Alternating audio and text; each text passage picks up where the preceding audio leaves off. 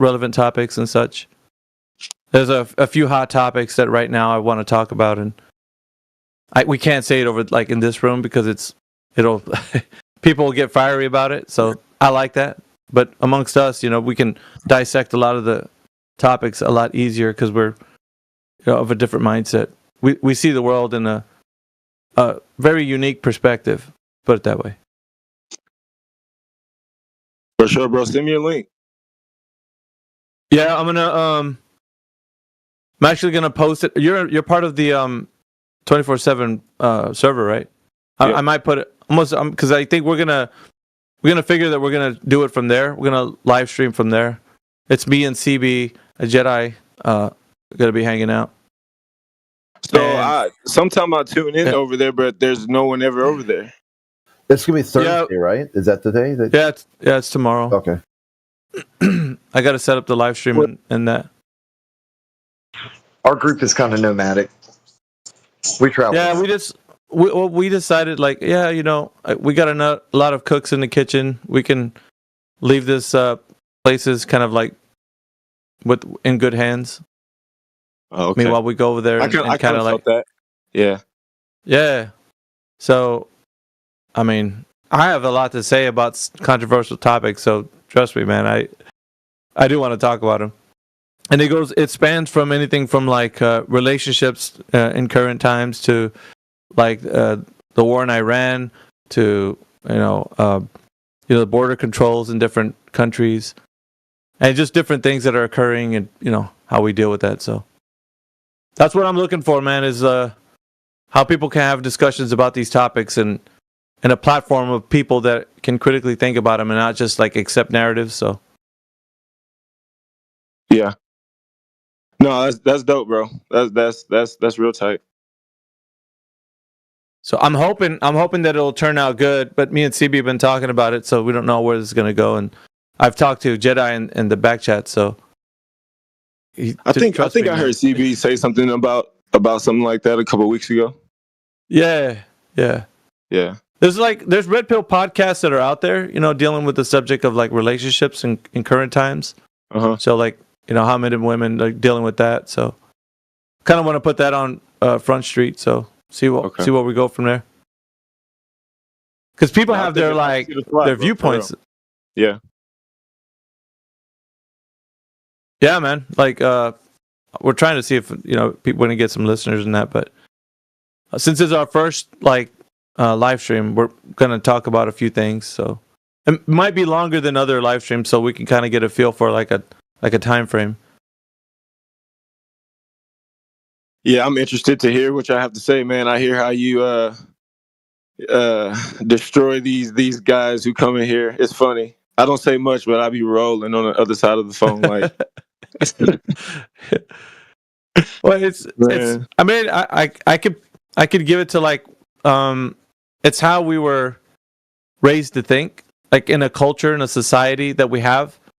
So. It's giving us like viewpoints on like what critical thinking is, and it's just basically boxed into like adhering to listening to your authoritative figures, like their teacher or somebody who's a bit more intelligent than you. But as far as like you've been able to take on like how to dissect information, I think that's kind of been put to the back burner because now we have ChatGPT and Wikipedia, and all you can do is look stuff up and just repeat what you see, and it's like.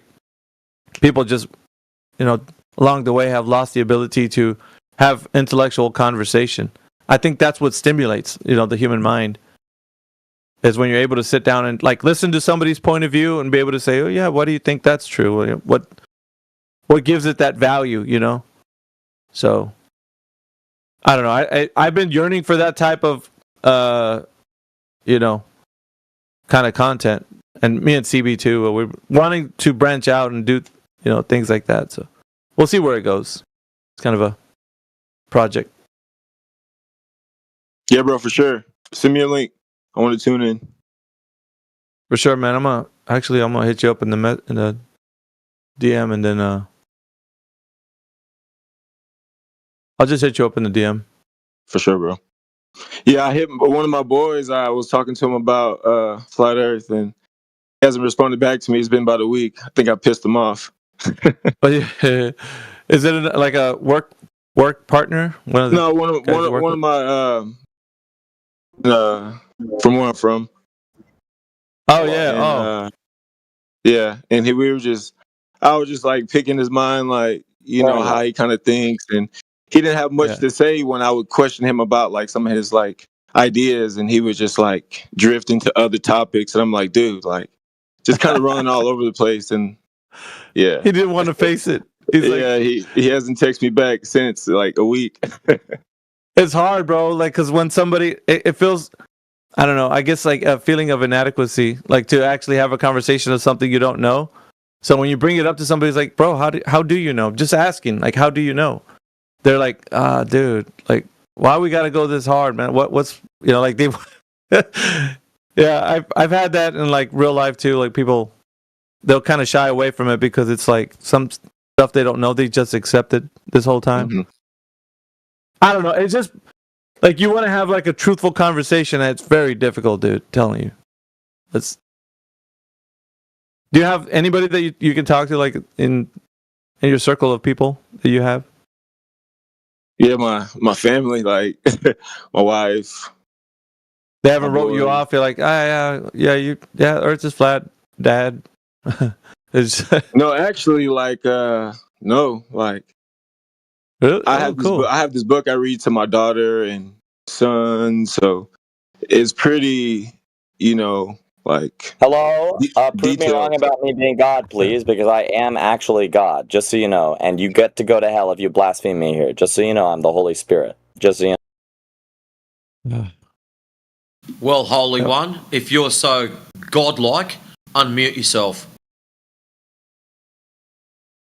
Got him. Yeah, so what were you saying, Plague? You interrupted. No, I was just saying, like, this book I was reading to my daughter just last night, like these past few days, like in the morning, at night, just like keep feeding her information and breaking things down to her. And like, she's like full on board. And it's kind of amazing just to hear her like explain things back to me where I know like she understands. And there's no like me manipulating her mind or anything like that. It's just pure like reading to her, she listening, and we going through the examples of what the book offers, and it makes sense. Even my son, he's 5, so it's just like it's pretty cool because I didn't have this growing up, and I'm just like, I tell my daughter all the time, like, if you tell people you know this, they're gonna look at you crazy, right? The ability, and just accept it, but just know that. The ability for somebody to critically think is not given to people. Like what we were taught as young people, it's to just accept and trust and believe. And when you show somebody how to think instead of what to think, I think they can actually grow in their own mind. Like you can feel comfortable knowing that you've gave them enough tools to have discernment so that they're not like out in the world trying to figure things out just based on what they have been believing. Like they could figure things out. They're problem solvers, Yeah. And that's, I think it's a beautiful thing, man. Like they might have a hard time in the world because a lot of the world are just robots, they're just going based on, regurgitating information and not like dissecting it. Like they're not just going to accept narratives in the world. And that's what we hope for, right? Teaching the young people, like, hey, we're going to show them, like when they hear something, ask questions, want to figure things out, and stuff like that. I don't know. I've always looked at it like, going to like teaching them like when they go to school, because I mean you can say like you can do homeschooling so that they don't have to hear any of the globe nonsense, but they can be exposed to the information so long as they have the mind to be able to have discernment of what's right and what's wrong, or ask questions. How do we know this is true? Like, yeah, my daughter, she's pretty witty, so I don't know if she would last in public school right now. Like I told her the other day, like, baby, you would probably get kicked out. Yeah. Just because like she'll speak her mind, not in a disrespectful way, but just like she's confident and thinks beautiful. So I agree. But yeah, man, like the critical thinking part, like that's huge. So I put my babies on game. Like my girl, she knows about it. But pretty much, like I've told my brother, like he's not with it. I've yet to tell my mother. But yeah, pretty much like all my friends, they are totally like just write me off. Like I'm just a fool. And I'm just like, dude, y'all are like the other day in the text, I was like, where's the curve? I just said that like at 6 a.m. and my boy was like, what curve? And I didn't even say anything. I'm like, dude. He's bewildered, dude. He's like, my homie just like he's slipping, man. What's going on? Like, I'm surprised he doesn't like, all right, Plague, like, go on and tell me what's really going on, man. Like, I'm surprised that nobody's ever done that. Yeah. They know, like, they know they shouldn't do that. Because I send them some of the pictures from like the room, the 24/7, the original room. And like, some of them laugh. Like, I think some of them are with it, but they don't want to express it in front of everybody else because of like few of them only laugh when I send certain photos, and the others like question or mock it or try to like discredit it some way, like with a stupid link or like some flatter dumb photo or something like that. So I kind of know who's like still like just believing lies, and I kind of feel like, all right, they're on board just because like, you know, they be giving like thumbs up and stuff like that. But no, man, still quiet out here in my world. Yeah, I mean, it's hard to fight for a critical thinking mind in this day and age, bro. Everybody just accepts narratives, man. As you see, like, whatever it is, like, it could be the current news or whatever. They're like, oh, this is happening. Okay. We'll just feel emotional about this one thing. It's like you're getting caught up on your emotions and they're playing to those emotions. It's, I'm saying, I might say this incorrectly, Jedi. The Hegelian dialectic, right? Problem, reaction, solution. So that's how narratives are played against us. So, you know, whatever it is, it's a problem that, you know, occurs. Then there's a reaction to that problem. And then there's a solution that comes afterwards. You know, but through the process, it's gauging people's emotional states, right? The reason why you would react to that information, like something happening, you know, people rioting or, you know, everybody's looking at the news and like, oh shit, man, we got some stuff going down. And so everybody's feeling some kind of way about it, right? So the government said something, Elon Musk said something, you know, how are we going to feel about that? Like all kinds of shit, you know, so it's gauging people's reactions within the actual narratives that get spoken over us, you know? So that's the thing. It's like, how do we know what's true in the information age when we're getting all these narratives being like told to us?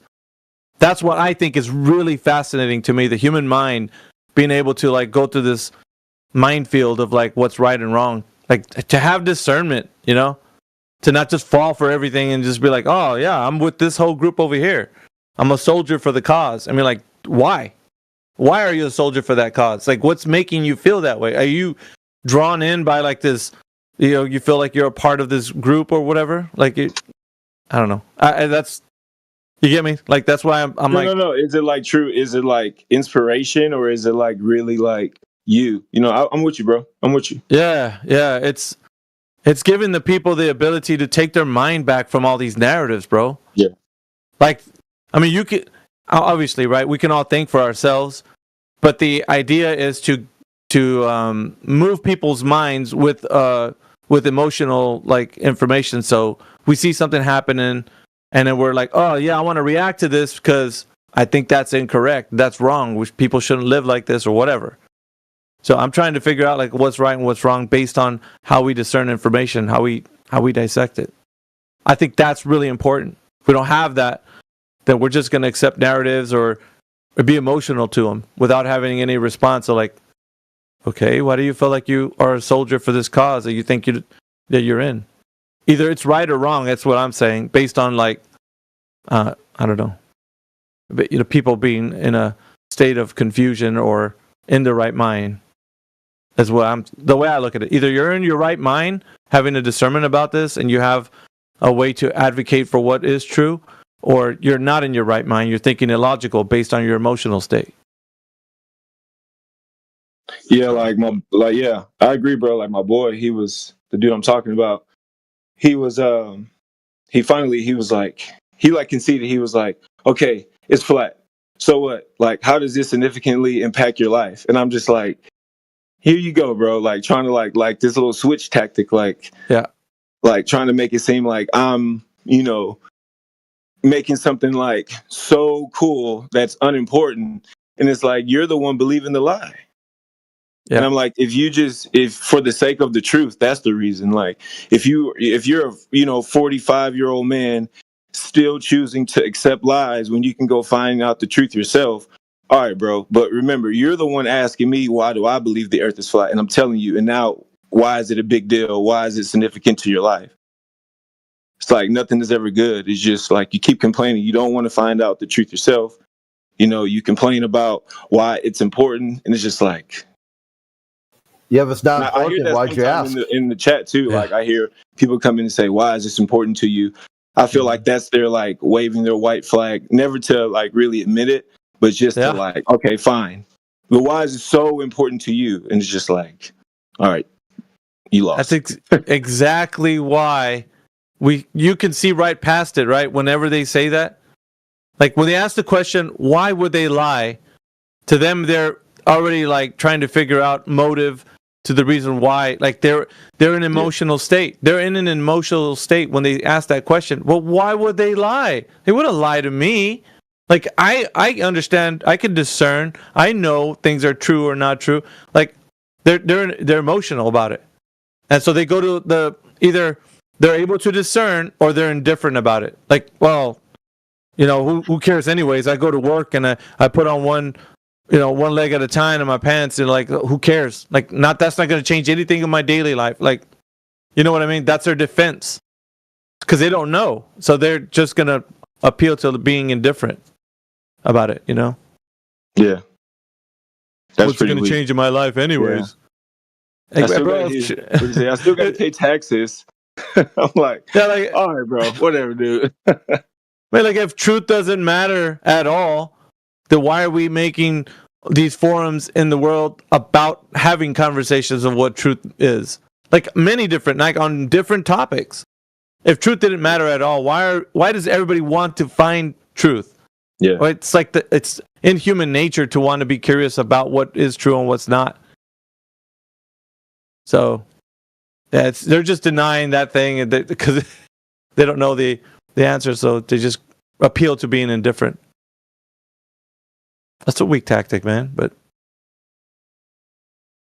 yeah, and I hear it often in the chats when I hear you guys, debating these fools on schooling them really on what the truth really is, and then when I challenge other people and they hit me with the same thing, and I'm just like, see, you don't know that I've heard this shit a million times.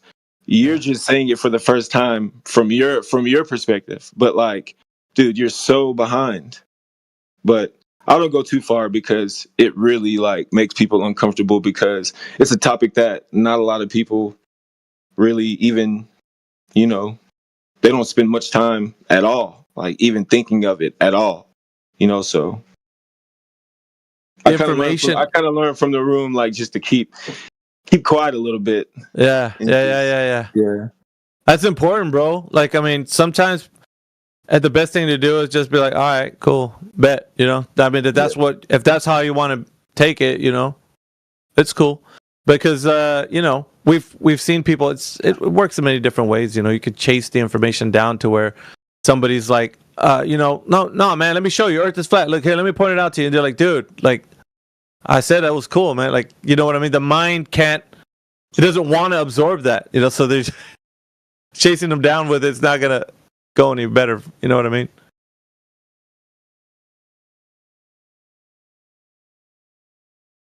I don't know. Do we have any reactions from the panel about it? Like what me and Plague are talking about?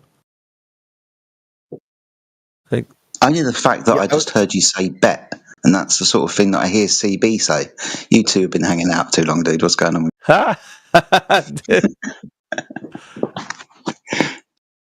My vernacular has changed. What'd you say, Chris? Yeah, man, you're down with the kids. That's what it is. Yeah. I gotta try to stay relevant, man, because I don't want to sound antiquated when I'm speaking to the population. I can't use my '90s terms, man. Back when the homies. We've been saying bet for a while since I was like 15. Yeah. Yeah, but you're like 20. No, Plague? You said I'm like 20? No, he's old as us. Yeah, I got some age on me. He's one of us. One of us. One of us. Yeah, like faux show, right, or something like that. Like Snoop. For sure. Yeah. Show. Yeah, Crit doesn't. It's for show. For sure. Yeah, it's got to roll a little smoother than. It's not faux show. You got to show people a little bit about relative culture. I think too, it's like with the younger kids, it appeals to them because you're speaking their language. So I'm gonna try. I'm not gonna be like 100%, but like at least stay relevant a little bit. When I was a kid, you'd say catch that and paint it red. Yeah, that sounds like I've never heard that.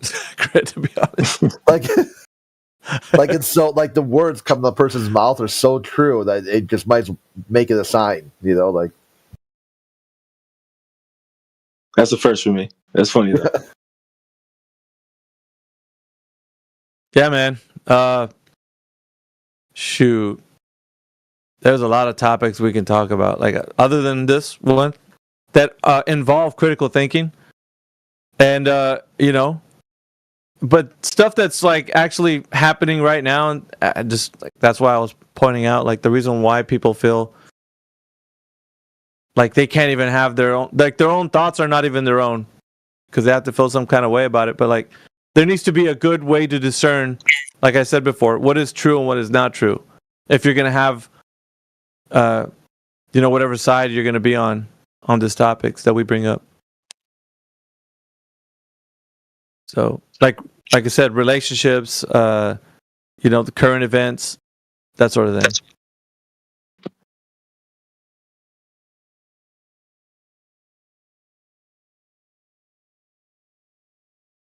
We're still picking out a name. That's another thing too. Me and CB are in the back chat trying to figure out what name we're gonna give it. There's a few names we're batting around, but nothing's really come to fruition where we're gonna be like, that's the name we're gonna give it. go with catch that and paint it red. For the name of the live stream.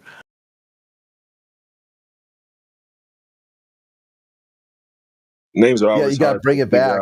Like, let's take it back. Well, yeah, because like you don't want to take a name that somebody already is using. There's a lot of really good like live stream podcast names.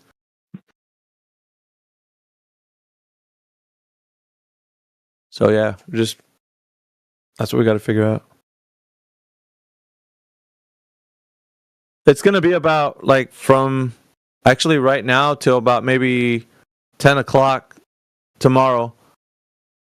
So when we do it, it'll be that like this time tomorrow.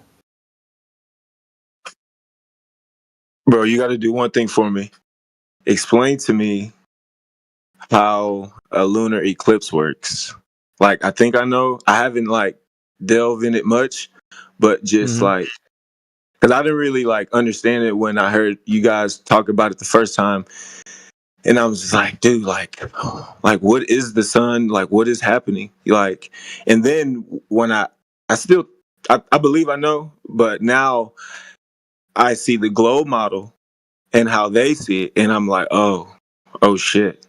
Like, it's completely different, but I still want to hear, like, what is it?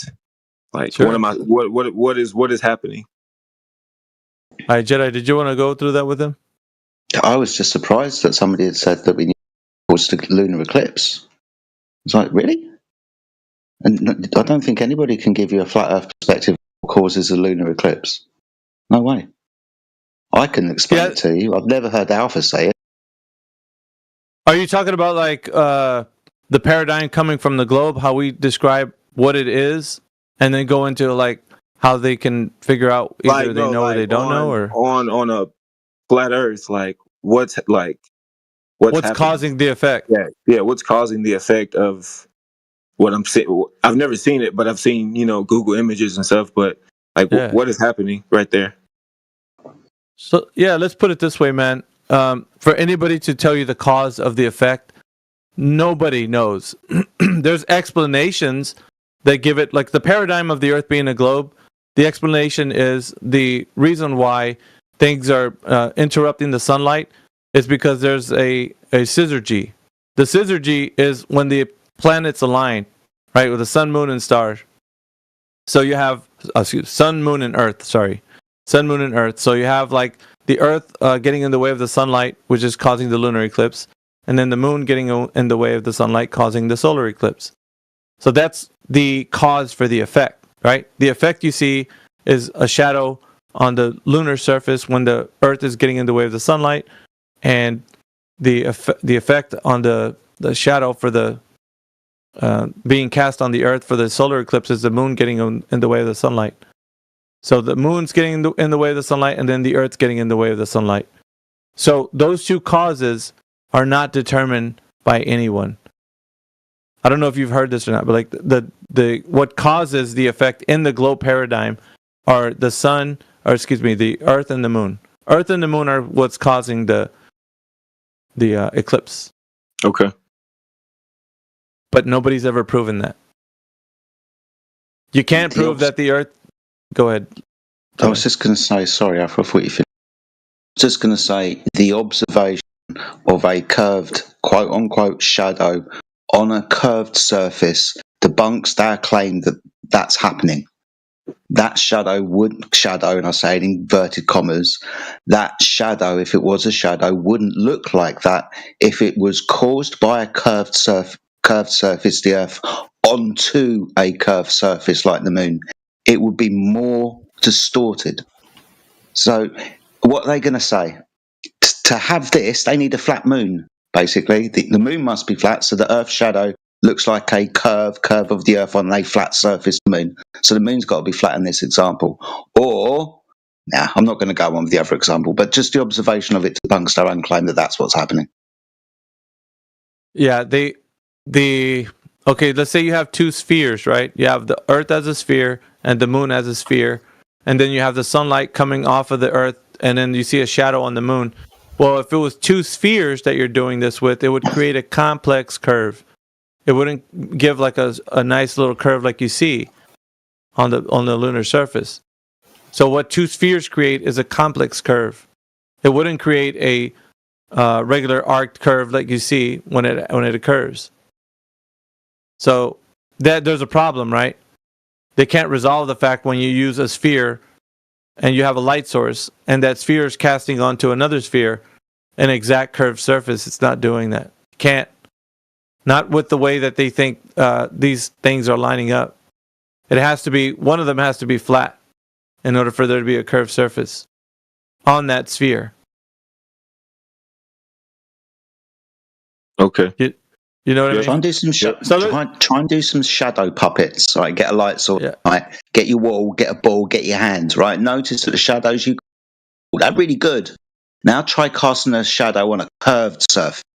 Yeah, it's going to start distorting. Look at the example Plague that Matrix has put up in the text chat. He's used both of them. He's used the one where it shows like a flat board going across an orange, and the other one's two spheres one's casting the shadow on the other one. It's a complex curve on the second one, which means that it's not actually just a curve. It looks a little bit wobbly. It's not even. The one at the very top that's using that flat surface on that orange is an even curved surface, a curved shadow.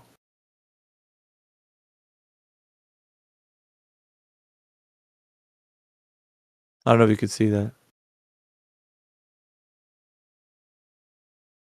They're showing examples of both. That's good. I'm going to save that second one too.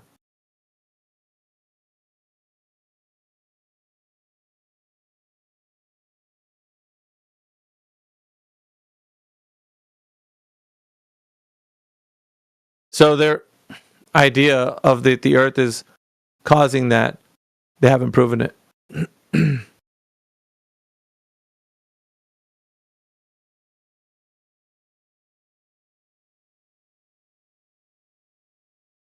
And don't forget, most lunar eclipses are red, not actual absence of light.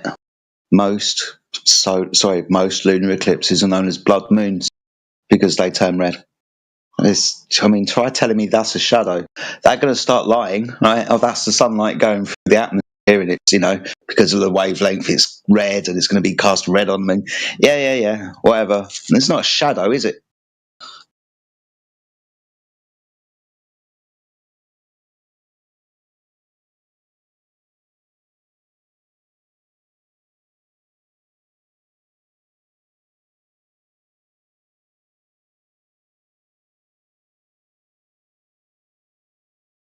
All right.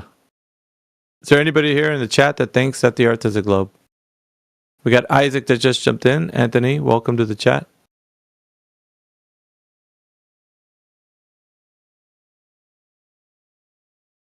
You guys think that the Earth is a globe? Go ahead and chime in if you'd like.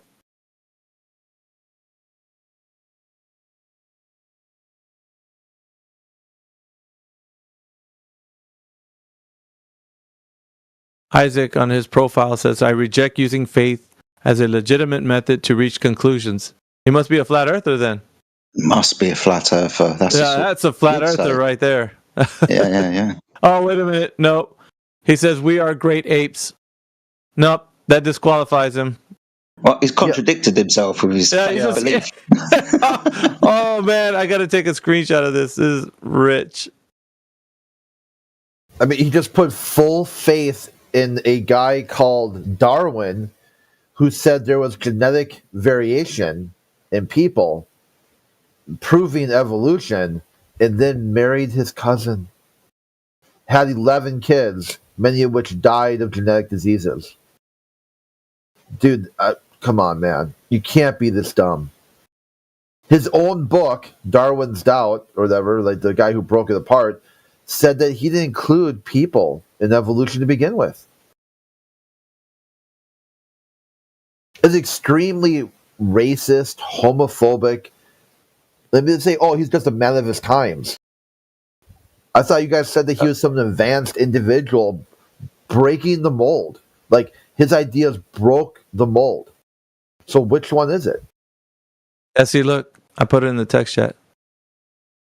It says, he has it up there where his little avatar is, we are great apes. And then on the bottom it says, I reject using faith as a legitimate method to reach conclusions.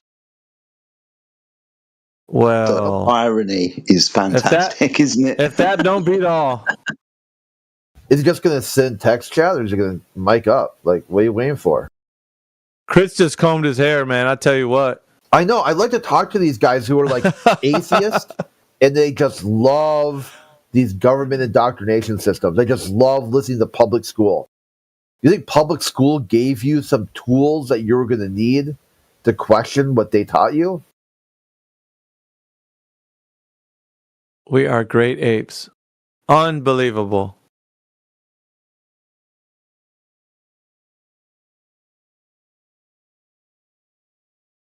Now, if that isn't a paradox, Crit, I mean, I don't know what is, brother.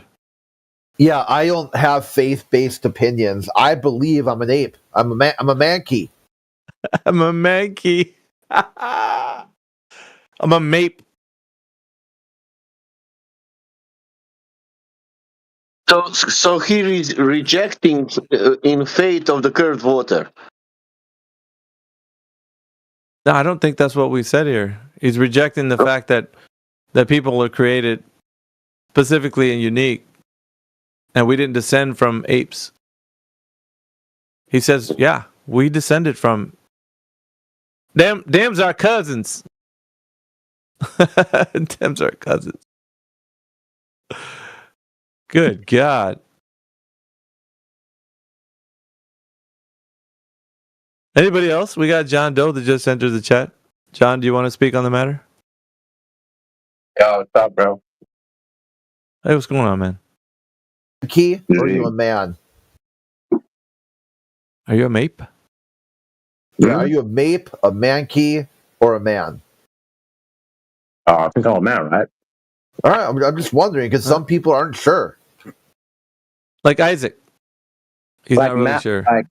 Like an ape is like it's like herbivorous, right? Yeah, well, he says we're great apes. Yeah? I mean, that makes no sense because we're carnivores. Well, we evolved. How about that? Nah. That don't work still. All right. So what do you? All right. The subject would be the topic of the shape of the Earth. Do you think the Earth is a globe, John Doe? Nah, I don't believe it's a globe. What I are have you? no idea what it is. No idea what it is. Hmm. And why did you reach that conclusion? I mean, yeah, there's not like, there's no proof, like, no, like nobody reached the outer space to see it,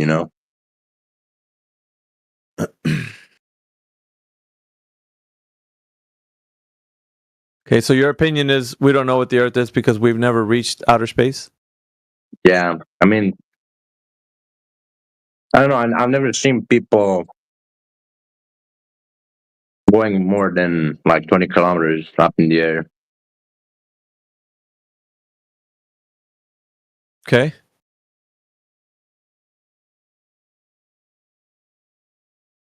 So therefore people aren't going more than 20 kilometers? Because you haven't seen it? I mean, nobody's been to the moon, so you cannot come to Earth. Yeah, well, how do you know that?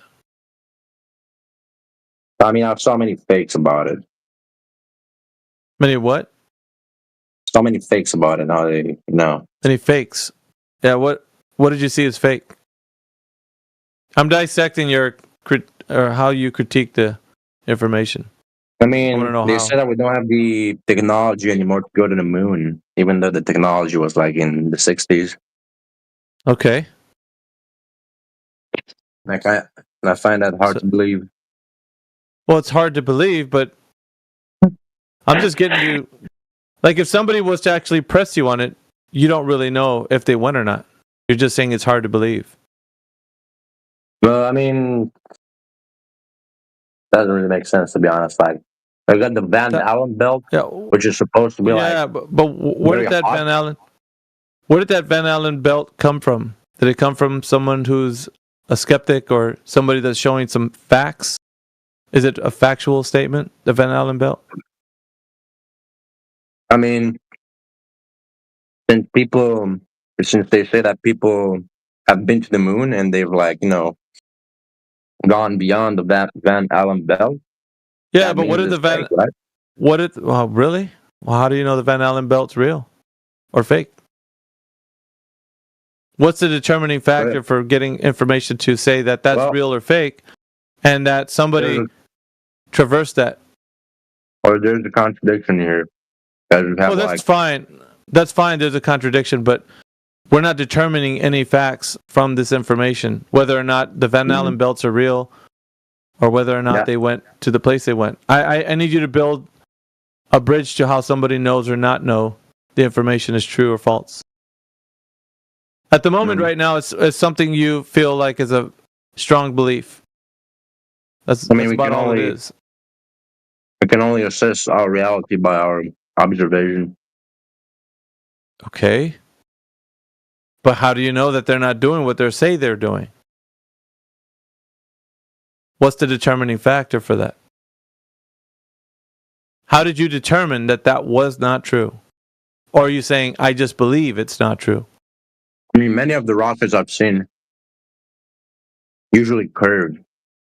Okay. When they go up in the... But they're saying that they need to curve because they're taking a curved path around the globe. Yeah, but it seems that from the footages they curve too soon than they're supposed to. They curve too soon? How soon do you think they're supposed to curve? Or how do you know? No idea, bro. I mean, there are so many articles that they found many rockets in the ocean. Yeah, there's articles that they found rockets in the ocean, but what if that's just one of the stages of the rockets and that's not the whole complete rocket? What if the rest of the rocket was still going forward? I don't know. Right. So you don't know, it sounds like, but you're denying the fact that it's happened, John Doe. I mean, bro, just my personal belief, man. You don't gotta I know. fact check me and everything. I know. Well, it's what we do. I'm pulling people up on how they articulate points. The reason being, if somebody was to do this to you in real time and they were a Glober, they would eat you for breakfast, dude. I mean, yeah, I don't really. They chew you up and spit you out. Well, I know. The problem is you have to realize when you say things that can be foundationally true, and you can give somebody something to work with. When you don't give somebody something to work with, they'll just walk right over you easily. Yeah, I know. So okay, Yeah, so now that I'm not prepared to do any kind of these debates. You know. Yeah, I know, dude. But what I'm showing you is people might think like you that are listening at the moment. They might say, well, why isn't that good enough? Why would he be questioning him on what he's just saying? Well, the important thing is when you tell somebody something, you can stand by it, or you're just saying it's my personal belief that this is the case. And so a lot of newer flat earthers are taking the stance that you're taking. Well, they should just accept that it's my strong belief. And therefore, they can also have that strong belief. But yeah, but people don't have to believe like you. So we don't base things on belief. We base things on things we can arbitrate as something we know or not is true. Mm-hmm. I mean, how would you respond in my place? Oh, it's easy. Let me ask somebody from the room from 24/7 and see if they can give that a good response. So, what would be the case opposite of yours, John? That they're going to space in rockets, right? Like I'm the one who should like say. Let me show you. Let me just show you how it's done. Yeah, so you can see. All right. I'll ask somebody the question from 24/7 as if, let's say, I'm a Glober going talking things like maybe like you didn't have a response to it, but maybe they will. So who wants to be the flat earther here in this example for my question? If you guys are here. If not, I will be. So I can show them the example of what should be said. What's the question, Miggy? Okay, Sasha? Okay, I'm going to critique you, Sasha, if you don't get it right, dude. So hopefully you got it right. So I'm a Glober, and I'm saying rockets are going to the moon. And I have strong evidence that rockets are going to the moon because we see rockets leaving a launch pad and going up in a parabolic arc that it needs to take if it's going to go in orbital trajectory in order to gain escape velocity at 25,000 miles per hour. So I see rockets launching from a launch pad, and I see the orbital trajectory of a parabolic arc going around the curve of the Earth. So what is your response to that? How is it not true that it's going to space? How is it not true that it's going to the space? Yes. Because of the second law of thermodynamics. Second law of thermodynamics? What's that? Yeah. That's the... you have a lot of... my English will not be, but if you know that somebody will point it out more, like gas laws, all that laws. That means that you cannot have gas near to the vacuum. It will spread it out. Yeah, the high pressure will go to the low pressure always. Okay. Yeah, and that means if that rocket went to the space, that means that also all our gases should to go to the space the same way like rocket went. Yeah, but how do we know that would happen? Because of natural law. Yeah, what example do we have that that's going to be happening? Well, I think rockets have to use escape velocity because of the gravitational attraction to the Earth. Now I need to go to the gravity. What do you mean by gravitational? Yeah, so all the gases are held down by the gravity of the Earth. The gravity of the Earth is holding these gases down. That's all I know. That's why I use escape velocity at 25,000 miles per hour. Yeah, you can say that gas is doing. Can you demonstrate that? Yeah, just look up. Look up where. Yeah, look up Where at I the should look sky. up? The Up sky. in the That's where the sky. rocket's going. Yeah, it's going around the Yeah. Earth. Yeah, where is the all these gases? I asked you only Up. that you show me demonstration of that, but you told me that it's working. Yeah.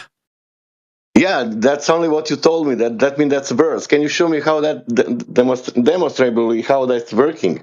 If I show you that, you know how it's water boiling. I can tell you the water is boiling with the heat, but I after that I will show you how is that going on. If you tell me that some gravitational field is doing something with the gases, can you demonstrate that? Yeah, I can. The rocket's leaving the Earth, and the gases are on the That's the Earth. claim, not the demonstration. Well, the rocket's demonstrating that it's leaving the Earth, isn't it? Yeah. And Does you've that witnessed has to this. do anything with? Does that if rocket leaves the Earth? Does that has to do anything with the surface of the Earth? Yeah, What? the rocket leaving the surface of the Earth. And that means that surface of the Earth is spherical. Well, we're just demonstrating right now that rockets can leave the Earth in an orbital Yeah, trajectory. rockets can leave the Earth if surface is whatever surface it is. Is that correct? Yeah. Yeah. That means that we need to realize what the surface is, not what the rocket is doing. Interesting. Why would you say that? Because I'm flat earther. Okay. So you believe that you're saying that this would have to be proven, but I think that rockets are going to space, right? They're going to space and they have to take a parabolic arc according to the orbital mechanics based on the Earth being a globe. Okay, that means that what he's Going to doing in Mars. this. Fuck all of you. Wouldn't you have to That prove means it's a ball first in order to take off from a ball?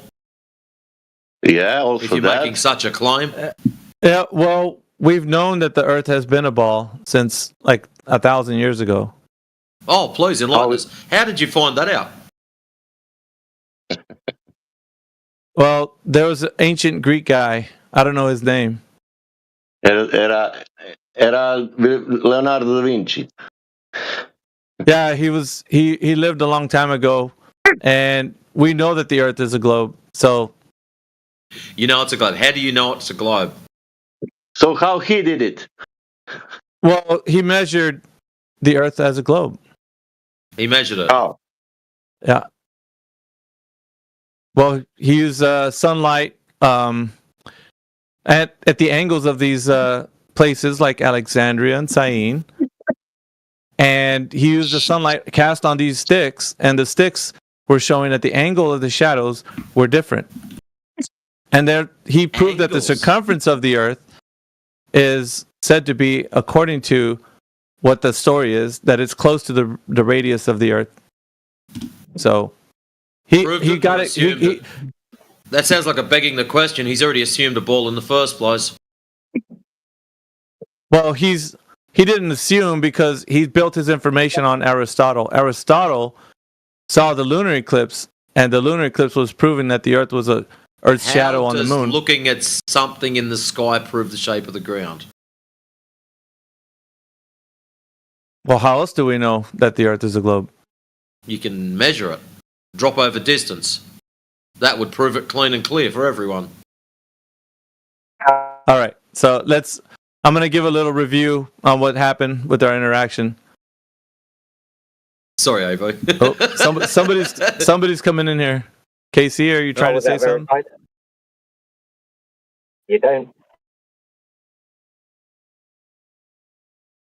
Did he say something? I missed it. Casey, are you there? Can you hear me at all? I don't know if my mic's working. Sometimes Yeah, you're coming through now. Go ahead. I get bad days on it. Try again. Go ahead, Casey.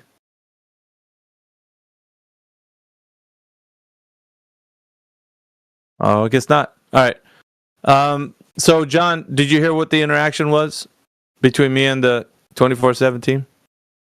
Yeah, I heard that. What do you think happened here?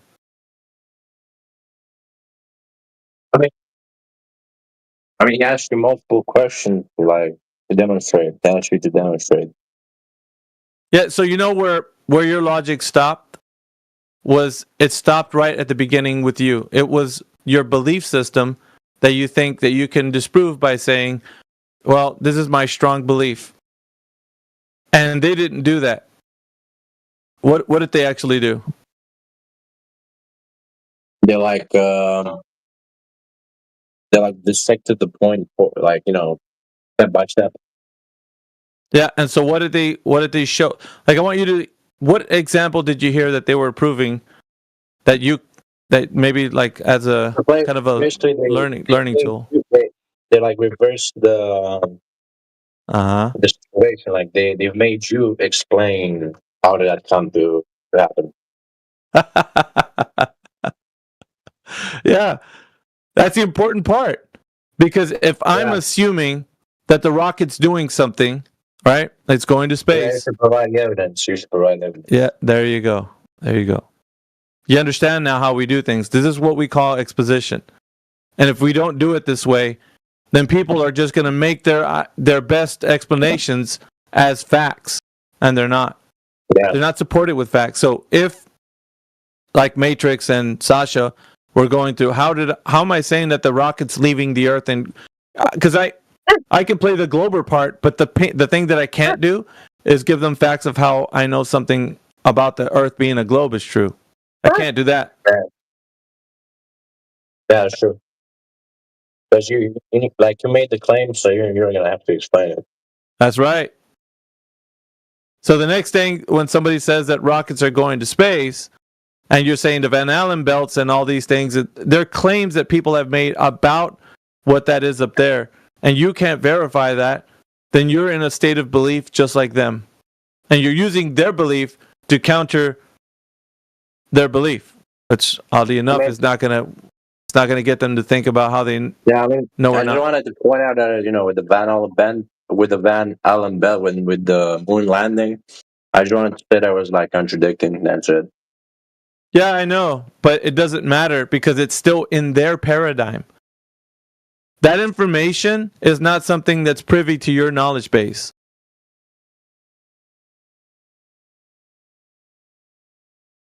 Yeah. You get it? So Yeah. I do, man. I want to help people get to the place where they're stronger in their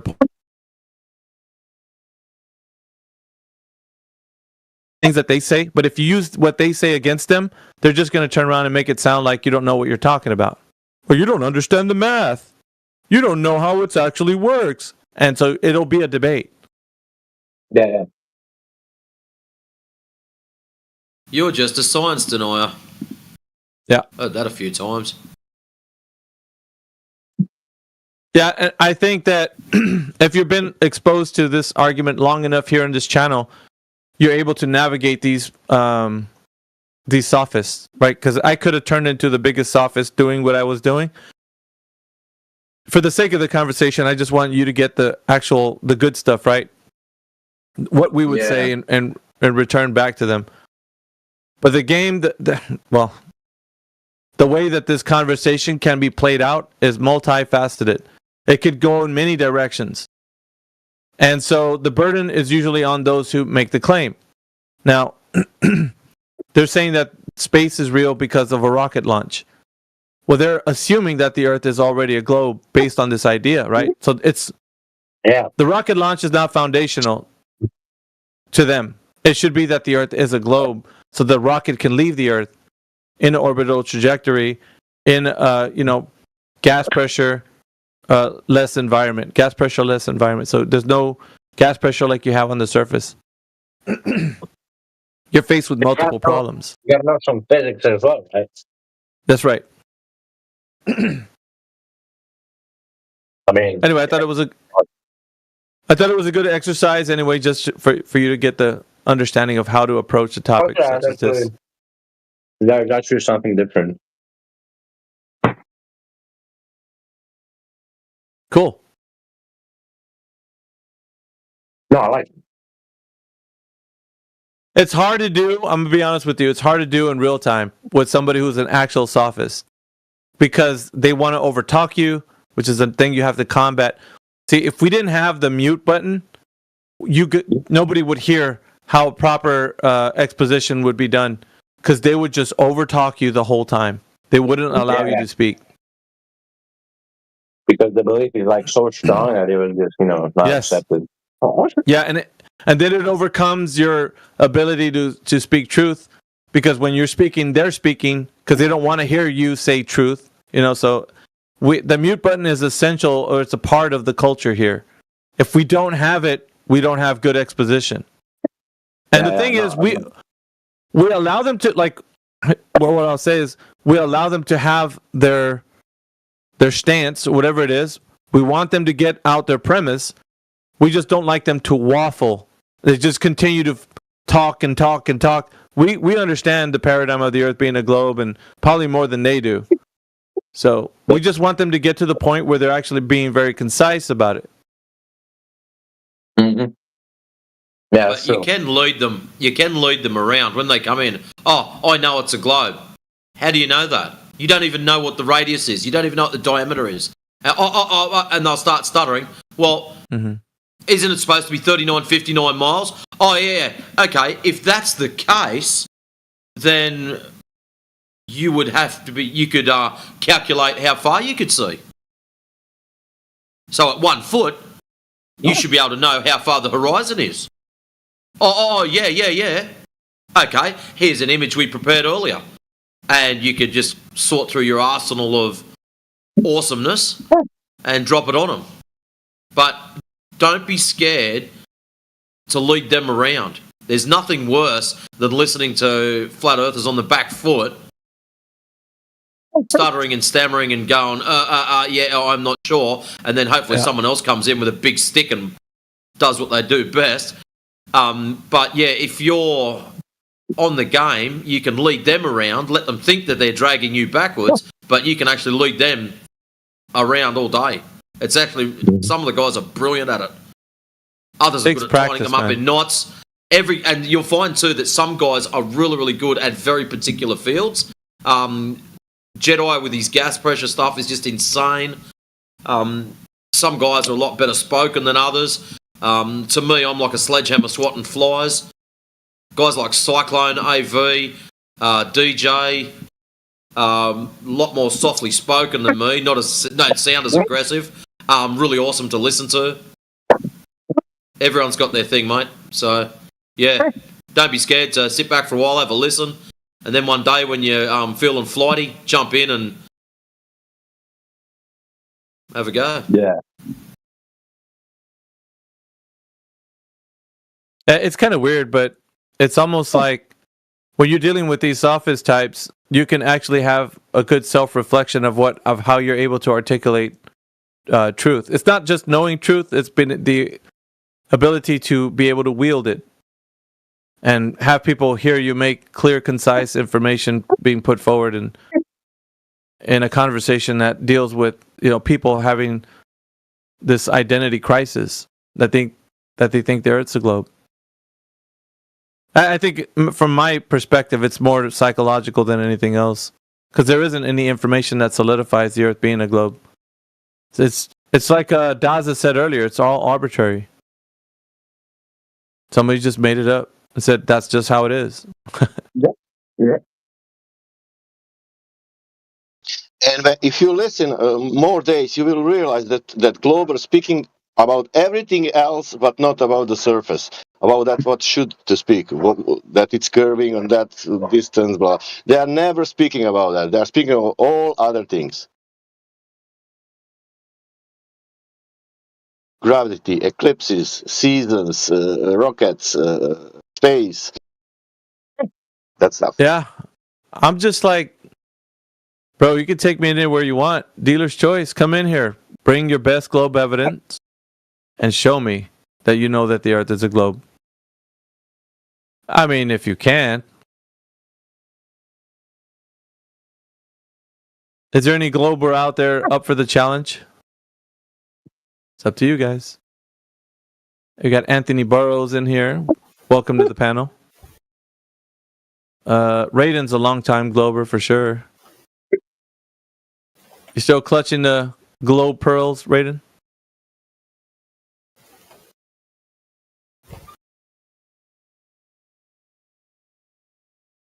Might be busy.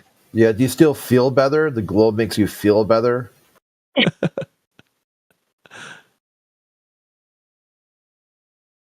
can't believe that guy is still just hanging out and oh yeah, I've heard of all the ways that I know the Earth is not a globe. I'm still gonna think that it's a globe. Like, it's amazing. And if you hang around long enough, you'll get to find that a lot of these globers are just clutching to one particular thing. The likes of Dazza in side chat, if he's still in there, with his satellites. Unreal. There's another one, Mushkane, that comes in here. He will talk about pendulums all day long. And we're still waiting for Mushkane to come back because he said he was going to give us the analysis of the moon pictures. Remember, he paid $200 for it to get vetted by a photo analyst. Damn. I don't know if you guys were here to hear that, but yeah, that's what he said. So if you ever see him come back, he could have just done it the easy way. There's a documentary called American Moon where they actually showed the photographs to some pretty high-end photographers that do photographic work for Gucci and other stuff. And they just looked at them and went straight away, these are wrong, these are incorrect, the lighting is incorrect, shadow work's not right. They just pulled them apart within seconds. Very interesting stuff. It's towards the end of it. So if you've got enough patience to sit through, 3 hours? Do you know what? Yeah. That documentary where is the photo expert speaking about photos in 70s, I think, or 80s in UK broadcast that. Is it that one? It's not. I don't know when it came out. It's a fair age now, but yeah, they had the photographic experts looking at it, and they had them all in a folder. He opens the folder up and goes, "What do you think of these? This one lighting's in," and he just straight away just started hammering them within seconds. It wasn't like he had to study them for an hour and get a magnifying glass out and go for it. Just looking at them straight up, he just started destroying them. So yeah, it was.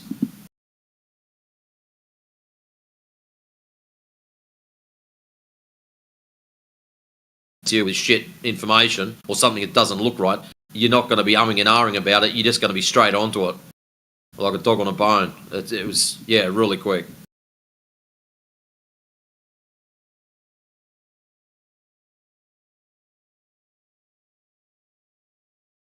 the guy Para doesn't want to come into the text chat or to the voice chat, huh?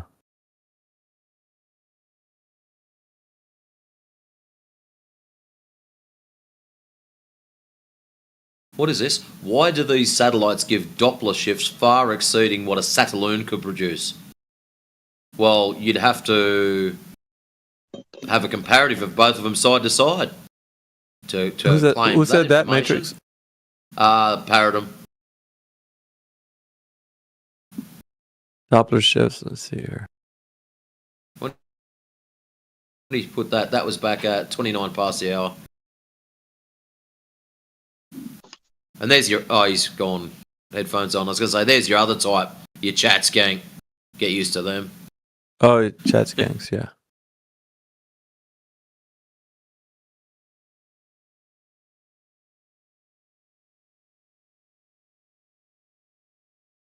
Got the Breakfast Club in here. What's up, guys? Shout out to you guys. The Aussies keeping it real this time of day for us. We can't be 24/7 without you guys. Yeah? I just like the fact that there's when you look at the population density, there's more Aussies in here than others.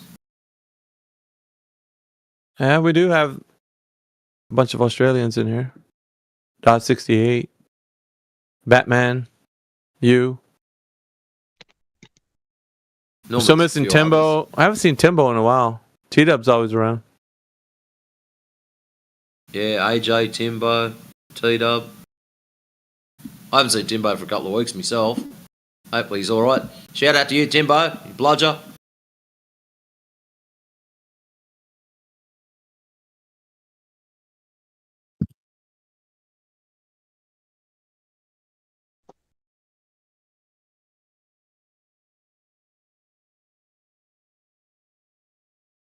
Surfside, I don't know that name. Welcome, Surfside. Oh, yes, I do. I know who it is now. Sorry, my bad.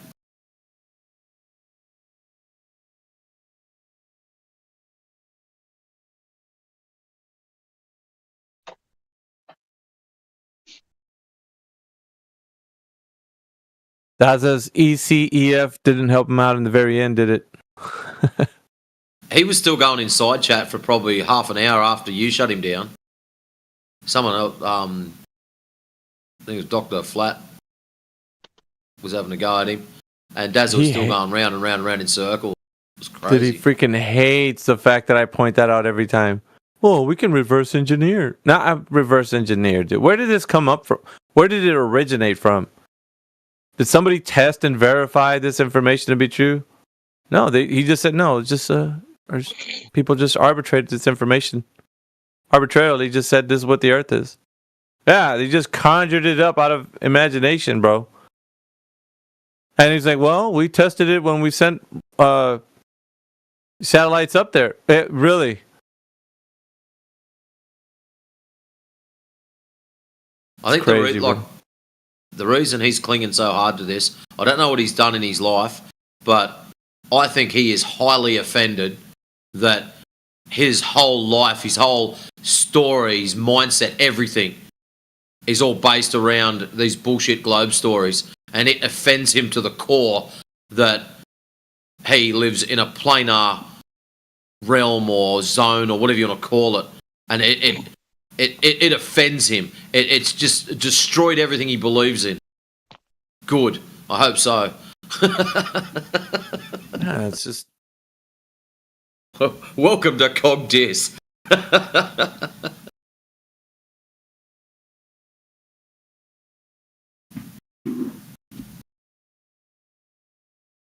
So what are you going to call your show? It's not CogDis, I tell ya. I don't know, man. Give me some names. We're still not settled on a name. It all depends on what you're doing. Like, you could probably just have something like old school smart ass. I'm getting too old for this shit. It all depends on what age group you're aiming it at. So if you, what's a good Aussie name for a show? An Aussie name for a show? Yeah, just something like snazzy or something snazzy for Aussies. We are not known for our thinking up stuff and being original. It all depends on what age bracket you're aiming for too. So if you're aiming for a younger generation, yeah, let's shoot for like 19-year-olds to like maybe 40. Where's CB? I need someone to translate. What's some of the young Aussie gents? What are they saying? What's the vernacular they use? Because you guys have a different. Yeah, you use like what your slang is different. I've heard you use some of your slang. Oh, our stuff is just the usual, like fair income, that kind of thing. Yeah. Yeah, but that's not new. That's older than me. What's something you've heard that's new that young people? I don't, because all my circles, like I work in an oldies home, so like I am one of the young ones. Oh no shit! How old are you, Matrix? If you don't mind me asking. That's I turned 47 this year. Oh, we're about the same age then. All of hey, us. Matrix. You turned 47 this year? Yeah. How old did you think I was? I turned 47 this year too, in November. Oh, nice one. That's trippy. Oh, what month? August. Okay. That's right. There's actually a handful of us that are all pretty close in age. Yeah, 48. Yeah, there was right. AV, myself, Flatter, Jedi's not too far off. He's only 1 or 2. Who else was there? T-Dub's got a few on me. There was someone else. There was like 5 or 6 of us that were all within like 2 years. It was really interesting. Like the whole just Gen X. What are we're considered Gen X? We got it. Yeah, hold on, fellas. We got a guy named Jesus God that just jumped in here. What's up, dude? Hello? You just turned your camera on? Are you there? Dude, turn your camera off. What the fuck you doing, man? Hey, your room's a hot mess, brother, by the way. Dude, why would you be live streaming your room like that, dude? That's a... I wouldn't be proud of turning my camera on if my room looked like that, dude. Just tidy up a bit, bro. Just saying, man. It's good camera etiquette. Yeah? Cleanliness is next to godliness. I mean, do you like Charlie want... Brown. Do you want He's the dressed world like to make Charlie it... I don't know. They could be like, dude, why do you have that empty bag of like Cheetos at the corner of your room? Like, what's going on with that? It's If like we this don't makes pick you up want to trash get off these days? Discord. You look at a Discordian, you're like, holy he looks- shit. He looks constipated, bro. He looks constipated. He's contemplating constipation, going through his tribulation. He's I dressed thought you like would've Charlie thought of- Brown for Halloween. I thought you would have been spitting out bars by now, I Saturday. know. What happened to that, bro? What's going on? It's Like, there. It's just early.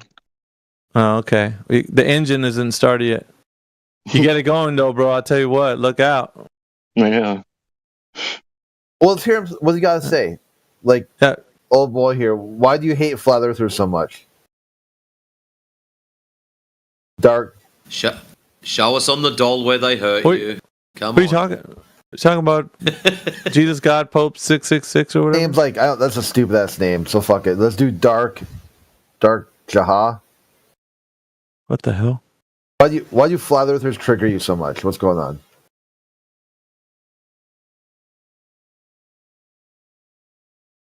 Oh, yeah. I see why you say that. Dark Jaw. Dark, can you hear us? Looks like he's trying to squeeze out a rotten one. Maybe he doesn't know he's got the his camera on. That would be messed up. That's so funny. Oh my god! It's like cans of soda everywhere, just piled up. I can't even, dude. Look at the way that's. What do we got going on? We got a lot of stuff going on in this room, bro. You know what I'm saying? Let me blow this image up. Let me see what we got in here. All right, so we got a hot pot in the background. Looks like to be some type of kitchen area. And we got, dude, cans of soda, like all piled up, as in ready to go to hell, the look at those recycling. cans. No, they're empty cans of soda. That's a lot of soda, my brother, right there. Dude, you should not be drinking that much. It is not good for you. Oh, I can see him. Well, But yeah. You just go through those cans, bro. Well, Hey, it looks like his shirt just says "sus" on it. It's like Sus. elite gaming chair. I don't know. Bro, we need to take stock, man. That's what we got to do. We got to see what's Someone going needs an on. Intervention, like Yeah, we got to really talk about that sleeping bag that's upright in that. Is that a sleeping bag? It's starting to set Bro. rigor mortis in. Yeah, what's Probably more cans. No, well, you might be right, but we're talking about like those boxes in the back corner, bro. Like, what's going on with those box? Like, why have we not unpacked? That's another question, right? What's the problem of not unpacking and maybe, you know,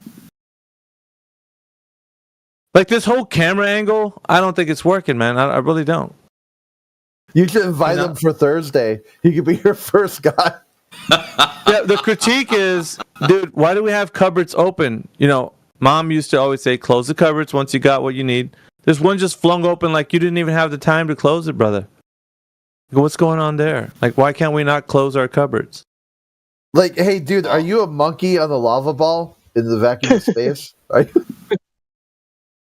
I mean, the angle that we're going with here is like, are we not concerned with things going on in this room, or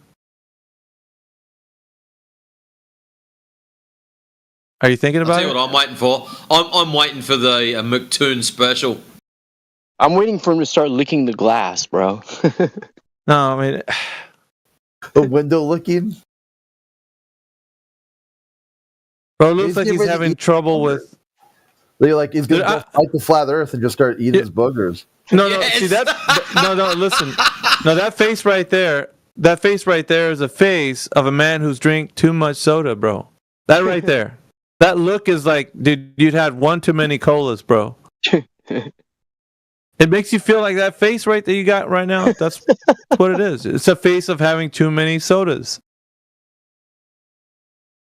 Hey, there's two right next to that cup behind him. See those? They're open.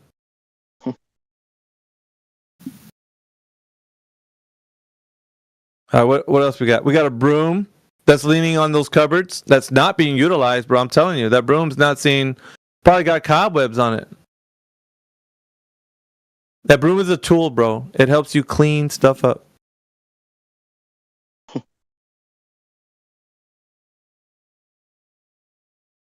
I don't know. What do you guys think? I mean, if you turn your camera on, bro, and we're seeing this, come on, bro. I think deep down we can do better than this. Yeah?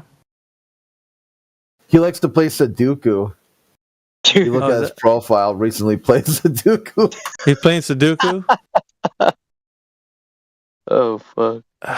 Man. He's friends with Crack Villain. No. Is he? Just keeps getting better. That speaks volumes, bro. I mean, Are those hula hoops in the background? oh, he's streaming something too. What are we streaming here? Let's have a look.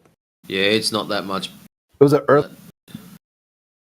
Hey, don't go to your history file. Don't go to your history on your internet. We don't want to see what you've actually been looking at. All right, what we got going on? Clicking stuff. Was he trying to I don't type think- out? He can't talk, I so don't he's think he typing out realizes- messages. No, I don't No, think he realizes this is that both code. cameras are on. No, it's not code. It's just That last one. shit quality. He's typing out your IP addresses. Let's see here.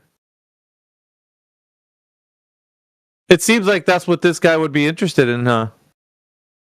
Doing that kind of stuff. Like, he doesn't care about truth at all. He just wants to, like, disparage people's characters. It's like, dude, if you put No, a lot your of that camera stuff he on, had up, bro. the stuff he had up was religious stuff. What? Yeah, it's a while ago. see. When he first come in, I was looking at it, and he was looking up Bible verses. He keeps clicking back and forth. Like, why can't he make up his mind which one of those tabs he wants to click on and just stick to it? He's So why are we going back? jaw-jacking, bro. We're going back and forth to these tabs, bro. Nothing's ever being produced. It's like, is this what he does all day? He just clicks on different tabs and clicks on, I don't know. like, settle the pick. Is like a friend of yours who doesn't settle on a channel. He's gonna delete all that. He's jaw-jacking. Yeah, I just bro. got kicked out of the LGBTQ channel. Yeah, and you gonna tromba dump here? No, No. sir. No. There was a quick intervention that just a red mute just washed over you. What's he doing now? Confirm what? He's copying stuff. He's copying and pasting stuff. He's jaw-jacking, bro. I mean, we can tell he's not a techie. I know that by what he's doing. He's not someone who knows tech. You can see He's on because a his sick one, mouse bro. is a default setting. His mouse pointer. He's on a sick one, dude. He's holding the nuclear codes. Are we? How many people are we at? If we're at 25, I think we just boot him. You know, like if he's holding the room up. It's kind of funny in a morbid sort of like curiosity way. Like, what the it's fuck? It's critiquing that, like, this is your average, like, your McToon follower. This is what the average guy is doing. Like for McToon, that the super chats are coming from gentlemen like this. Yep, that's his bread and butter, bro. Yeah, this is McToon's target demographic. Right here. Yeah, wonder what superhero this guy identifies. Because all the anti-flat earthers have some superhero. They like to, Mr. Sensible is, has a Superman shirt. Craig's Fight the Batman. Flat Earth. No, Craig, Fight the Flat Earth is Green Lantern. Oh, I thought he was Batman. No, Batman is McToon. He's Batman. Oh yeah, okay, yeah. So what if this guy? What is he? What does it say there? I was reading that thing that he had it on. There's some kind of. This is code for a website. Music. Maybe he'd be the Toxic Avenger. Yeah, he's got he spits out acid from all the soda he drank. Melts metal and whatnot. I'd be thinking along the lines of Mystery Men. He'd be one of the superheroes out of that. All right, we got. What's the objective here? What do you think he's trying to do, guys? Does anybody have a beat on what you think he's doing?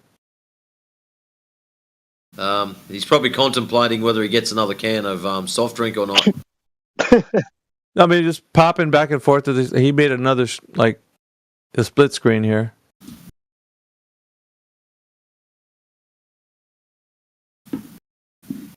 This morbid curiosity is going to be the death of me, dude. All right, it's got a website layout here. Access code. Oh, he failed. Audio motion. So the music that just came up on the bottom of that split screen was all Christian stuff. Is it really? It was. Let's see here. Oh yeah. Christian history. Yeah. History. I saw that. You know what though? If you look at the back of that black chair that is behind him, he might have that position so it has a 33, so everybody could see it. Oh snap! You know what I mean? Yeah, but this guy wouldn't be in league with any one of those guys. Yeah, you're right. Look at his. It's just his room. it's probably just on accident. Yeah, they wouldn't be repping this. What's immediately behind him though? It looks like a rainbow. It looks like a hula hoops that? behind him. Is that what that is? Yeah, they're not being used. Hula hoops are not being used. Hey, I just got here. What are we doing here? This guy proving the globe. Yeah, the guy that's at the very top with his cam on is giving us a window into his. So he's using ChatGPT to program. Yeah, but that green gold back there probably got a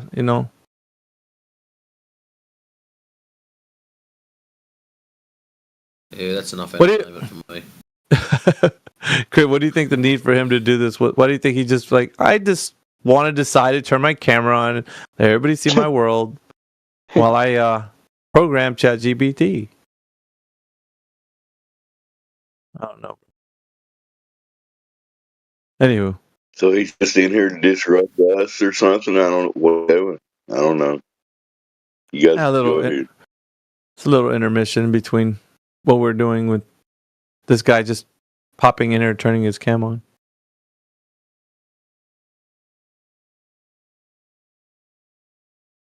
Let's see.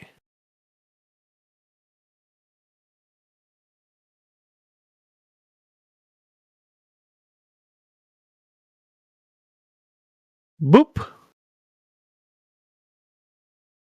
Holla. I just disconnected him. That's right. Why don't people want to see me?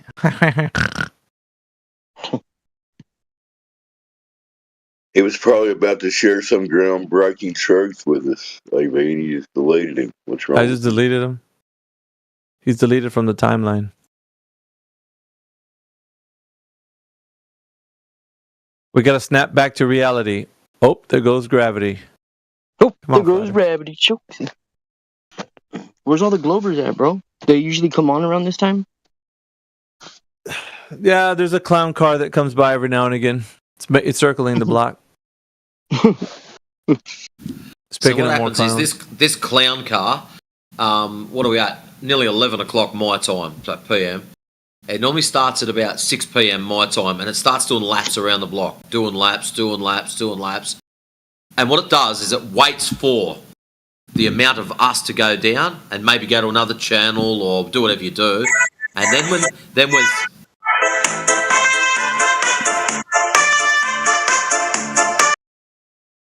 That's the music they're playing in their car. when there's only a handful of us left, then all of a sudden they all jump out and come in and annoy us. It's like they think that only 4 of us want to watch the show, when actual fact, everyone wants to watch the show. But You are now just listening to Bandit Radio. You got to keep the clowns entertained. They'll keep circling till about, I think it's about 2 o'clock in the morning, my time. So another 2, maybe 3 hours. So there's about 9 hours of them building up enough courage to come in. But the cool part is, you never know how many clowns you're going to get. Sometimes they come in single file, one at a time. Sometimes they just all fall in and collapse in a great big heap. All right, we have Bandit Radio, and we have... see, where's the other guy that's just jumped in here? Only left. All right, I'll unlock Bandit Radio. Let's have a look. Yeah. Okay, Bandit Radio. Radio. There's a go, mate.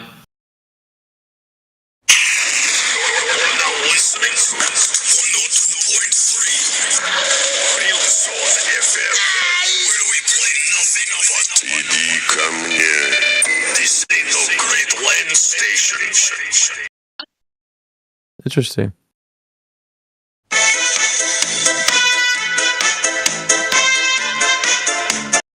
It must be like this guy loves that song for some reason. He must have put it on repeat. What that kind of music sounds like people in Russia would listen to. Comrade, listen to this song. Dun, dun, dun, dun. Is Bandit Radio a Glober? I would assume he is. Bandit Radio, do you think there's a globe? What's that? That's pretty cheesy music, though. You got to decode that song to figure out what he's saying. Go ahead.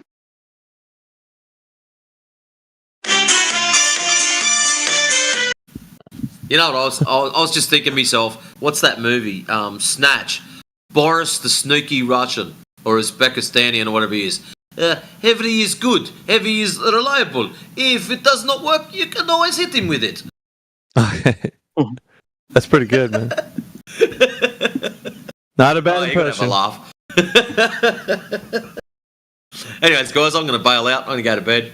Have yourselves a good one, and I'll see the majority of you in the morning. And, yeah. So, right, peace, guys. Yeah, let's give keep us it fat. Watch out for zombies. Let's keep his outro music, too.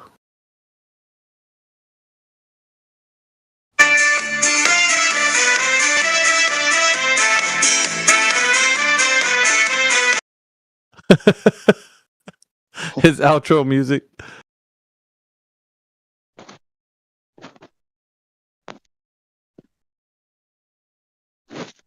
I kid.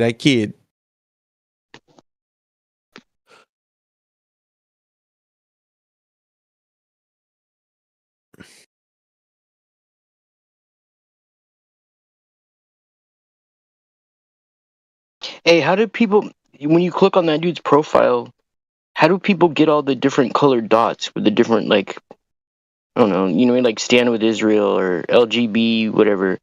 How do you get those things? Oh, they're in the Yeah, here. It's all the way up at the top of the server. There's like different special interest things you can click, and they add it to themselves by clicking the different roles. Okay. What about Surfside? We say hello to them, or who's there? Hello, Surfside.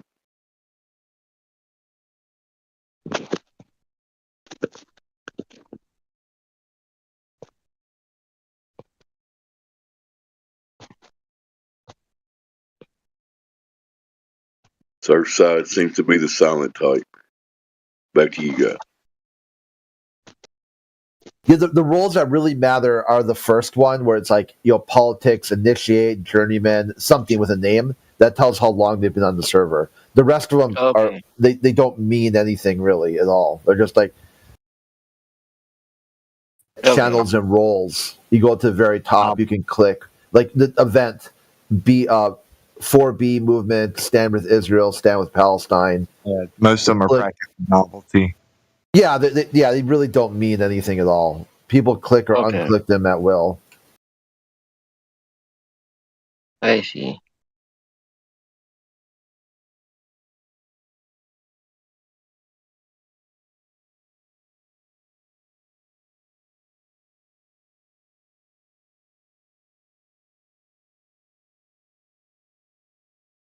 Got Dr. K in the house.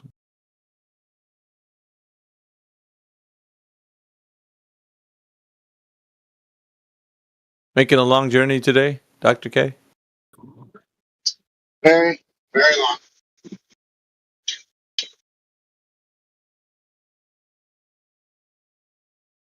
I had figured. Are you on your way, or are you just starting to get up? I've been at it for 2 hours and 41 minutes. Ooh.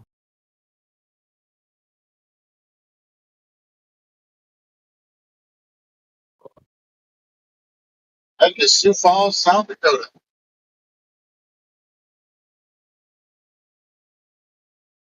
That's quite a way from where we're at.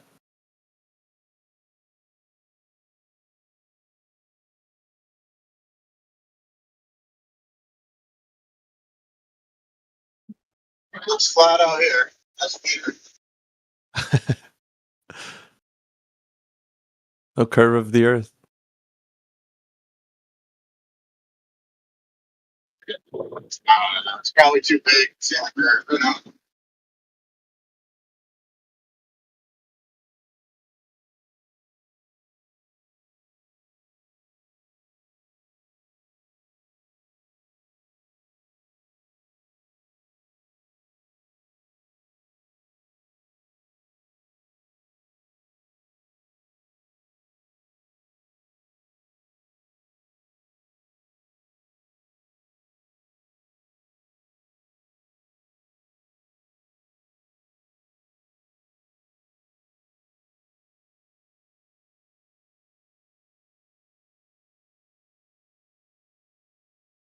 So, would you guys happen to have ideas for a hip name for a critical thinking podcast?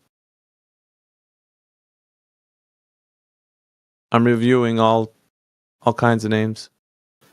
Catch that and paint it red.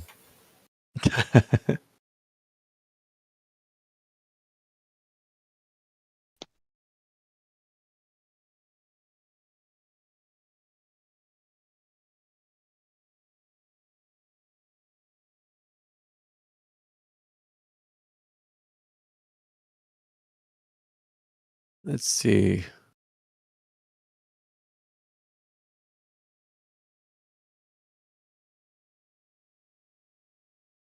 Yeah, how do you like the name Unfiltered Frontline? That's pretty good. I was like playing around with something like the World's in Peril or Words of Peril. But yeah, Unfiltered Frontline, that's pretty good. How about the Current Edge? That's a good one too, because it invokes that behind the curve or the edge. And let's see. Torpedoes of Truth. Front Street Stoic. That's good too. Front Street Stoic.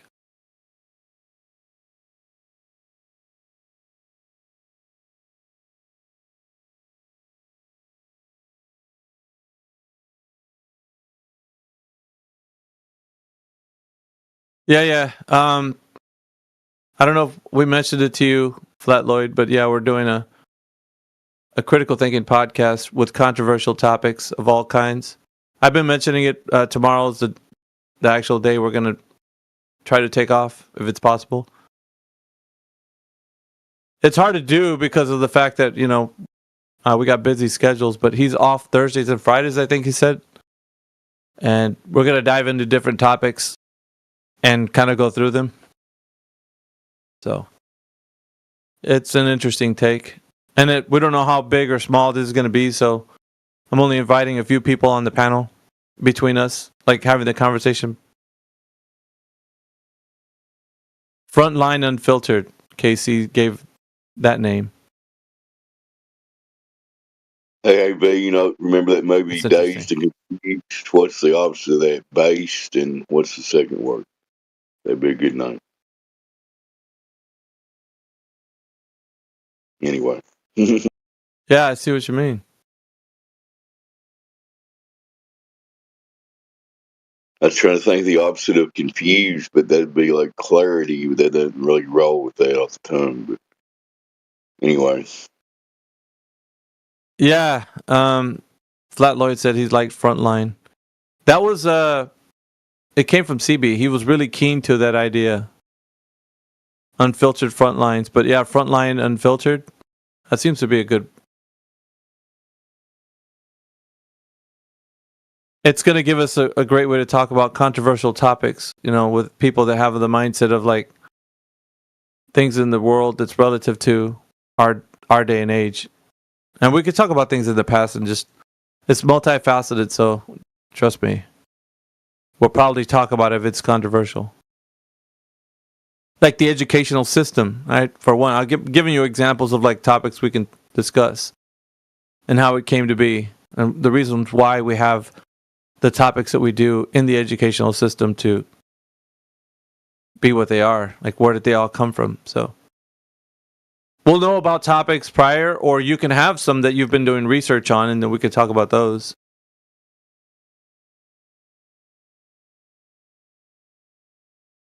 It's a good outlet. It's not like Speculation Sundays. It's more of, I don't know, topics that we can't say on here because we're on YouTube.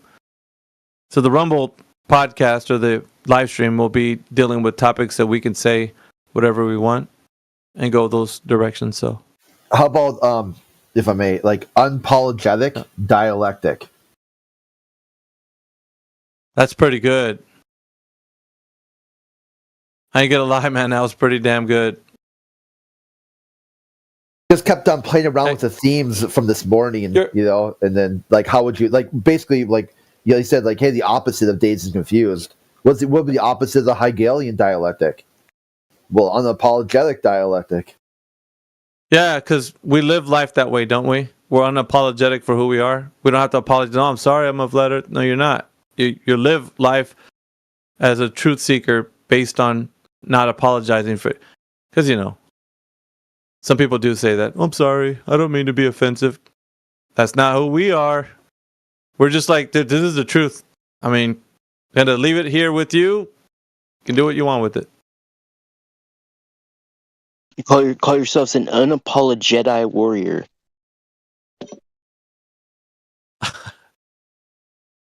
I feel like there's more bars coming to that.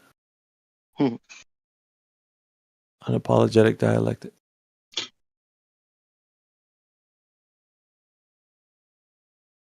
I feel like it has to roll off the tongue, like for a snazzy kind of like trendy.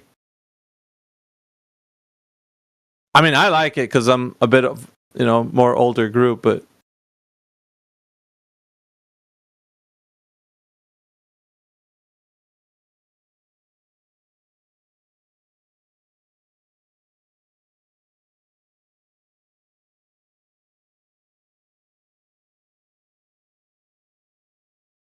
Frontline Unfiltered, that's still at the top right now.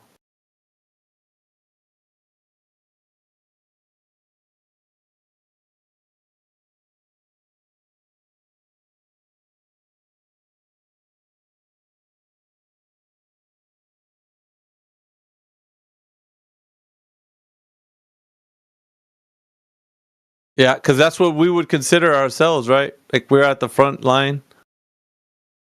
Most of us in here are engaging with topics that people can't discuss because they don't have critical thinking minds. So that's the difference, though. The group of people here have been talking about logic for the longest time, so.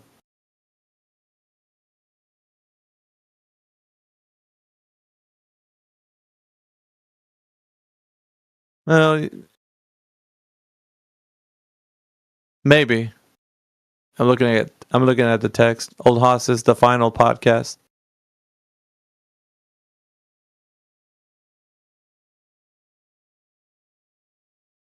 Should be able to set up anything.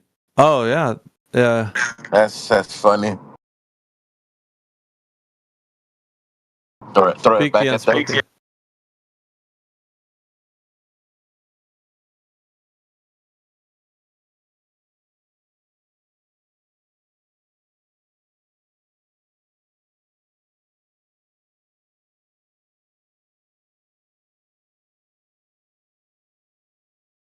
Yeah, no. Jimsy's had a lot of conversation about parasites, which was another fun topic, that we were going to discuss on that show.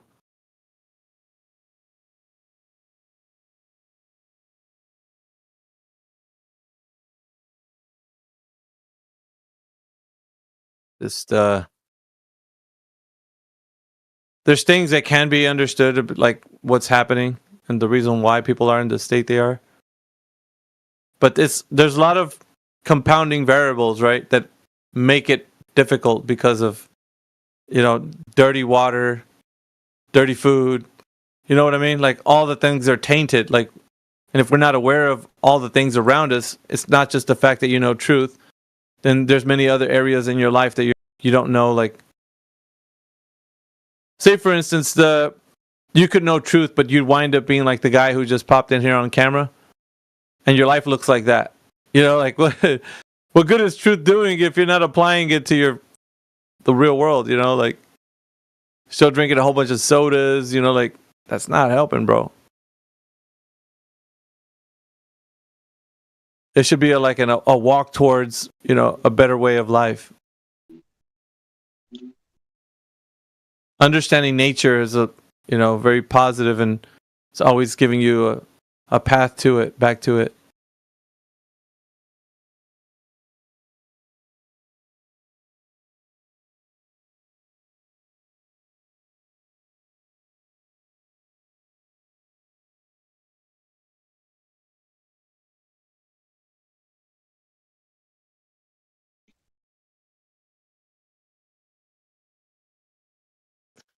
Flat Lloyd says, was thinking of something normies could remember, like lunch break. Yeah, that's what I'm saying. Like lunch break and fresh and fit. Something like that. Yeah, like snazzy. That's something that's quick. It's easy to remember.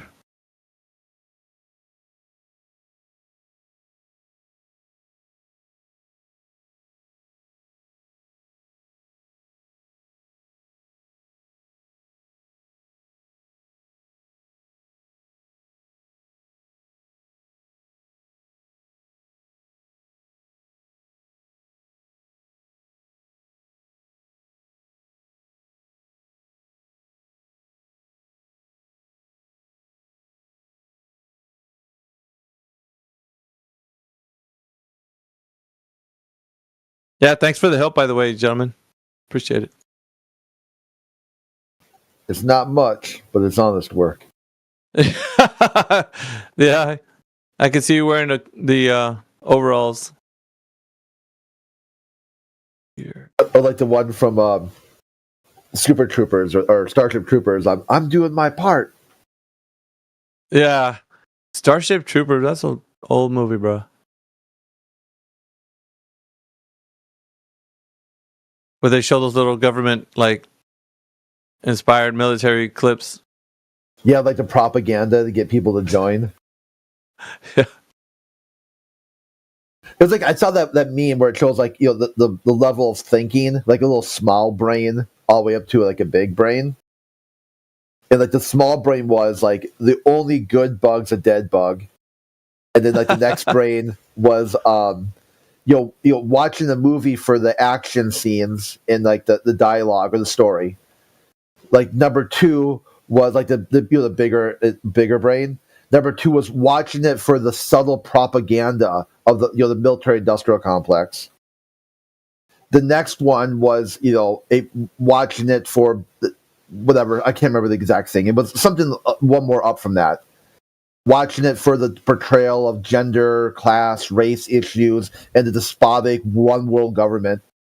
And the last one, the biggest brain of all, was like the only good bug's a dead bug. I was like, that's fucking hilarious, Where like even the meme itself kind of like breaks through the meme, like.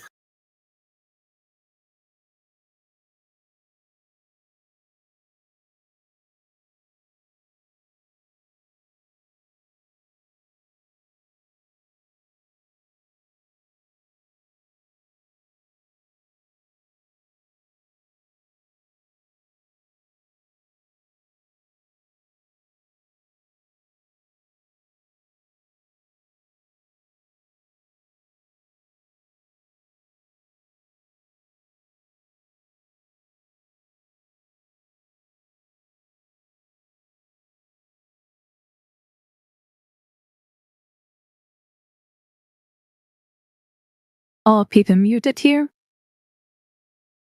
I'm so muted I can't talk at all. Yeah, I noticed that. Welcome to the room. Well, I most likely will leave, so. Most likely will leave. Why? Have a nice day. I've got something else to do. Okay, then why did you come in here and say hello? Just to say hello? See. Yeah. What the heck?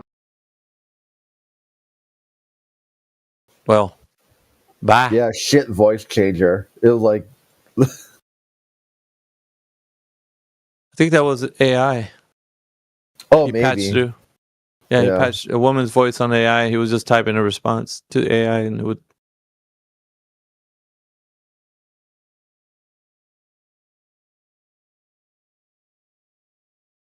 Because the username was Mike, so.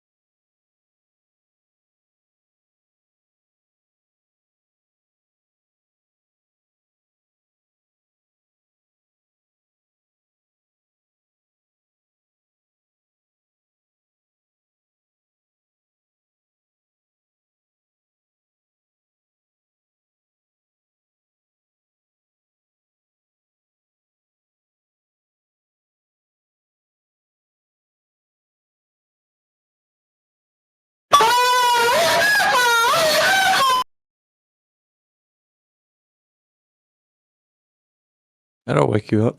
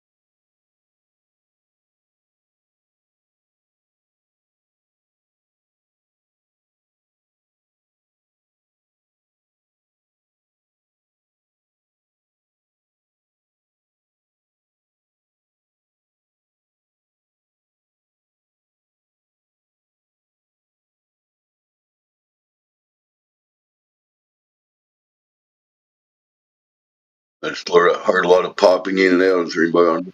They live on a spinning ball. Go ahead.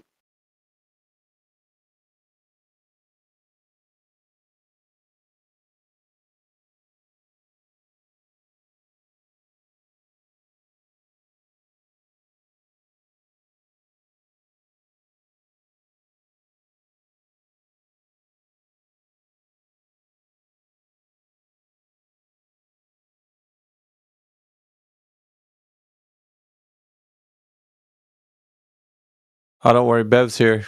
He'll tell you how to logically think about the world around you. The real globe knower has arrived. So he thinks it's a spinning ball. Go ahead. I'd like to hear about it.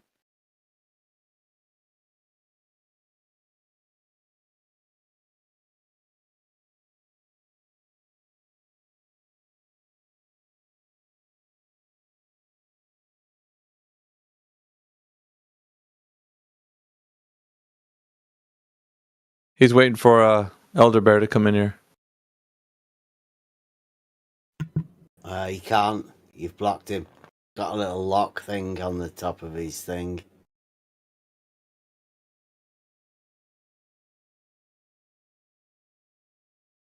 Yeah, I don't know.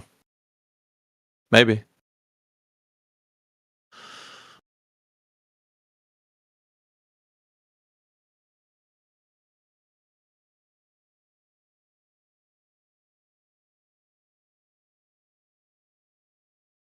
Just watch the thing with Nathan Oakley. Oh He's done fuck, the, dude! No, fuck off with your Michael Heffron fuck or off with your whatever it shit. is, Your the cross server celestial drama. floodlight thing. Shut up with your cross server drama. No one gives a shit about your TMZ, BuzzFeed, top 10 flat earthers. Number one will surprise you. You're just an insufferable twat, worried about drama. Grow up, Bev. You're not a teenage girl. You're not. I heard okay. it was the new #1 flat Earth proof. Yeah, who cares? Who cares about your Bev You don't card care about drama? proofs. You got something real to talk about, or you're just a drama queen today? Well, the succession of flat Earth proofs. It's quite good. Went from an argument. What does that even mean? Tolan's. Succession. He's not even paying attention. He's just like fucking bricked. He's gone. To measure flat, and now we've got a measurement of an angle.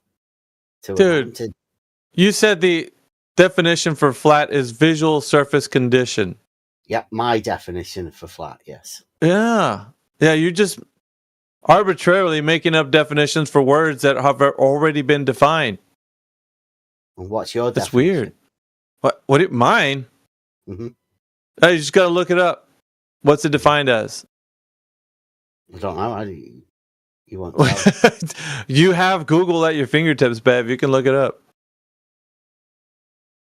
It's one of those words that have multiple definitions. Is it you talk about a verb, noun, adjective, adverb? Like what exactly? Mm-hmm. That's why I say it's a visual surface condition.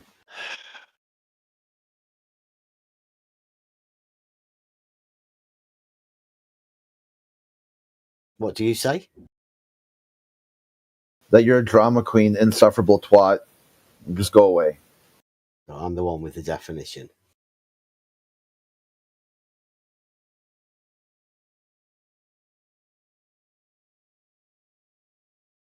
Did nobody tell Miggy that Elder Bear had been locked out?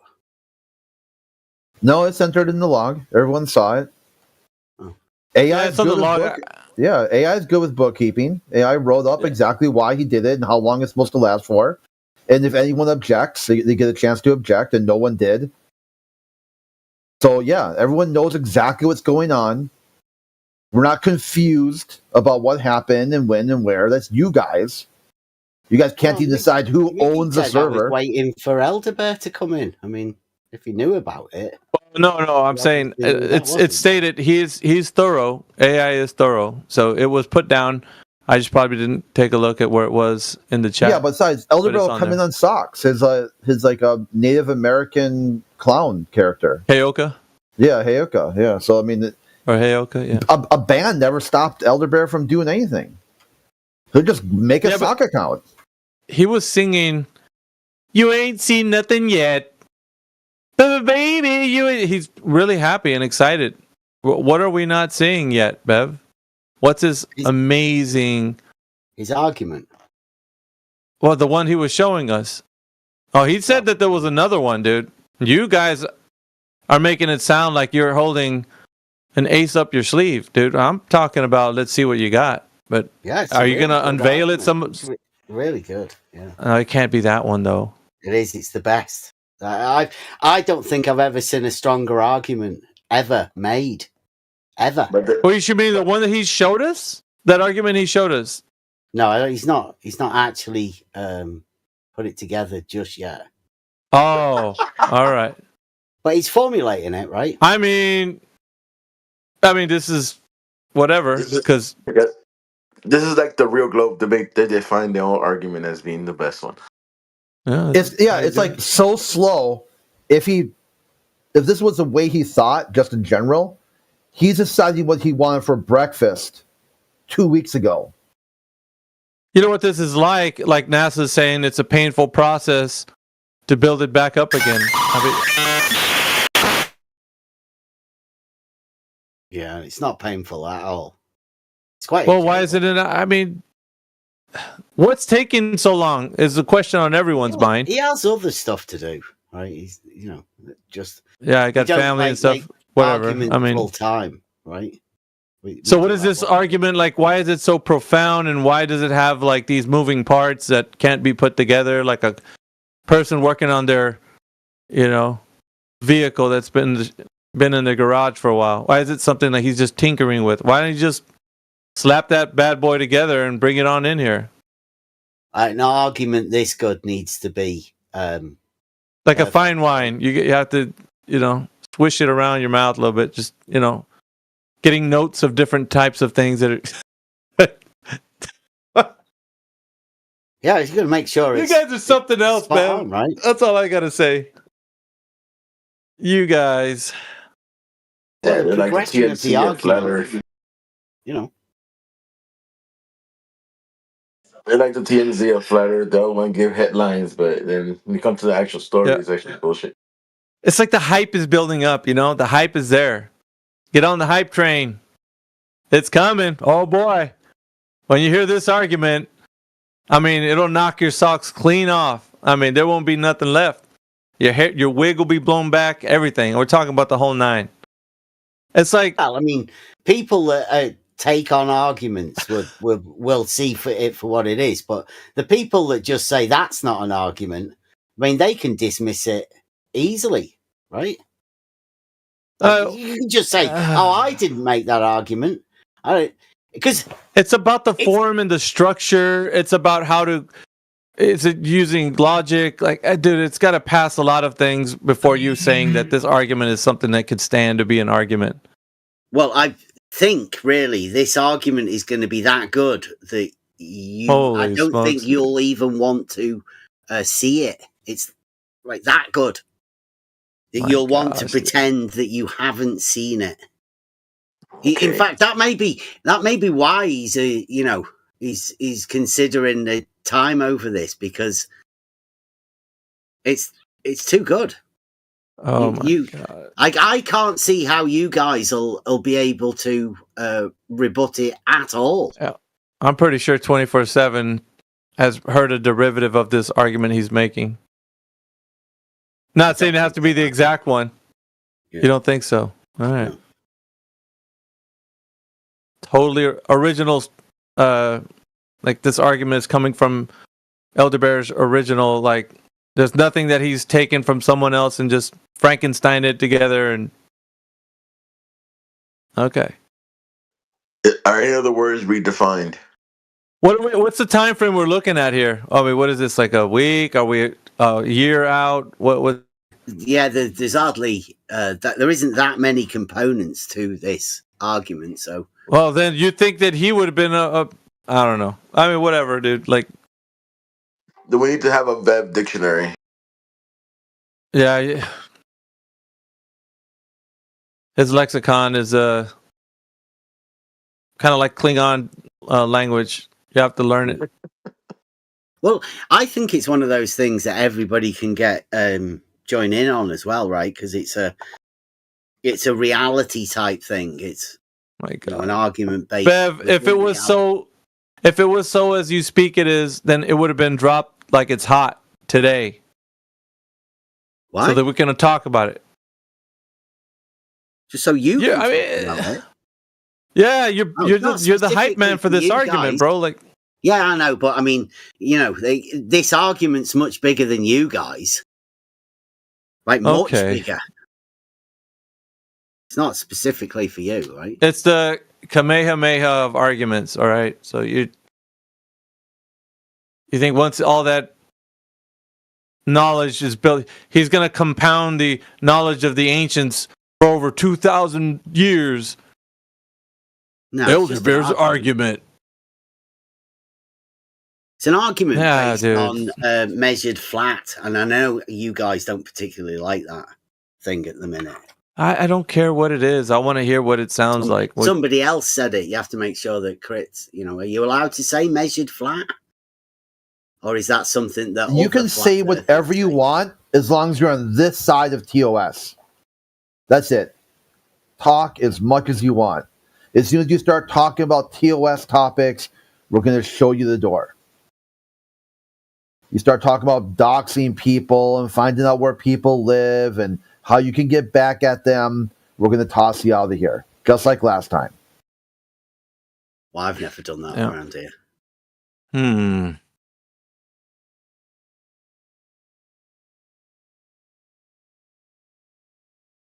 Anyway, this mysterious argument that's going to reshape the landscape of arguments to be had from Flat Earth and Globe Earth. I mean, it sounds like a myth. But whatever. Yeah, do you have these 69 miles? Or do you... Bev, there isn't a hand big enough to facepalm that argument. What argument? There isn't. It's not an argument. It's just a measurement. Really?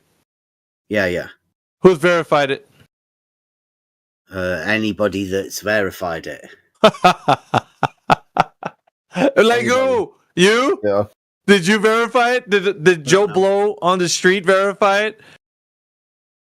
I sort of one of those things that's vital for saving lives at sea, I've heard. Okay, so Mariners verified it. I think so, yeah. Anybody that's ever checked you think so? Verified you it. think so? Anybody that's ever checked. Who's checked, Bev? I'm asking for a friend. The people that have checked and verified it, right? They're the ones. Yeah, it's circular as hell, dude. But not you. That's one of the things, right? We can safely say. We can safely say that nobody's come forward to say they verified it. We can safely say that. We can safely say that you haven't. Yeah, well, then who has? All of the people that check this. Okay. Dude. What, 10th man? I don't know. Did 10th man Blood check it? Sticker, Elder Bear. Let's see. Let's go. What's the roster for Bev Try Thinking? They're running out of people. I mean, they used to have 20 deep. Now they're down 3 or 4. And we're crossing off the list of people that are just leaving. Mishu, Askin, Monkey Ball, Cleary, DP. Is somebody talking about other people? Yeah, because these guys are the ones that verified this information. You say, I don't know whether they verified it. I don't know whether then who has, Bev? The people that verified it. Oh my God! Only those guys. All right. Yeah, is it the guy with the hair or without the hair? The one with eyes or without eyes? The guy with, lips? That guy? It's like Fight Club. If you don't know about it, you don't know about it. And if you do know about it, you don't talk about it. And apparently they measured it. It was far from here, but close to there. Right? Is that how they measured it? Someone's life was saved. Just 69 miles. Really? Yeah. Okay, so who's walked the distance? Who's actually went and verified this information is from point A to point B true? They did that. We, the people of try hard thinking. Yeah, dude. Like, you don't give any meat on this bone, bro. It's a complete meatless bone. Right? That's yeah. Who made the map, Bev? Who? Ordnance Survey for the UK. Is it Dr. Seuss? Who made the map? Who makes the maps in America for you? I take it that's where you are. Dude. Yeah. Well, I'm asking you the question. Why are you asking me a question? Well, because I told you the Ordnance Survey makes the maps in the UK. All right. And so I asked you a question. Who did they walk the line in America? Did they walk the line from 69 miles to verify that that's true? No, you don't need to. You don't. That's not how they make maps, is it? Do you not know? Yeah, but we're talking about the verification of the 69-mile statute miles. It's a scale which map. Is, well, you can measure distances on scale maps, right? The maps have already been made. You're calculating distances. Not by Elderbear, not by anybody, right? Particularly the American maps. I didn't have anything to do with them. But somebody did make the maps in your country that you can put a scale ruler on and measure 69 miles. And that's been verified by the distance. Put a ruler. Has that been verified? Yeah, ruler on the map, dude. Like it's not. You put a ruler on a map and measure. Yeah, that's not walking the distance, knucklehead. No, you just have to go to one point and the other point and measure an angle. Yeah. Place. So to verify who's walked the distance and then done those 2 points? You don't have to walk the distance. You just have to. Okay, so then there is no distance measured. Angle, go to the other place, measure an angle. Yeah. Nobody's checked this to see in reality that this is the case. You haven't. I don't care if I have. The argument is somebody has, according to you. Yeah. Yeah. Yeah, and all it takes is you going to two locations. Okay. On a map. I'm telling you that nobody can do this because it's a calculation. What's the calculation? The confirmation would be somebody doing this outside in the field, who went to the field and tested this. Measured two angles. Oh my from God. Two locations. That's not what I'm saying, Bev. Measured by a ruler on a scale map. Yeah, you can measure an angle and then presume a calculation, but who's walked the distance and then verified that that's actually correct? People that made the map. Yeah. You got two maps that contradict each other. Like Snoopy and Charlie Brown, those guys. You have two maps of your location that contradict each other. Yeah. Who cares about the map? It's a verification of the information. Who went and walked the distance to verify that's true? Or is it just existing as a calculation?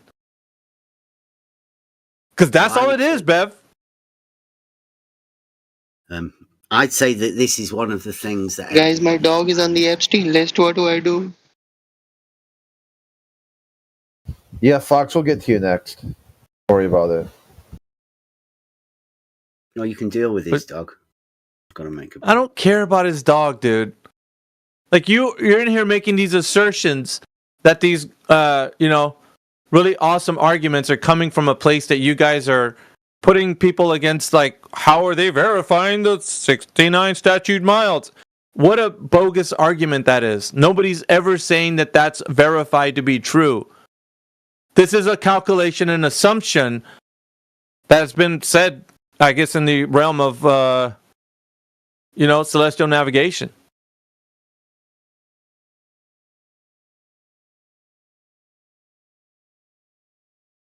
Yeah, that's all it is. That's all it ever was, dude. You keep coming in here thinking he's like trying to put somebody up against the corner, dude. You're putting the straw man against the corner and beating the hell out of it. You see the straws flying everywhere, but you're not putting someone actually against the corner. There's nobody that's saying that's actually been verified to be true.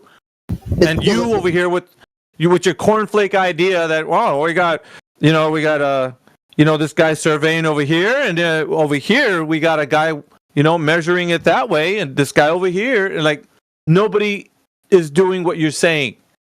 Nobody's walking the distance. The problem is that he's not thinking yet. He's not being able to understand logic So in his worldview, he's like, hey guys, explain why climate change has affected pirating activity. Or explain why shark attacks increase with the amount of ice cream ordered. Like these sort of like really loose connections between two things that have nothing to do with each other. You're not thinking about the topic yet. You haven't got down to the root cause. It's summertime. That's why sharks attack more people. Because more people are in the water, they're out and about, they're ordering more ice cream. Pirates have decreased, not because of global warming, because of Industrial Revolution. Then the same thing, these measured angles have nothing to do with the 69 miles. That's to do with an angle off a curved surface or a flat surface. The 69 miles is a guess and check. That's a plus or minus. A measurement That's plus or minus. of an angle at each end of the 69 miles. Plus or minus. Uncorrelated. That's 69 statute miles is not a measured distance, bro. It's like the rule of thumb. You got a rule of thumb, and Bev thinks my thumb is bigger than your thumb. Where did they get that number from? The 69 It's a calculation, bro. From where? Oh my god. Yeah, so the map projection that everyone's using gives a spherical coordinate system that they're actually using as well, based on the celestial sphere. Okay, so the 69 miles, your claim is that it's a calculation. Oh my god. How do you get the 69 miles? No, you missed it again. You tried again. You missed it again. What's the formula that we plug in to make the 69 miles? The answer to the calculation. Yeah, you missed it again. Try thinking. Instead of try hard thinking, just try thinking. Okay. If it's not a measurement of a distance on a map, then what's the calculation? No, dude. What's the formula we put in? The map is not what's in contention, Bev. The map is just a projection of what they're saying the Earth is. The actual distance walked in the field is what you're traversing to say that the statute miles are conform. That's where Elder Bev's argument, it falls apart. Elder Bev. Yeah. How does it... Did I say Elder Bev? Sorry You did say Elder Bev. Well, it could have been, Freudian slip on purpose. Mm-hmm. So check this out. It's important that you realize this. The argument is based on what we do in the physical world. So you have to go outside to test whether or not it's actually 69 miles. Now, that has not been confirmed by anyone. There you go. We're not arguing the freaking map, dude. Yeah, but which map? Which map would it be? Are you saying that's not been confirmed? Which map? Which map too? All the maps have different results. The map that I would use. Every single map has a different. Which one is it? Area. The local. Map Every map has a different result. Local area. Yep. Each one has a different result. Now, are you claiming that 69 miles on the map hasn't been confirmed? It's going to be. You walk the distance? Yeah. Have you walked the distance? Is that what you're saying, though? Have you walked the distance, Bev? No. There you go. No. Are you saying that I have to walk the distance? And would I be able to walk the distance and say it's 69 miles? Let me help you out, Bev. You got two cars, exactly the same model, exact same production line. Everything's exactly the same. They both drive 69 miles off their odometer. They get two different results. Which one's right? I don't know. I don't measure distances with cars. Dude. The idea is the car is a map. Each map is slightly different on how it's made. I know how the map was made. Dude, you have no clue how maps are made. Oh my god, dude. How is a map made, Bev? We have to hear him say this, Crit. How is a map made? Okay, they make a baseline. Very accurate measurement of a baseline. How is that done? They make it a line either north-south or east-west. I think it's usually east-west. And then they measure that accurately, precisely to the millimeter. right? The most precise horizontal straight idiot. line distance, and they call that the baseline. Then from that baseline, what are they? What's the base? Okay, yeah. What are the dude? You can't jump to that. Hold on. Let's take this apart one step at a time. And they trick points. That's great. Expand that trigonometry and the triangulation bulldoze forward across the entire country. Like earlier, they said, "Why do we use mute?" Perfect. Yeah. Okay. This is a perfect example right here.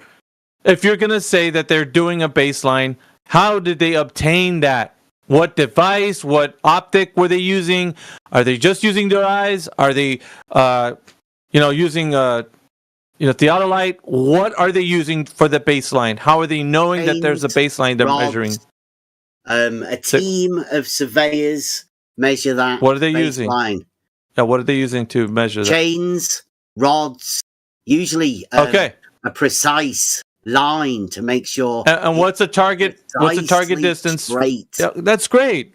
When they're doing that, what's the target distance for that measurement? What do they start with? As long as possible. No, incorrect. You need to be specific. No. You tell me then. Go on. Yeah, I want you to give us information that's specific. I'm trying to tell you, it's as long as they can make it. And how long is that, Bev? It's not, I don't know. It's as long as they possibly can make it. How long is that? Give us some numeric values so we can attribute. How long is that, bro? They're going to require a flat bit of land so that they can do it. Dude. If it obviously goes painful too high or too low, then they can't actually. I can't wrench a numeric value out of you for some reason, and I want to. I really want to. Difficult, isn't it? I know. Yeah, because you're not being forthcoming with what the distance would be for a baseline measurement. I don't know what distance. Let's say 2 miles. Well, we can't say that if it hasn't been measured. Yeah, we can. We can say 2 miles. Oh, yeah? Straight line. So is that what they use? Are you saying they can't make a straight line? Yeah. What I'm saying is, how was it done? Tell us the specifics. Walk us through exactly how it's been done so that... Dude. And sighting... Yeah. All Bev said was there's 10 ice creams per one sunburn. Measurement. Dude, if you walk us through the method of how they broke it down to say like, okay, so we used, let me just give you kind of an example, right? So you can actually get a feel for what I want.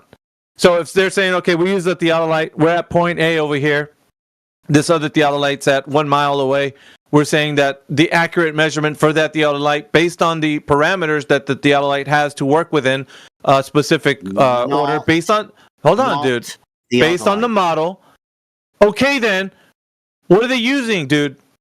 They use a line for chains. They make a physical line, a measurement, straight, direct measurement. Physical. And what is the length of that chain, dude? As long as they can make it. Okay, you're just not going to tell us, are you?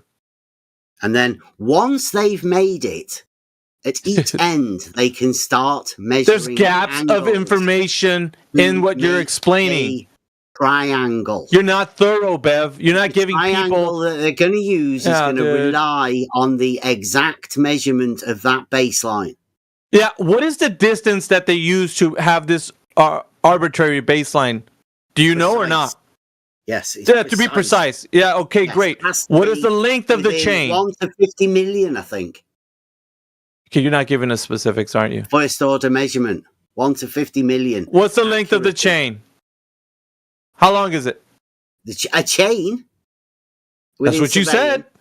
Yeah, a chain 66 feet. Is that the extent? By 100 portions. Yeah. You're an amateur. You're an amateur. Theodolite user. We get it, right? You're trying to be one of those guys. It's not a theodolite. It's a chain. All right. So you said it's how long? What is it? A chain is 66 feet. And you said it could be extended to what? That's as far as it goes. 66 feet. 3 or 4 or 5, or you can have a meter and you can put them board end to end, but it's got to be precise. Okay. That's the point about it. The accuracy is what they're after. That baseline. The most integral part of the entire surveying operation is the baseline, and the measurement of the baseline has to be straight and it has to be accurate. Yeah. So they're basing this baseline off of what? The Earth? A measurement. God, this stuff's dumb as shit, man. Yeah, he's That's not dumb as shit. If I was going to be thorough and explain, offering anything, right? Bev, you're not offering anything. Bev, there's a whole series in America. There's a show that people watch called "How the States Got Their Shape." This like semi-documentary educational video would help you be able to find some words to articulate what you're talking about, because you are just waffling complete. You're a hot mess, bro. Utter stupidity. It is breathtaking. It is absolutely breathtaking that someone to be so ignorant and so arrogant at the same time. You have and the interesting part what you're talking about. The interesting part is he doesn't recognize it, Crit. When you're explaining somebody's information that you should be thorough, you're not being thorough. So you're being some type of amateur, person who's trying to use the theodolites or whatever. You're attempting to not theodolites for this part. Whatever you're trying to do. Triangulation once you've measured the baseline. It's on Netflix. Just go. I just checked. Bev, I just did the work for you. It's on Netflix. Just fire up, turn off the internet, go watch Netflix. How the states got their shape. This will unfuck your thinking, and you'll have some way to articulate what you're talking about.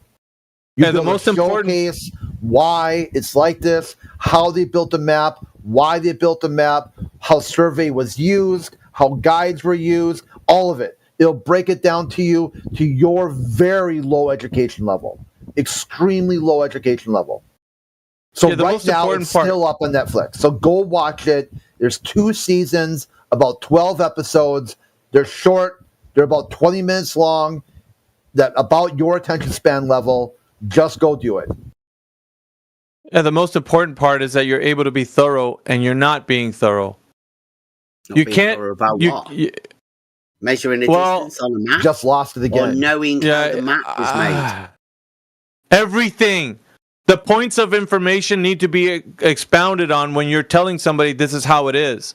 If you don't have that information to substantiate all points throughout how you've done your method, then I don't think I have to tell you how it is. It's the map already made. Yeah. Oh, okay. Oh, we just arbitrarily say that's how it is. And you don't know how the map was made. No, you don't. That's what we're getting to. Oh, there we have it, ladies and gentlemen. A man who's using a reification fallacy. The reification that he thinks the map was made. If they're gonna make it a part of their argument, they do. What argument? The one you're claiming, the 69 statute miles, dude. You lose the plot so easily, Bev. No, I was just asking you whether you do have that as a constant. I don't need to. It's not a part of an argument that I'm supporting. You guys are. You don't even know anything about the map. Oh my God. Okay, and then you do. It sounded like you were a hot mess trying to explain to us. Yeah? Yeah, I know how I would measure 69 miles. Yeah, putting a ruler based on a map. Wait, oh my God, dude. On a ruler on the map, really? That's how Bob's your uncle afterwards, huh? Yep. Just throw a ruler on the map and there you be. If you wanted to go to 2 locations 69 miles apart, that's the way you do it, right? Dude.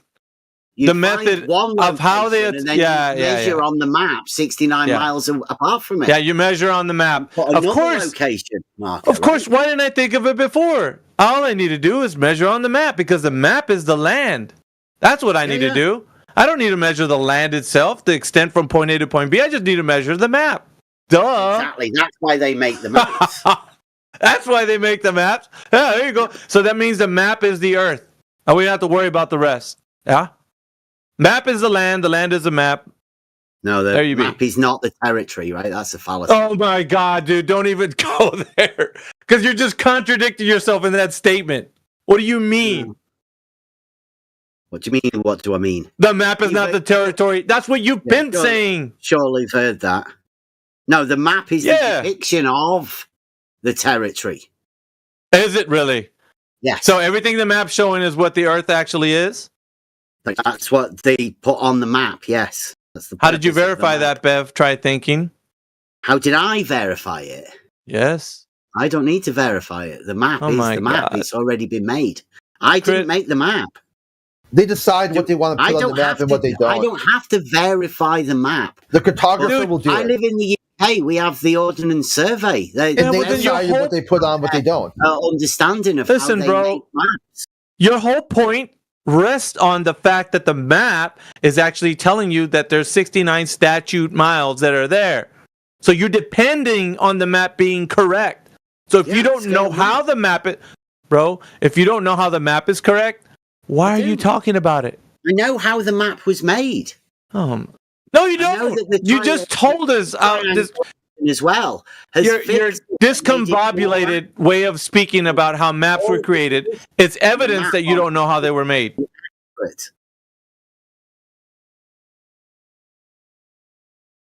Unbelievable, bro. Maps are trustworthy in making I don't. Oh my God. Okay, so a Glober would say things like that. Yeah.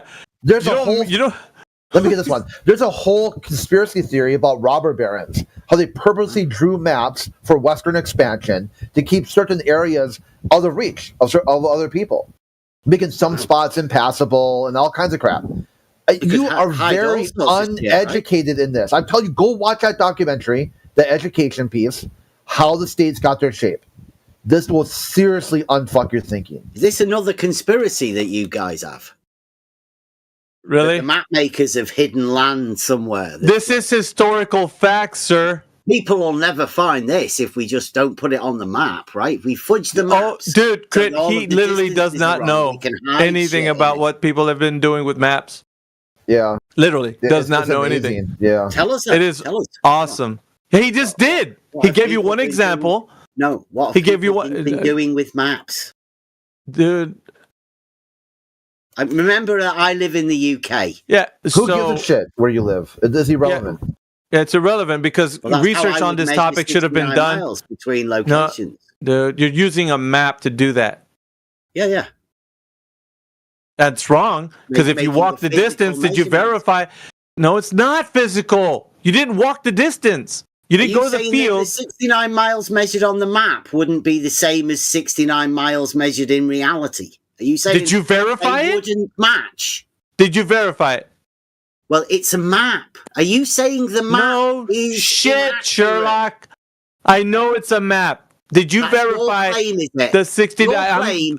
My claim is in the UK are not accurate for being able to measure a distance of 69 miles. Did you walk the distance? No. I'm asking for you to go out into the field and walk the distance and tell me that's true. It's on the map, right? Oh, there, you're just circling back to that. I can do. Yeah, so what?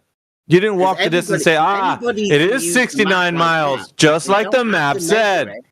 Do you think I could measure 69 miles by walking? Bev, you couldn't tie your shoes. What the fuck are you talking about? It's clear in this. 69 miles. It's clear. It's clear, dude. And there's many people. Listen, there's many people that have measured distances with many different ways. But we're asking you, based on your argument. Yeah, based on your argument, you said this is a way to actually know it's 69 statute miles. Yeah, for real. When you go outside on the map. Yeah, and the question still on the table is you haven't walked the distance to verify that, and you said I don't have to. I do trust that the Ordnance Survey can make maps of the UK. Yeah, that's all you need to do, right? Trust and believe. Yes. Yeah, so do you have a conspiracy that the Ordnance Survey aren't making accurate maps in the UK? Or are they calculating distances, or are they verifying that the distances are correct based on information gathered from distance traveled? Do you have distrust of maps? Oh my God, dude! You're not answering the question. You're not answering the question. Measuring a distance in reality and it not the construction of maps. The construction of maps have to be also done in such a way that the distance is also confer that the distance traveled would be verified? Or are they approximations? Yes, in reality, foot to foot. Yeah, 1-to-1. The actual distances are measured 1-to-1 in reality, and then they're put on a map. Yeah, that's great. Who verified that? Yeah, who verified that? We're getting somewhere now. People that make the map. Oh my God! No, dude, they're not walking the distance, Bev. The triangulation of all of the points verify the positions and the locations of those points through the process of surveying triangulation.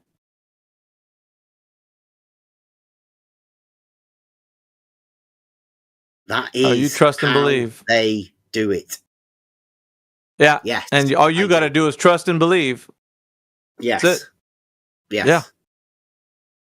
Yeah. That's how we know you're a real globe knower, right there. Because it's mathematics, right?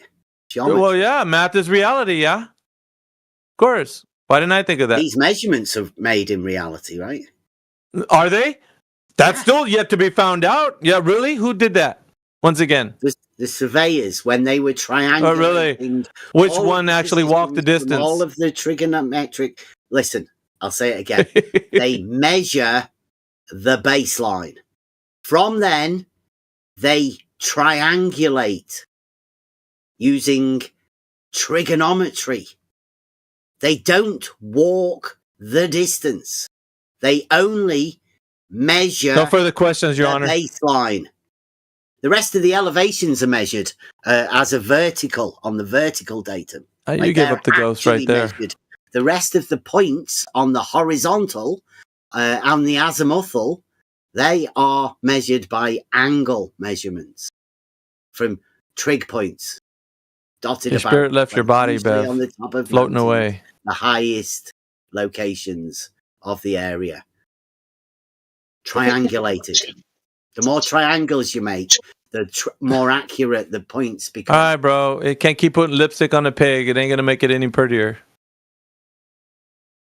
Well, I think we've sussed out that you don't believe measurements made on maps. Yeah. Oh, you do? Belief is not required. Why would you have to believe something? You see it, there it is, that's a map, and then all of a sudden belief? Are you an orc in Warhammer? Yeah, are you just can add belief and just changes physical reality? He's stirring Helio up, and Helio's saying some maps are political as time zones, and then he says those distances aren't derived from a whole Earth map. It's like Bev, try thinking. You just add a little bit of belief. You just take a map that's a graphic representation. It's not the land. Just sprinkle a little belief in there, and suddenly it becomes the land again. Yeah. People in the UK say Bob's their uncle, but yeah. Would you class 69 miles as a local measurement? You are a piece of work. You are, yeah. You're trying to put an argument onto us that nobody's talking about except for you lot. He still hasn't got the first point. Yeah, you get an angle measurement from a flat line, not a curved line. 69-mile flat line. Yeah, bro, that's straw man. Two flat lines. That's how you get an angle. Until you understand that, this conversation ain't going to go anywhere because you're still confused. You think two curved lines can give you an angle. Who does? Talking about you there, Mickey? Yeah, you've been trying to construct this straw man and then give it to us so that we can say, okay, yeah, we're saying that the 1 degree per 69 statute miles is a measurement on the surface of the Earth to say from the length of point A and point B are verified to be such.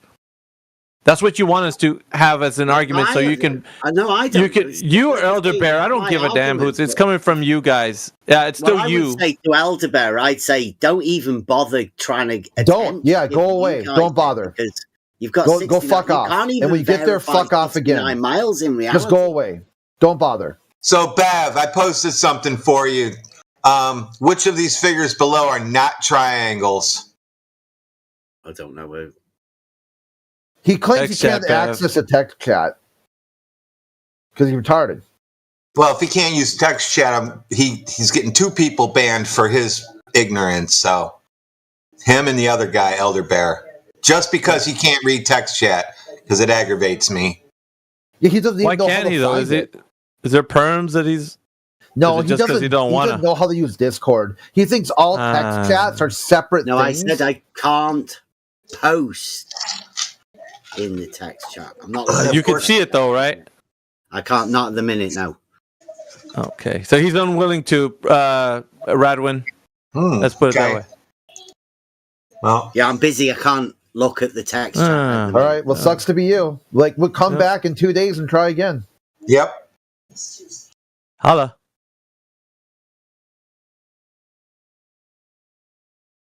Right there. Try thinking. Oh my god. Piece of work, that one. Piece of shit.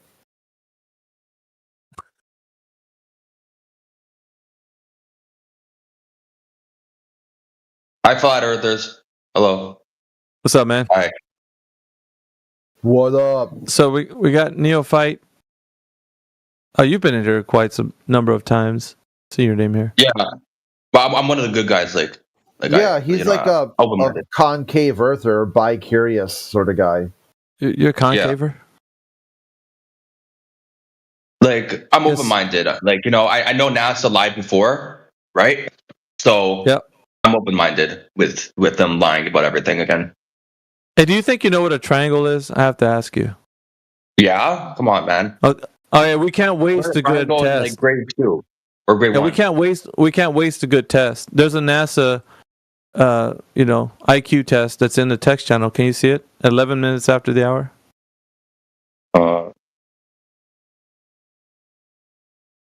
It's so simple. A second grader could do it. That's why it's pretty NASA, easy. because NASA's about second grade education level. Oh yeah, I see it. Yeah, I see it. Go ahead and answer that question.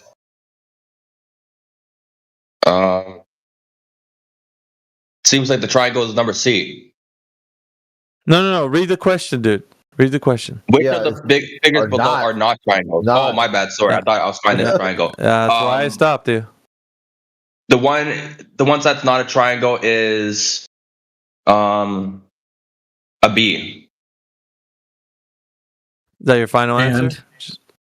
Don't help him, guys. Yeah, don't help me. Let me. I mean, I never seen a triangle like that, so I would say B and D are not triangles.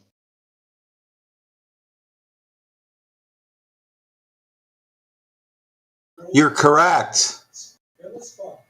Ding, ding, ding, ding, ding. We got a winner. Are you a globe earther?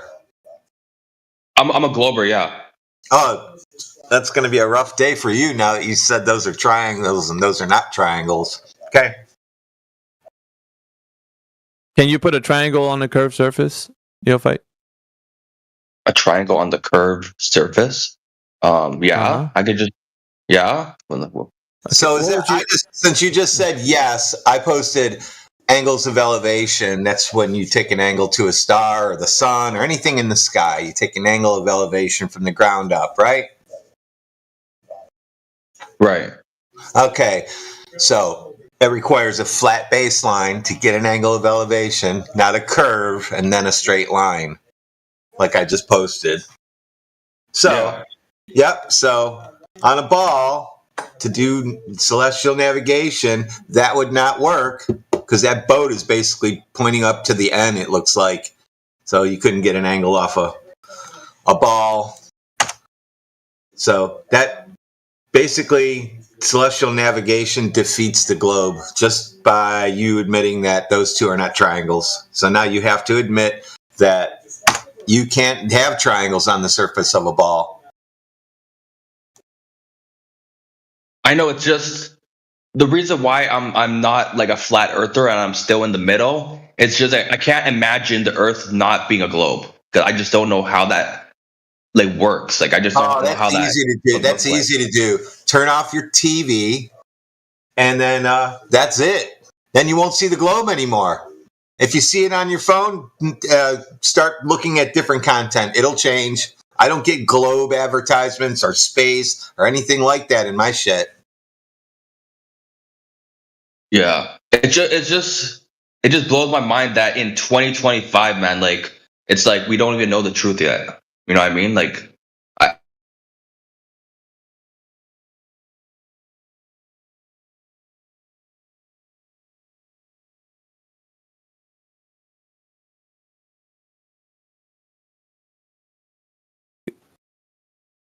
Oh, sorry, I disconnected. Yeah, I disconnected too. I think it was a little we all hiccup. did. Yeah, so Neo, do you think the TV, if you want to find out what the truth is, would the TV be the way to go? Like to see, like to look at, like, what do you mean? What do you mean by TV? Like, just like what the TV is telling me, like what's on TV? You kind of Yeah, thing? like I saw it on TV. Would that be the way to go? I mean, no, but the problem is, it's like all, like the people who are telling us that the Earth is a globe. You would think these people are credible because like these are the official agencies, and I know they're lying. I saw the NASA videos where the people in Apollo admitted to lying. I saw that video. I saw them admitting to making it up, and they're all faking it. But like the thing is, we don't really have much alternatives to like not that many to like different space agencies who are willing to tell us the truth. Like the only space agencies are all telling us the same thing. Do you know about the Tower Right, of Babel? You ever heard about the Tower of Babel in the Bible? Yeah. Well, if that's just a modern day, these space agencies are just a modern day telling of the Tower of Babel. The hubris of mankind to think that he can reach the heavens. But in truth, like you're saying, like we can't. It's not in our like power to do that, right? Is it like? Do you have the power to do that?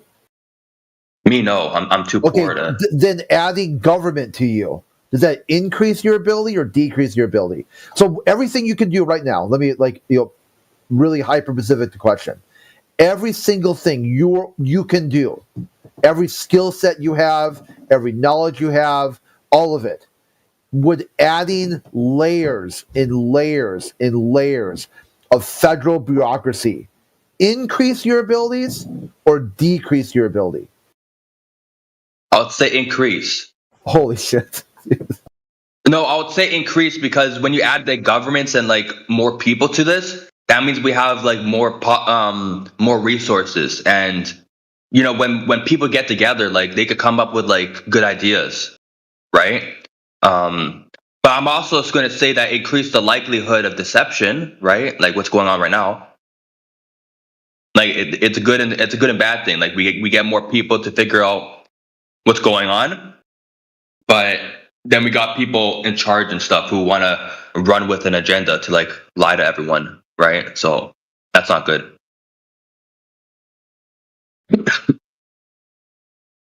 I'm good, dude. If you think that layers of government bureaucracy increase effectiveness, I'm not sure where to take this conversation with you. It's like, to me, that's a dead end. That's like we're too far apart. You just haven't been around. Do you have a driver's license? Have you been to the DMV?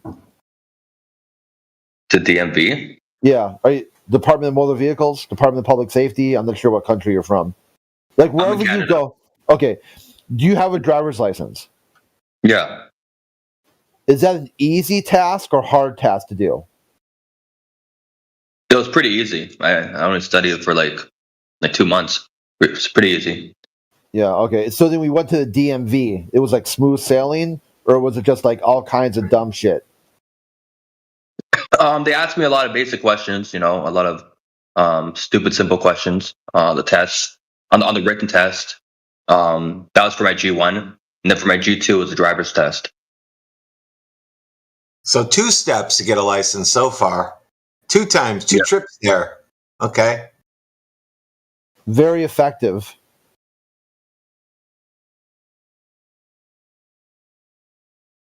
But what? So you're saying like NASA screens people or something? Like, no, this is exactly what I'm saying. Listen, the guy next to him is. If I worked at NASA, I would not know at all unless he was in my department and on my team. I have, where I work now, I have a big department, and then I have my team. My team doesn't know what the other team is working on unless we have a meeting about it and it's specific to something we need to worry about, because otherwise we don't give a shit what you're working on.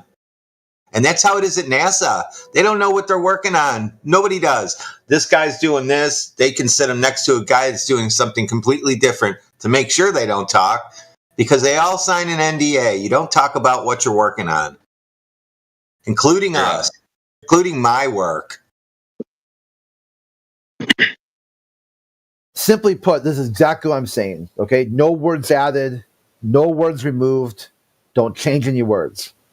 Adding layers and layers of bureaucratic government bureaucracies does not increase the effectiveness of an organization. It radically decreases it, which is why you see why NASSholes, cost more than the other 6 space agencies combined.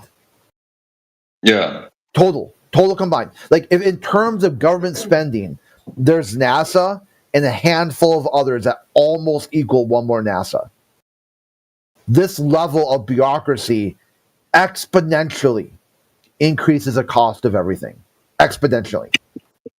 At this point, I would say almost 100% of the funding of NASA is bureaucratic paperwork and overreach and whatnot. Nothing's happening over there anymore. By design. They told you that. They told you this is what we'll do. It'll be a shell game of funding, moving money from point A to point B. No one's going to be able to figure out what the fuck's going on. You can't audit it. You can't figure out what they're doing. They made NASA immune to Freedom of Information Acts. Their whistleblowers aren't protected. Whatever they're doing over there, it's nothing good, which is why it's done in complete darkness behind closed doors. Yeah.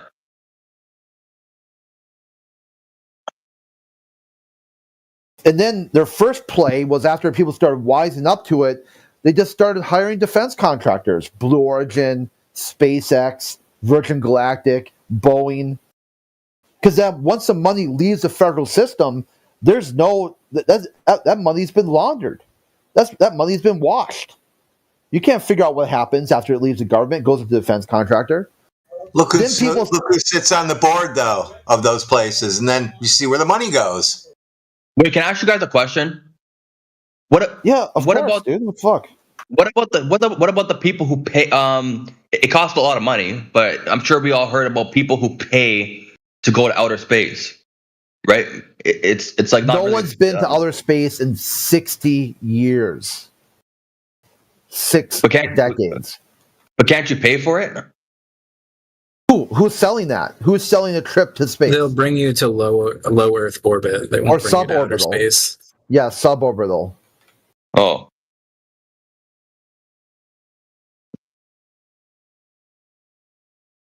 They got to start paying people to go to the moon, but I bet they won't do that. Sell that. Who's selling a ticket to the moon? No one, but I mean that would like be like that would be like end all to like what's going on, but only if they were to offer that kind of services, which they don't. Well, there was going to be colonies on the moon by 1978, according to NASA. What I posted, here's a clip from the newspaper. You could probably get a ride like Katy Perry did for like $150K, something like that. I'm just guessing. Go ahead, guys. But that's still not that was still only low Earth orbit. And those pictures on the newspaper, it's supposed to be them portraying them like they're saying they're on the moon in those pictures. I don't know.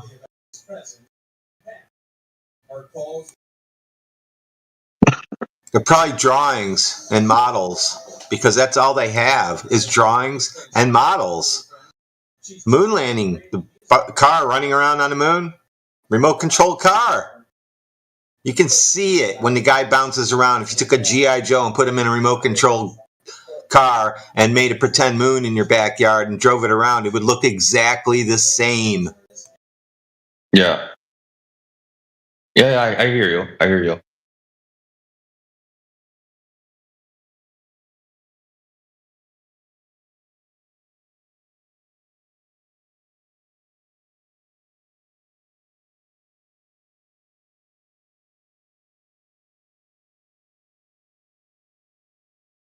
Do you guys have any idea what kind of benefit they would get from like telling us it's a globe if it's not a globe? It's like I think there has to be some sort of benefit, like something that. Well, how about you? Yeah, What do you gain from it? Why would you tell people it's a globe that you don't know for sure? What benefit do you have to gain from that? That's what I was going to ask you, Craig. Go ahead. What's your idea of what, before any of us answer that question, answer it for yourself. Go ahead. Well, if I didn't know if it was a globe or not, or if I never been to outer space, then I could see them like running with the globe model, because I don't know, maybe they didn't want to. Maybe they didn't want to be. Maybe they weren't man enough to tell people the truth that they didn't know, and they just ran with a globe model just to like, and they just ran with that kind of thing. I don't know. Instead of saying I don't know, right? They just wanted to tell people that they know. Or maybe the Earth is flat, and by making everyone think it's a globe, they get to hide like maybe secret bases somewhere on Earth because no one thinks it's accessible because it doesn't show up right on a globe or whatever.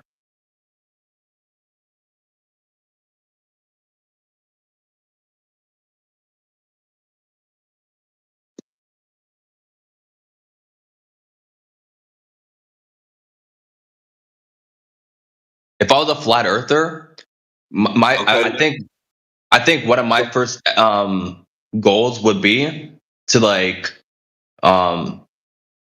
I know I know we don't believe in the North and South Pole in the flat Earth idea, but in that general direction where we all say the North Pole is, like I would try to go like beyond that and see where I end up, right?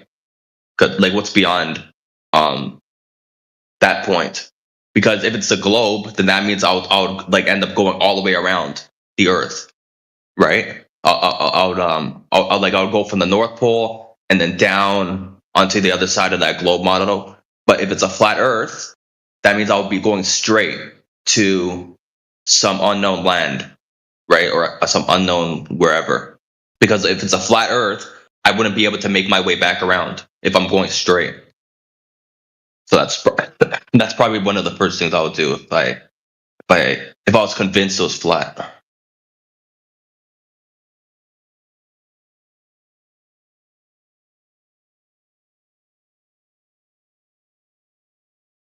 Anybody still with him? I mean, that's a few good speculations that all of any of us could do.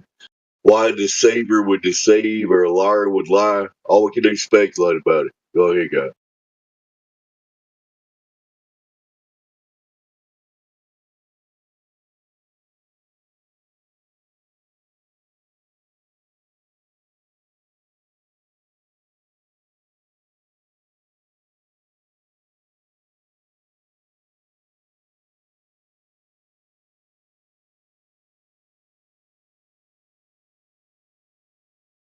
Who is talking to him? I can't stay on the mic. Crit, you still there?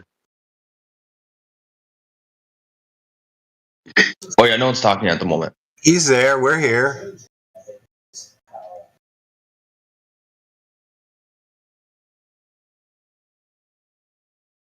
My bad. I must have disconnected for a minute. But go ahead, guys.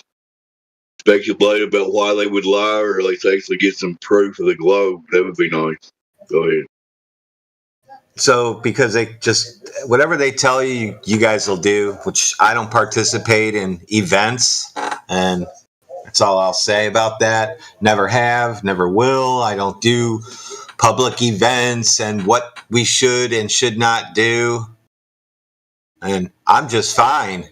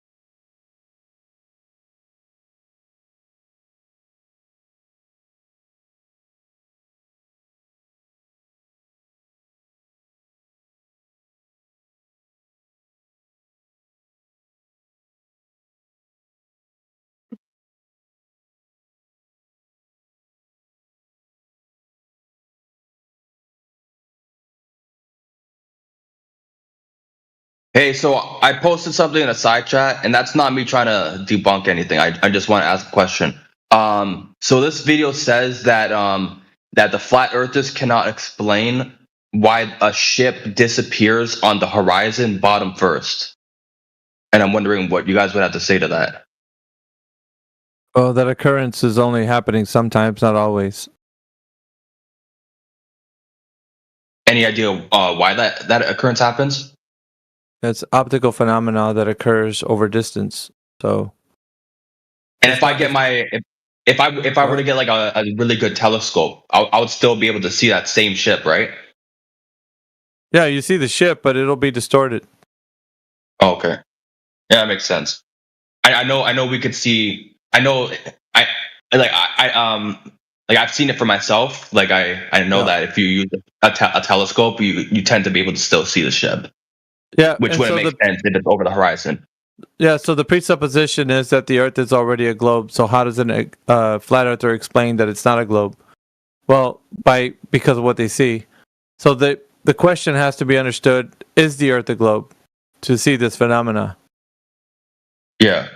It's putting it backwards. They're already assuming that the Earth is just a given. It's a globe now. They don't tell you how it's a globe to have this phenomena be able to be seen or witnessed. So they're leaving that out.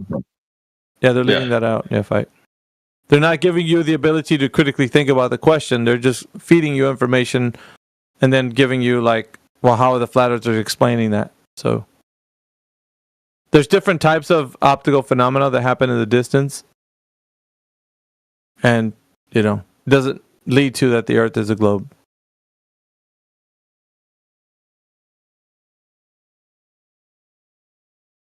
I find it interesting how mad people get when you tell people it's a flat Earth, and then people get like super hostile and like mean, and it's interesting. It's just a way of things, dude. Like that's just the way it is. Yeah.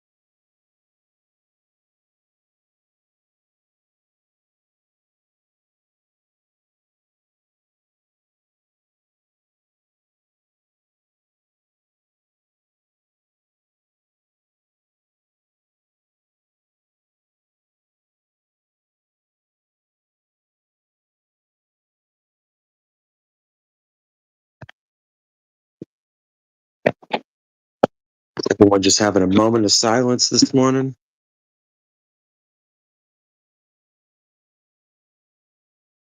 No, I mean, there's not speakers having a conversation at the moment, but people will be along shortly.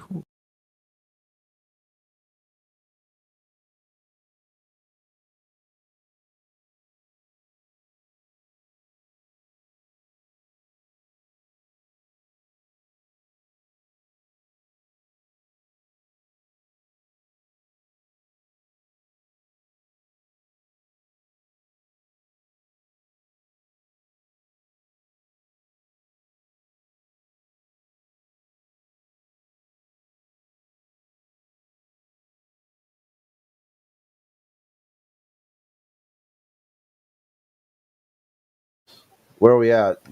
Conversation die out. Pretty much. Neophyte's still in there, I think, somewhere.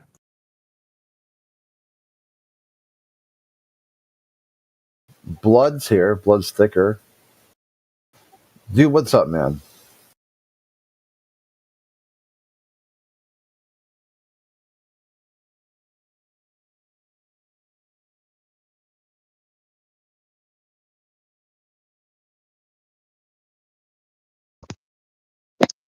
It feels like Discord's been dead the past like week. Probably because it's the middle of summer. I don't know. Yeah, that's probably a pretty good take.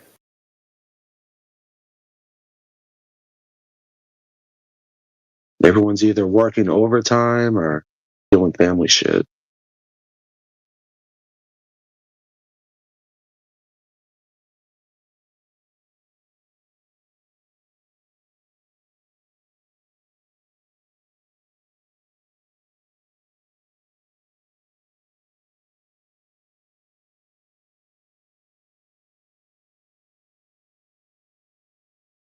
Oh, this guy again.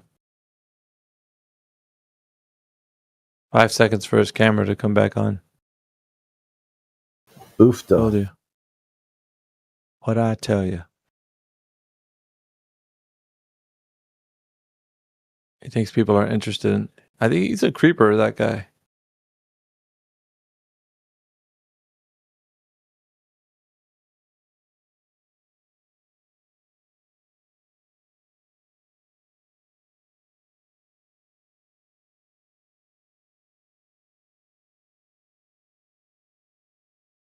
When he's like, we tell, hey, we're going for expedition here. He didn't mean don't be an expeditionist.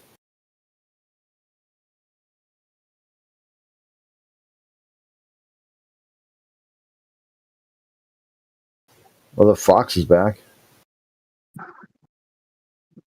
Guys, please help me. My cow is on the Epstein list. What do I do? Call Alex Jones. He's got a pretty solid Please take give on me his phone number.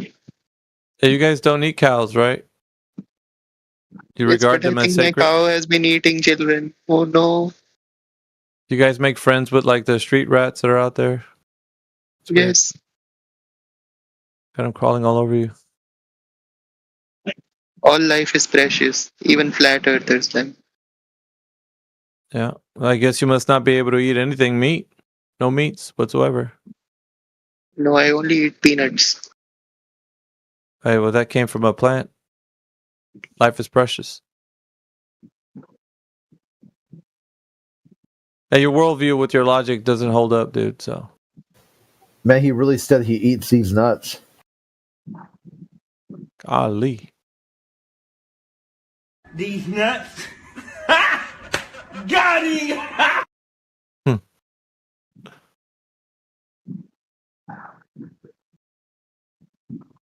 Guys, have you proven the earth is flat? Run.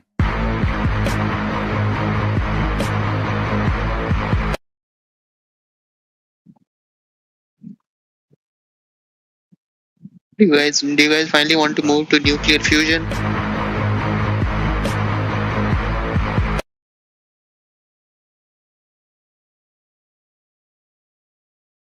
Maybe AI development. Run. Lots of money there nowadays.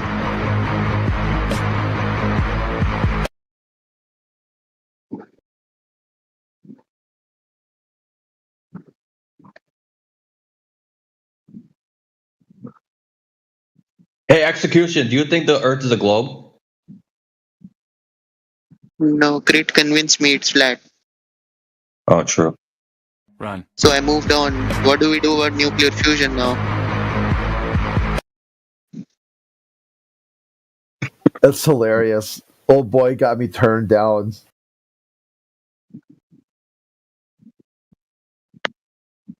Right, made a conversion. Nice. Run.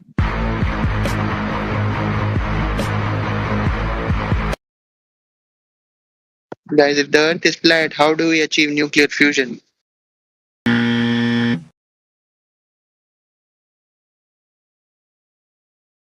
get how those follow each other, but so Earth has to be a ball for nuclear fusion to exist. What is nuclear fusion? You don't know what nuclear fusion is? Well, I mean, I don't know if you're saying nuclear fusion is actually nuclear fusion. So why don't you just elaborate on that? Okay, let me be more specific. Instead of using nuclear energy or nuclear knowledge to make bombs, we would like to make it so that we can make electricity. Cheap, very cheap, good quality, high quality, good stuff. Electricity. Very little carbon emissions. All the good stuff. People don't do that The already. problem is we are able to. No, unfortunately not. We are able to do this with nuclear fission, but it's very expensive, lots of waste. So we try to do this with nuclear fusion. And now that you guys have finally figured out the Earth is flat, I propose we move on. We move on to another project. Like how to make nuclear power plants, like where Homer Simpson works. Don't those exist already? They're fission, not fusion. No, man. If the Earth is flat, we gotta tell people that that NASA's wrong and the government's lying to us. Bruh. We gotta wake people up. We have to wake everyone up. People know that already. Bruh. Yeah, so like nuclear fusion, it's like how the sun works. We haven't figured that out. Except for when making bombs. What bombs are you talking about? Hydrogen bombs.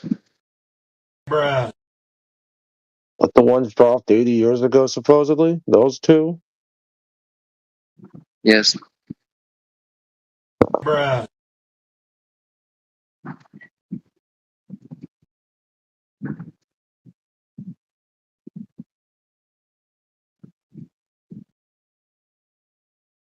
At Oh least shit, my there's no cow's nuclear calling me. I got to go, power guys. after that. Bye.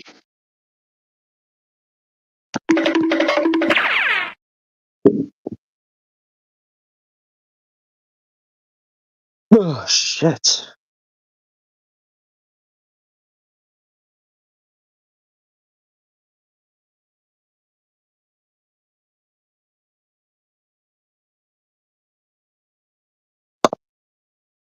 Screw nuclear fusion. I need to figure out how to keep my swimming pool from turning green. That's the real issues of the day.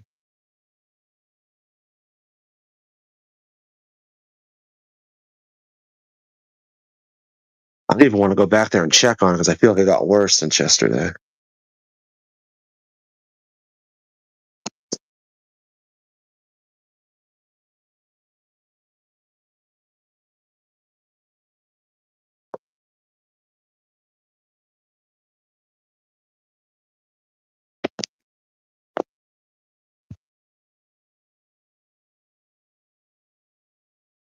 There ain't been no Nathan Oakley shows this week, and Kiwi's show yesterday was boring.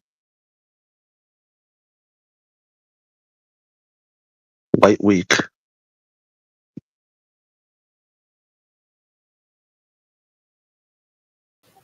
That's interesting. I don't want to spread rumors because I'm not 100%. I feel like I only heard it's interesting that you'd care to even say that. Like, no, I think Nathan's not doing shows because I think he had death in his family. From what I heard, I think his dad passed away. I'm not 100% on that, but that's like what I heard. Yeah, dude. Okay, that's really interesting. Do you know why you'd come here to observe and report what's going on?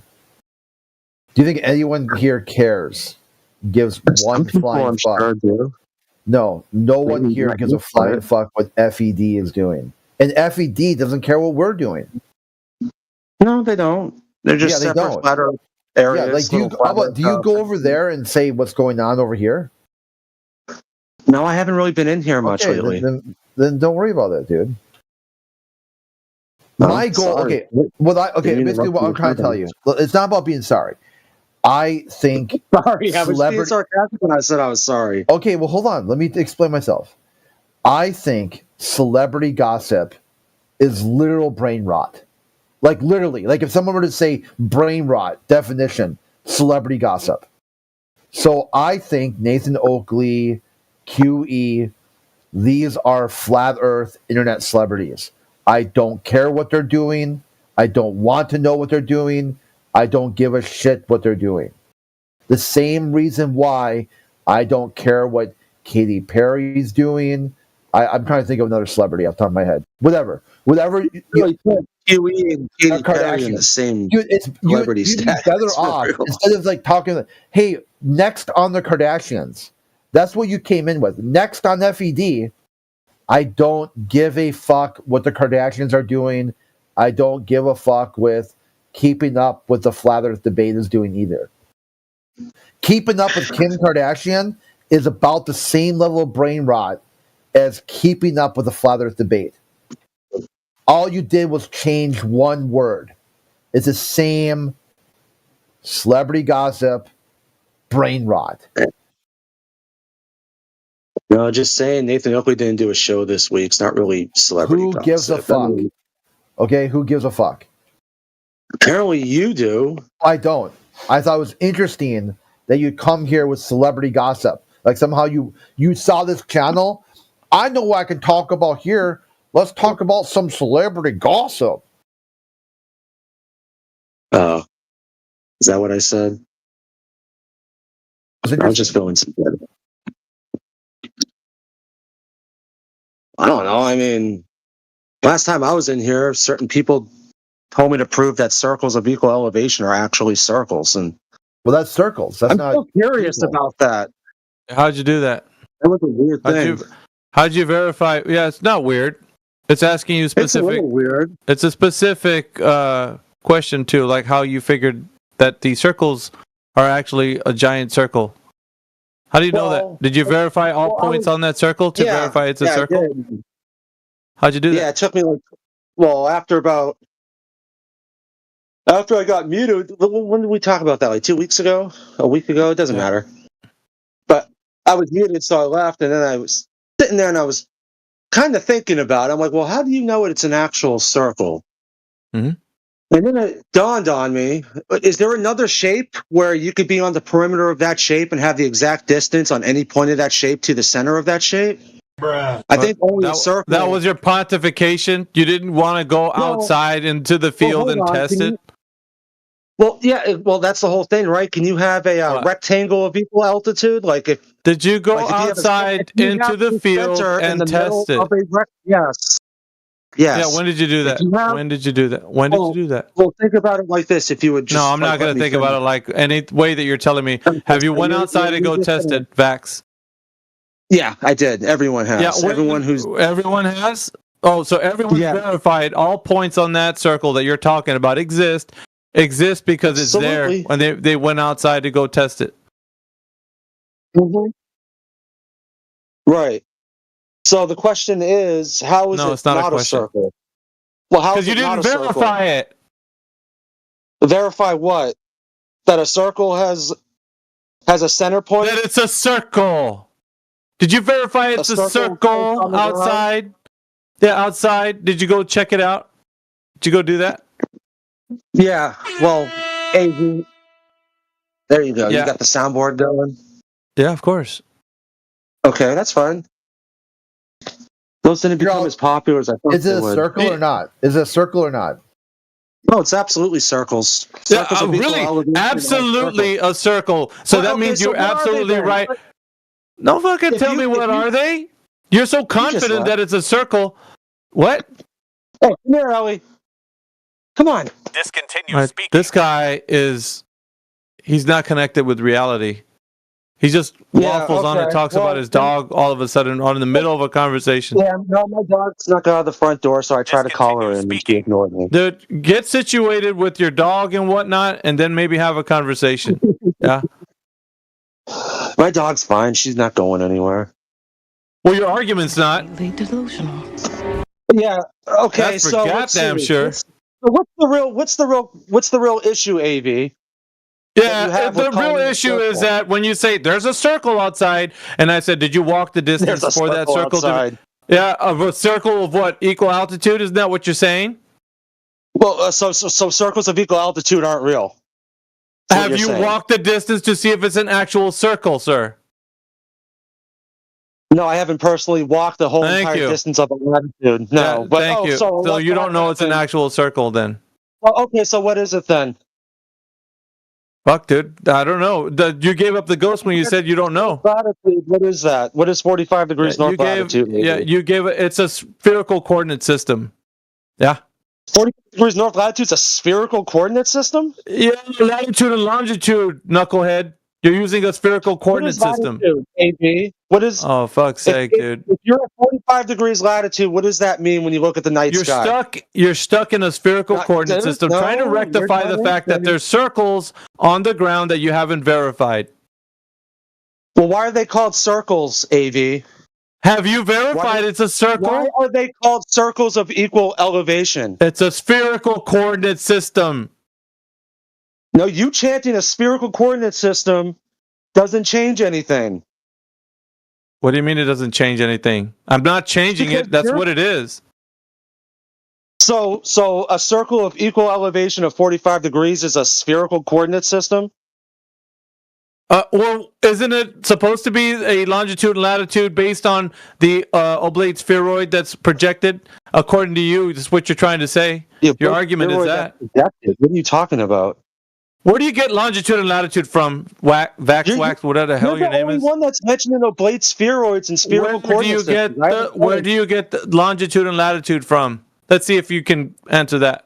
Where do you get latitude from?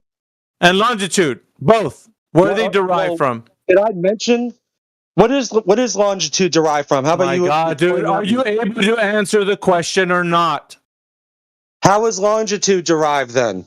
Because I never mentioned longitude. I'm asking your dumbass that question, and you're not giving me the answer. I gotta support. Wait a second. I didn't make a claim about longitude. Simply just latitude. Fucking invoked it. You invoked it when you said latitude. Okay, so where is that coordinate system derived from? Huh? Oh my God, dude. Go away. Go away. Fucking go away, dude. He's asking because the system came from, like who came up with the model. Yeah, who came up with the system? He doesn't. He starts playing with his dog. Yeah, dude. Where the fuck did it come from? I'm asking you the question. Answer. You won't answer it if you're at 45 degrees north latitude. Here we go. Reversing the burden. What do you see when you go outside? When you go outside at night, no one's running, dude. You're not letting. Yeah, you are. Not letting me finish my sentences. So if I go outside at night, how drunk you were. If I go outside at night and I see that speaking. Am I really? Oh, I thought it was muted. My bad. Discontinue speaking? Or just continue speaking? Discontinue speaking. Oh, okay. I don't know what that's from, but okay. So you guys have an issue with latitude. I don't quite understand why. Yeah, the issue is where you're making your argument is based on a spherical coordinate system, and you don't fucking know it. You think you got your slam dunk argument is bullshit. What is the spherical coordinate system that we're talking about? Oh my God. We're talking about latitude is a spherical coordinate system. How is latitude derived? I'm asking your dumbass that. Why are you asking me? It's quite simple. Everyone knows that. I've already made it easy for you to answer. Bruh. If you're at 32 degrees north latitude and you go outside at night, what do you see? Bruh. This fucking guy. If you're no wonder your arguments are shit, dude. You go outside at night and you have a clear view of the sky and you see Polaris, what do you see? Simple.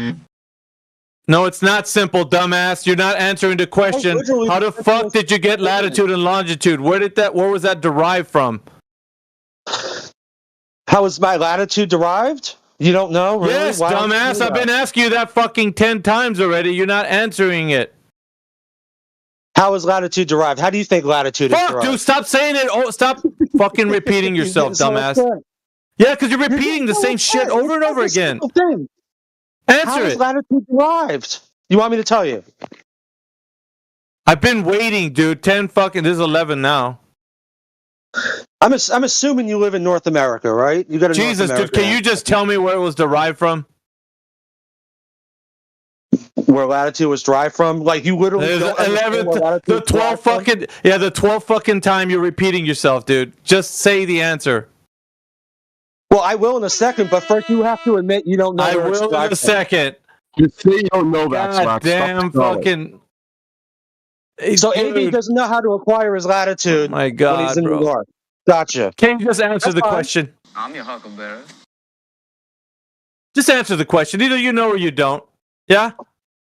Well, you clearly don't know, so I mean, or That's do you rich, know? dude.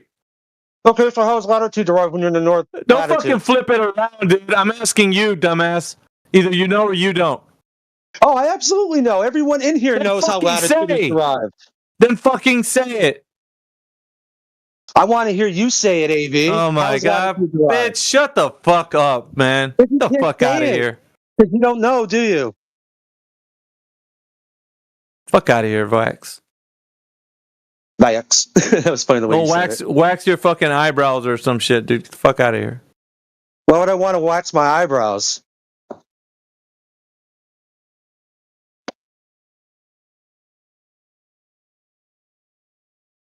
You're a fucking joke. Yeah, it's a dude. mystery. Latitude is fucking scary for certain people for some reason. You know what's so scary, bro? You keep on stalling you. I haven't answered the question. Well, AV hasn't even confirmed if he knows how latitude's derived or not. If he says, no, I Who don't cares know, whether then he I'll be happy knows? to answer. He asked you to answer. But if he He already asked you the knows, question, you why would I answer. have You keep on stalling. why would I have to give him the correct answer to something he already knows that he refuses to say? Man, shut up.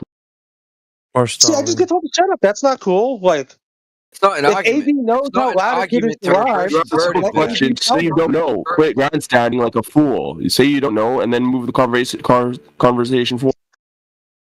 oh no, I do know, but AV hasn't actually admitted if he knows or doesn't know. You don't, you lie. If he does know, why won't he share it? I think. Well, I mean, I don't want to put words in anyone's mouth, but I think the implication is that it's not the case in the sky. Maybe like with what we're looking at. I don't want to. I don't want to give him anything. It's because talking about it makes it sound like he's escaping the accountability factor. He's not going to say it because everyone else is going to say it. Well, no one has held VaxWax to the accountability of how he knows what he knows. So he's like going under the radar where nobody's going to ever question him on how he knows what he knows. He's just flying under the radar, and everybody's attacking his argument based on the argument. My argument hasn't even been made yet. I just simply mentioned the word latitude, and you spazzed. Yeah, I'll let you tell it. Like I said the other day, okay, you asked me to prove that a circle of equal altitude is actually a circle, and I still don't quite understand what that means. How could it not be? It's not a trapezoid. It's not a straight line. It's not an octagon. It's not a hexagon. It's not a square. It's a circle. They're not called dumbass hexagons of equal altitude, are they? Because can a hexagon have an equal altitude around its entire border to the center? No. Can a square? No. Can a straight line? No. If you're on one end of a straight line, and it's funny. It's funny that you have any airtime to say your stupidity. All your distances to the center of that straight line will be different anywhere on that straight line. Same with the square. If you line up a bunch of people around the perimeter of a giant square, everyone's going to have a different distance to the center of that square. What's now, longitude and latitude based on? If you're on a circle and you have a center point in the middle, you're not permitted to continue. What's longitude and latitude based on? The point. I don't get why that's. Look at the red mic by your name, Vax. No one's hearing you.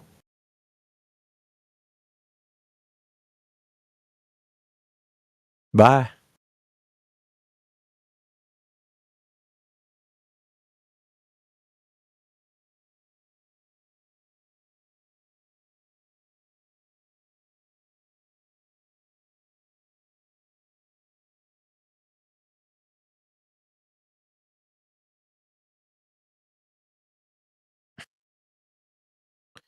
I don't know, dudes.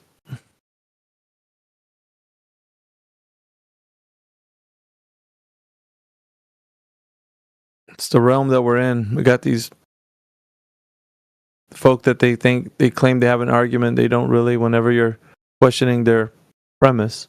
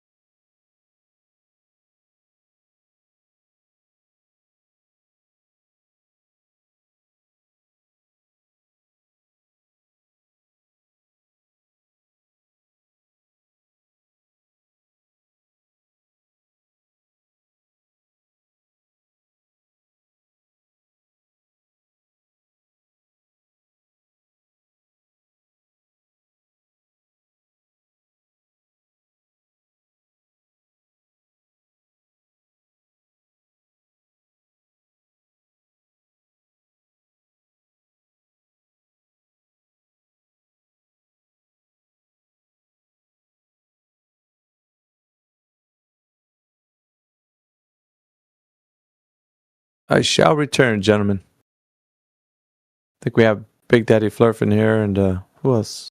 Mick. What's up, Mick?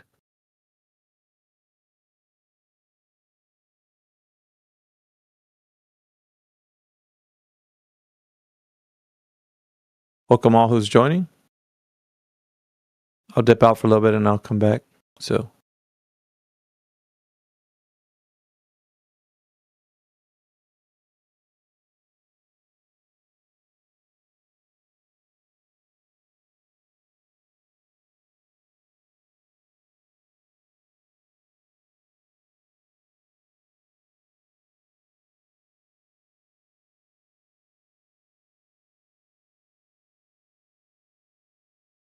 Yeah, so for those that were listening and were wondering how latitudes actually, it's as simple as just like the altitude of Polaris in the north. So Polaris, if you're right underneath, it's 90 degrees. You're at 90 degrees latitude. Polaris is like 60 degrees. You're at 60 degrees latitude. If it's at 20 degrees, you're at 20 degrees latitude. And I guess you could do the same with Sigma Octantis in the south.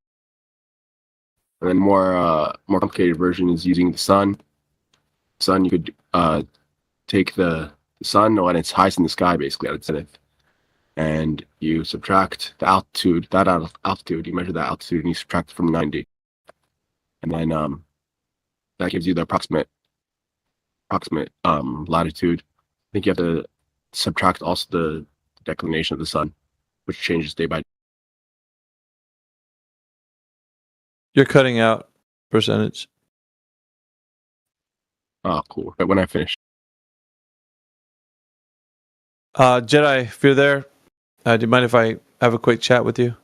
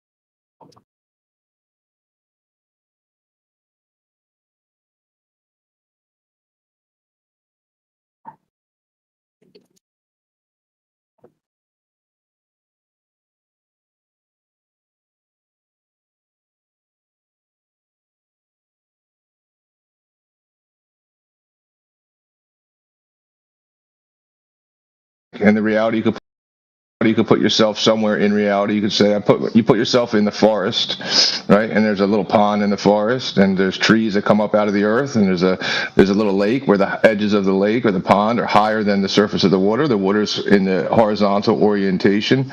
You have mountains around the forest. I mean, that's you have the sun in the sky, and then when it's night, you have the stars in the sky, and they're always up, and the ground is down beneath their feet. I mean, is that a model that you can imagine? It sounds like it would just be like a day in the forest, like the normal forest in reality. But can you imagine that? What? I'm asking you if you have a map of the Earth, dude, I put little map. Yeah, I told you. Because it's not a globe, apparently. If it's not a globe. Yeah, I got you. I be in the forest, right? Now the pond is like 20 I didn't feet. See a picture of it. My bad. I thought you meant you sent a picture of it. No, I'm just saying you're in reality. You're in the forest, and the pond or the lake is 20 feet to your right. Yeah, your right would be a right angle to, let's say, you hold a compass out, and that's north. So a right angle to north would be where the pond is, 20 feet to your right. There's trees, right? There's mountains. This just sounds like I'm describing reality, right? But that's it. Now there's another, there's a mountain that's 400 feet off to the west, and so on and so forth, and that's it. I mean, now that's a map. Does that sound reasonable or no? Yeah, that you described what a map is. So what does our flat Earth look like? Just like that, just like a forest. You can tear down. It looks like a map. So the flat Earth looks like a map.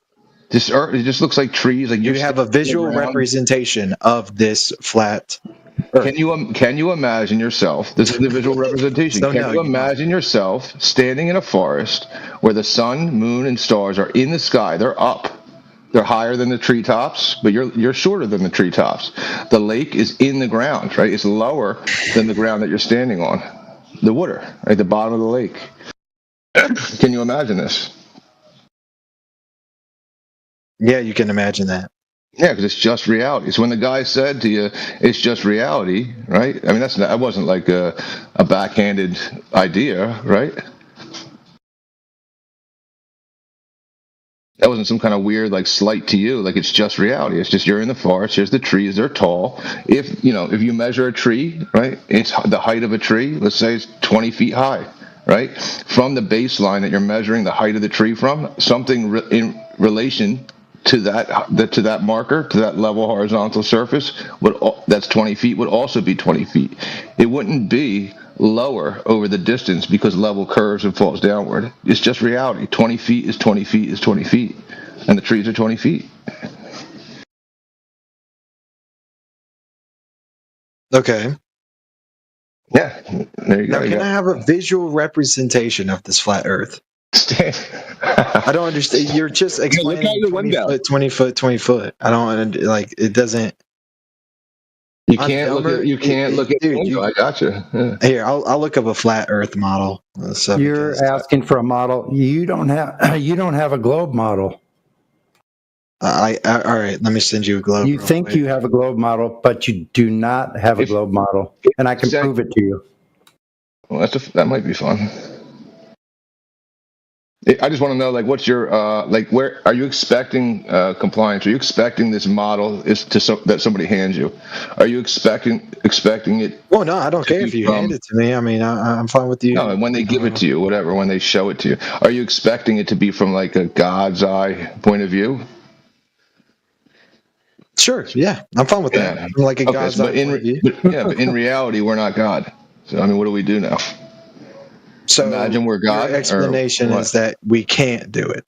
But your requirement is be God. Show me what God would see, and then and I'll believe it.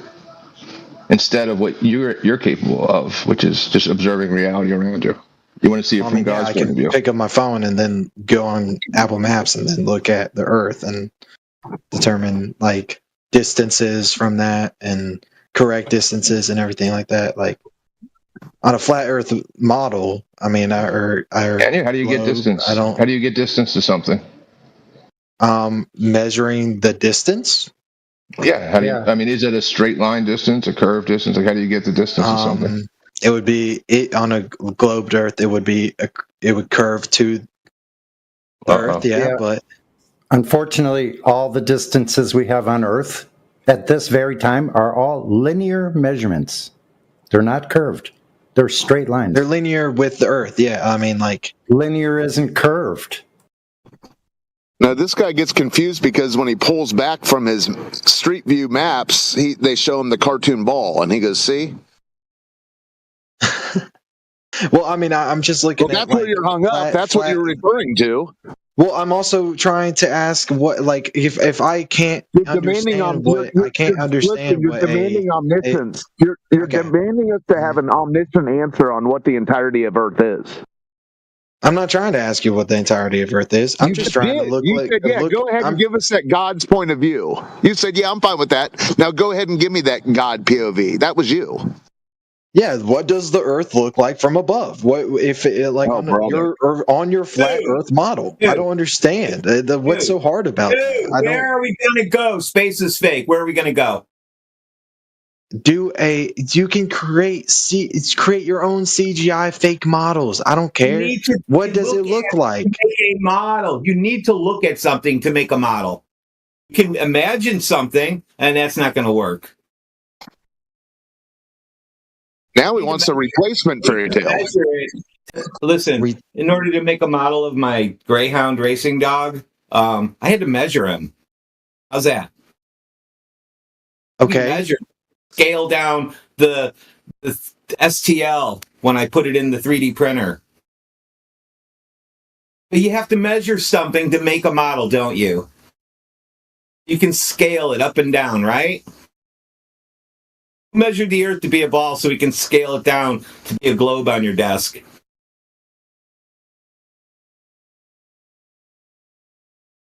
Yeah, I mean, I agree. If the Earth has been measured flat, why should you not? Then you should be able to create a flat model. Well, I mean, we understand the distances between. Get your car loaded with some gas and drive and see how far you can get. Start telling us how big it is. I'll start taking notes, the best I could do with your information. Take some notes for now. So I'm trying to, understand the flat Earth model, right? But I can't understand something that I can't see, and y'all are saying there is no visual representation. If we're in a politics server, I can connect something funny. I don't know how long ago. It might have been a week ago. Donald Trump was on TV talking about Canada, and he said, "You know what they did? They just they drew a straight line all the way across the United States, and said one side is Canada, the other side is the United States." He said it's a perfectly straight line all the way across. Isn't that funny? You can't have straight lines on a globe either. Yeah, you can prove it with a table. Compliance?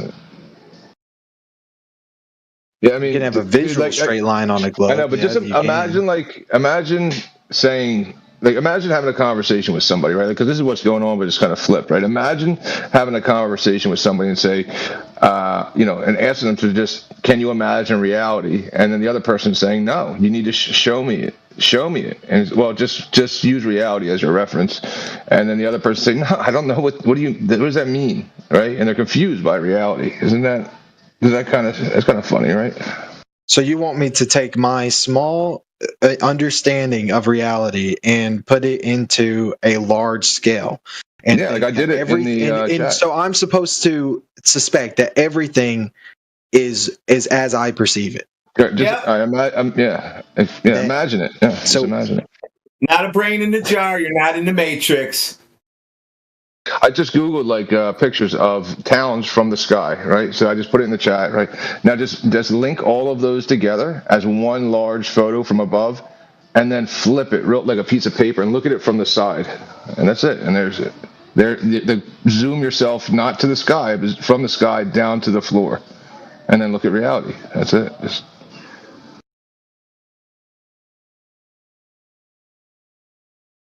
Just get all those flat maps that you look at on the table. Did anybody pull the Band-Aid off with him yet to tell him that you can't have gas pressure on Earth inside the vacuum of space without a container around Earth? No, nope. If you want to. Well, I mean that's easy to go against because gravity would react to gas and pull it in. Gravity. Well, I mean, that's kind of how it works because the heavier the gas, the more so closer it is to the center. Like that's why if you go to the stratosphere, it's more helium and nitrogen. As you get closer to the surface of the Earth, it's more oxygen. Derail and go on and try to make up stories. But, I mean, that doesn't matter. I'm trying to ask you. What happens if I take some? Take some of your nitrogen. You said is heavy. We'll put some. Nitrogen is one of the lightest elements. I'll put it in my hand and I'm going to let it go. Which way is it going to fall? It's going to go up. Oh shit! How come gas? It's going to go in all directions. You should have said you can't put it in just put it in your hand. You should have said that to begin with. You need a container to hold gas, don't you? Well, I mean, technically, you can't have gas in your hand. If you close your hand, percent of that air is potentially in your hand. Or you could probably encapsulate a little tiny bit. What happens when you open your hand? Where does it go? It will stay in the same exact spot. Oh, it'll go in all directions.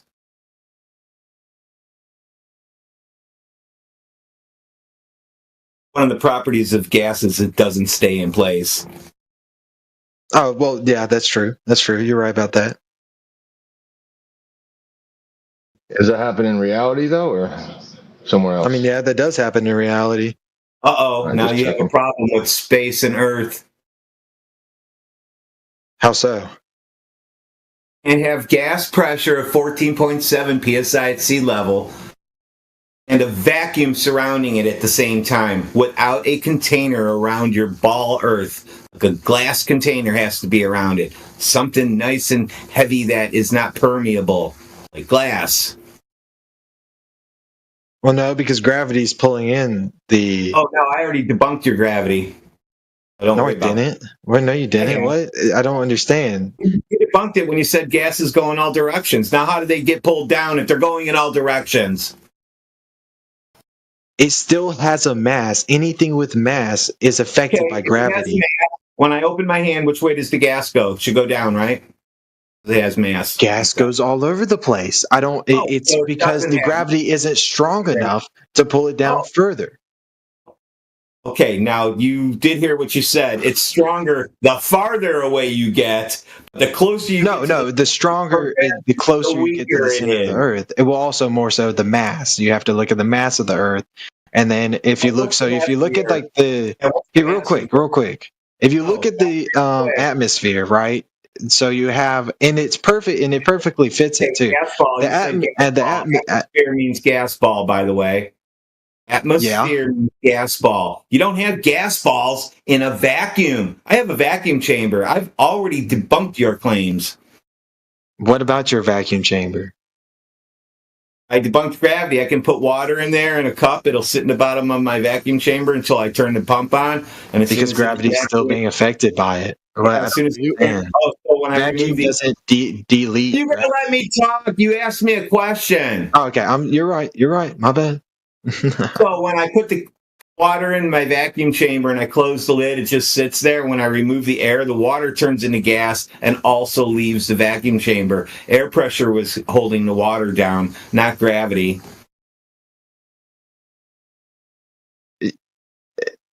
Yep, is all there's left. I debunked gravity with gas and water. Well, because gravity affects like the atmosphere. That's like if you have a larger mass and have heavier gravity. Yeah, when I remove the atmosphere from the vacuum chamber, the water turned to gas and left the vacuum chamber too, till it was bone dry in there. And why you believe in that? Is that gravity do that atmosphere? Why you believe in that? Say it one more time. Say it one more time. You put water in a vacuum chamber. Do you even know what that is? In a vacuum chamber. Sorry, yeah, I know what a vacuum chamber is. It's a box that you have it connected to a pump that takes the air out of the vacuum or the chamber, and you had a glass of water in there, and so what happened to the water while it was in the vacuum? Bubbling. As the pressure gets lower, it starts bubbling. Pressure gets lower, bubbles away, turns into gas, and leaves the vacuum chamber. So there's no more water left. It actually, when it gets to a certain point, and then you'll just see the vacuum chamber mist up. It just starts forming into a gas and just covers the whole inside. You can see it just sits there, all inside. If it's not in the bottom, it's all everywhere until it dries up. Turns into a gas and goes in all directions, and the inside gets covered in water until it evaporates and dries up completely. It doesn't roll and stay down in the bottom. Well, yeah, because there's no air pressure made of down, because there's no air pressure holding it down. I removed the air pressure. Do you get that yet? Or are you going to keep fighting me on it? So the water started floating? You said you removed the air pressure. Turned into gas and started rising and turned into gas, hit the walls of the container that it was in, all over, top, bottom, sides, everywhere. You mist everywhere. It was on it, dripping, looked like condensation until it dried up. Okay, yeah. Okay. And so that debunks gravity how? That just debunks gravity. How? Because gravity should have held the water down in the cup.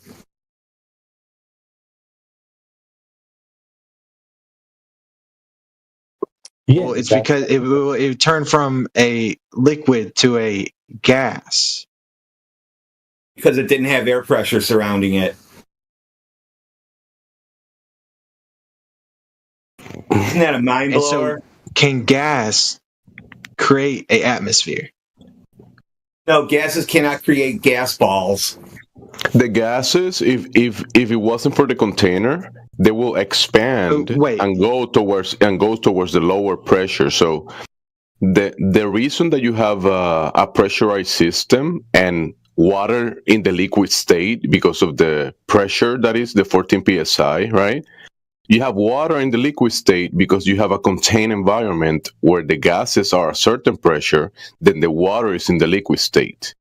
If you didn't have the container, the waters will expand away from you, from your lungs. You breathing, right? They will go away from your lungs if you weren't inside a contained environment, and the liquid water will also lose its pressure and not be liquid anymore. It will turn into a gas. What is mercury? Bro, what are you amazing, isn't it amazing what air pressure really does? Wait, so you're saying that you disprove gravity? So I'm real quick. You disprove gravity by putting water in. So that whole thing, how does that disprove gravity? Because it's supposed to keep the water. Proven, because you don't have gravity proven to begin with. So I debunked your idea of what gravity is. How do you like that? You have nothing. Wait, no, you didn't.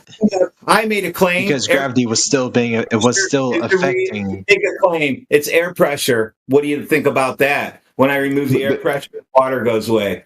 You didn't remove. I mean, yeah, you technically removed the air pressure, but like it's the reason water stays in its liquid form. Debunk my claim. The problem that you have with gravity, bro. Why does water not stay in a liquid form? Why does water not stay in a liquid form? You live in a dynamic. You are in a dynamic system, bro. I debunked your shit, dude.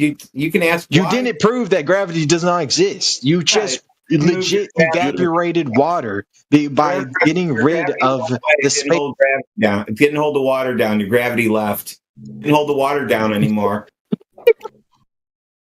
So did you leave Earth? Like, how did you get rid of gravity? Gravity's always affecting. You don't have that in the first place, though. You thinking that a word because that so you're getting rid of it just because. So okay, so you're disproving. You don't something. have it in the first place. So, okay, so you're disproving something by doing it's not there.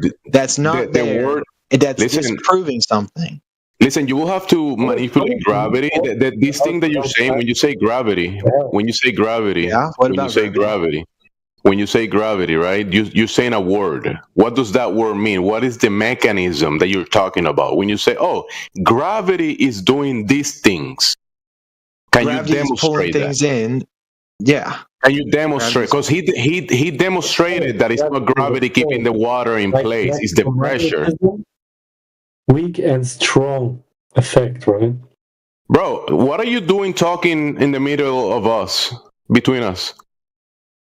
It's a force. I told you it's gravity is a force. Like no, it's not a force. Hasn't been a force for 110 years. You're out of date. That's super. You're debunked. Gravity is not a force.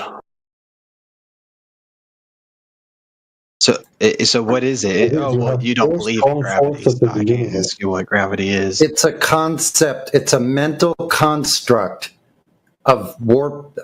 So why does it work? Everything is a mental construct. Hold on. Bending and warping concepts, time and space and time. Was rejected. You know. So I mean, hold on. Space is a concept of length, width, and height, right? Mm-hmm. Everything is a concept. Now, time is also a construct, a mental construct of time passing from one time to another. That's a mental construct. So how do you bend and warp time and space? Can you demonstrate, or do you have an experiment that proves that this theory, or it's not even a theory, because it would have to have been proven with experimentation. So it's a word. You don't have a cause. How light is bent. Hold on, I was almost done. You have around an object, like a mess. I was still speaking in the middle of my sentence. The beginning of yours. Shut the fuck up. I was talking. I was in the middle of my sentence. So, in order for you to prove gravity, you would have to have an experiment showing a cause and effect relationship. So, you're going to have an IV, an independent variable, and a dependent variable. The dependent variable would be the phenomenon, and the cause would be the independent. That would be gravity. You're going to have to manipulate gravity to show it has a cause and effect. So bring us the experiment that proved gravity. It would be in the Theory of General and Special Relativity, 1915, November 25th, 1915, by Albert Einstein. So go get his papers from 1915 and show us the experiment with those variables that I just talked about. And we'll shut down all of our flat earth servers. No flat earther will ever speak again, ever, anywhere, on any platform. Go find the experiment. We'll shut it all down and go home. Promise. And that was another lie. But I have a question. So how do you? So when gravity does not exist, right? Gravity doesn't exist. But how do you determine the velocity of stuff? What is your because I mean, if gravity doesn't exist, you have to create a new equation for velocity for a lot of other things. Okay, what is the direction of gravity? The direction of gravity? Yeah, which way? To our perspective, down. Yeah. Okay, so gravity is a downward vector, right? Well, everything doesn't go down. Air doesn't go down. Gases don't go down. They go omnidirectionally. Helium balloons don't go down. Clouds they go up because they're lighter than. Well, that's atomic weight. That's water vapor doesn't go down. Is water vapor heavier than the air around it? Yes. Water vapor? Yes. Does water vapor go down? No, it goes up. So your gravity doesn't exist. It's not causing the helium balloon to go down. It's not pulling aircraft carriers down to the bottom of the ocean, which all these things would have to occur if that's water displacement was true. So buoyancy overcomes gravity. Thank you very much. Congratulations. So listen, I asked you I just asked you how do you calculate velocity if gravity does not exist, and you gave me some roundabout. I don't even know, because you already said it yourself. Buoyancy overcame gravity. So specific. Do you know what velocity is? Yes. Do you know what specific gravity is? Specific gravity? No, specific gravity. Yeah, specific gravity has to do with the medium and things that are denser or less dense going downward according to the medium they're surrounded by. So a iron anvil in air goes down, right? Yeah, like if you drop an anvil, it would fall to the ground. Now, what happens if you put an anvil in liquid mercury? I don't know. What does it do? It floats. Doesn't go down. Okay. Because of the medium that it's in. Now, what if you put gases into a chamber? Now, if you release gases into a chamber, what happens to the gases? Like a regular chamber. When you release depends on what gas you put in there. It doesn't matter. Let's just say no. It does. It matters. Let's just say helium. Let's just say helium. So if you release helium, which direction does helium go in just a regular chamber? It would go to the top of the chamber. It goes omnidirectionally. No, it would be to the top of the chamber. It will spread out. Have you ever seen? Hold the fuck on. Radwin works in this field. He has a gas. He has a vacuum chamber. So. Use another gas, hydrogen. So what happens when you release hydrogen into a chamber, just a regular chamber? Fills the available space. Yeah, and then if you only fill? Hold on, I'm almost done. We're getting somewhere. So if you release hydrogen into a chamber and then a vacuum chamber, what happens to the gases then? Say that one more time. I'm sorry. The first instance was you release hydrogen into a chamber, a regular chamber with air in it. It fills the available space in that chamber. Now, if you evacuate all the air and release hydrogen into the chamber, what do you think happens to it? It'll float to the top. No, it does the same exact thing it did before. It fills the available space.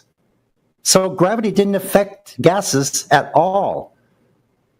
So gravity has no effect on gases, has no effect on water vapor, has no effect on things like that. Things that are lighter than air, has no effect on those things. And it should be pulling them down to the bottom. So gravity, you don't have any proof of gravity having an effect on anything. Otherwise, you would be able to provide us with a demonstration or an experiment that shows a cause and effect. That's the end. I mean, I can. If you put fluorine into the same chamber, right? The same chamber. If you put fluorine into the chamber, what happens? That's not gravity, dude. Do you even know what gravity is? And what temperature? Answer my question. If you put, will answer it. Hold on. Yeah. What temperature is the surrounding air? At some point, you have to concede that you don't have this gravity thing. temperature. If it's room temperature, it's a room temperature. You already And you put conceded. you put fluorine into a chamber. Let Jedi take this. I'm going to back off. Jedi can take this. I don't. The gas is going to fill the container. Wrong. That's not going to happen. It's going to float. It's going to go to the bottom of the chamber. Wrong. Wait. Stop fucking telling let me stories look. in here. You're pissing me off. Here, let me look at fluorine inside of a vacuum container. Was in all directions. Fluorine inside of a vacuum. That's a contradiction. Wouldn't be a vacuum if there was gas in it. Yeah, you wouldn't have a What's vacuum. gas do? You would just have a tank of fluorine. Wouldn't you have a tank of fluorine then, Jedi? All right. Then put fluorine in. So say you have a container. Hey, listen. Hey, if you have a container and you put fluorine into it, will it just go away? Mm-hmm. Will it just float and then go? No, into the. No. Hold on. Shush. Oh, what? If you put fluorine into a container, the gas will fill the container. Good. And it what will happens stay when you remove into the container? chamber. What happens? What happens when you remove the container? Imagine there's a vacuum outside of the container. I'm not asking vacuum. Let me throw that out the window. All right. If you have a tub, right, and you fill the tub up with fluorine, what will the fluorine do? It's just a tub. It's a regular tub. Fill the container. It'll be contained in the tub. Hello. You keep asking questions and speaking through. Okay. Oh yeah. The fluorine, the gas will press against the walls of its container. It will fill the volume and press the limitation of the environment. That's what it will do. Since there's no top on your bathtub, it'll just go into the rest of the air just like everything else. Well, see, fluorine doesn't do that. Actually, sorry, you're doing this. You're going. No, entropy will increase. That's what we're describing. These guys think there's puddles of gas just sitting in your bathroom and shit like that. We walk through gas puddles. Well, fluorine. Fluorine isn't really that much of a common element. I don't think, if I'm not mistaken. That's lovely. That's lovely. So gravity affects fluorine. So that's what happens. That's what happens when you if you put fluorine. Let me talk, dude. I'll let you talk. Why? I shut up. But why? Why? Because gravity is pulling. Because it's a heavy gas. Maybe it's a heavy gas. No. Maybe wonder why I'm trying to interject. As soon as you said gravity, it's like, whoa. Okay. What are you talking about? Everything with regards to gases, their temperature, their atomic structure, density, their volume is already detailed within PV equals nRT. There's no G in PV equals nRT. You're saying gravity does something to gas? Well, then it'll be in PV equals nRT then. If it affects gases, it doesn't affect gases, it's not in PV equals nRT. Oh. You know what PV equals nRT is, don't you? You said PV equals nRT? Yes, the ideal gas formula. Boyle's law, Avogadro's law, Gay-Lussac's law, parts of Brownian, kinetic molecular theory. Second law of thermodynamics. These things ring any bells to you? So we're talking about we're talking about this, and then you said gravity. Gravity doesn't appear in these laws of nature. So why are you bringing them up? That's why I interrupted, my friend. You said gravity. Okay. No, no.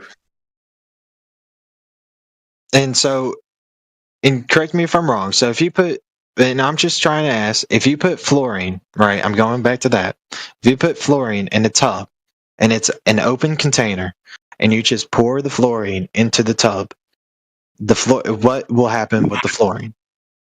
Over time, entropy will increase. the two situations, the fluorine in the open container that you put there synthetically, you did this, you poured it into this open container, over time the fluorine will leave.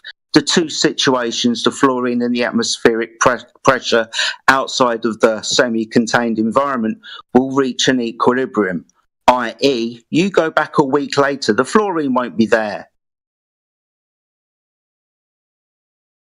Entropy, right? Entropy increase over time.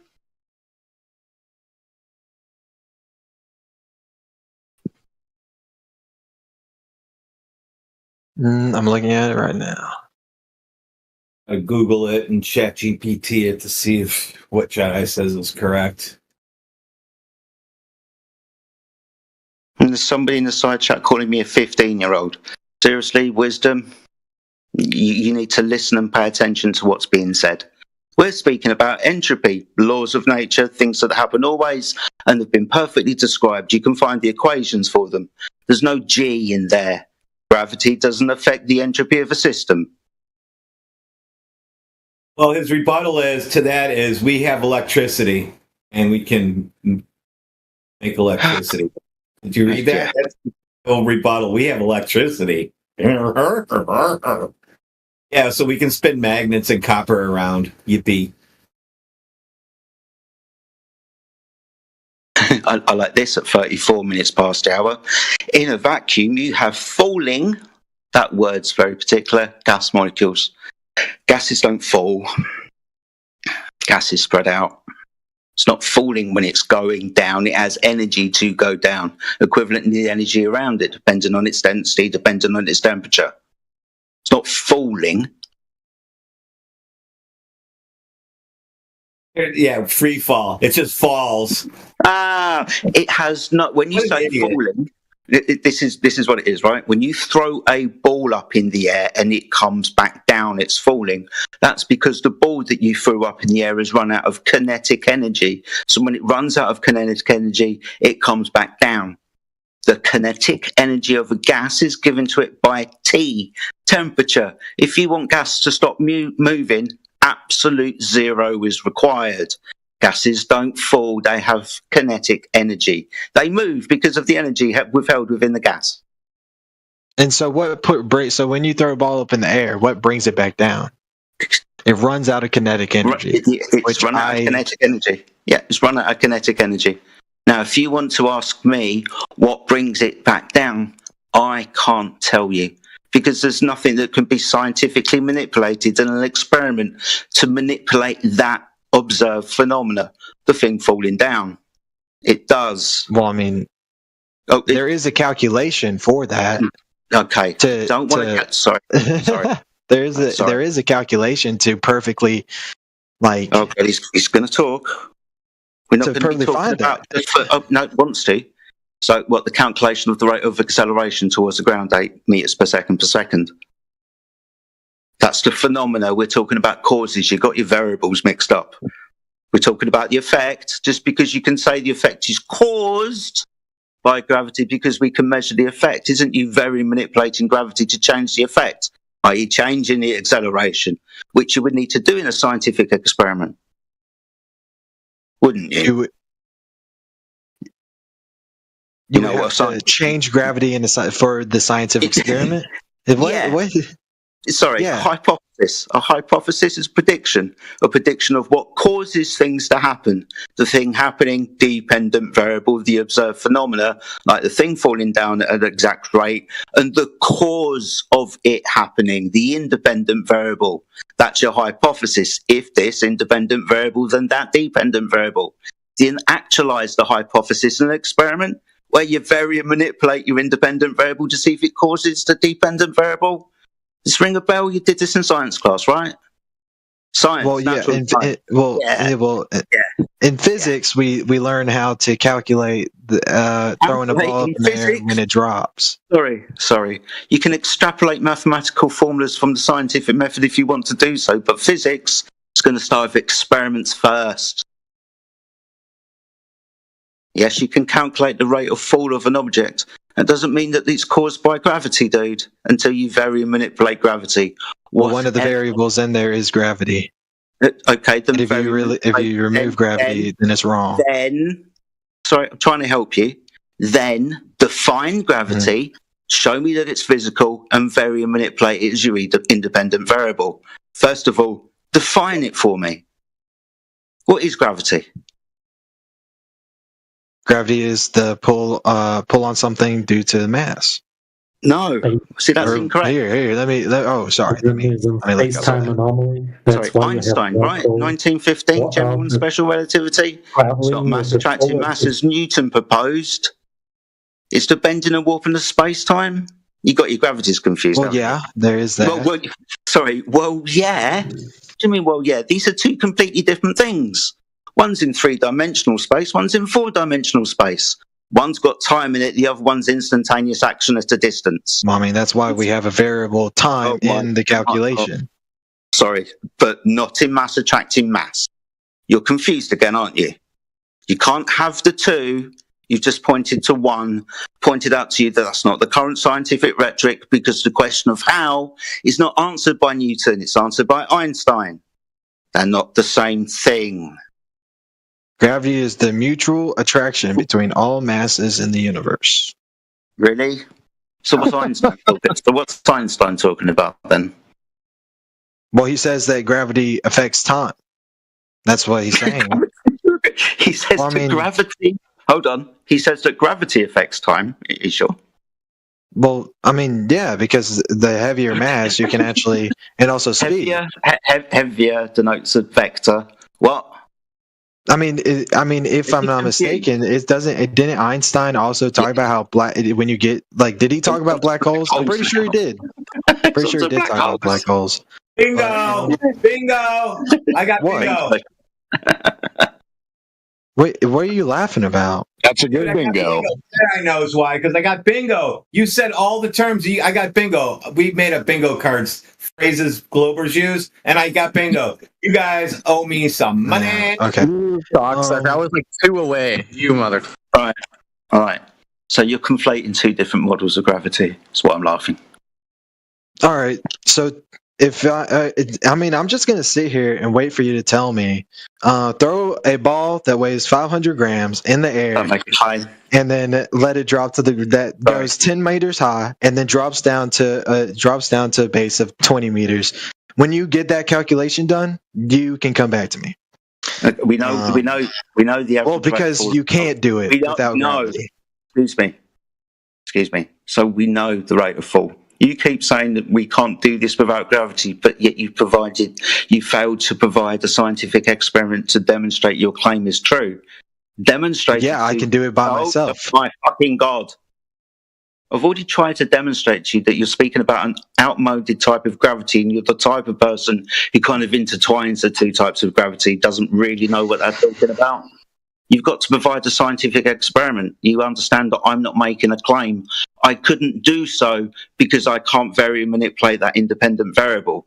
I can vary the independent variables to make things go up and down at specific gravity, relative density. We can do that all fucking day long, but we're not going to be very manipulating what you call gravity.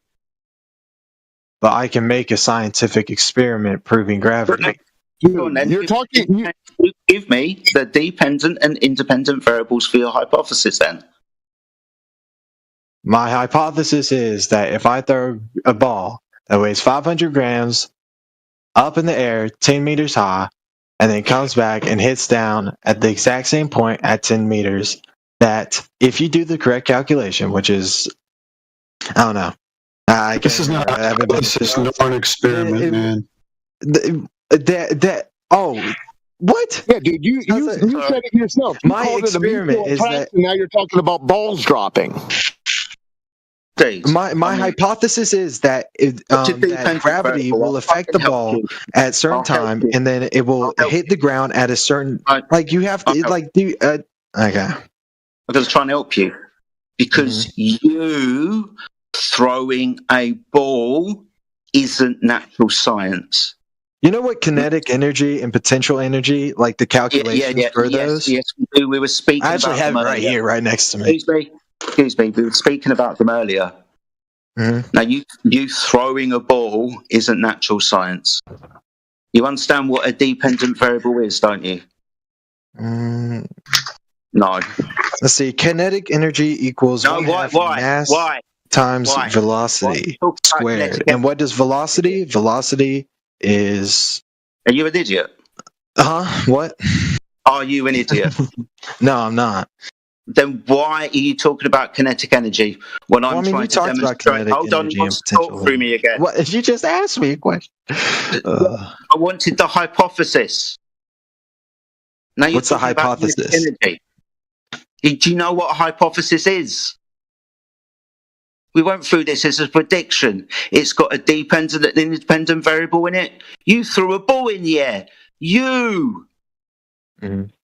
Showing that you don't know what a dependent variable is. A dependent variable is a natural occurrence in the physical and natural world outside of man's influence.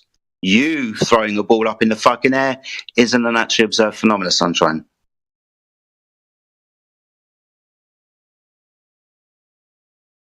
Did you want to try again?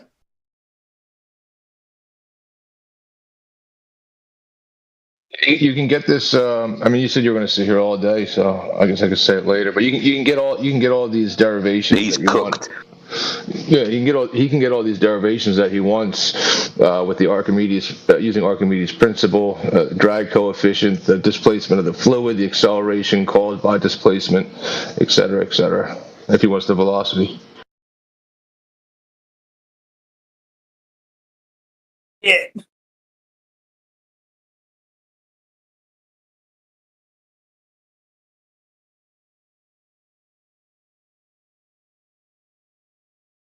Dude, you're pretty much toast.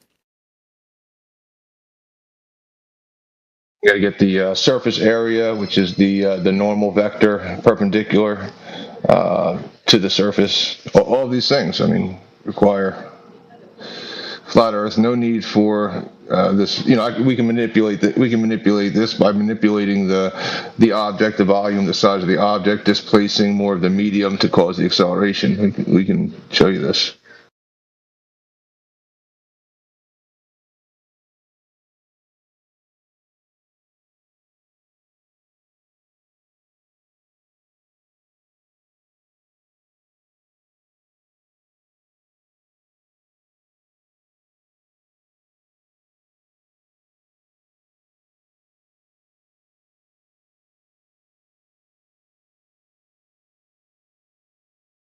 I mean, I think it's actually like a cool thing, eco. Like, it's actually like a cool thing that proves both, right? So like what you can prove with like dropping objects and then having the the formulation of the buoyancy in relation to the medium, et cetera, and dropping something down is you can prove that down is perpendicular to horizontal, and that the relative density disequilibrium causes acceleration. You get it all in one flat Earth combo. It's like just say like a number 3 or something supersized.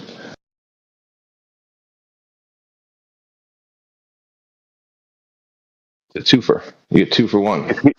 Is he gone? So real quick, hey Jedi, I have a question. Can you repeat what you were talking about? You're talking about dependent and independent variable in like an experiment, right? Yeah. And so, yeah. Okay, so you want me to explain on that? So yeah. we're talking about the scientific method, right? It's a method of steps that we will hopefully, at the end of the day, end up with an empirical truth. To answer the question, what caused something to happen in the physical and natural world? We understand we're doing natural science. All things must be physical, they must exist, and natural. First step, observe the thing happening. This is going to be the dependent variable, the thing happening in the physical natural world where you ask the question or make the prediction, what causes it to happen? The cause is going to be the independent variable. So your hypothesis, your prediction will be, if I manipulate this independent variable, it will cause the dependent variable to happen. This will be your alternate hypothesis. Your null hypothesis will be if I manipulate the independent variable, it will not cause it to happen.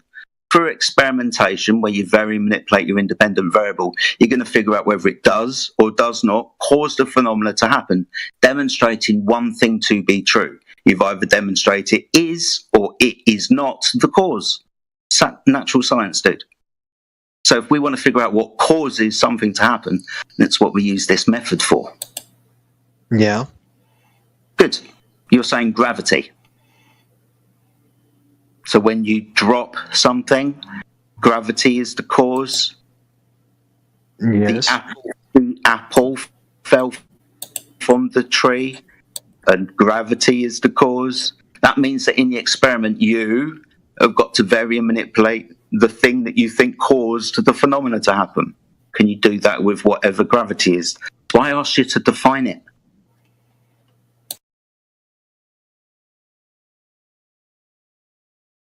And you wanted me to define gravity, right?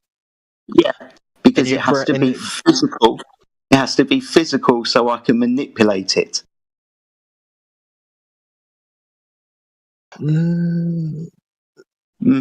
Natural science, the study of the physical and natural world. We're not going to be dealing with mathematical concepts, though we can extrapolate mathematical formula from experimentation.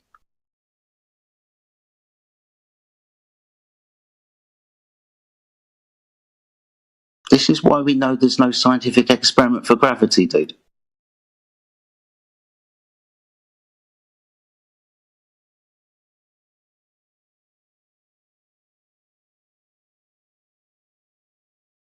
So, dude, e-compliance. You proved it today with a doorway, like you did it, like with a doorway, the two ends of a door frame both being at the same elevation, which is level. So there's no drop of level; it's horizontal.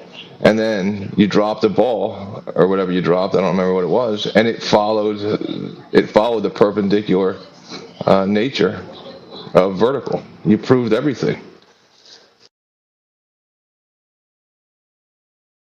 But you can make something flat. Yeah, man, that's right. Welcome to Flat Earth.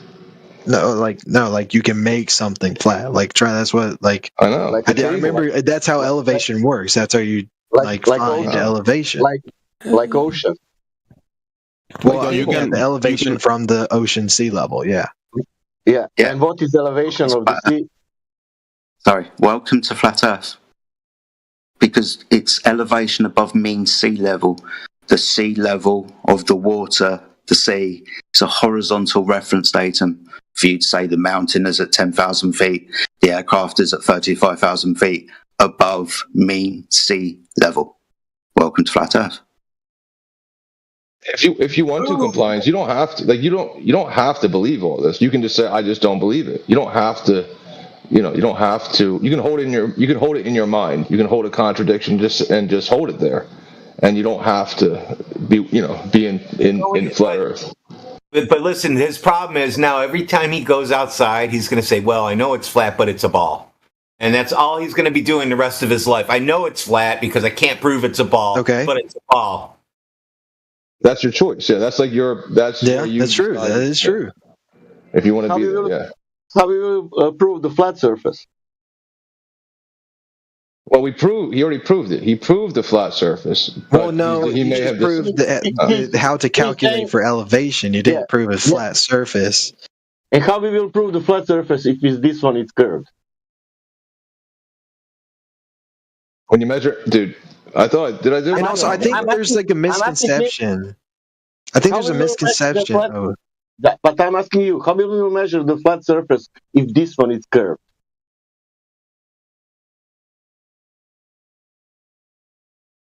Are you talking to me or the other guy?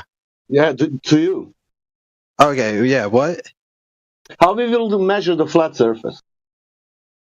By taking the elevation at sea level. Okay, and if sea level does not drop, what is that telling you?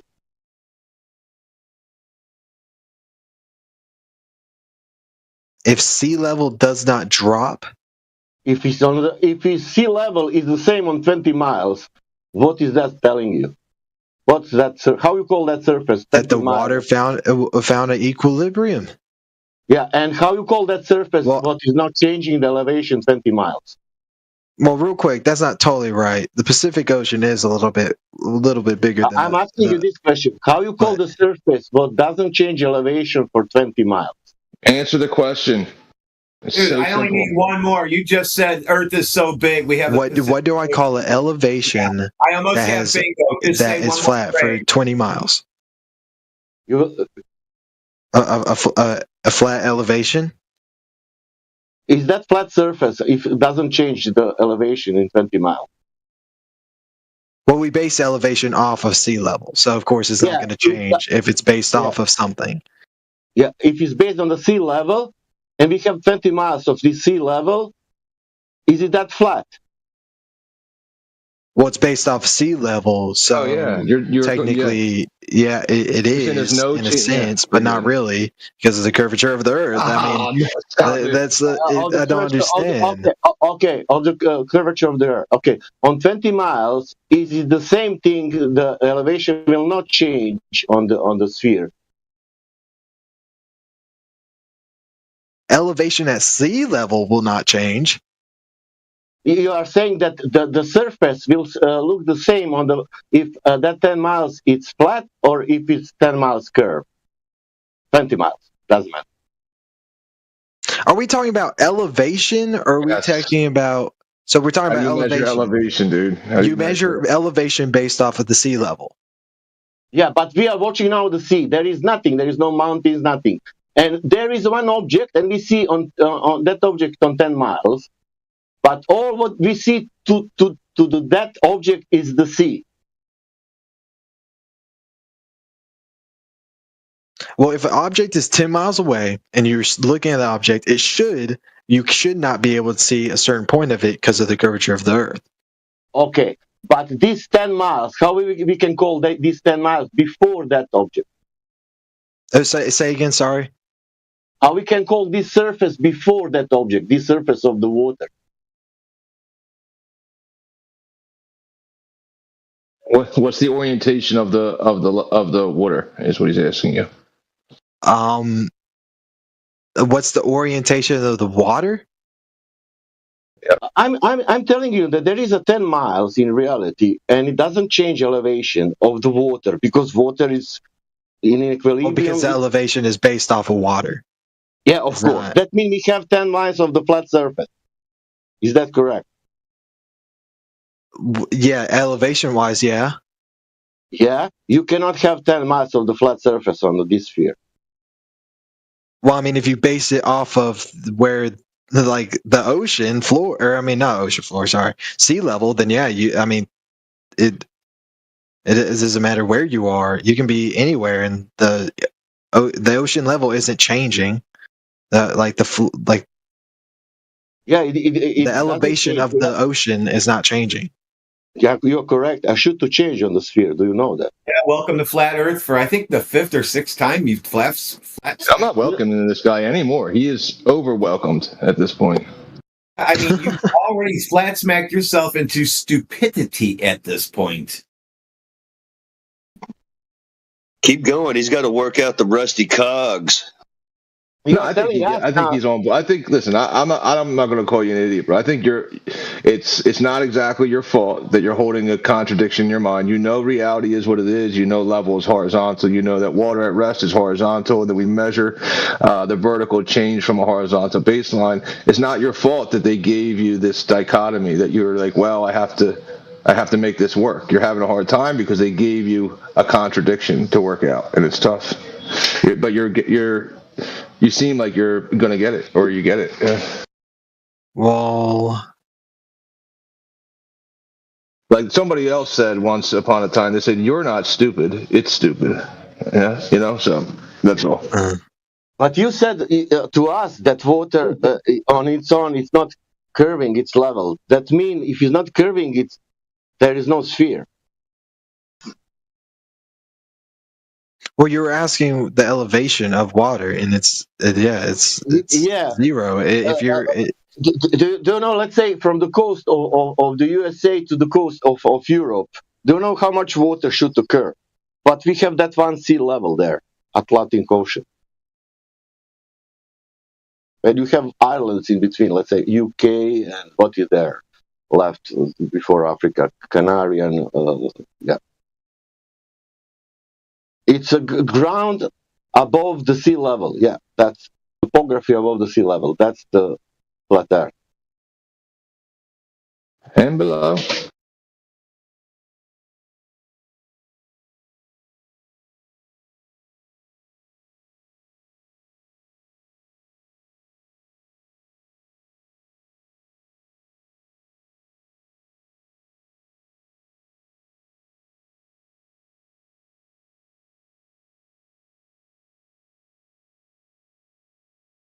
You know what the fun part's going to be, ecomplice, whatever. The fun part is going to be when you get the flat smack the next guy. That's the fun part.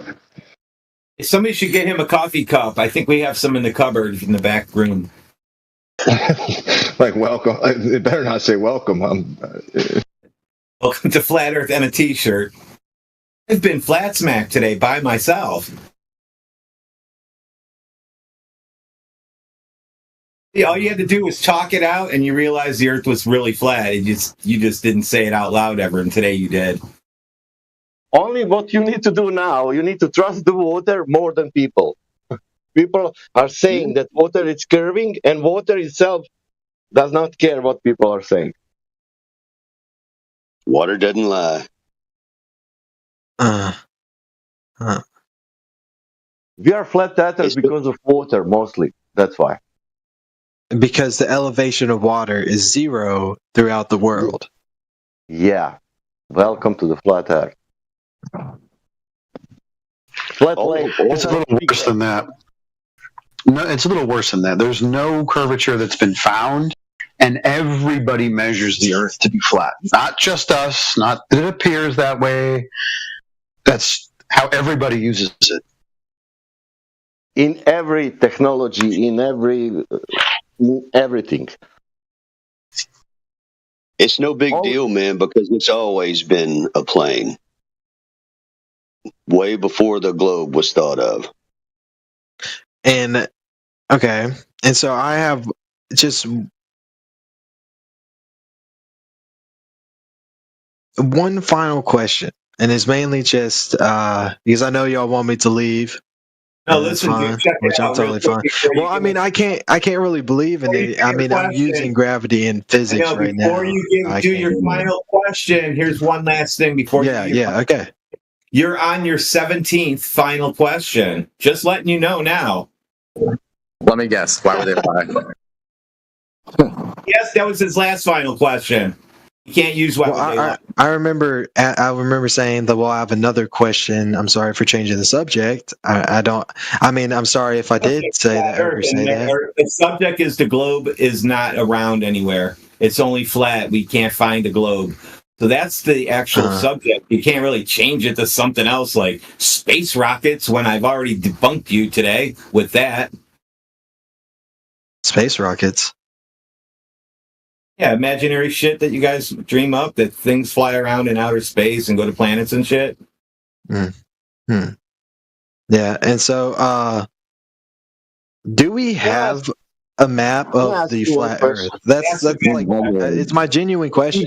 Do we have a map? You asked the map question. All maps are flat. Now, what's the next question? Yes, we have. All right, so the flat Earth does not interconnect with each other, correct? What are you talking about?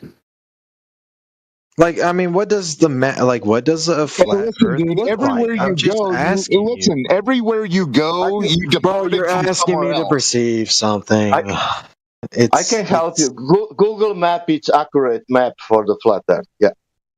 So accurate map for. Oh, he didn't say Google it.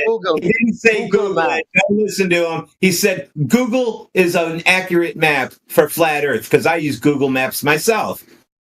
Yeah. If I take I have a GPS in my car and I'm using Google, and every time when I go, I'm coming on the right direction. That means it's accurate. Yeah, download Google Maps Pro or whatever, Google Earth Pro, and then draw a line across Africa and ask it for its elevation. It'll give you a side view profile. It's not a curve, it's just a flat baseline with bumps over the top of it where it shows you the elevations from sea level.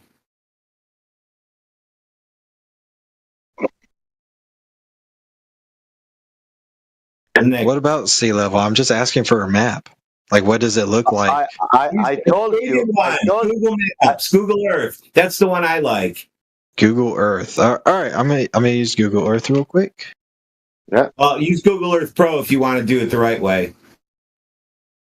And zoom in, and then go to the ocean, or lake, or sea. Because it will start. Google Earth will start with the globe, from the space. Then you zoom in, go to the Earth, and see what is going on the Earth. Is it curving or is it? But that is on computer. You need to go outside to check that. Well, I want to be able to correctly tell if the Earth is a globe or not based off of my where I live and the vision. Like I did with your friend and take a mirror at the beach since you can't afford shit, like you said. Do that. You guys can afford a bus ticket or even hitchhiking, and then go to the beach, and you and your friend, and he can hitchhike 10 miles away, flash a mirror at you while you're at the seashore and the waves are hitting your feet, and you're drinking a drink under an umbrella with an umbrella drink, and you're getting wasted while he's flashing mirrors at you the whole time, and you're laughing. Yes, I can see it. Then you're going to say, now I did something. I can prove that I can see at 5 foot high at 10 miles when you should have 66 feet of drop. You should be down behind the ball 66 feet, 6.5 stories tall. What do you think of that?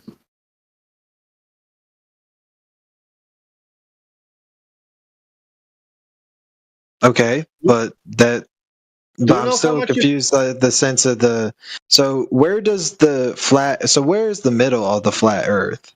Is it the North Pole? And how somebody could know that? Can you tell me that? I was just asking a question. Okay, let's say I don't understand why you're being so hostile about it. No, I will tell you why. We don't know about other things that people don't do. We don't know about stories like that because nobody's ever done it. It's not hostile. The people here realize why Earth is flat because of the sea level and then because Earth measures flat. Now you're asking some question. Yeah, where will be? I just want to see a map of this flat Earth. Do you know what? Every flat earther wants to see what you are asking also. Dude, I'm going to tell you what flat Earth map to use. Use Google Earth Pro, draw your distances, and then ask it for the elevation view so you can see the side view profile and you can see the elevation from one side of a country to the other. And you can look at all the mountain ranges and dips and lakes that are inside of it in that line you drew, and it'll be at 0 at each end, sea level. It'll be called 0, and then it'll go up, and it's just a flat, straight line across your computer screen. It's not a curve around the ball, then it shows bumps like it's a bumpy golf ball around it. It doesn't do that. Why?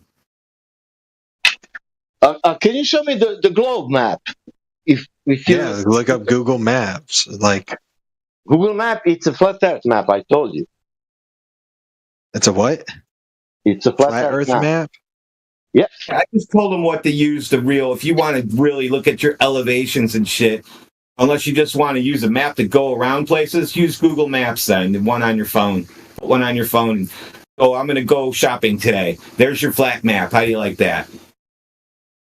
How about this? Take the Google Map, go to any beach, whatever you want on that Google Map, and then observe some island, if you can find some object on 10 miles, what I told you. And then you tell me if is that map correct or not. And then you tell me is that surface it's curving or not. If it's curving, then it's a sphere, and Google Map it's a globe Earth map. If it's not curving and if it's flat, that means the Google Map it's a flat Earth map. And so right now, if I do South America, I'm looking at South America right now, Argentina, Chile. If I start in Chile and on the beach, and then I go over to the right side. On the other side of the ocean, so connect the Pacific with the Atlantic. both sides will show 0 feet elevation. And you're at sea level. Zero is sea level. Yeah.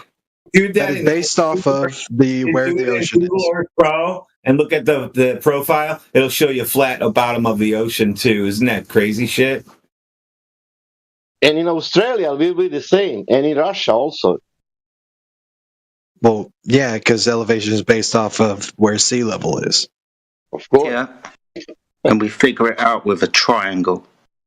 For So example, if the globe existed and you did the same exact thing that you did, right? It should be theoretically, it should be negative 66 feet or more. Your friend should be flashing a mirror. And that's what the elevation should be. 66 feet to you. It should be flashing a mirror up in the air 66 feet to you as it curves around the ball. Mm-hmm. But it doesn't happen. Yeah, well, I mean, 10 miles is what you're supposed to have on your globe.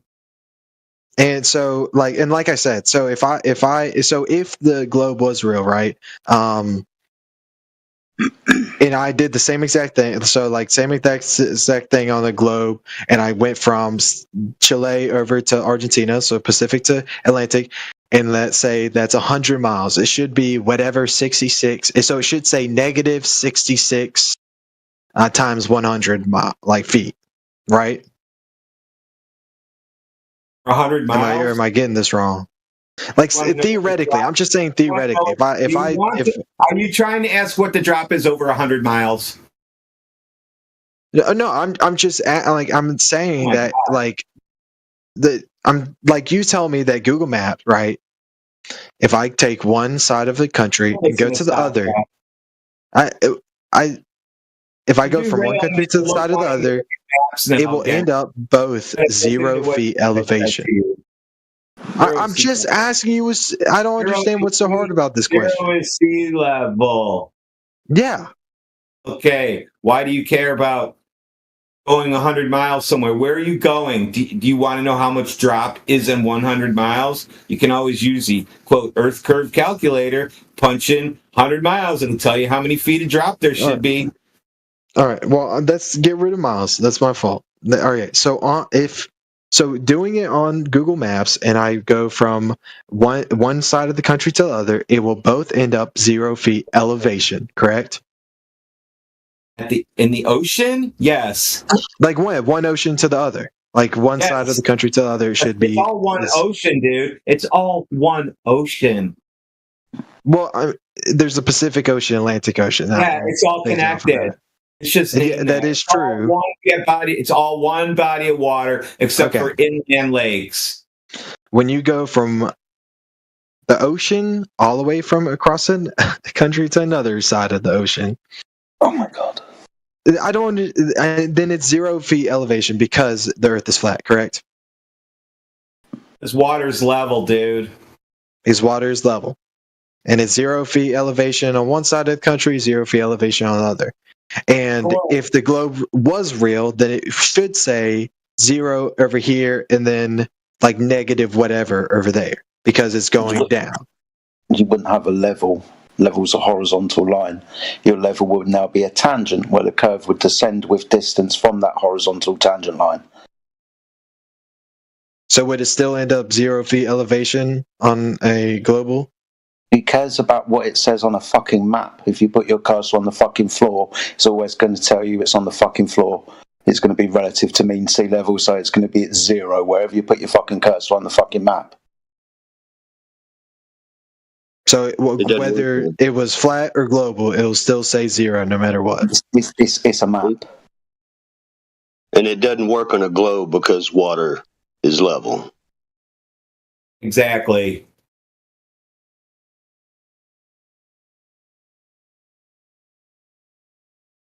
All your levels will match a water level. Water is true level.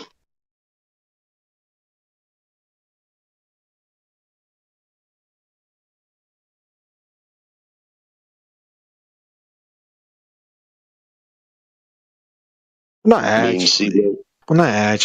If you think. The Pacific Ocean is 40 centimeters higher than the Atlantic Ocean. 40 centimeters higher than the Atlantic Ocean, even though it connects below South America. Yeah, that's actually why there's massive. Is there a step there? Yeah, there's a little step. You got to jump up it like a skateboard. For real. It's a mean level. It's a mean level. You won't get such measurements because it's a vertical datum. I mean, you can't deny it because it is in your elevation. Does the water go up or down the step? Mean sea levels on a vertical datum. Well, I mean, your elevation that you're talking about accounts for the centimeter. You're talking about two different means. Sorry, Roto. He's talking about two different means. So means being average. So the average of one body of water compared to another body of water over time with the tides, for example, that it has. So we're talking about a mean of those two, but there's an overall mean sea level, zero reference. So, for example, the aeroplane or the mountain, right, it's always going to be in reference to the zero plane.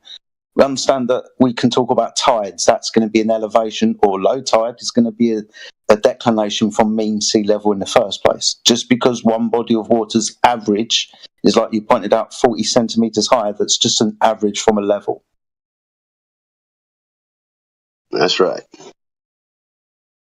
Not a step somewhere. The water's either going up or it's either going down. You haven't told me yet. It's not that. You don't have to tell me now.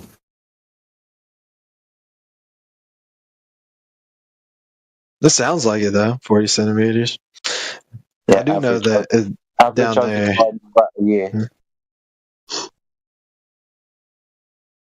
There's no globe map, by the way. And those numbers are made up anyway. If you're thinking of there's some no flat map either. If you're thinking of some map that shows God's entirety of whatever, the globe or the flat, you'll not find that. What do you mean there's no flat map? There's no flat map. There's no such thing. There's no globe map, then there's no flat map. Thing as a globe map. Because it would be a globe. I just said if there's no such thing as a globe map, then heck, you can't. Then there's no such thing as a freaking flat map. Because on a flat map, if you take the Earth and you flatten it out. Can we let Jedi talk for a moment, please? How do you make maps? You're saying that maps couldn't work or don't work on a globe and couldn't work on a flat Earth and blah blah blah. How do you? Yeah, it works on a globe considering distances. No. The question: How do you make maps? What do you need for maps? You need land. You need You need the thing you're mapping, yeah. Yeah. And then, well, I mean, we have satellites, so we kind of just have to look down. Okay. I mean, I don't know. Dude, I'm going to try and help you, okay? Mm-hmm. So if we interrupt, it's only because we're off down, we're talking about satellites now. What do we need? Okay. Very simple. Right, you've already pointed out the terrain, right? Are we going to want to figure out, like, the distances, for example? Are we going to want to have a reference coordinate system? So we can say that this place is here and that place is there. And the difference is the coordinate system. We can use the coordinate system to dictate direction and distance. Right? Going to need measurements, aren't we? Yeah, you're going to have measurements of the land. Yeah. Yeah, awesome stuff. We're going to need to have a coordinate system. We've got one at the moment. That's longitude and latitude. Do you know how we reference what these coordinates are in reference to? The longitude and latitude? Yeah. The longitude is, if I'm not mistaken, I don't want to. Latitude, longitude. Longitude, I believe, is north to south pole, and latitude is the equator. Yeah, so latitude are circles of equal altitude around what we would call geographical north. Geographical north is denoted by celestial north. Do you know what celestial north is? I know what north is. I've never heard of celestial north. What do you think north is? North, the positive current of the Earth? Like I don't know. Positive current of the Earth. You talk Like about yeah, electromagnetics in that sense. Okay. So magnetic north is not true north. Magnetic north moves, for example. It's moving from North Canada to Siberia at the moment. Yeah. It's a thing that moves. We can use that to find true north, though. But the answer was in the question. Do you know what celestial north is? Celestial north. Yeah. No, I don't. Okay, so clues in the question. Celestial, so it's going to be in the sky, right? Have you ever heard of Polaris, the North Star? Yeah. Yeah, good. So that's the point of reference that we can see that we use to reference celestial north. Celestial north being the area of rotation that the stars move around in the north. So we use the stars to reference the ground. This particular area, celestial north, the point directly underneath it, that's geographic north. That's when we stand underneath it and the star's right above our head.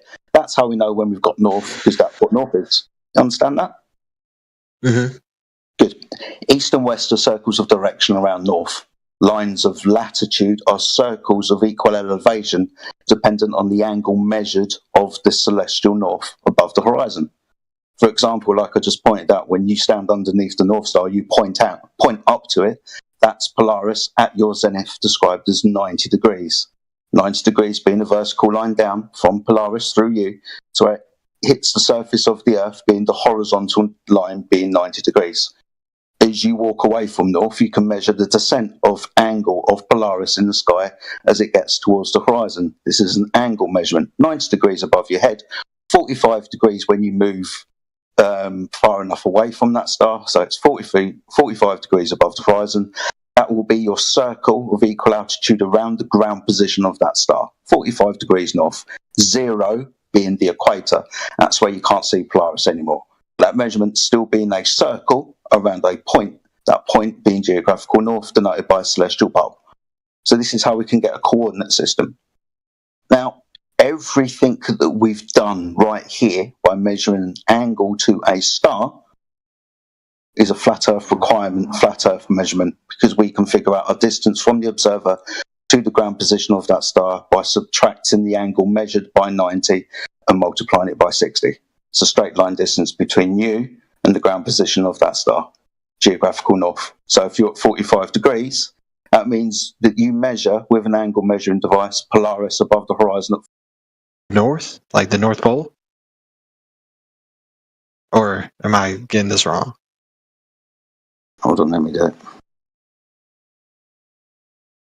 3,600, dude. Oh, it should be 3,600. Yeah. In a straight line. Yep. Gotcha. There's a slight variation depending on the time of year, time of night as well, because Polaris rotates also around celestial north. It's about 1 degree off. So depending where you see it or what time, you might have to subtract or add that degree into the equation. And then that wouldn't change. That what would that do? That would change like plus 200, minus 200, or no, probably a little bit less. The maximum distance can change it by 60 miles. Okay, maximum distance. So the distance from Austin, Texas, to the North Pole is about like 36,000 miles. Or wait, no, my bad, 3,600.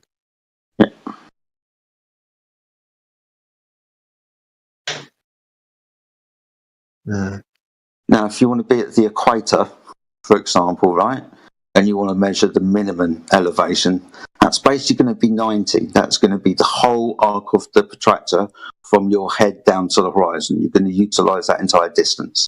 You're then going to multiply that by 60. That gives you a distance of 5,400 nautical miles, distance between the equator and the ground position of celestial north. That's a straight line horizontal distance, my friend. That's measurable. That's a flat Earth measurement. 5,400. This is where people say that the Earth is locally flat. Yeah, 5,400 for one observer. If they want to measure that distance from the equator to the North Pole. Yeah, it's locally that flat. and then over the other side. Okay, so we're now going to a distance of 10,800 nautical miles. If you want to make two measurements.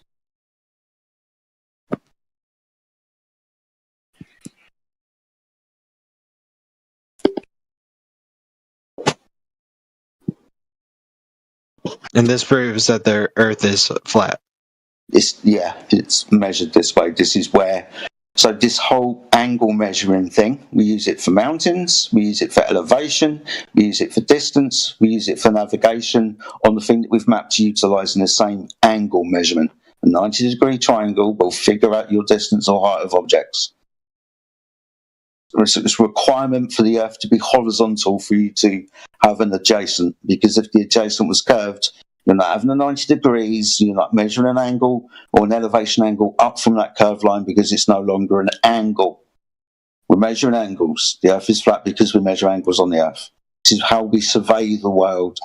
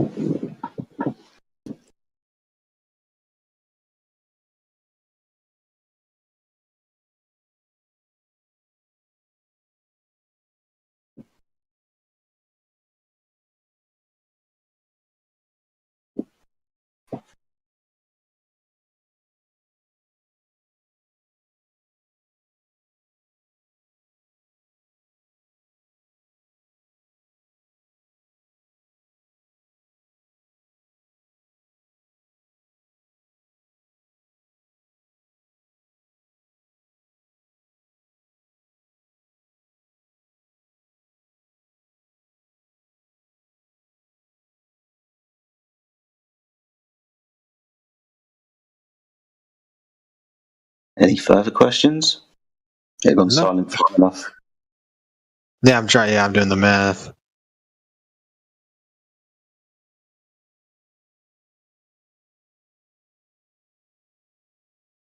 The reason why we subtract from 90, right?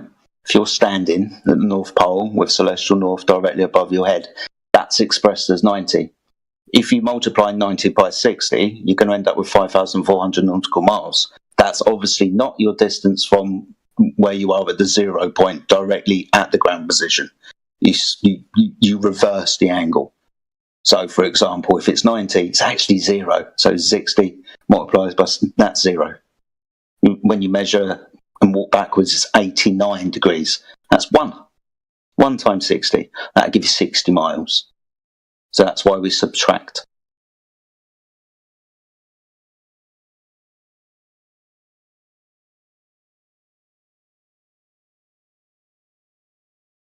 You're at the equator and you measure 0. 0 times 60 is 0. That's not your distance to the ground position. It's 90. 90 times 60, 5,400 nautical miles. Wait, so the distance between Austin, Texas and the North Pole is 5,000 miles? No, 3,000. Oh, sorry.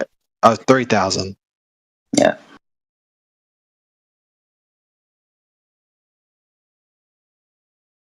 If it was 30 degrees, times it by 90. Using a straight line. Using a straight line, it would be 30,000, roughly about 3,600. Yeah.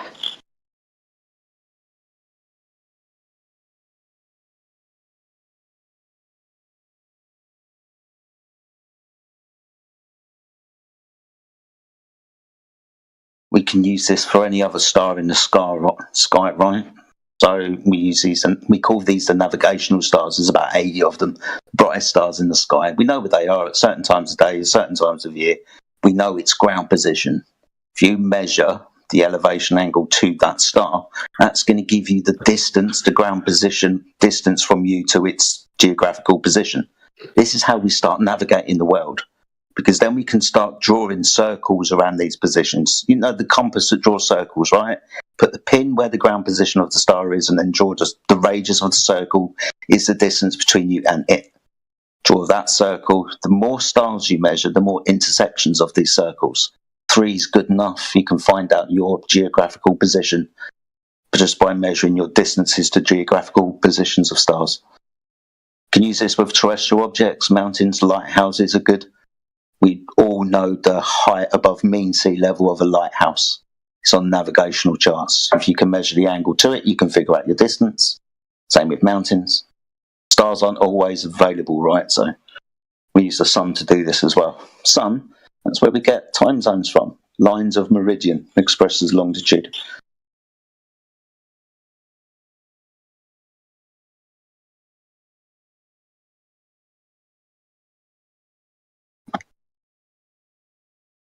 I gave you all your numbers for you in the chat.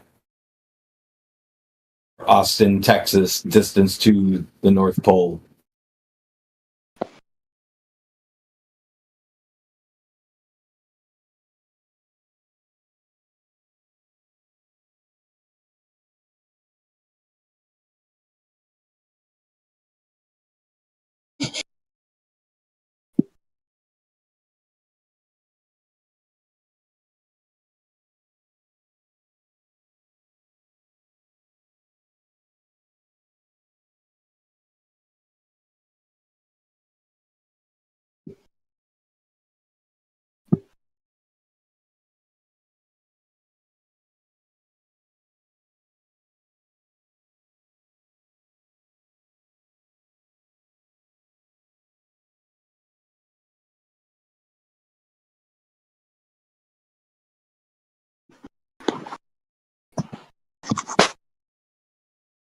Question right at the beginning was, how do we make maps? Like, what is the true map of the Earth? Does it work on a globe? It all works on no. It's required for the Earth to be flat for us to use the methodology that we use for cartography, navigation, these types of things. Has to be. Can't work on a sphere. It will always be a horizontal plane that you measure your angle from. So to make a map, start here, and then it'll be welcome to flat Earth.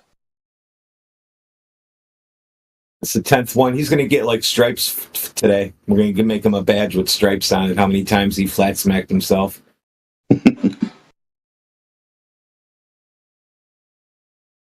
Did you get approximately 4,122 miles for your distance to the North Pole? You got 3,600. Oh, well, I gave you the answer. Sorry, what did you say, dude? 46? 4,000 what? Was that in miles? Or nautical miles? Because if it's in miles, that's 69, so you multiplied the angle that's subtracted from 90. So 60 times 69, and then you'll get the miles distance. Yeah, it's written right out by my flat GPT. I asked it, give me Austin's coordinates and distance to the North Pole, and it filled out the rest. It even broke you down to 69 nautical miles. So 59 points. I can't really read. I don't have my glasses on, but you guys can read it. Times 69. It's basically saying exactly what I think. Jedi is AI. He might be a robot, you guys.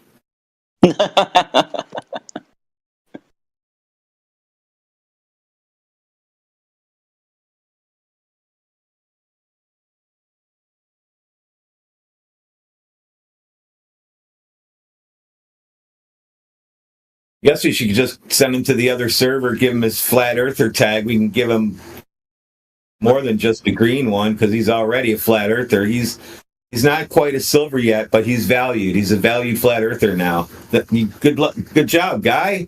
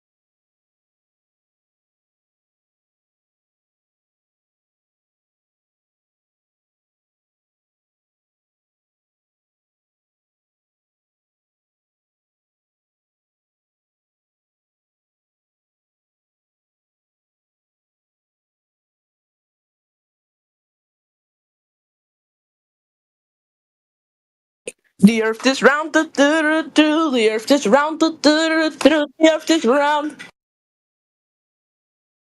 Oh, was enjoying that. And that fucking song's going to be in my head for a while now. The earth is round.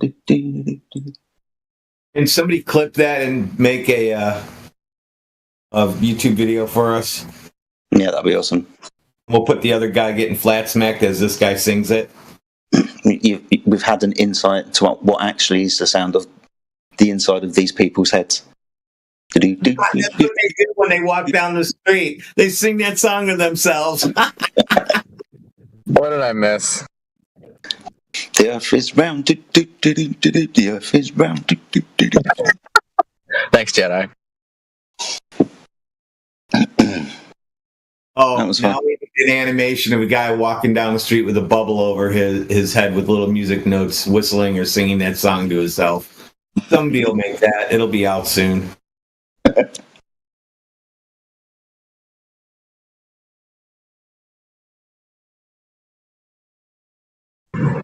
I'm a numpty globe tard to do.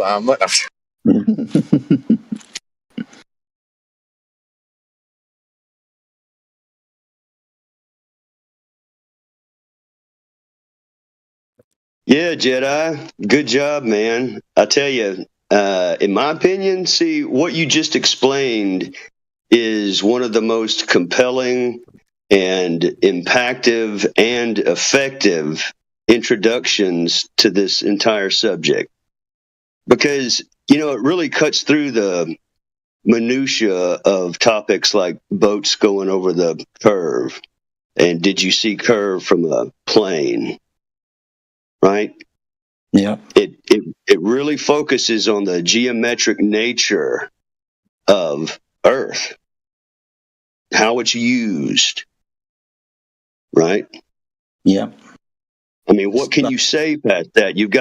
There's a lot of concession going on in the head for the listener that has to take place to understand the way you just laid it out. Right? The angles. Well, it puts to bed, in my opinion, the whole map argument. All right, where's your map? Right, if we understood how we make maps, just understand that we're doing this on the Flat Earth. Welcome to Flat Earth. Just like pick up your welcome package and membership on the fucking way. We must subscribe to this is now a flat Earth. You're going to concede straight away that it's a flat Earth now. Now we can make a map. And we can explain to you how the map is made, because the requirement for the Earth to be flat in all of coordinate systems, the azimuthal coordinates, that would be the horizontal north, south, east, and west, and the vertical angle measurements to things above the horizon is a prerequisite for the Earth to be flat, water being the horizontal reference datum. So if you want to ask us about where's our maps, let's start fucking making one, and it's welcome to Flat Earth. Not going to be making a map here. That's right. It's an excellent intro. I mean, it surgically cuts through all the fat straight to the bone. It might make the information a little boring because there's no drama to it, right? Yep. But it's extremely it fuses the wires correctly for the mind to understand things. So it encompasses several of the concepts of the nature of Earth. Right? Zero, for one, right? The angles and triangles being triangles, GP, and just how important the celeste are to the way things have come into being, cartography, time, stuff like that. It's a lot to think about, and you didn't. How long did it take you to say that, really? 20-minute introduction, and it just says so much. Was it that long? Shit. I was aiming for about 10. But yeah, all in all, it was probably about 20 minutes. You're probably right. What's up? What are you guys talking about? Your sister. Jedi's a professional rugby player, and he was telling us about the game last night. You retard. We need to give these guys like a survey pamphlet at the end. Like, did you learn anything? Or like, where did the flat Earth touch you?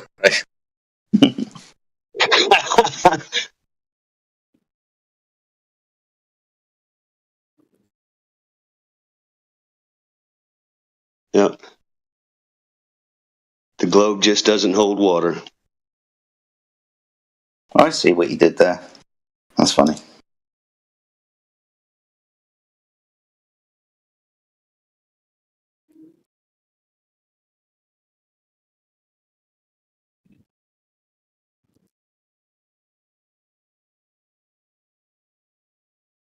So, what have I missed while you guys, while I was gone?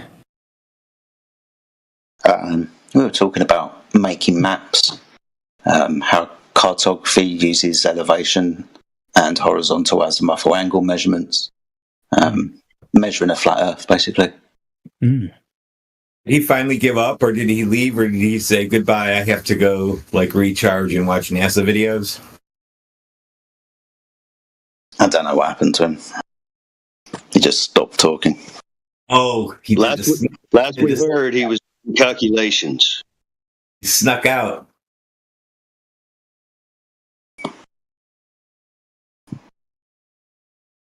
Maybe he went to just go lay down for a while. That was pretty rough. I went into that store with the NASA figure on it. I asked them, like, hey, is this for sale? How much for it? They wouldn't sell it to me.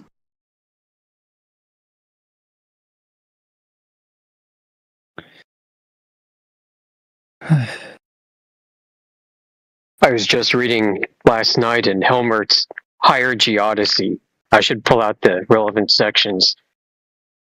The part of the book where he talks about the mathematical reduction to the reference ellipsoid. I mean, and it says it right there in plain English, in an English translation version. Helmert's describing, quite honestly, how you are taking your flat elevation and azimuthal angles and using mathematical formulas to contort them into a chosen reference ellipsoid to get your Earth ball. It's so obvious and blatant. It's a calculation. It's not an observation that's real.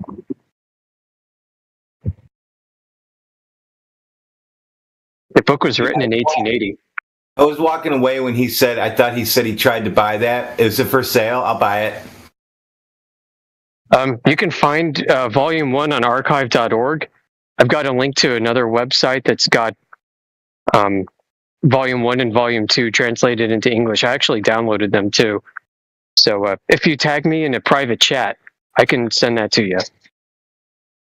I don't have access to chat right now.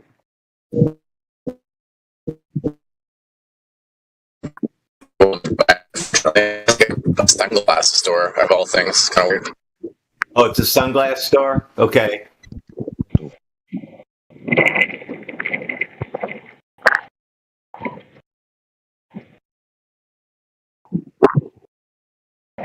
It's just kind of refreshing to read the honesty of this, you know, like we hear all these mental gymnastics from Globers today, and even in a lot of published articles and books in the last 70, 80, 90 years, where they try to conceal this very fact as much as they can, that they are just performing a mathematical operation to take their flat planar surveying measurements and contorting them to curvature to fit a preconceived notion, an arbitrarily chosen ball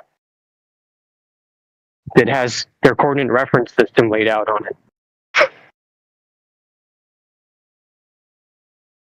Jedi's let's make a map introduction to quite plainly and obviously. I was just saying that I think that the let's make a map thing is even more effective than surveying. Personally, because of the distances you're talking about.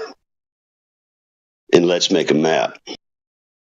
I think, to me, my opinion, it's more comprehensible to the listener. The listener comes in with a preconceived notion that latitude and longitude is the only way, the only coordinate reference system that can be used. And that's where the ball gets baked into the math.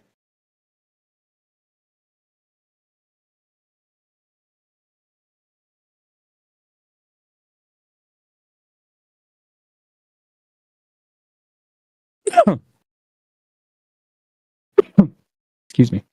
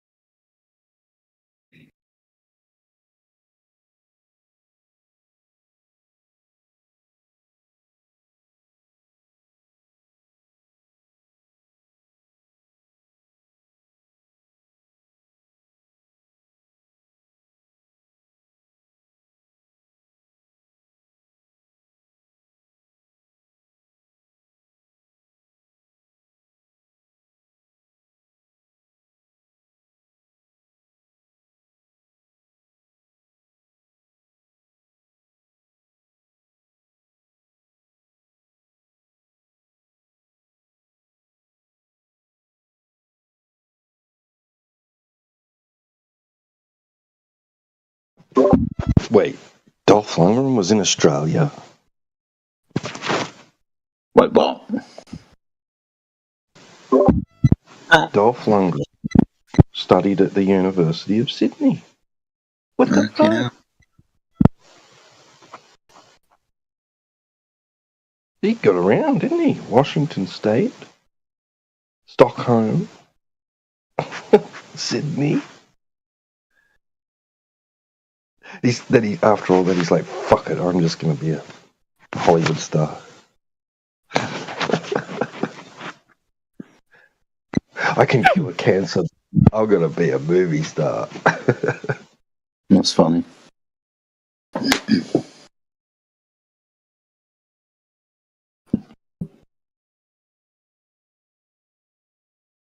The best Dolph Lundgren movie ever. Don't you dare say Rocky.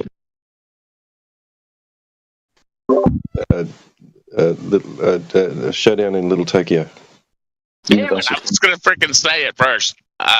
Wait for somebody to say it first, though. That's what I pick. Definitely. Good movie. Universal Soldier wasn't that good. That was There's shit. A couple other good ones. Yeah.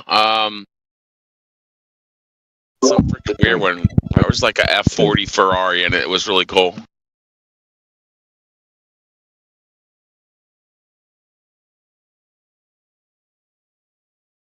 If you didn't like Universal Soldier, forget number 2.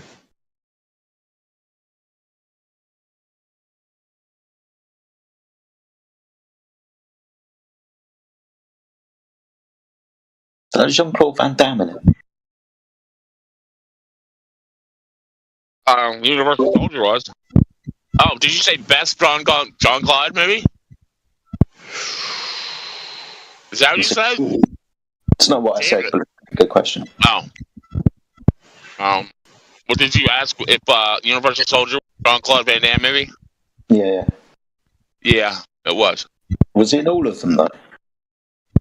I think there was like a 2. There was like a 2 or some bullshit. Yeah. It's been a few, mate. They made some lame kickboxers. Dude, here's a freaking fun fact. Do you remember Tong Po from Kickboxer? Yep. Okay. Do you know in Bloodsport? Yeah.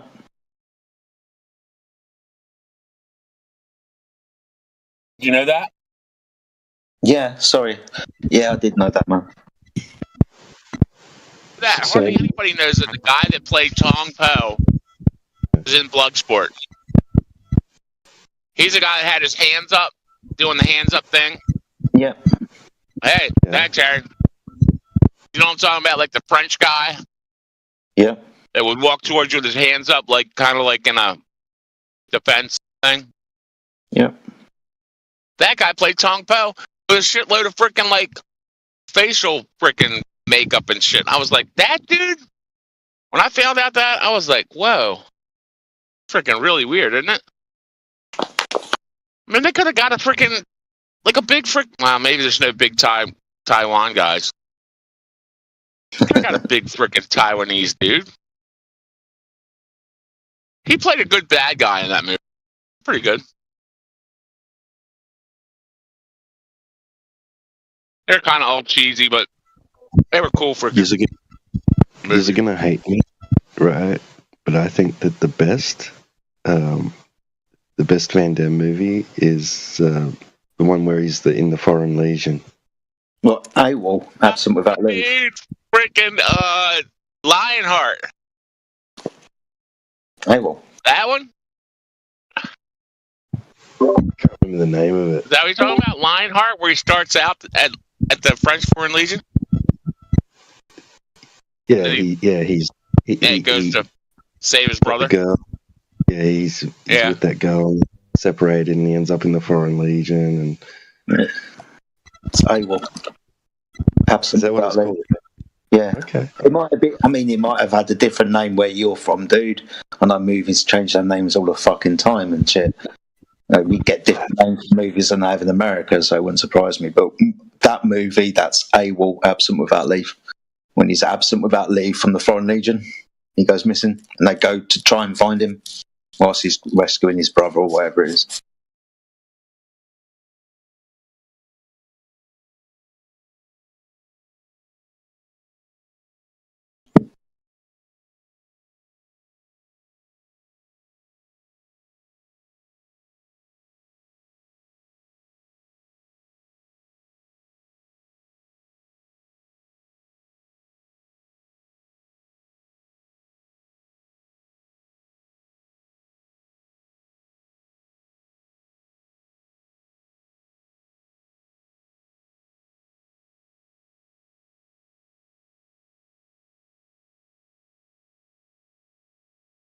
My favorite Van Damme movie is probably Hard Target.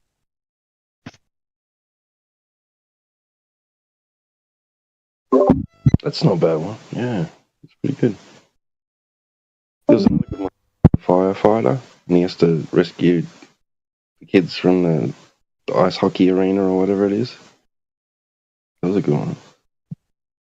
Which one's that one? I can never remember the names of these movies, but I just remember bits of the storyline. That one sounds familiar. I think I've seen that one. He's like he's like a marshal or something, and he's like, then there's like a bomb. Yes. At some arena, some sports arena. That's like one of the last ones I saw with him in it.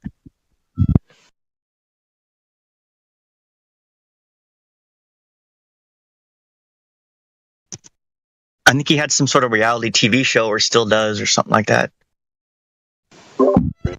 And then he got into some really weird roles, like that one where he's in prison, and he's like just lets people beat him up, and it's like, come on, Van Damme, kick their ass, and he just like, it's getting worked over.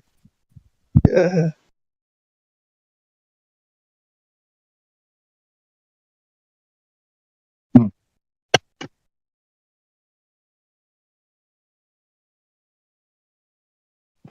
It's like, bro, you're not an actor. Just fucking kick ass, right? Don't try to be an actor.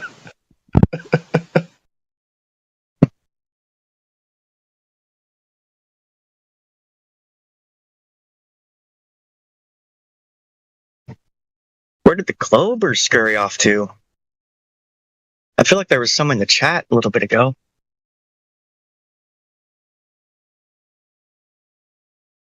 I scared them off. That you did.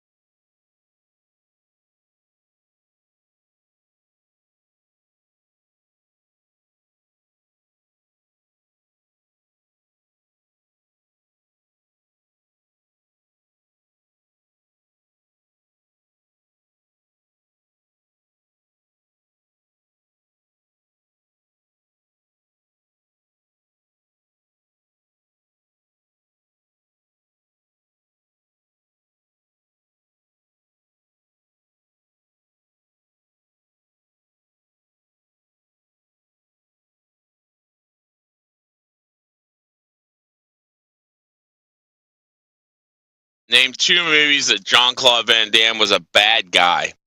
The bad guy.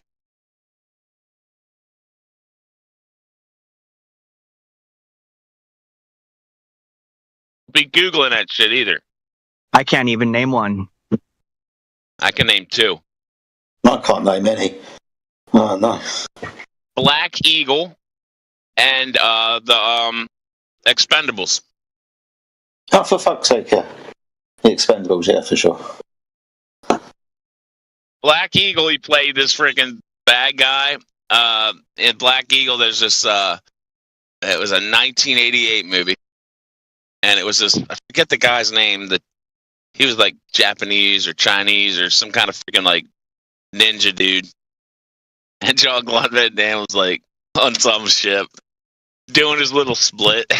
He's doing his little splits between 2 barrels or some shit. You know, throwing knives at somebody, I think, if I remember correctly. I think he gets chopped up in a boat propeller by the time the movie's over. All right, name one movie that Ben Stiller was a bad guy in that wasn't a comedy. Yeah. Meet the Parent. I don't know. Was it Meet the Parent? I don't know. A bad guy? Oh, wait. Oh, volleyball show. No, that was a comedy. Shit. Dodgeball. That was a comedy. Yep. Not when Harry Met Sally. Not when Harry Met Sally. Oh my God, it wasn't even a fucking movie. Stiller. What the hell was that one? Where he has the frickin' jizz on his ear.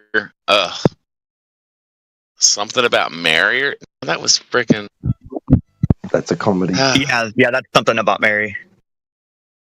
Have you seen my baseball? I'll meet myself when I read.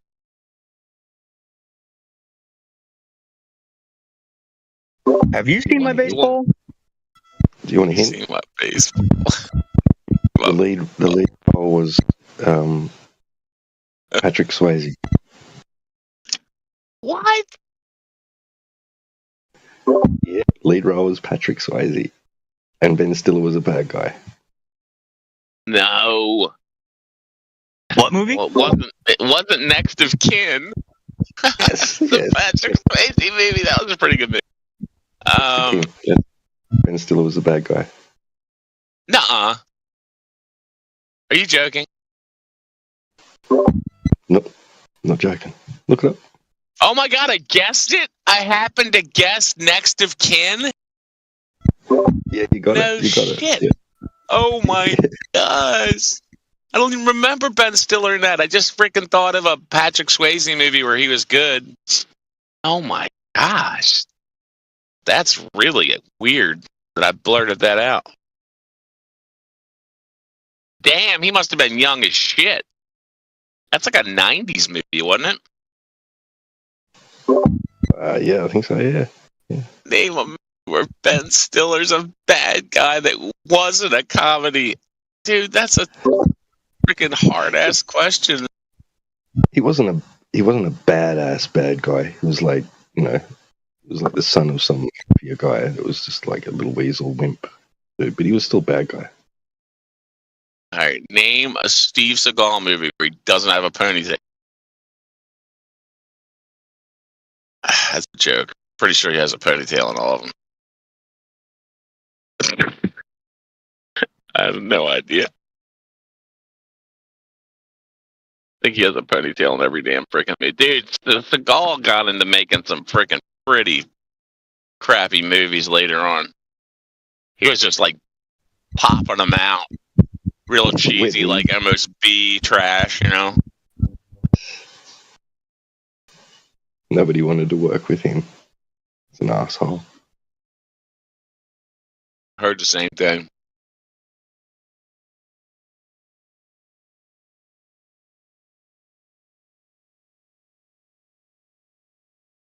He's like, no, I'm just gonna break your arm. Like, get fucked. I heard a freaking story. Did you ever hear the story about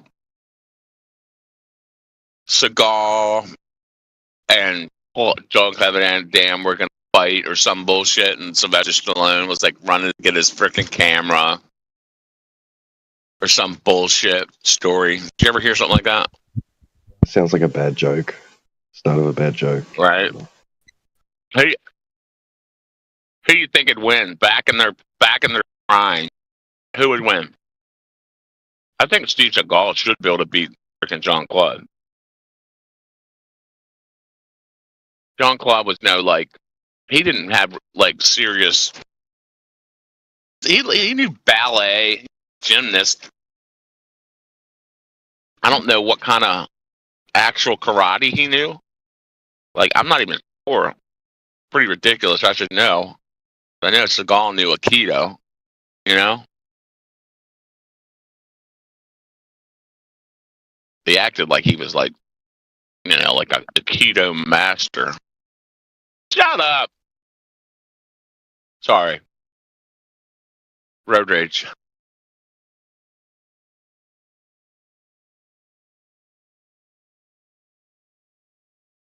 I remember when freaking Above the Law came out, and everybody's just like, "Hey man, look at Seagal tossing around guys," you know?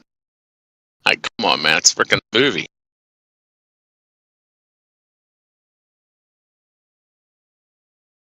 He does know how to shoot pretty good, though. Pretty good with that 45, 1911.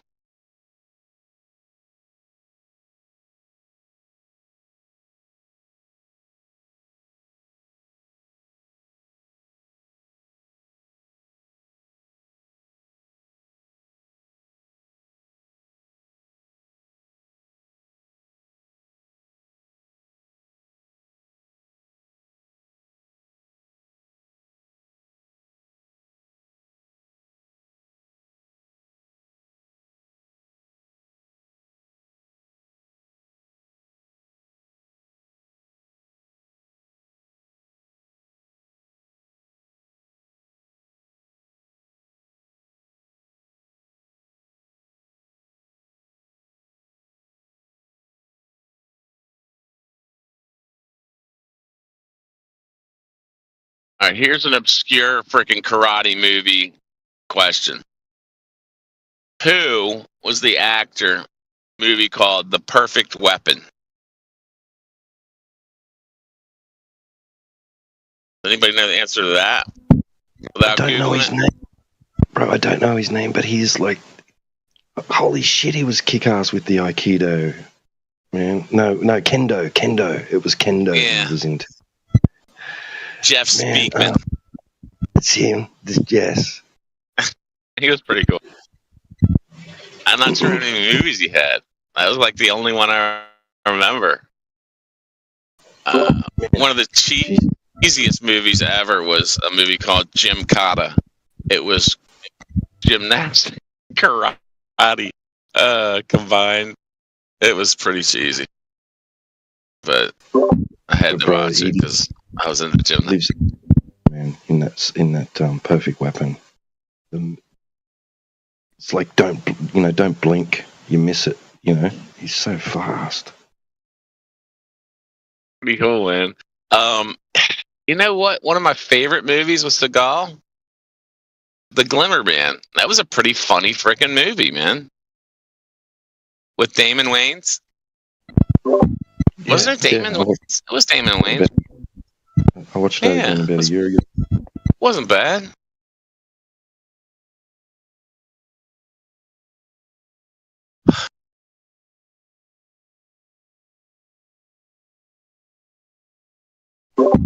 Yeah, typical buddy movie.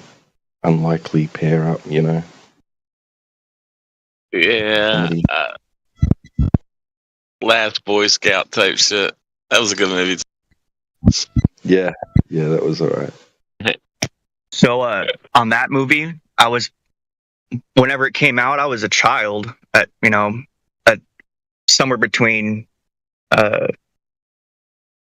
can't remember the exact age. Anyways, I was young as heck, and she took me to see that one day. We played hooky from school, and she took me to see that. And the opening scene where the guy's rushing, and then he pulls out the pistol and does what he does, that burned in my memory as a child and has stuck with me like my whole life. So it's weird how like the program. Bruce Willis and the Boy Scout, Last Boy Scout. You mean Last Boy Scout? Yeah, Last Boy Scout. Yeah, where he's rushing in the freaking NFL and he pulls out the shoots them. Yeah. Wow, Yeah, he's freaking. Yeah. I was like a little tiny kid watching that. I was like, oh my gosh. Wild. I like when he says, "You hit me again, I'll kill you," and he breaks the guy that plays creepy transsexual loving guy in Sons of Anarchy. Dude, that guy's creepy, man. That guy's creepy. Yeah, it's strange looking. Just a strange looking fellow. Yeah. He chased the kid in that freaking how was that shit? Oh, damn it. Kids like he's not an informant. He saw something. What the hell is You know whose martial arts skills I was really impressed with, and I don't really know. Don't know of any other movies he's been in, but Doug Yasuda, okay, from RoboCop 3. Man, 3? The moves. Wait, was that Kane? With Kane and the Nukem? I don't know. That one? Was it Kane in 2? He was like Was that RoboCop 2? I think Kane's in 2. Yeah, Kane, dude, with the eyeballs and shit, like Nukem. Like he's like squirting it in his neck. He's like, cut it with some scopolamine, like freaking telling him what to cut it with. All drug addict up, using the freaking little nuke, whatever those things are. The guy that played freaking Kane. Oh my god, that dude's freaking goofy. So, dang, RoboCop 3. That's the one where he has a jetpack or some shit, right? I didn't even know that. Yeah, it's also the first PG-13 one, so it was kind of like not as good as 1 and 2. Because they went with the PG-13 because so many kids were into RoboCop and it had an R rating and they were selling all these toys with it and they were like, maybe we should do something about this. Who had a little kid that was a freaking crime boss? When Kane got killed, the little kid took over. He was like a pimp. That's right. That's right. Oh my god. Pimp. Yeah. Did he have hair spikes and everything? The girl the nuke. Like, look, you better shut up and do as you're told, bitch. You ain't getting no nuke. Gosh. What a silly dude. Yeah. They must have said that. Oh my gosh. Can you imagine parents like taking your kid to see that? And the only kid in it, the pimp. Drug dealer pimp. That was huge back in the 80s and 90s. Having like R-rated movies, having like toys and stuff and all kinds of marketing for kids and whatnot for like R-rated movies like Terminator 2 toys, RoboCop toys, stuff like that. Don't see much of that anymore.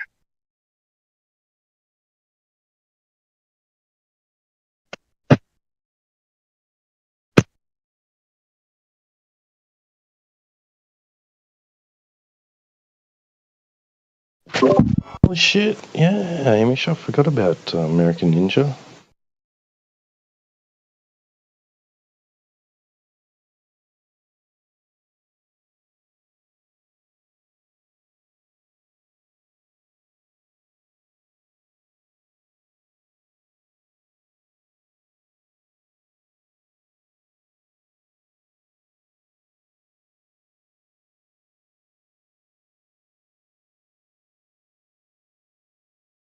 Did you say Doug Yasuda?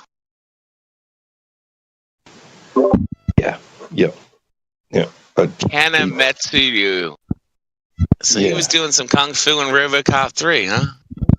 Yeah, but I don't know that he's actually like studies it in real life or anything. I think he just followed the martial arts choreography. Whoever did that, whoever wrote the script and did the choreography. It's kind of cool, right? Amazing shit, man. There's some moves in there. You think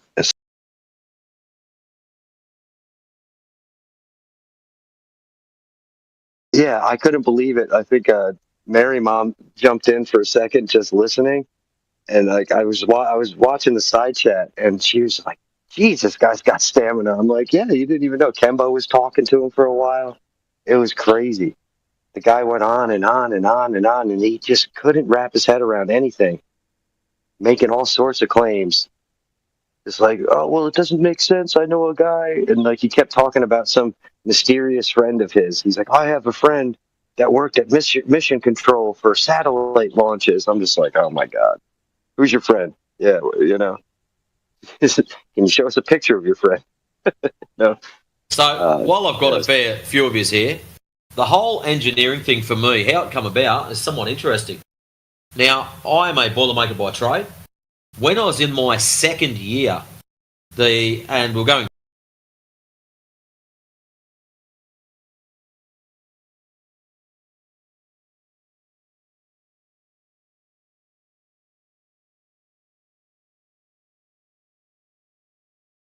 So he knows, he believes it's flat. He doesn't know it's flat, he says. Not yet. He hasn't done the test yet, which is fair enough. So anybody got any questions? Anybody? It's very quiet in here, isn't it, Sonny? What's happened? It is quiet. Maybe people, they are busy. Because we have a free speech. Everyone, they have a right to stay silent. Well, of course, yeah. Good. Yes. Hello and welcome. Who's just come in there? Excellent. Yeah. I think it's one something. Yeah, coming up for 2 o'clock. I think in the or maybe 1 o'clock in America. Do you live in America? No, I'm in Japan. Oh, that's cool. Yes. I was born in London, England, but I'm talking to you from Japan now. That's cool. Yes, very cool indeed, I must say. Only my wish to move to America. Yeah. It's so difficult for me. Oh, why? Because like I want to go there and stay. Oh, then you'll have to marry somebody or be a billionaire with money. And then, you can create jobs and then, you can stay. Yes. No, I don't want to live in America. Not me. No, thanks. At my age now, at 63, I want a nice island. Yes, nice tropical island would be nice to live on the rest of my life, And That's going to be horizon and the cool and sunset. very, very chill. But the government take your right away. Because sometimes we have no right to do anything. We have to listen to the government. They are controlling us. Yeah. That's the sad life we live. Well, I mean, it's a sad situation, but I try to make my situation as happy and as possible, as positive as possible, whilst the government tries to make it as sad as possible. But, we rise above that. But, I'm looking on the flat Earth now. Looking on the flat Earth, it's, let me see now. Yeah, it's 10:50 a.m. West Coast of America. That makes it 1:50 a.m. East Coast. Okay?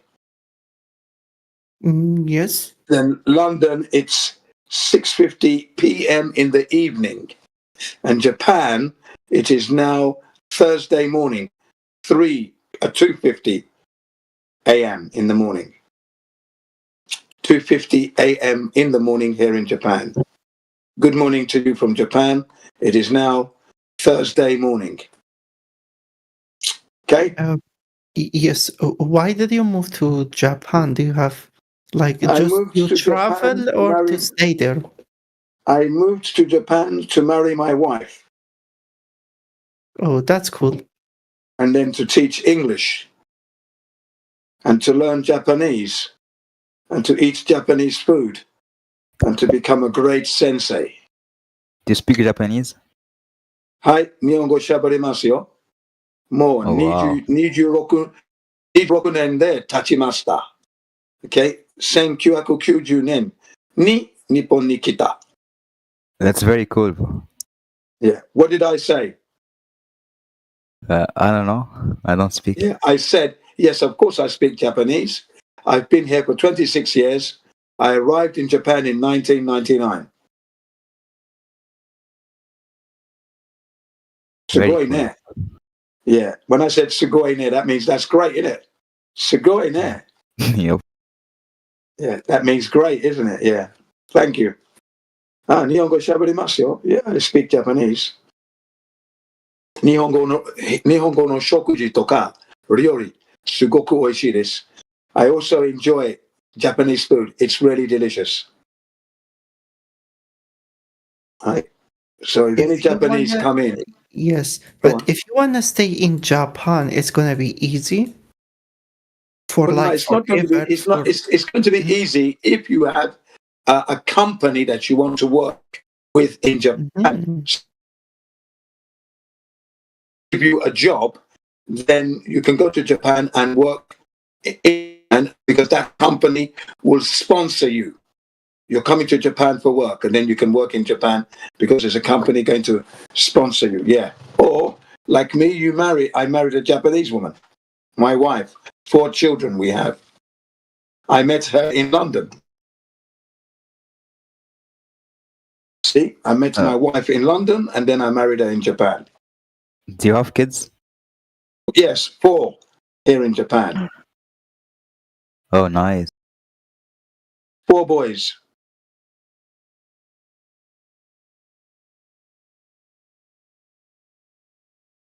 Yeah. They were all born on the flat earth.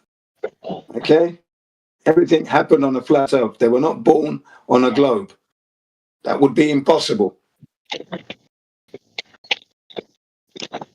The spin would throw me off the ball, you see. Then I wouldn't be able to make love to my wife and then have the children because I'd be flying into space. So everything is flat, stationary. Then I can make love to my wife and then we can get the children. You see? But if you're on a spinning ball, you and the bed and everything, your bed will be thrown out of the earth.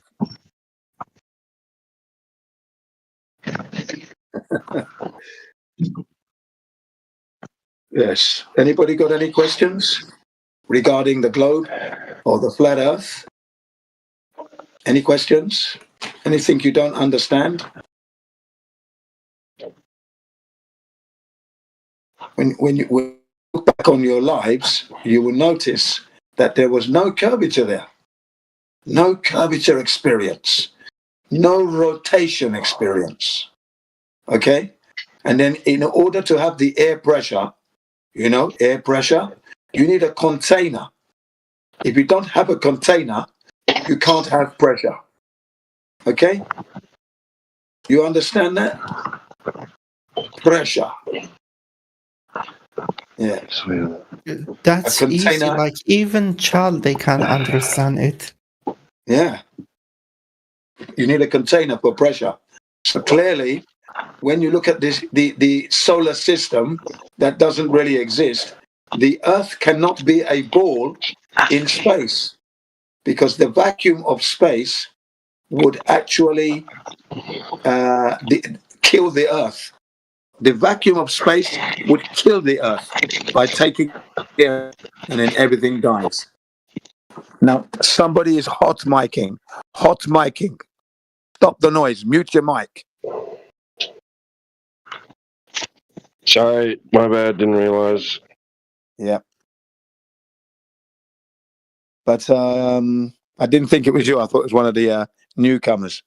But anyway, yeah. So when you look at that ball Earth in the middle of space, the word is entropy. That means the sudden rush of air into the vacuum. Like when you hear, that's the pressure from the can equalizing going into my room. Okay, so when I open my can of beer, okay, I'm going to mix it with ginger ale. So you're going to hear two noises. You're going to hear one noise, and then you're going to hear this. Okay? And you hear another one, and then you're going to hear another. Okay, and it's fizzing. I'm drinking. I'm having a nice shandy. But that noise, that is the pressure equalizing from the can going into my room. That's what will happen to the Earth in space. So the air would just be, and we'd be dead. We'd be dead, all of us, if that ball was in space. But we're not dead because we have a container and we have air pressure. So that means we're alive. We can live. We're not spinning. We're enjoying the flat Earth and the humble pistachio nut. Very delicious nut indeed. All made on a beautiful flat Earth, not a stupid spinning ball with only CGI image. No human being has seen the real ball of the Earth. Is that a joke? And everybody is believing. That is the biggest joke of all. Drink a beer much often? Oh, can you say that again, please? I say, do you drink alcohol sometime? Like a beer? Oh yeah, me. Sometimes this year, I have had 5 cans of beer this year. Only 5 cans of beer this year. And that was, and I make a shandy. So I add ginger ale mix. I don't drink beer straight. I don't like the taste. But when I get the beer, I get some ginger ale or some lemonade. But generally it's ginger ale, and I mix it together. Have a nice shandy. Beautiful. Refreshing. Why do you ask? That's awesome. Yeah, shandies are good. Because I do drink it like most days when I'm off at the work. Yeah, we're in July. We're in July, and Jin has only had 5 cans of beer this year, and I've had 6 bottles. No, more than that. Sorry, 7 bottles of wine this year. But how many blunt? How many what? Blunt. 0. I haven't had a blunt in 26 years. Oh my God. 26 years, no blunts. Yeah. I smoked my last blunt, my nice last split with my best friend in London, 1999. And then I came to Japan in July of 1999. Sorry, not July, June of 1999, June.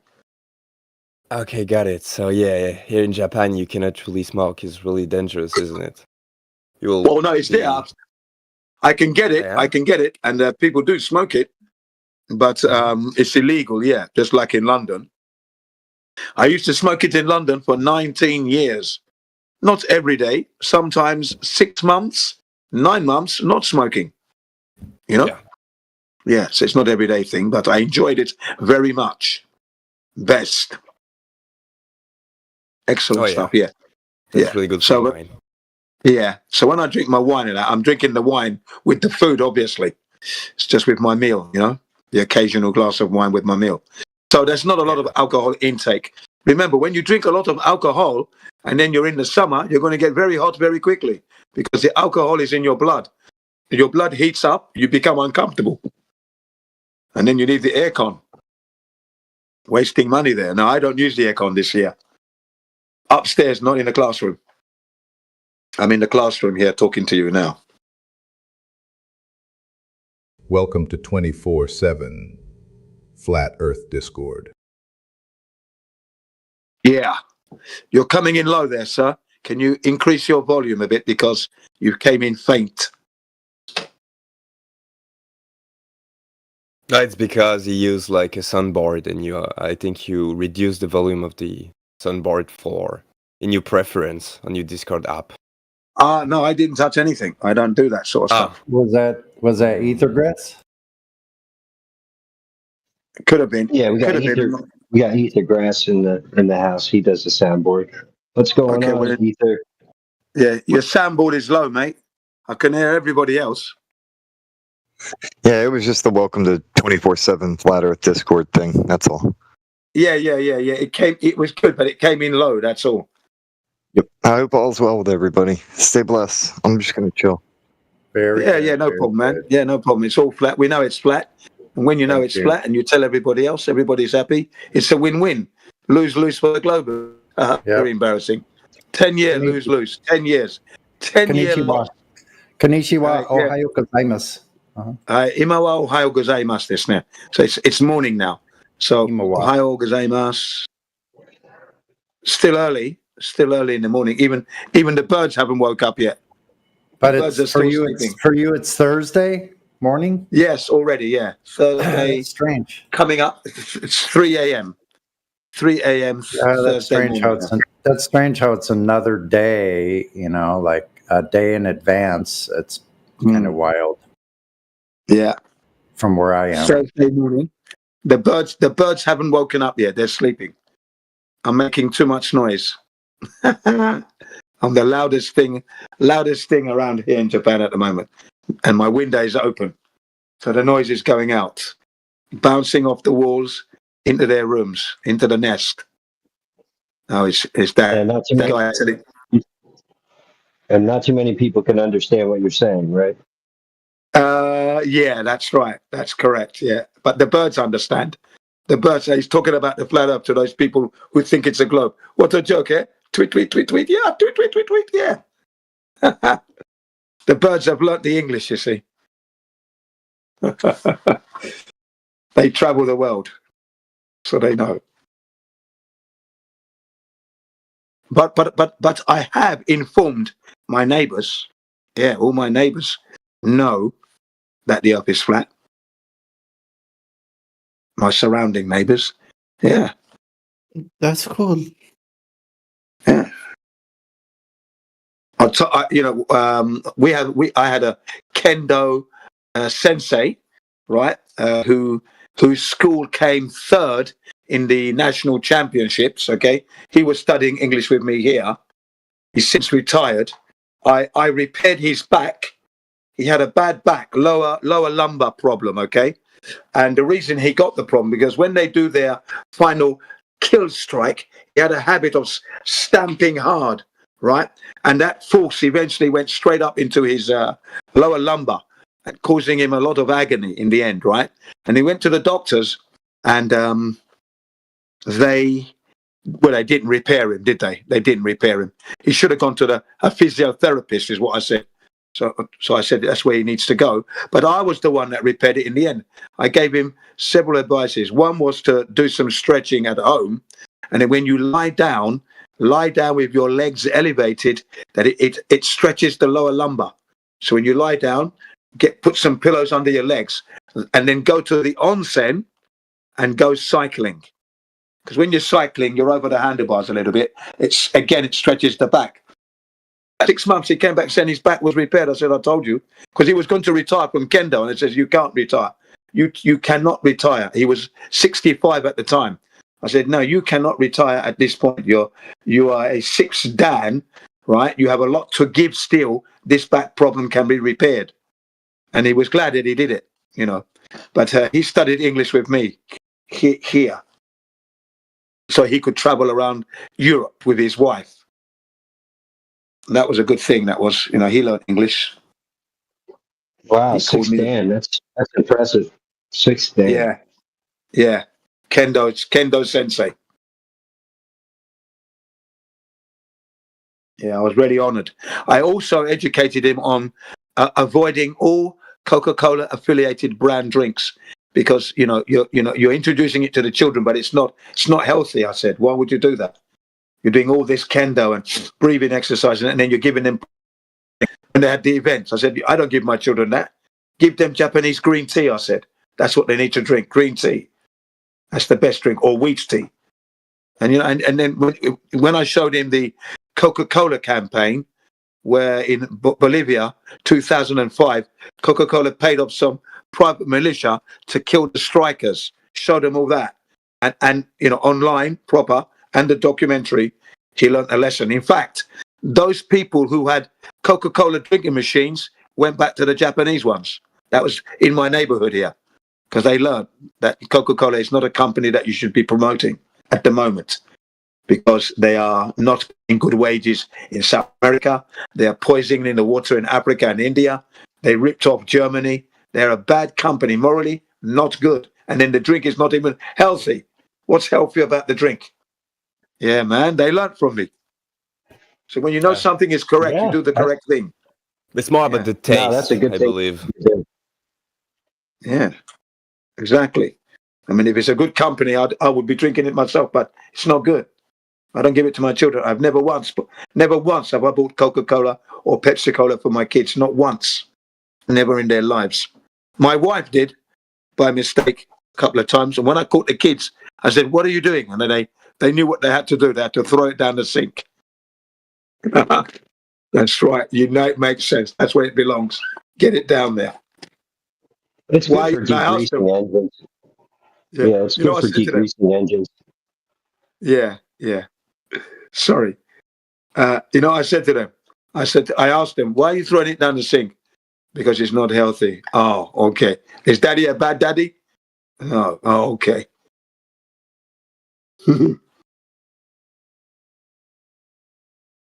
Yeah. Just wanted to make sure, that they can easily start hating you, because you're killing off their fun and that. But so I always say to them, "Is it fun to poison yourself, ruin your teeth, ruin your body? That's fun, is it? Let's go, come on." They knew it was wrong. Yeah. But they don't drink it now, obviously. They drink water, they drink tea. All of them. Water and tea. So the boys all grown up, Ken? Yeah, the boys are all flat earthers. Yeah, as soon as I knew it was flat, they knew. It took 8 years for the wife to come round, but the kids knew in 2015, they knew. They already knew it was flat, you see. When you ask them to show you, demonstrate to me how an aeroplane flies. Because we got these toy aeroplanes that we got when we're traveling. We traveled by JAL Airline and Nippon Airlines, and they give the kids like these toy aeroplanes. You put them together, right? You got the fuselage, you clip the wings on, you clip the tail section, and it's quite a nice little toy. So I've got those here as my props. I use them as my props when I'm talking about flat Earth, you see. So I said to the kids, "Yeah, show me how the aeroplanes fly." And they flew horizontal. I said, "Yeah, but that's wrong, isn't it? They should fly like this if we're on a globe. Curved trajectory." "No, Daddy, that's not how they fly. No." I said, "Yeah, no, but we're on a globe." No, but they fly like that." "Yeah, why?" "Because the Earth is flat, that's why." "Yeah. Otherwise, we'd have to fly like that if it's a ball. No plane flies like that." They know. So the kids even knew already, They don't realize it, but they've uploaded that knowledge. Okay? And the biggest proof was this one. When I was teaching English in elementary school, junior high school and high school, I had some pens from Hawaii. I had 20 Hawaiian pens, and I was going to give out 3 to each class that drew the best picture of the seaside, the horizon. And I gave them the people swimming. I want to see yachts. I want to see the seagulls flying. I want to see the sun. No clouds. Okay, maybe 1 or 2 clouds. Not too much, because it's meant to be sunny. At the beach, people relaxing. And on the board, I drew my horizon curved. Big curved horizon I drew, right? And then I drew the ship and everything else. And the kids were laughing, and the teacher giggling, as I was drawing my picture on the board. And then I asked them, why are they laughing? And then the word that's wrong in Japanese means, "Arewa chigao, Jin Sensei. Ara chigao. Nani ga chigao no?" And they said that was wrong. I goes, "What's wrong with it?" And they said, Chihei-sen means horizon. Chihei-sen wa taira kara. The horizon's level. I said, "Is it?" Then I pointed to the globe on the teacher's desk, right? I pointed to the globe on the teacher's desk, and then they went quiet. Yeah. They were thinking about it. I let them go for about a minute, and that's a long time in the classroom. 1 minute silence is a long time. So then I started to rub my picture out. I said, "Yeah, mina atetayo. Yes, you're correct. I'm wrong." And I rubbed my picture up. They all drew perfectly level horizon. See? So they know in their own head it's there, but they're told they're on a globe. See? Yeah. I did that test. It's brilliant. Every kid from elementary school to high school, junior high as well, they all drew a perfectly leveled horizon. That's because that's what they've experienced. They haven't experienced globe. The Earth is round. Do you have any proof of that, please? Proof. Yes. A ver. Okay, please tell me. I am Spanish. Sorry, I am practicing my English. All the rockets in space have photos from the space. Okay, that's interesting. Hola, ¿cómo está? Bien, bien. Okay. ¿Y tú? ¿Me tú? Bien, gracias. Mucho gracias. Gracias mucho. You like that? Yeah. Okay, now rockets. Okay, the rocket doesn't really go to space. Okay? Rockets don't go to space because there is no air in the vacuum. No air. Do you understand? Yes, but in the space, you can move with the. I can propulsionando. Yeah, thrusters. The air. Thrusters, they're called. Yeah? Jet thrusters. Yeah? Is that what you mean? The little thrust, and they go like this. Yeah? And then the rocket is moving in space. Yeah? Okay. Does that make sense? Okay. I'm thinking when. Yeah, I think he's trying to say that the rockets can move with their thrusters. But the point he doesn't realize is that you need the air. Otherwise, they're not going anywhere. Yeah.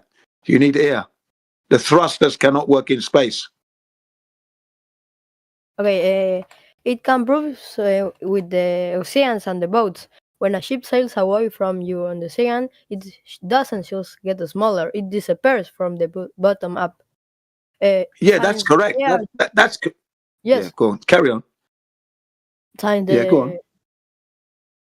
700 years, the old civilizations proved this method, and she care about the Earth is round. Okay. The ship disappearing over the horizon is because when the ship is moving away from you, it must disappear bottom up because that's where the boat is. The boat is on the water. The bottom of the boat is on top of the water. So as it's moving away from you, it's getting smaller and smaller because it's going to the vanishing point. And if you keep looking, you don't see it with the eyes. No more. You can't see it's gone. Gone, completely gone. But if you take a pair of binoculars or a telescope, you can see the ship again. Right there. It hasn't gone anywhere. It's still on the water. Okay? So, no, that's not true. They don't go over the horizon. They go beyond your eyeballs.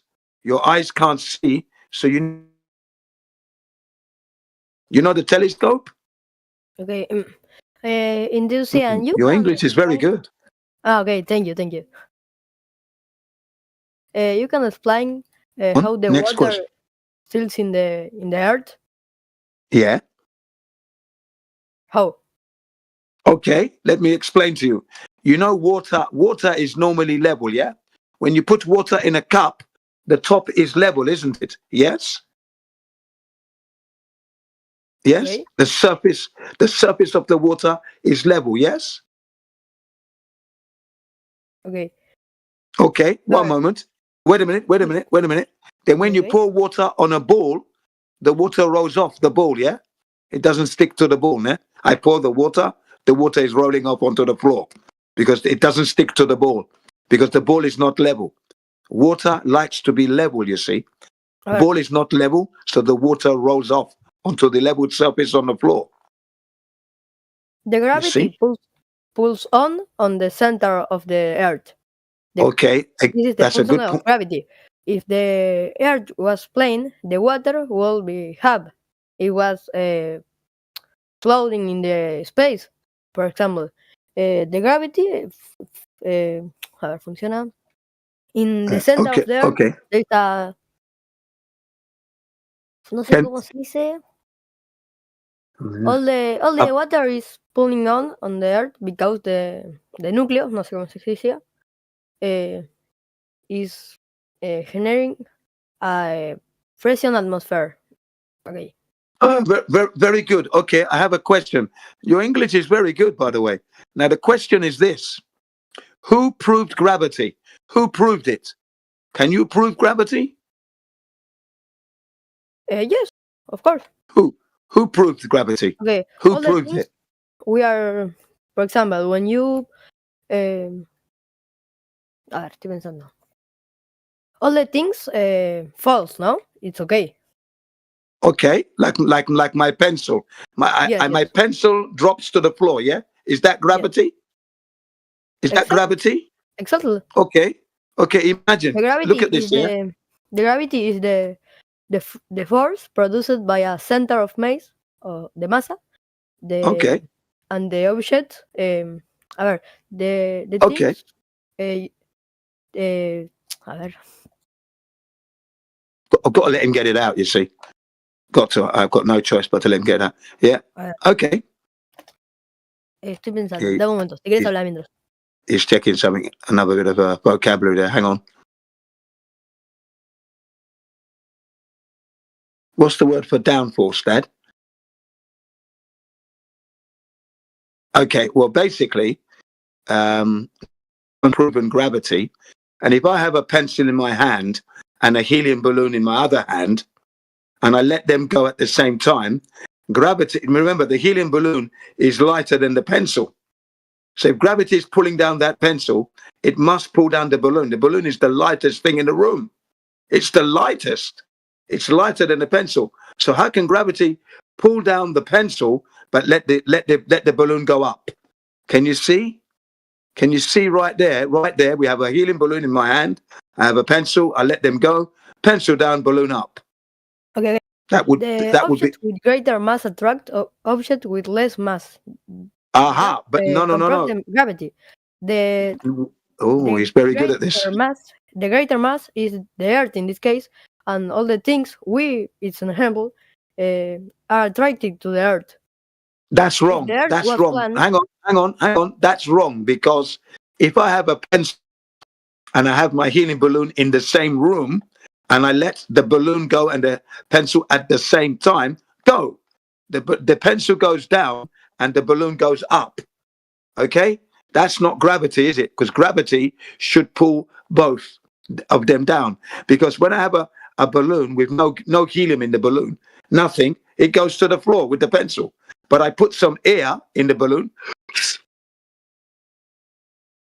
and I tie it up, balloon. I then drop the pencil again. The balloon is dropping to the floor slowly now. And then I open up the balloon. Hang on, I open up the balloon. All the air's out. Okay. Now I put helium gas.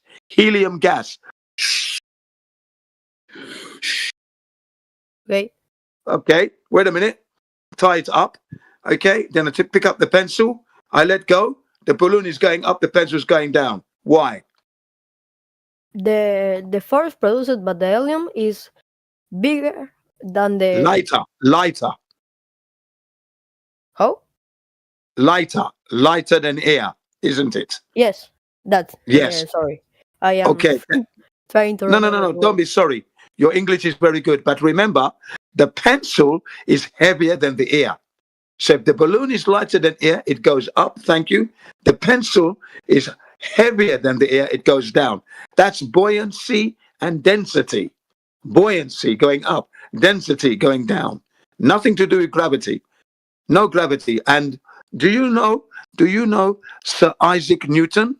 Sir Isaac Newton. Yes. British. Yeah.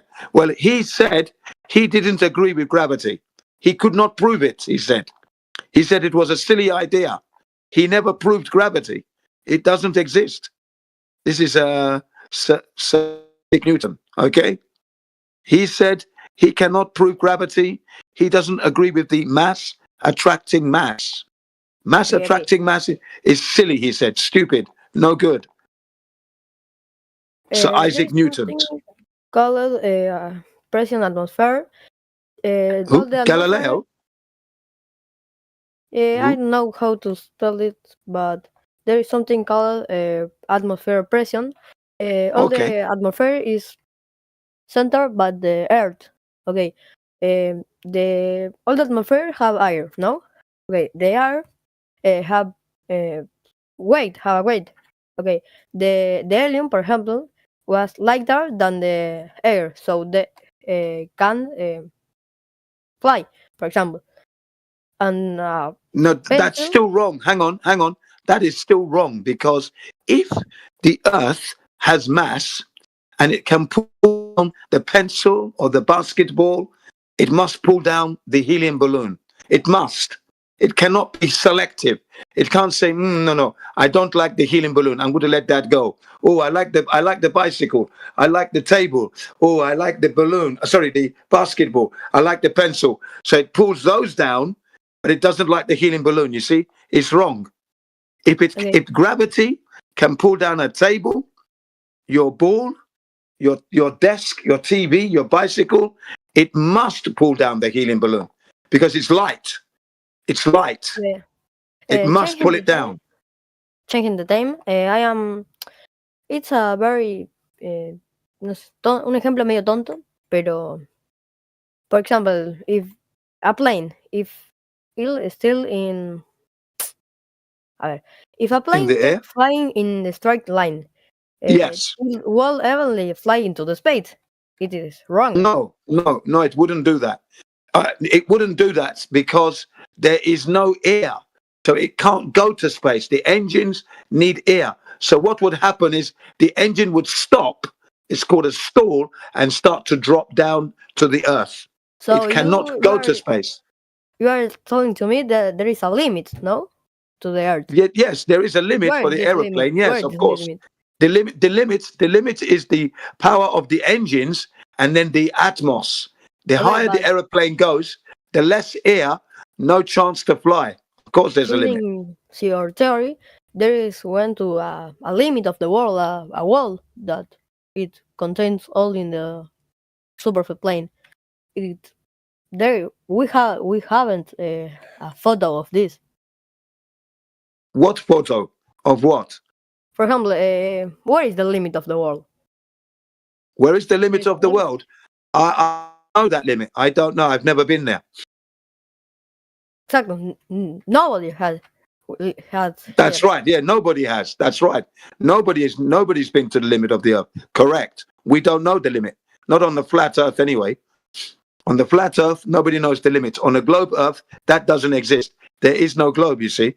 No globe, no gravity, no spin. Okay. We can explain how the rockets can fly in the space. The rockets... 1 minute, perfect, please. Yeah, I'm thinking, hold on. Yeah, that's okay. No problem. Rockets burn fuel and shoots exhaust gases. The gases fans works like an object you can throw in. This pull you in the space. There is no air to plane, but okay. Yeah. What you're saying is not correct, though, because when the rocket takes off from the launch pad and it goes up, it goes in a curve, an arc. It starts to curve. It doesn't go straight up. It starts to turn into an arc. Yeah, you know why it's turning into the arc? Because the air is running out. At sea level, there's a lot of air. When you go up to the sky, there's less air. And the rocket needs air. The air is diminishing. That's why it has to come back down. Has to. It cannot go to space.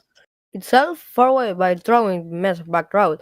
This is so hard to explain by me, but I can understand how it work. Yeah, no, I understand. I understand what you said. You're saying that the rocket is pushing itself forward because the gas is coming out the back. Okay, but what you don't understand. The air is necessary. The gas is hitting the air. That's why it's going forward. If there's no air, that rocket cannot go forward. It cannot go forward, especially in a vacuum. There's no air. Rockets don't work. Rocket engines do not work in a vacuum. There are many tests on YouTube, many YouTube videos. You can see rocket engine not working in a vacuum. Okay. Change the time, for example, in the system solar, we rounded award the sun. It is correct. Sorry? Say it again? We, a ver, ¿cómo le digo? All the planets rounded. All the planets around. All the planets around, yeah? A ver, the sun is the center of the system solar. The solar system. Well, that's not true. That's not true either. No. The Earth is the center, not the sun. The sun moves about. Listen, the sun moves up over our head. You see the sun in the morning going up, going up, going up, going up.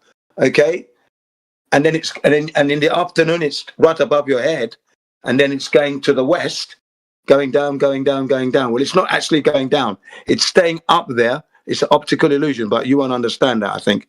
Carry on anyway. Yeah. No, the sun and the moon are smaller than the Earth because the Earth is so big, flat Earth, very big. The Earth is not a ball shape. No curvature, you see. No, the curve is not there. Hang on. Bigger than have you seen the curvature of the Earth? Have you seen the curvature of the Earth? Earth curvature? Yeah. You know the curve? Satellite. Where did you see it? Where did you see it? Where? Satellites. Satellite is not true. Sorry. I'm talking you can on Earth. All the nations. Sorry? All the nations pull it to the space. Oh, the missions.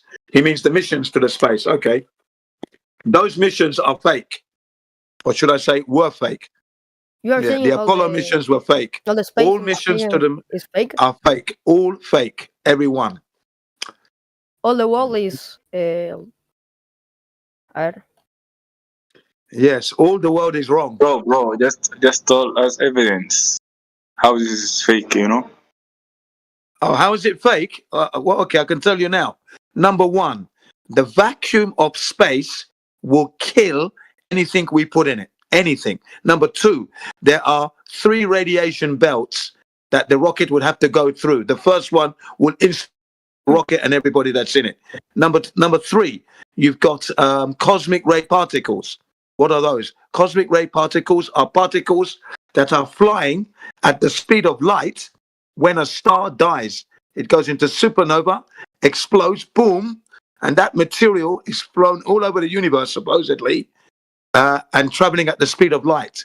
It will kill the rocket, okay? Then you've got the sun radiation, sun solar flare, coming from the radiation of the sun, okay?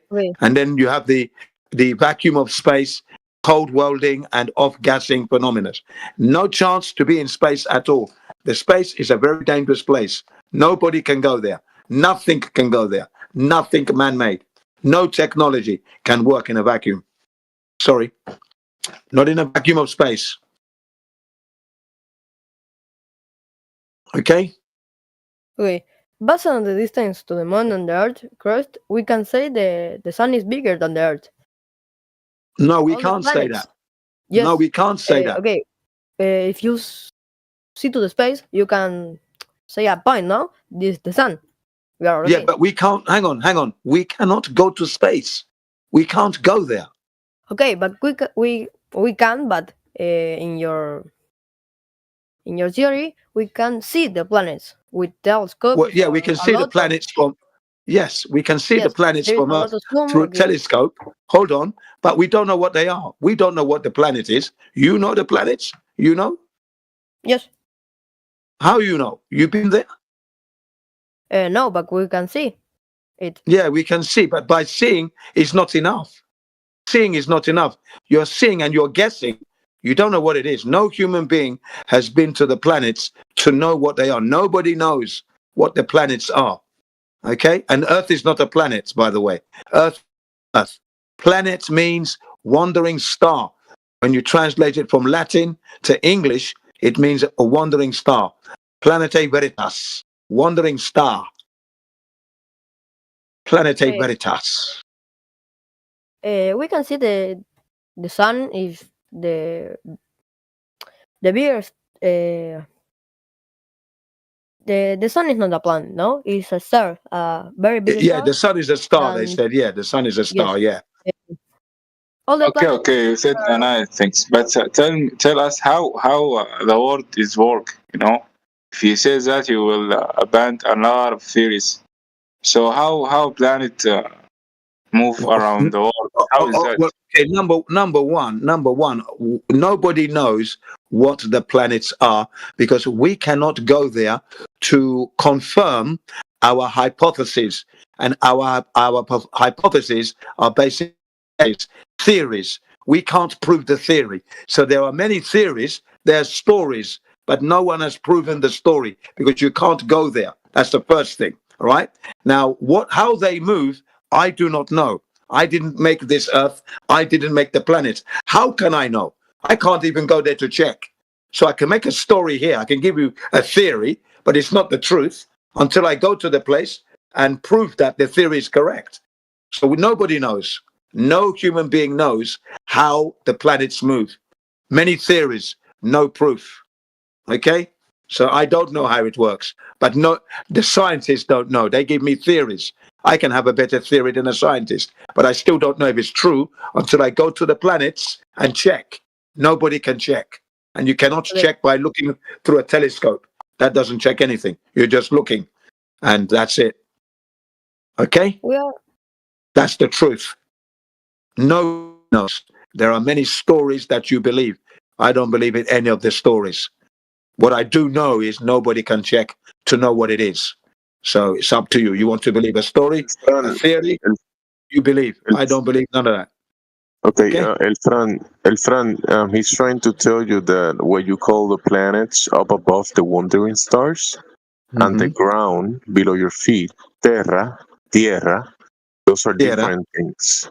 Terra is under your feet, the ground that is motionless, not curving, not spinning, and it's a contained environment. And the planets or the sun, the moon that you're asking about, those are celestiales, up, above, not below.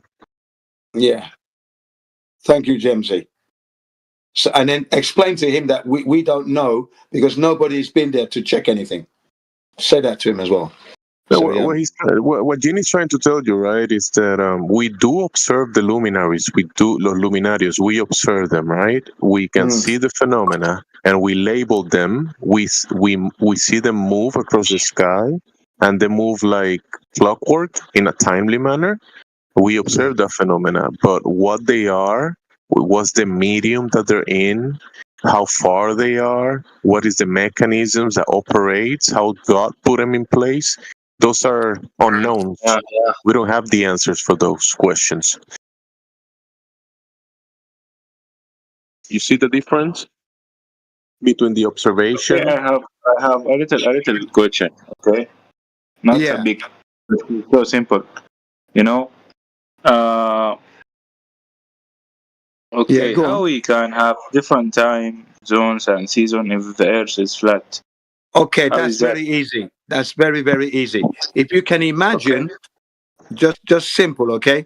If you can imagine a dinner plate, just for example, okay? A dinner plate, and then you have one corn as the sun and one green pea as the moon. They are going over the earth, okay? So the sun's shine is limited to the local area. It cannot shine the whole earth. Impossible because of the size. That's why everybody has a good morning, good afternoon, and good evening. Good morning, good afternoon, good evening. Good morning, good afternoon, good evening. Okay? Simple, isn't it? That's how it works. Hey, Jin. I posted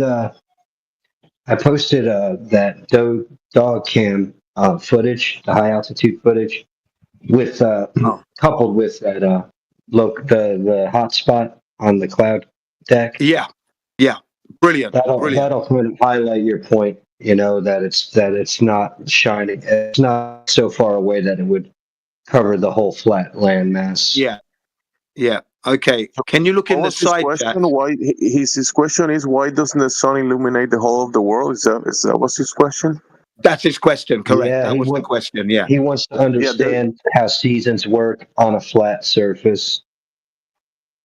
He The was asking sun, about the bigger light in the sky that we observe that shines on the ground, it moves across the sky, and it will shine a certain section, and then light when it's going through the medium, it attenuates light in the medium that it's going through.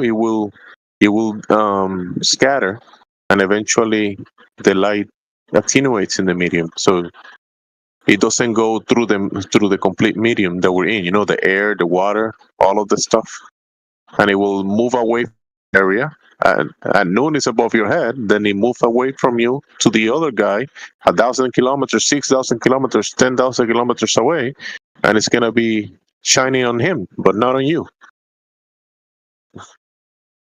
Go ahead, guys.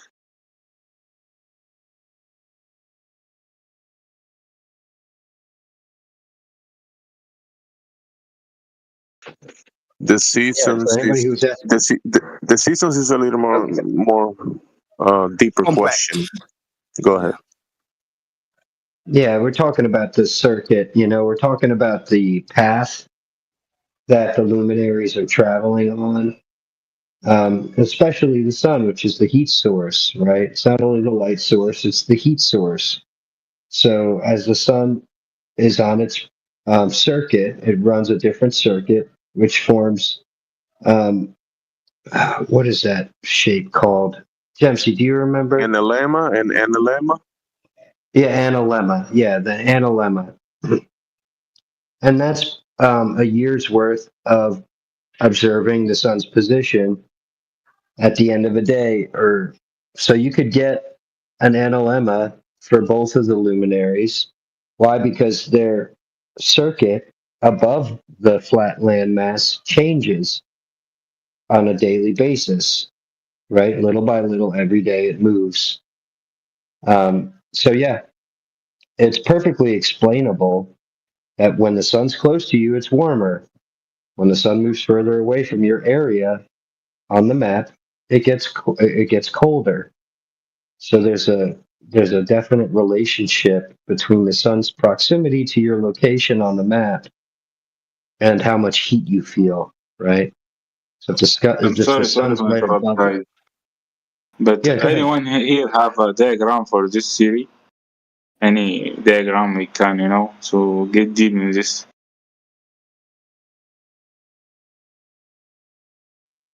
Well, each diagram would have to be location specific, right? There's no diagram that works for all locations. Why? Because there is no frame of reference, right? When we send rockets up, when individuals send rockets up, they don't go forever. There's a limit to how high you can go. So we can't get up to get this like crazy vantage point that would show us every spot at the same time. What you can do is you can get location diagrams, right? So let's say where are you from? Like what country are you from? Like where are you residing at right now? Because basically you get a diagram of what the sun does above your specific area, right? Just like I think it's in Spain, isn't he? Area. Sorry, I think he might be in Spain. That was a different person, Ahmed, I believe. Oh, sorry. Okay. Yeah. So basically, it's case specific, right? So I'm in the United States. Jin is in Japan, right? We have people at different places, and what you can witness is what the sun's doing relative to your place, where you're at, your location, and what month it is, right? And you could compare that data to somebody else in a different location, right? So right now in the United States, it's summertime, and in Iceland, it's summertime, right? It's like, but in Australia, it's very cold. It's wintertime. Why? Because the sun's closer to us in the north. Now, that makes perfect sense on a flat surface. And it's like, oh, wait, the sun was closer to them when it was our winter out in Australia, and it started progressively moving closer and closer every day, moving closer and closer to the north. The heliocentric model doesn't. It makes zero sense. When the sun's the furthest away, we're experiencing summer. You know what I mean? And then when it's 3 million miles closer, allegedly 3 million miles closer, that's when it's cold for us. So it makes zero sense on a heliocentric model. But the seasons make perfect sense. But to try and model it out when you have no frame of reference would just be foolish. Why? Because you can't see it. You can't get high enough to see that vantage point. So I hope that helps. Is the guy still in the chat? Looks like maybe the guy left. Oh yeah, he must have. He must have just bounced. Welcome, AV. Yeah. How you doing, brother? I don't know why they do that. Why do they do that? They ask the question and you explain it to them, and then they just leave. The hard part about it, Jen, is that they have their attention span is that of like a 1 minute, YouTube clip, one of those clips. Their attention span is very short. So when you talk to these guys, you got to do a little back and forth to kind of prime their mind to kind of get that engine started. Because if you go straight into explanation mode, you'll lose the audience quickly, especially if you're talking to them. Yeah. Did you like what they was handling the little boy there? Yeah. He's back. He must have got disconnected. Ahmed, did that make any sense to you? Well, let's just see what he took from it. Ahmed, why did you disconnect? Was there issues with the internet, or he might not even be hearing you right now, or me? Hey guys. So there's a real question, why there are shadows in the moon? Yeah, hold on a second. Yeah, we need confirmation that you can hear people in here. Okay. Can you hear people? Can you hear me? Can you hear John? Can you hear me? Yeah. Okay. How about John? Can you hear John? What is John? Yeah, did you hear me, brother? Yeah, that's I hear you. Good. Yeah, he was speaking and then you left, so we didn't know if you had a disconnect problem or you just didn't like what he said, or we don't know anything. So No. My internet is not good at this time. I have a lot of trouble with Wi-Fi. So I'm sorry for that. Yeah, you're good. We just wanted to make sure it was not some issue that we're having. So. No, you don't have issue. I listened to her answer and then my internet cut. So I have a little question and we'll leave you guys. Okay. Yeah, fair enough. Why shadows? Why there are shadows on the moon during a liquor eclipse? In eclipse, you will see that shadows in the moon. So what's that? Yeah, so the shadow on the moon and the lunar eclipse is an event that occurs every so often, depending on where you are. But the answer to that question is nobody knows what's causing that event. Nobody knows, Ahmed. Okay, but it makes sense, that is you see that curve, the shape like a circle, makes you feel like you are.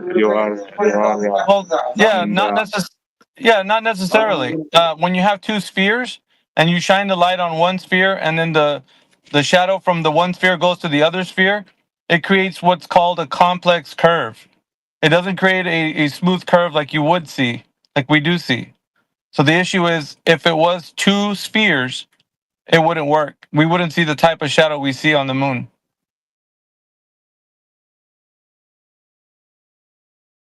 So that you can test this out if you want, Ahmed. Get one light source and two spheres, and then test it out for yourself, and you can see that we speak the truth.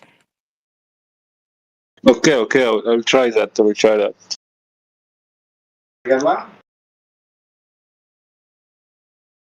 You have any more questions? No, that is my all. Okay, guys, I have a little problem with my Wi-Fi connection, so I need to fix it. Okay. I will leave you. Yes. Thank you. Yep. Thank you for the questions.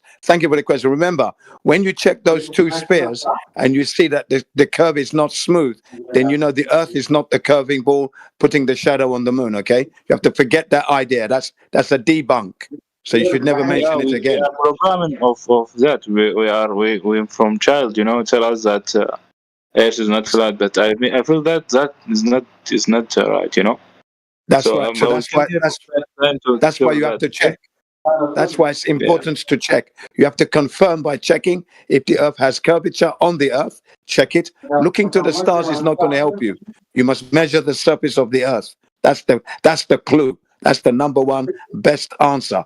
Measure the Okay, surface. okay. Give me something I can search from, so I can start We'll with post to something. believe that Earth Post is something. flat. Yeah. Post some long distance observations in the side chat. Okay. If you go into the side chat, there are some videos there that you can use. Maybe I can post the best video on the flat Earth as well. Why not?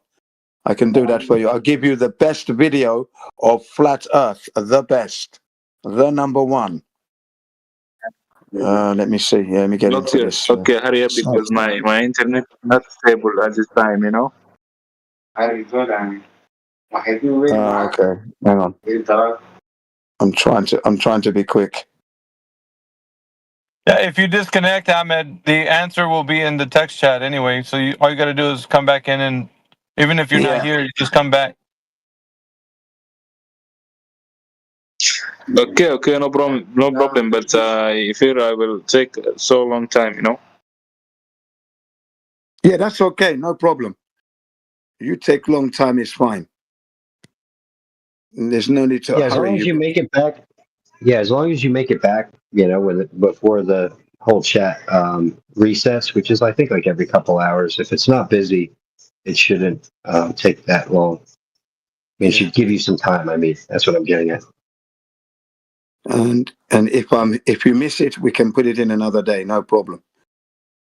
Yeah, he just bounced. So yeah, that's all right. Never mind. I mean, it's all good. Like he's.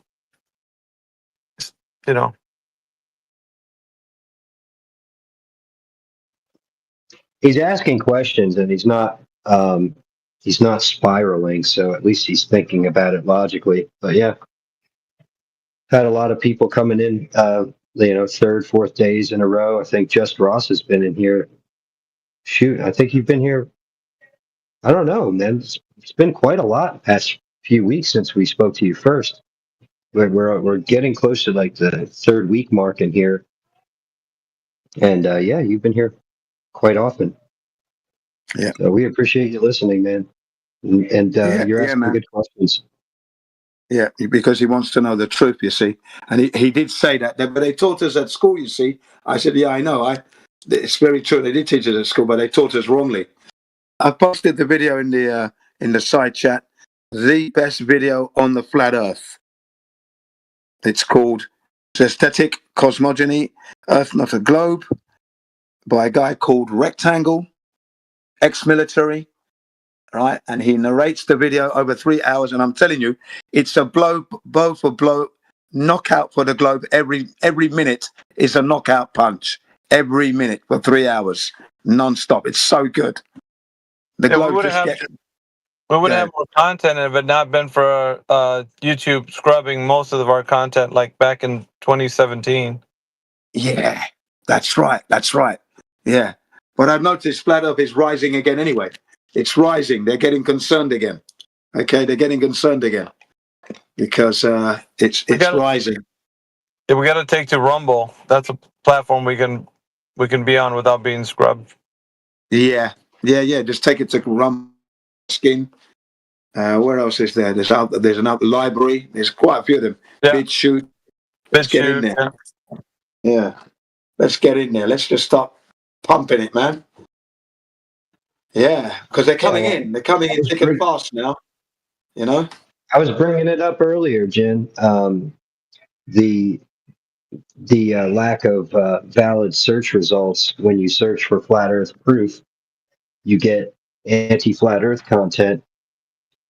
And some troll came out of the woodwork in the chat, like, "Oh, you have no validation. That's just conspiracy theory. You're just paranoid." I'm like, "No, go ahead. Search for top 10 flat Earth proofs in the YouTube search engine, and you'll get like some random Simon Dan or some Dave McKeegan video, whatever.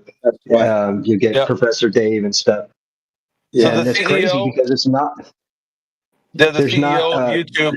The CEO of YouTube was the one that actually said they were going to wage this information war against all thing that is disinformation, and they included flat Earth with that. So. Yeah.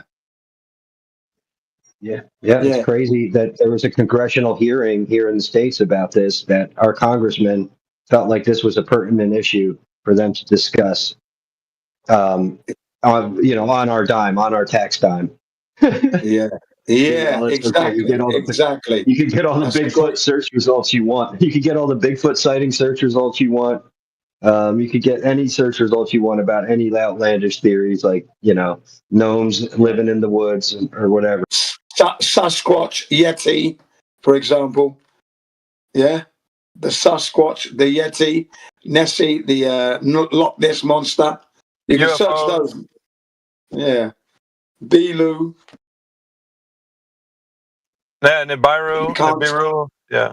Yeah, but you can't search for flat Earth. And you know what?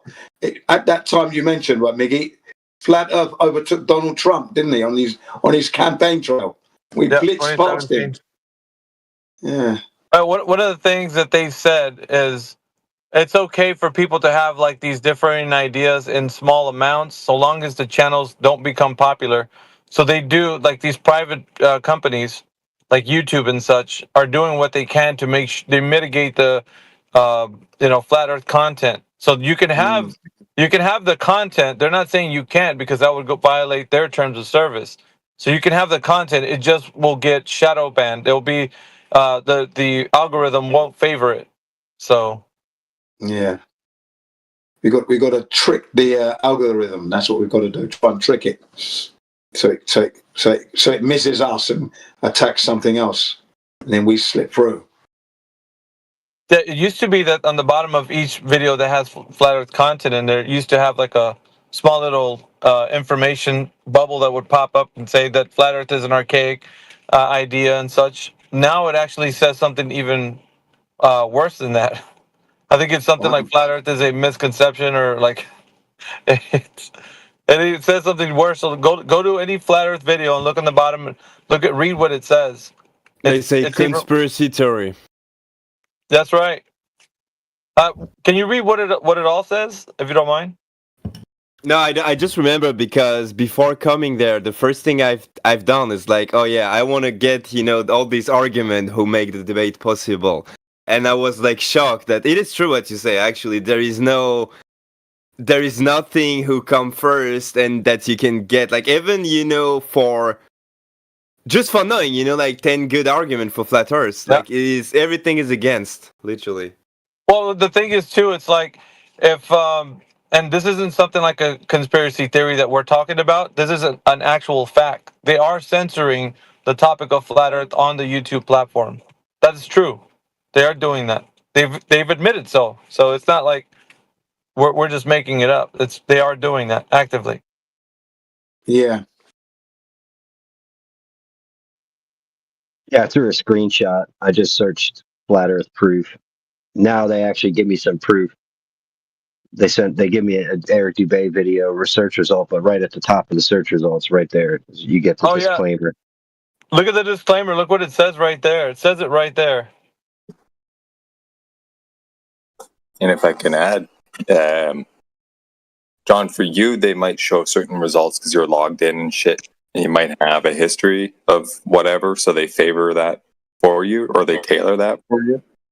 But for people who don't have YouTube accounts, right, you just go anonymously, right, you do some search, it might give something different.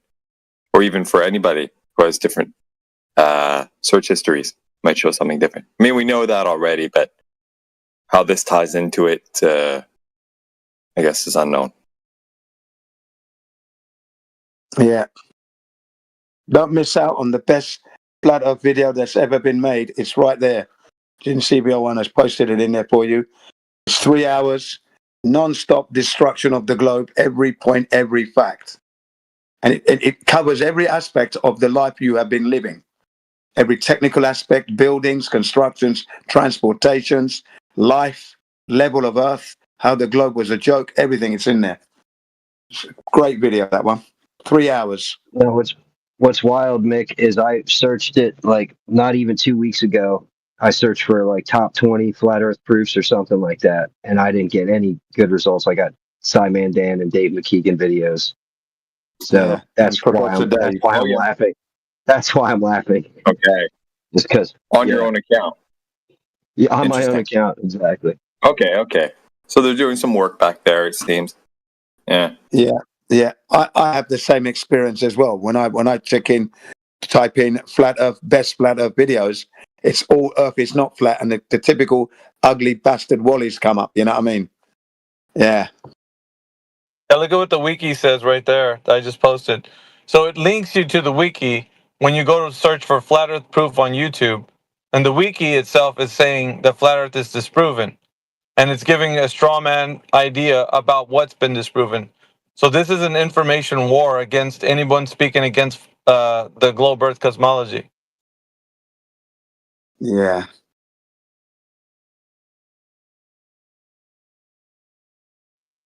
Yeah, and Very that's true. fallacious in and of itself because they're saying it's been scientifically disproven, but it's like, what scientific? Yeah, show us the scientific method that was used, the methodology that was used to disprove it.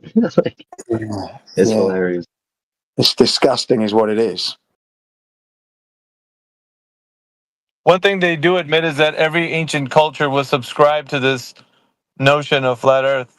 So there wasn't the idea that everybody knew that the earth was a globe back then, which is what they're trying to make it sound like.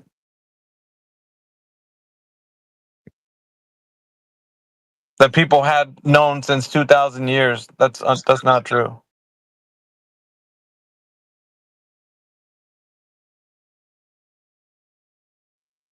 They're We must rewriting be history talking right about- before our eyes. That's the problem right now. They're rewriting history right before our eyes, and Yeah. they're using their algorithm to reinforce it. You know, really jam it down the kids' throats. It's horrible. It's horrible to It witness. is. Yeah, it is. The AI is doing that as well. Yeah.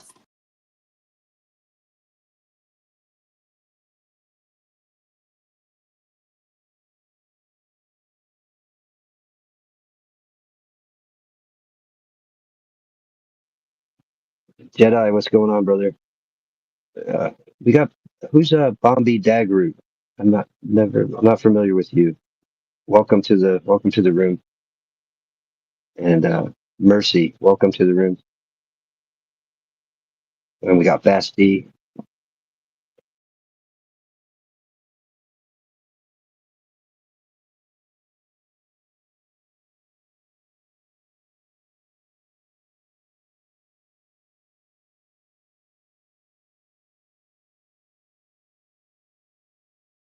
Yeah, I'm gonna throw out some more invites to the room. Berkelius, welcome to the room, sir. Isn't Wiki a platform where you could change what it says to correct what it Yes. says? Yes, you can. Yeah. Yeah. You could probably correct it for only like a couple seconds before another glober passes by, corrects it back, or puts it back. Yeah, that's right.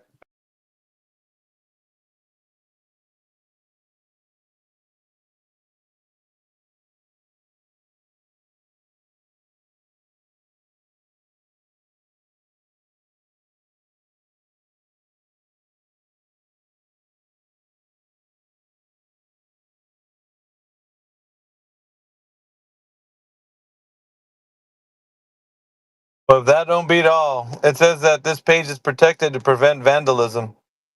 Yeah, it doesn't surprise me at all. That's what it Not says. surprised. You can't edit this. There you are. See, they've got that well under wraps there. Anyway, it's to their own detriment anyway, because when people realise that's going on, you know, Wikipedia is going to be losing. Less people will trust it. So they're just doing themselves a disservice. That's all they're doing. They're not doing anything good. But this is not good. Wikipedia, not good at all. Lying to the public. Don't use it. Nobody says use Wikipedia. We don't use it where I work. Yeah. I don't use it that much either, to be honest. I don't use it So we at can all. dismiss it. When anybody uses it from now on, we can dismiss it unless it's a hostile witness.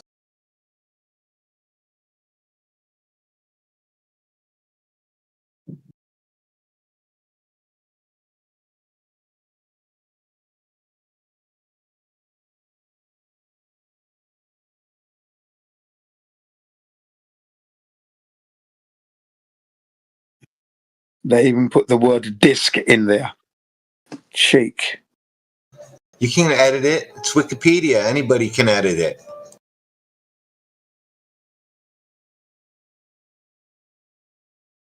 I think this one has been. I think Miggy just said this is tamper-proof, so you couldn't do it. Hey, go to the comments. Somebody actually put there what we're talking about right now. That it's not scientifically disproven, and so it's somebody put it in the comment section. Good. Well done, that man or woman. Should I say? I can. I'm gonna put a link there for you guys so you can see what I'm looking at.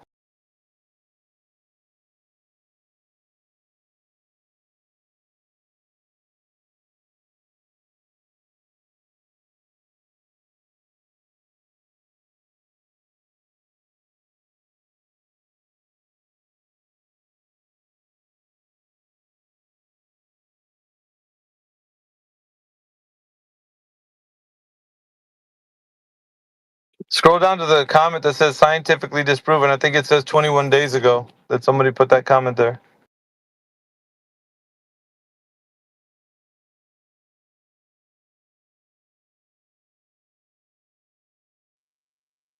All right. I threw out some invites. I got a response that somebody said that we bully people. So I assured them that we will not tolerate any bullying going on. So Who sent a message saying you bully people?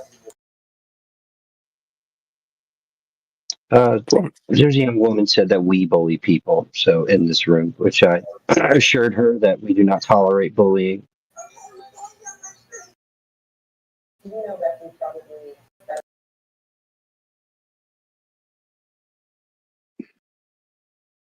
And if she was really looking for the truth, then she would be coming back. She wouldn't be concerned about that, really.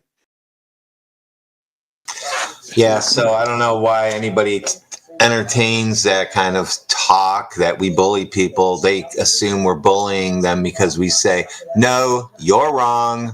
And that they think is bullying them. Yeah. Or you ask them the question 4 times. The answer is obviously yes or obviously no, but they don't want to say that. So you've got to raise your voice. Are you understanding the question? Well, why don't you answer it then? It's a straight line and a curved line. Are they the same? You know, because it totally pulls down their pants and smacks their bum raw. That's why. It's embarrassing, isn't it?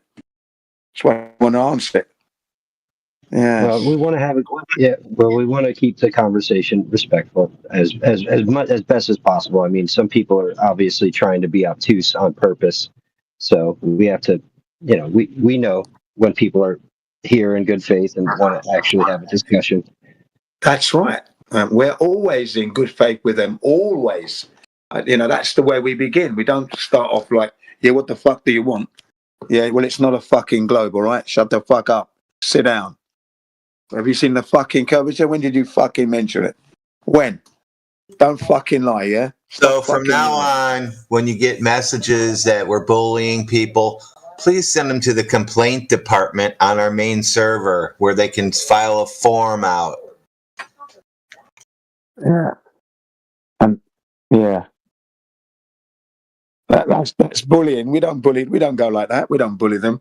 Yeah, we have like human resources. We have a complaint department. We have all that stuff on the other server. This is the traveling show. We don't bring it with us. So send them over there and then they can look around at all the good shit that's there too. Yeah. They want to see the abuse that we take. And we still deliver the truth.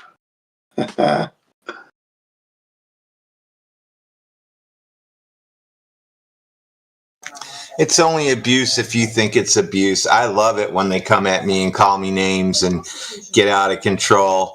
It makes me feel happy. I know I'm getting under their skin. I don't care what people think of me. Yeah, you're the same. I'm the same as well. Because I know the psychology of the truth is right under their skin, and I use every stitch of psychology I can get my needle on, stow it into their heads. I love it. Hey, Majin, if you look down on that what you posted there, look at the last comment there where it says, "I'm afraid that flat Earth is not a model that is used in scientific research at all today." Now, what they're referring to as scientific research, we know covers a broad spectrum, right? Yeah. Yeah, I'm not going to go into the whole what's science and all that, but yeah, it is in the context that they're talking about. Flat Earth models are used all the time in academic research and study. Absolutely, 100%. Just looked it up on Google Scholar. So I was just looking that up before I even read that. Actually, I was on Google Scholar looking They for can't Flat Earth construct stuff. anything without flat Earth, can they? They can't do any construction without flat Earth. Silly where they go on with. Yeah, it's ridiculous. Try adding some of the comments there. It won't allow me to do that. So I don't know. It says my IP is banned for 1 year, so I can't edit the comments. I can't put anything in. What did you do? No idea. Right now I just wanted to go. At the where it says talk, you can actually there's a button to edit, but it says my IP is banned. So why? I don't know. I don't know what I did. Yeah. What did you do?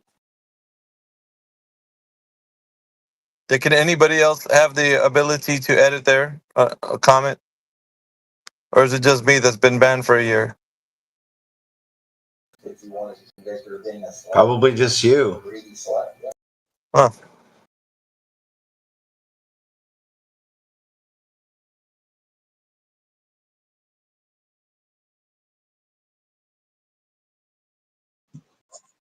You must have made the list, Alpha. Well done. Really? It's my phone though. Like the fuck? Not on my PC. Yeah, that's bizarre. I wouldn't know where to start, mate. I don't know. Well, I put the link there to the talk section on that wiki. So can anybody edit that talk section, or is it maybe when you click on that little edit crayon, it's going to say the same to you that it says to me? Yeah, I'll show you.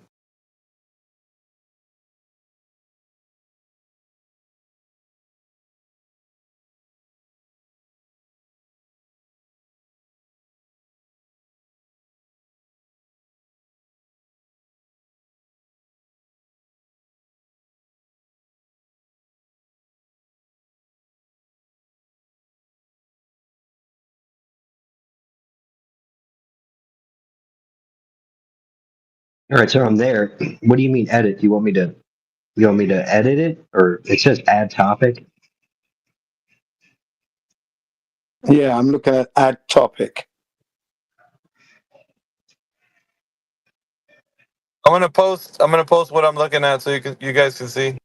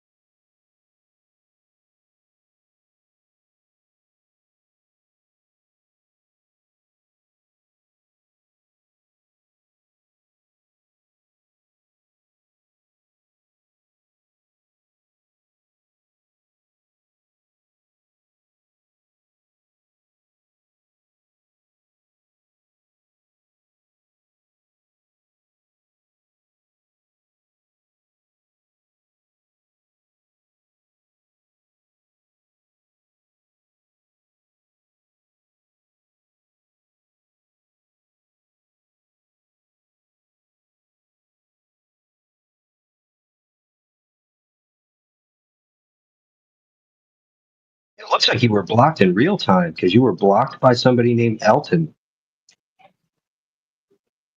Yeah, that's what it seems like. Anybody else have that same similar experience?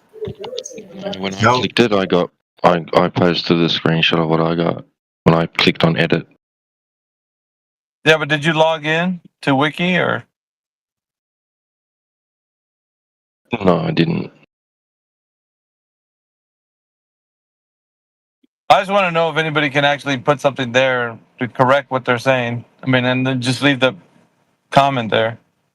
Or will the comment get scrubbed, or will it not be able to post anything? I don't know. I'm just curious, I guess. It probably has like a moderation team or whatever, like people that have that ability. They'll probably screen it.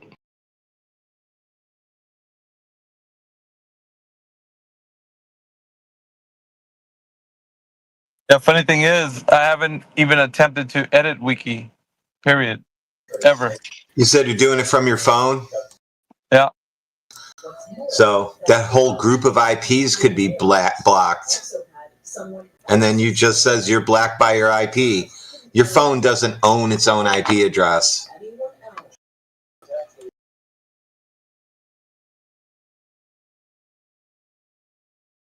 Okay. You'll need to do it from something that's not a mobile IP.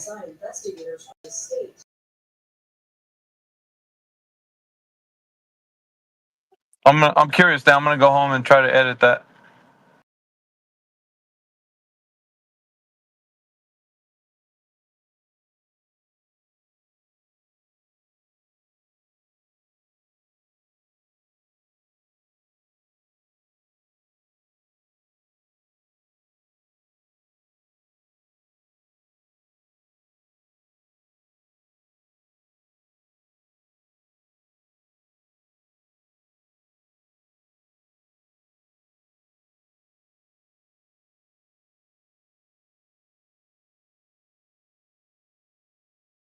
That's kind of a dumb policy. They have to expose your IP address to making edits.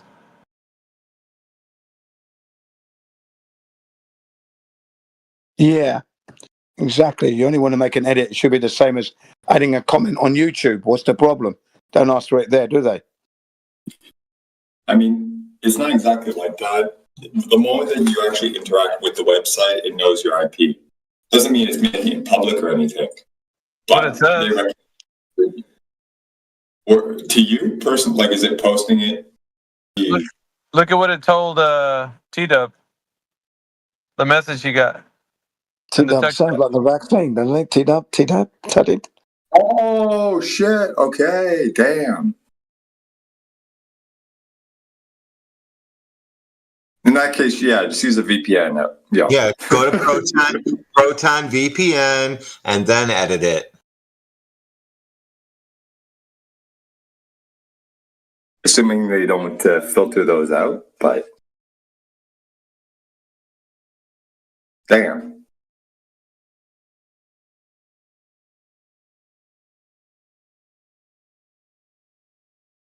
They're like, yeah, go ahead and edit, man. We'll just add your shit to the dark web if we need to. If you put anything wrong.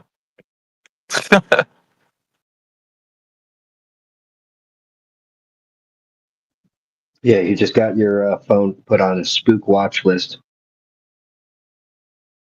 They got you guys fooled with that dark web shit. That's funny.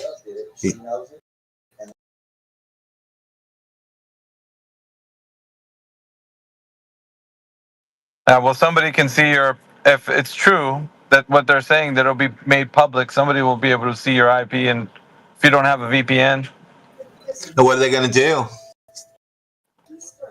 I don't know. Go to your home computer and possibly go through your credit cards and all your personal stuff. Nah. No. Not exactly, dude. That's all magical. That's magic shit that you see on TV and YouTube that people can do that. You need an application that allows people to log into your computer and work on it from the back end. Otherwise, people just can't go, here's your IP, let's go fuck them up. Or that would be a whole thing for people to do every day. I would be one of those people. Yeah, your IP is property of your ISP, right? So if they look up your IP, they'll just say, "Oh, this is Verizon in this general area." Like if you live in a bigger city or a region or whatever, it's like, "Oh, this IP comes from somewhere in this area," but it doesn't give anybody your address. Now, worst case scenario is somebody with certain authority could go to the ISP and say, "Hey, there's some malicious activity online, from this IP.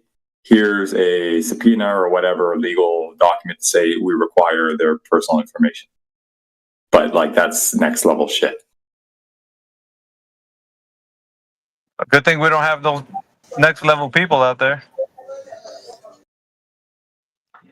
ISPs won't interact with you unless you have a badge. They won't interact with you.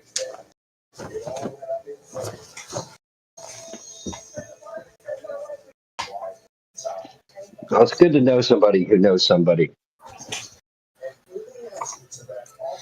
They tell you that to make you paranoid of using your computer and to maybe go get some malware or some protection. You can buy it. You can buy it from me if you want to. I'll build an app for you. You can buy from me, and I'll quote protect you quote. And if something happens, my little disclaimer says I'm not responsible.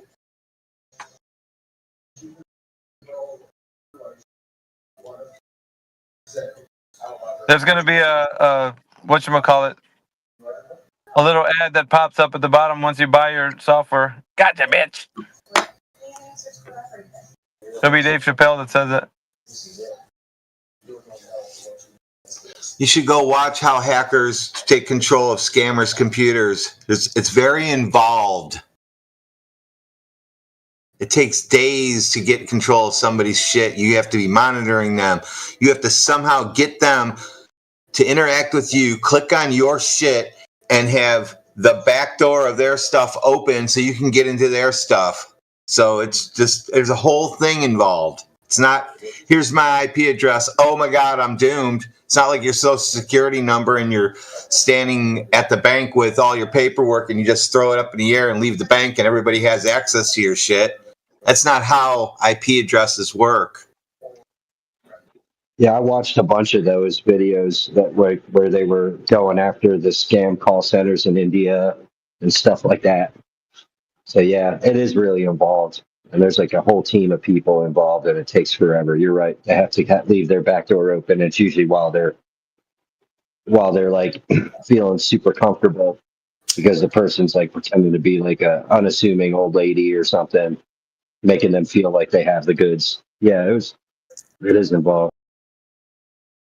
The closest they can do to you is try to do a DDoS on your IP address, which the ISP will pick it up and block them as soon as it starts happening. So that shit doesn't work anymore.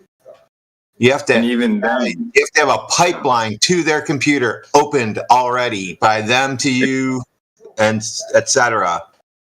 Yeah, and even then, like most people don't have any services on their stuff, so it's just gonna like fail anyway, Like if you have a web server or some shit, then okay, you might witness a little bit of an uptick in traffic, but like that's not common at all. So even then, like there's nothing personal there. Like if you're hosting a web server and you got your personal information on that thing, you best have a good reason for it.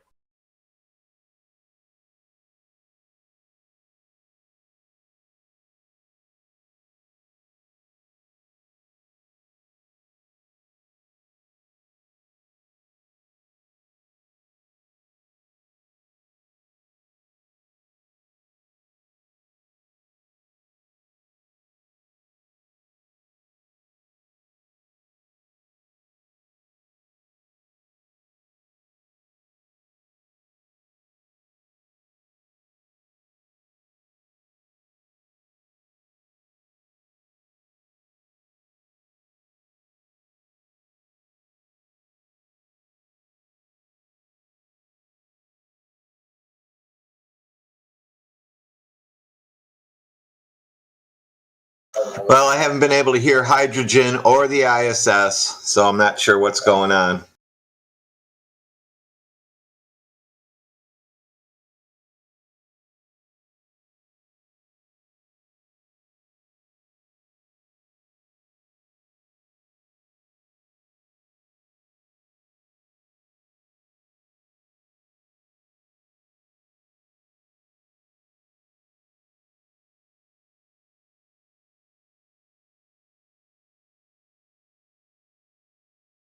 Oh yeah, you couldn't hear any hydrogen. That was an interesting experiment. How do I know it's hydrogen? Does it tell me it's hydrogen? It's some kind of coded message when it goes clicky click like a Geiger counter? So people are kind of weird when they come up with these ideas, because if you brought that to us at work, we would say that's really cool, and then when you leave the room, we're going to be, look, what the fuck is he talking about?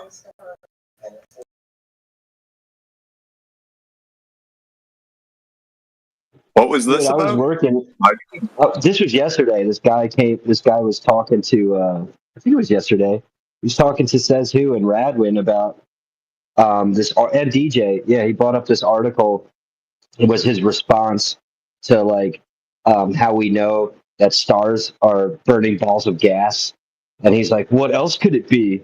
Well, number one, he was like, it was fallacious on his face. But anyway, the second thing was, he's like, "Yeah, we could hear.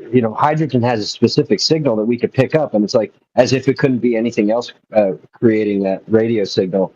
Was it a radio signal? Is it a radio wave? No, I don't know what it is, but here's how this actually works. He had a contraption with 4 panels, all angled at a 45-degree angle, so it would be like a 4-sided pyramid, upside down cone that you're shooting into the air, like a cone. Do you get that? Like, do you get what I'm saying? The inside is coated with aluminum to be like a reflector to reflect everything into the receiver that's at the bottom of the cone. And apparently you just point this up and you get clickety click click click on a SDR. You just tune it to 1410 megahertz and you should be able to hear some clicks and pops and shit. I mean, I can just turn on almost any frequency and hear that.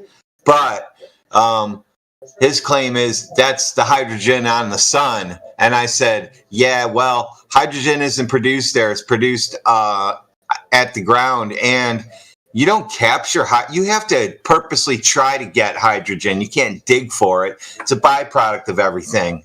So in order to capture hydrogen, you have to like play around with water or some other shit. Refineries, we'll get hydrogen, all kinds of things. Can't tell you why. I won't give you any specifics because it'll give away too much of what I do. But anyway, hydrogen is something that you have to make from something else. It doesn't come from the sun. Gases don't fly through outer space in a straight line to balls and then populate them with other gases. It's insane. So is this contraption supposed to pick up like a signal emitted when hydrogen burns? Or by hydrogen, yeah, by hydrogen atoms. Okay. You're supposed to be able to pick up the sun, go clickety click click click, and that proves that that's hydrogen, the sun. It doesn't prove that the hydrogen. I say it proves that hydrogen is actually hitting the aluminum foil, and that's what you're hearing. Not pointing it up in the sky, and it's focused in on something 93 million miles away. You set those things up just perfect with fucking cardboard and aluminum foil, and now you're a mad scientist that you can now control the world. You got this beam that you can point 93 million miles away to pick up things. That is so fucking bullshitty science fiction. It's ridiculous.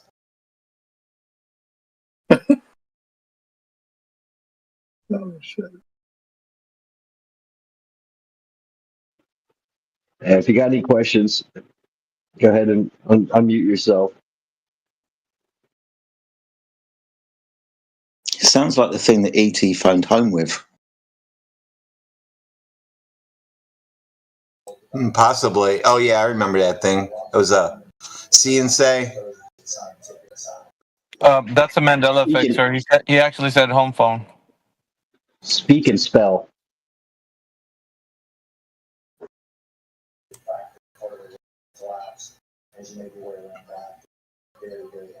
No, the cow says moo. It's a see and say. You spin the thing around.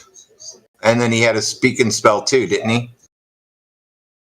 Had the TI speak and spell. After I saw that movie, I wanted to find those things and take them apart and use the voice synthesizer in them because I was like, oh shit, I could use this thing to do whatever I want. And that's the kind of stuff I got from the movie.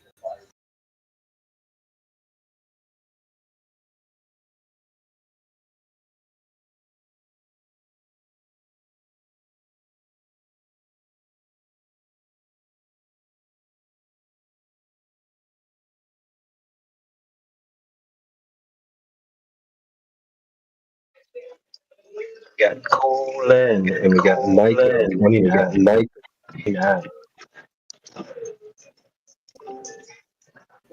Now people are going to have a hard time today.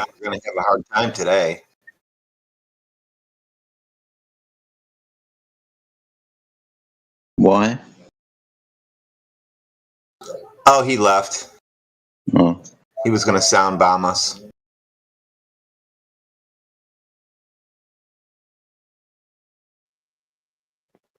So, El, welcome. Welcome to the room. You got anything? You got any globe evidence or you got any questions about why we're here? I'm just want to hear your discussion. Okay. Okay. Well, welcome to the room. If you don't give us anything to talk about, it's going to be interesting. No.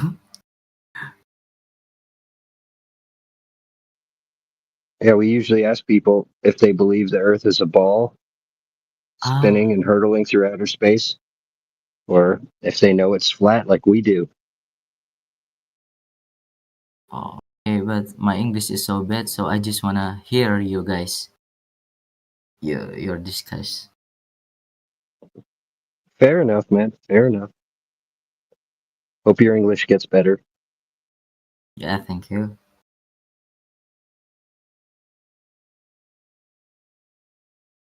You sound fine to me. Your English is good. Just keep practicing.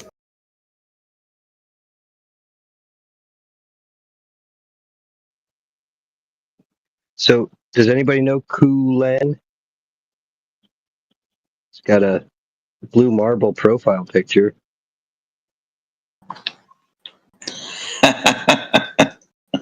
Zella.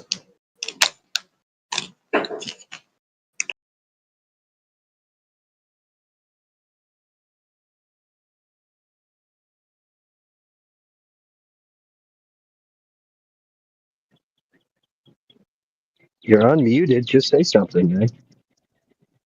Is he muted?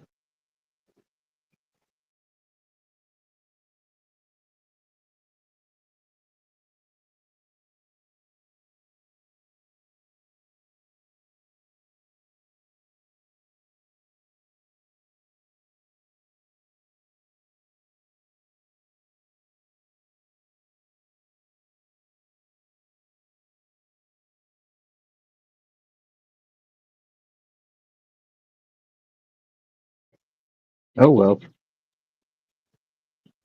Yeah, so there's no vacuum of space. You guys think that's interesting?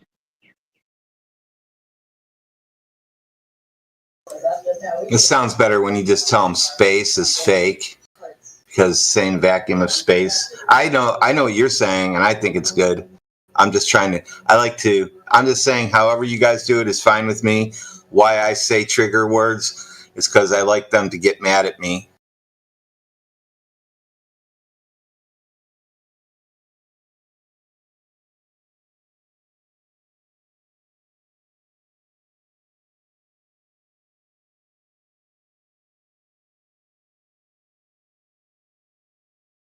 Yeah, I tried it. I tried it yesterday on a few people. I just said, yeah, space is fake. The Earth is flat, And they did their normal thing, just in and out of the room.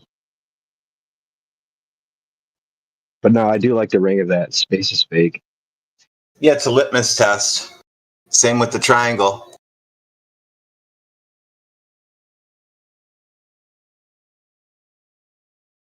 Like I just smoked this dude in chat. Flat Earth doesn't work because there's no picture of the whole thing. And I told him globe is only 50%. You can see at any time. So I guess it doesn't work either. So that's the end of that. Globe's dead.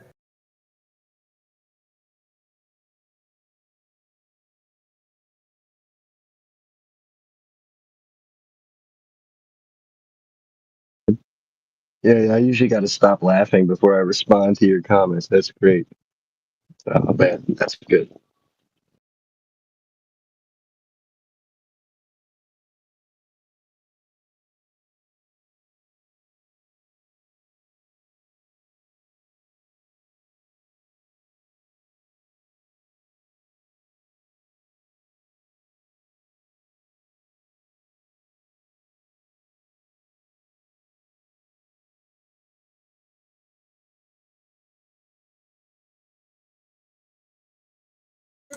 Now they're triggered. Now they don't like that astronauts are fake. This is going to make them call us names. Watch this.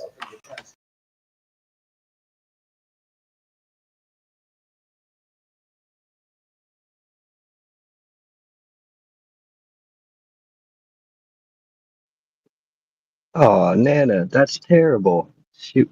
She was so nice until we said that astronauts aren't going to outer space.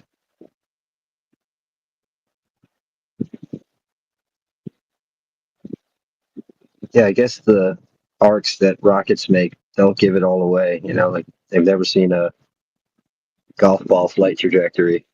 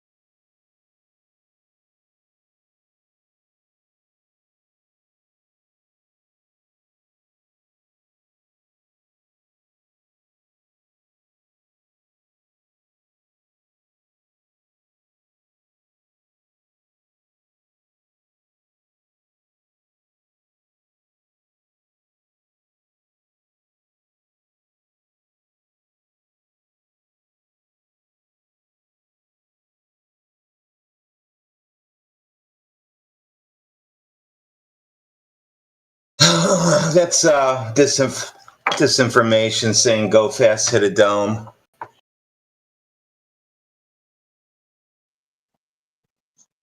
Yeah, it's not about the dome. It's about the footage, really. It's not a dome. It did do so. Yeah, I know. I know it's not a dome. I know that I don't know what it is that it hit. But it hit It's a D something. spin. It's a D spin. Clunk when it stops the rocket from spinning. That's what you hear. So that's kind of bad to post. You probably should delete that one. I got you.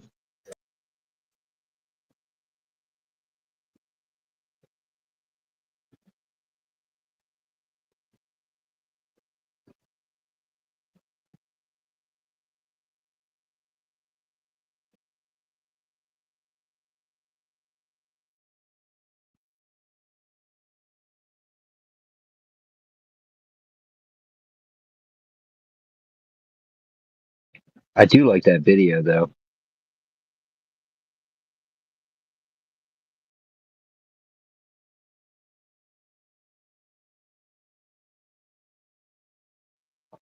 Yeah, most of the stuff like is old on the home server in the different sections.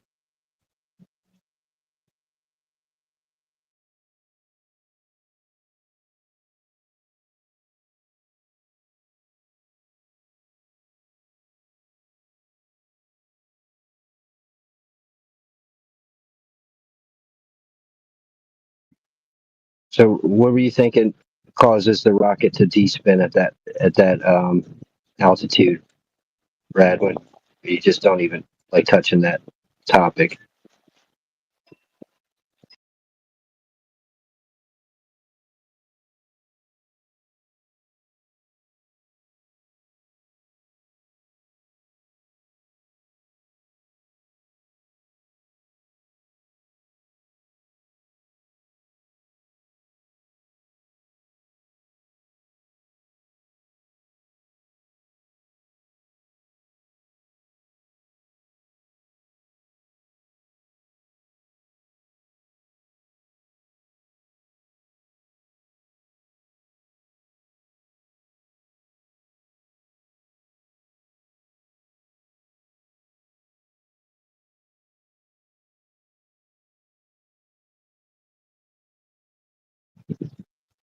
Yeah, so that Nana that you're talking to, she was, or he was in the chat the other day using, I guess, a fake voice,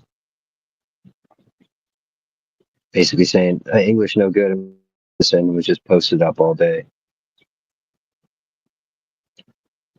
Max, welcome to the room.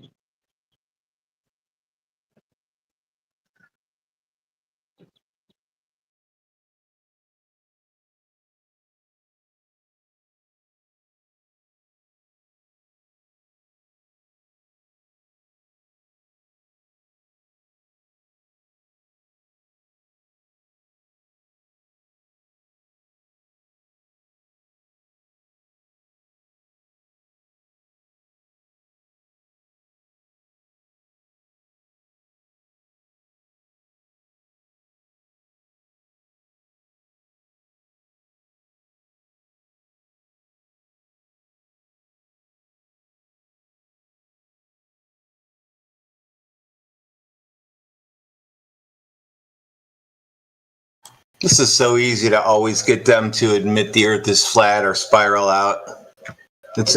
That's all they're going to be able to say now is their logic is flawed and photos of flat Earth are okay by the end of this. Same way I do it to AI, I get them to break down every time, except mine, of course, which is trained to laugh at this stuff now. Now it starts insulting and I have to tell it to mellow out.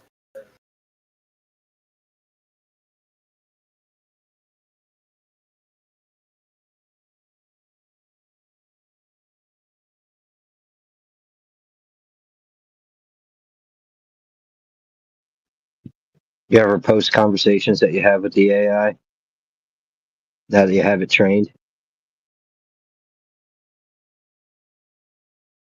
I built one specifically for flat Earth.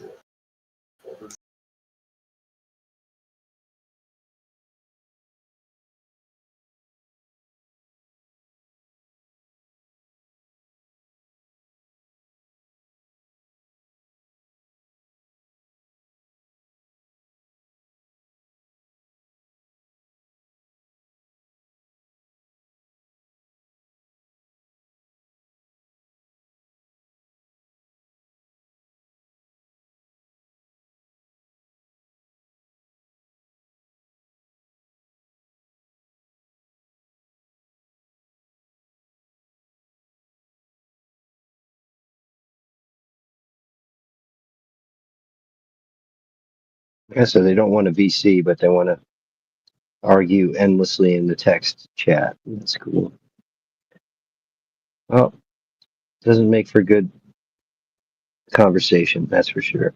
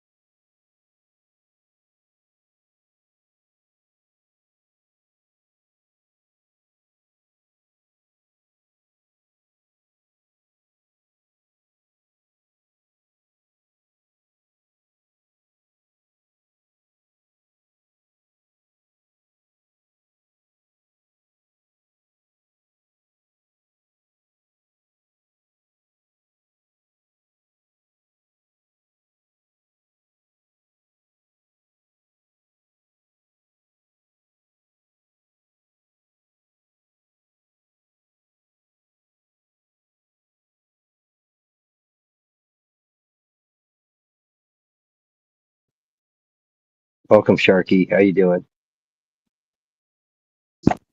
Hi.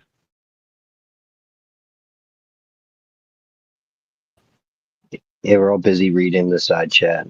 What's going on, man? What brings you to the room? I'm just bored. I was just looking around. Fair enough. You believe you live on a ball, on a sphere? Why wouldn't we live in a sphere? Because it's flat. You need curvature to have a sphere. Okay.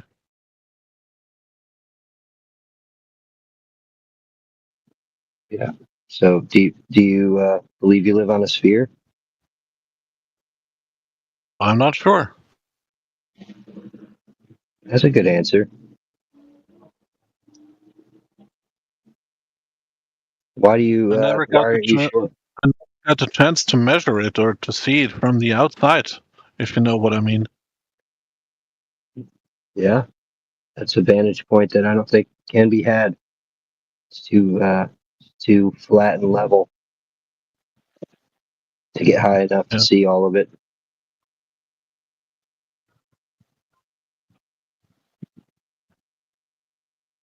But if it's a ball, and if it's the size that they tell us, should be able to measure some curvature. And don't we?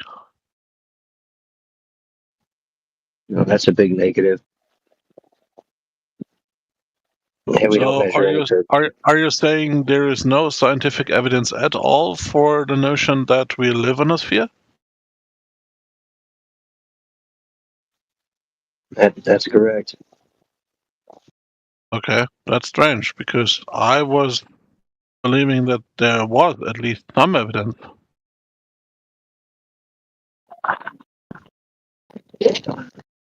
Sorry, but no.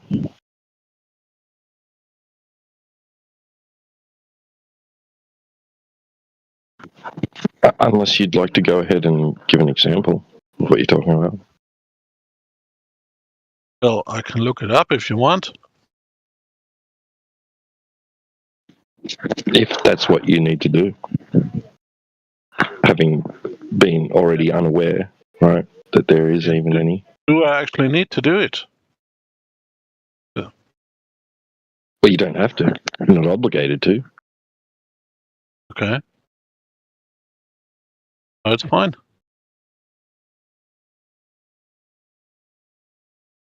But I mean, you said you were under the impression that there is, so we were interested in what gave you that impression.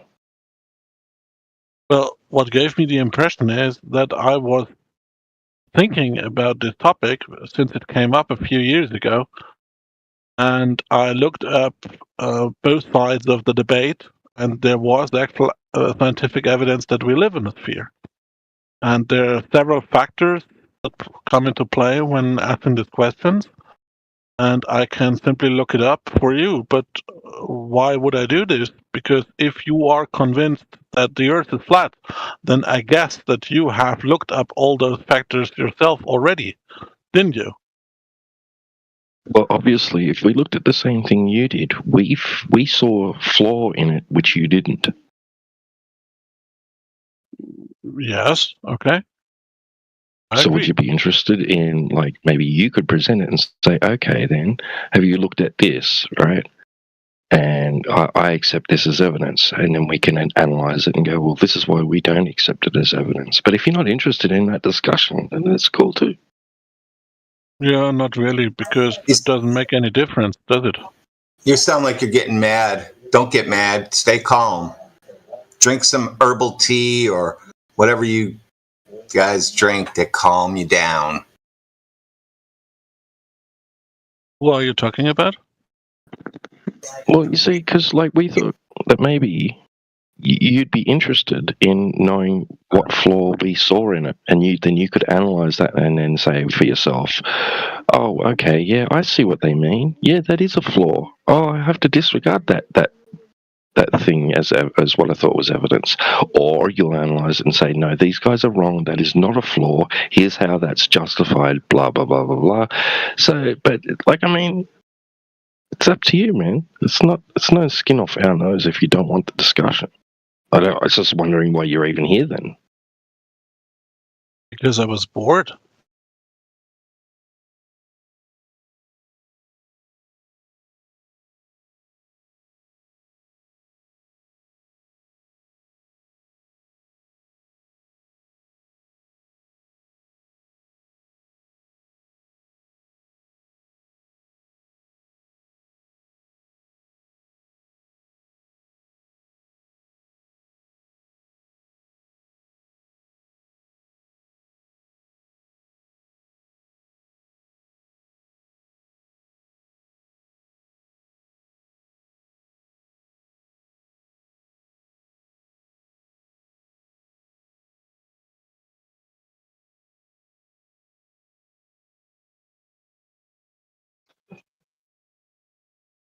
If anybody's new to the conversation, wants to interject, present why they believe they live on a ball, go ahead and mic up. You got to express a study in the room.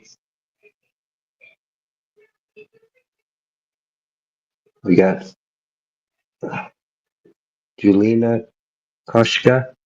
Welcome to the room.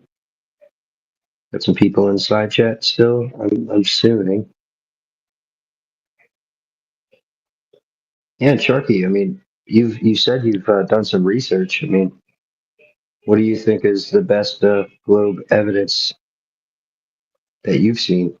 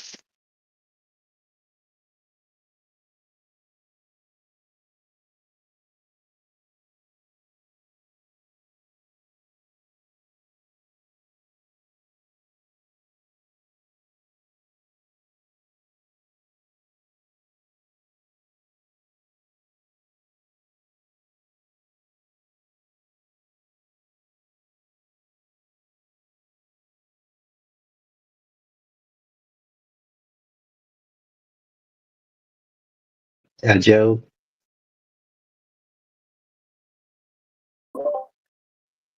Lofi, or L, welcome to the room. Just out. Thank you. Hi. Hi. Radhara, welcome to the room.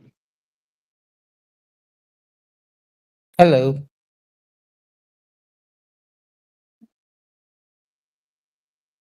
Yeah, so we're asking people for their best evidence of why they believe they live on a globe, if they believe they live on a globe.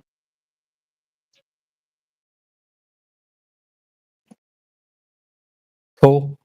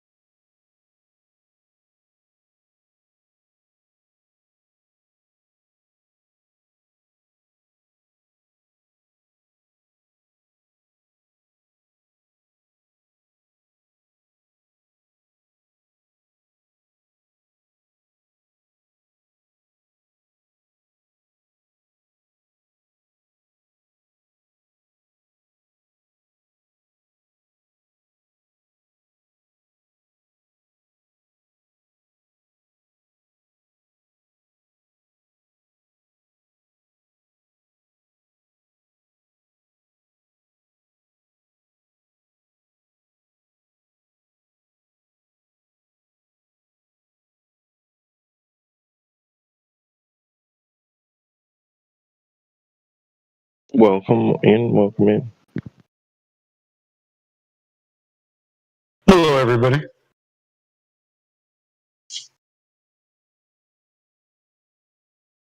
Hey, how's it going, man? Not bad. What's the report? We have globe proof today, or still looking? Some feeble attempts.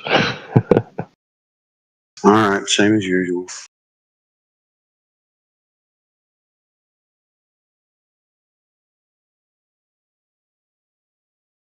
Okay, I have a question because you asked for it. So just out of curiosity, what's your explanation for this? So if the Earth is flat, as you say, hello, is anyone listening? Yeah, go ahead. Okay, so if the Earth is flat and we look at the sun's shadow that the Earth casts on the moon, why is it that this shadow that the Earth casts on the moon always has a round shape and never has a flat shape or the shape of a thick line? Why would you assume that it's the Earth's shadow on the moon? Because we can see it. No, that's your assertion. You have to prove to me that it is the Earth's shadow on the moon. So you don't answer the question. No, I need you to go ahead and prove to me that that's the case. No, I don't. Oh, so you can just How did you determine that was the Earth's shadow on the moon? We'll reword it for you. How did you determine? Doesn't matter. Doesn't matter. No, it doesn't matter how. So if you made it up and you imagined it, then it's okay. Did I make it up? How did you determine that is Earth's shadow on the moon? So you don't answer the question, okay? No, we're not answering a loaded question with your assumptions baked in. We're not going to follow you down your begging the question fallacy. Why not? Why not? Because it's begging the question. It's a fallacious question. But you can. What you're doing right now, you can do this with every question. For example. No. Yes, you can. If I say, for example, if I doubt that 1 + 1 = 2, and you are in the affirmative and say that, of course, 1 + 1 = 2, and I'm in doubt of it, and I'm now the one who has to explain why I'm in doubt of it, then I can always say, how did you determine that 1 is really a true number? No, this is what I would do. Or that plus. That's a false equivalency, but I'll go with it for now. Or that if I say has any oh my gosh, dude. That's not what's happening. It's a false equivalency, but if I want to make an equivalency out of this, listen, can I answer you? Can I answer you? I let you speak. Can I answer you? No, you didn't let me speak because I wasn't finished. Oh, well, let me finish it for you. So if I say 1 + 1 is 2, I can take two things. No. Sharky. Are you saying that if I say 1 + 1 = 2, I'm going to grab you 2 items, add them together. Did he run away like a bitch? Yeah, he did. They always do that. Well, for the audience, even though it's a false equivalence, if I say 1 + 1 is 2, I'm going to prove it. I'm going to grab 2 items, singular in nature, put them together, and then I have 2 items. If you affirm or just say that it's the Earth's shadow on the moon and don't prove it, I can deny it outright. Just for in the future, anybody trying to pull that stupid shit.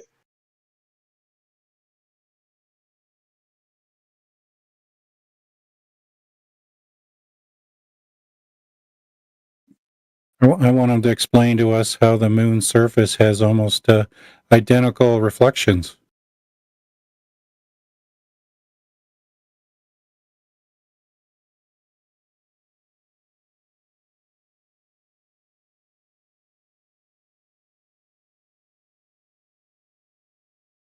What do you mean identical reflections? Where's the hot spot from the sun reflecting off a sphere? Oh, yeah, it doesn't have the specular highlight, right? It doesn't act like a ball at all. But okay. Very strange. Yeah. It's almost as if it denies the existence of physics. Yeah, it's strange indeed.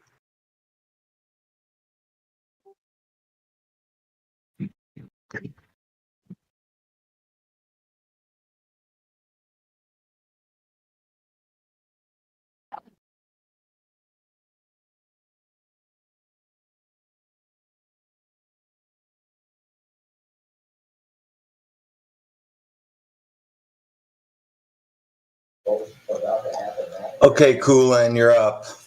I'm done typing.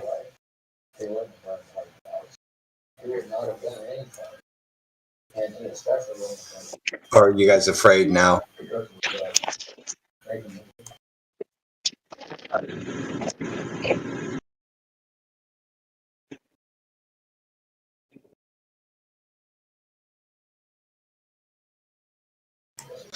The afraid to debate Earthers.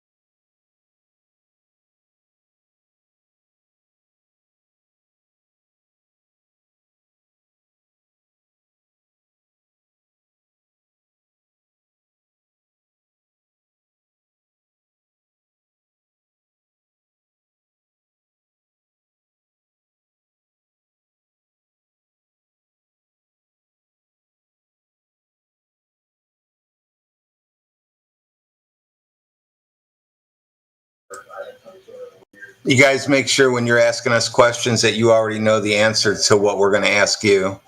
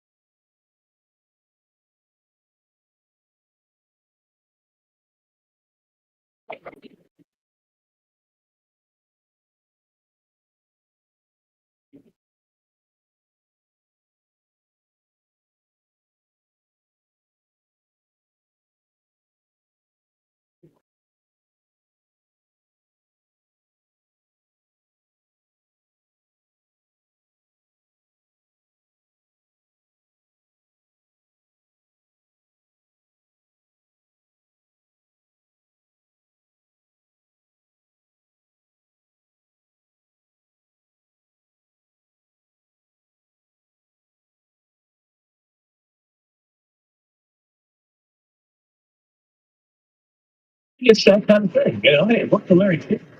He used to brag about the fact that he never prepares for one single interview, like the one with Seinfeld. Yeah, I am. Remember that one? You're on one side.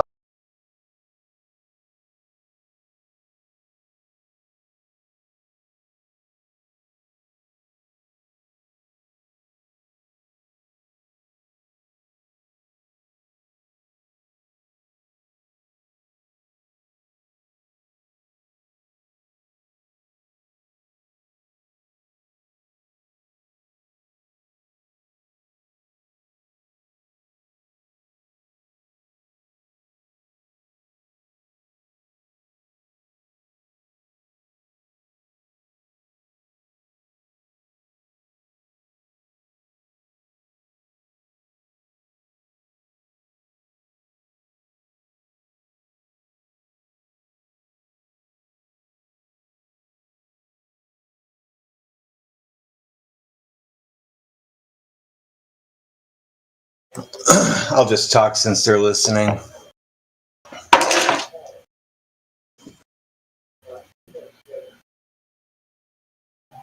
I experience unicorns as a force, which obviously means they are going to do things. So that's the same thing you just typed about gravity. It's not a force, but it is a force. You sound retarded, dude.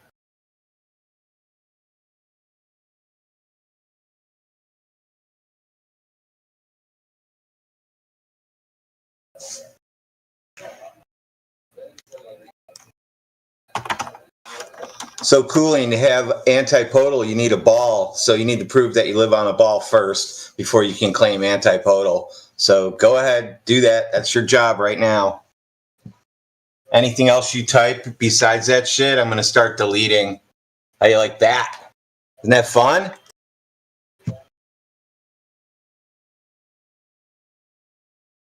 And these guys know I do that shit. I delete, ban, all the stuff. I don't give a shit.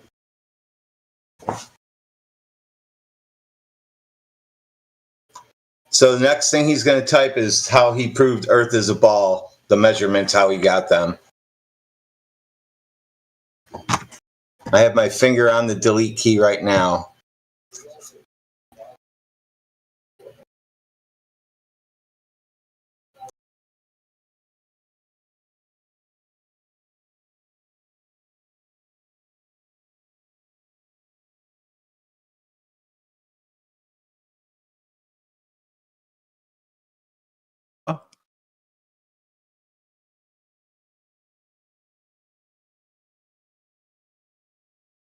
Hello. Yes. What's going on, guys?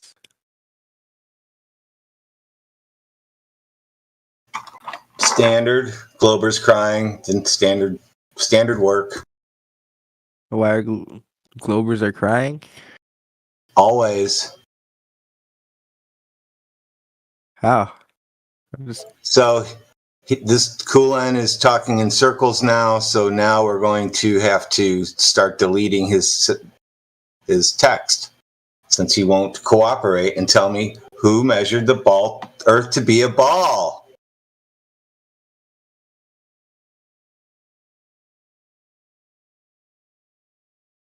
So according to you, Kulan, you just place sensors and then that proves you live on a ball. You sound deranged, insane, and delusional at this point. If I told people at work we just put sensors on the ground and that'll prove that we live on a ball, I would get fired.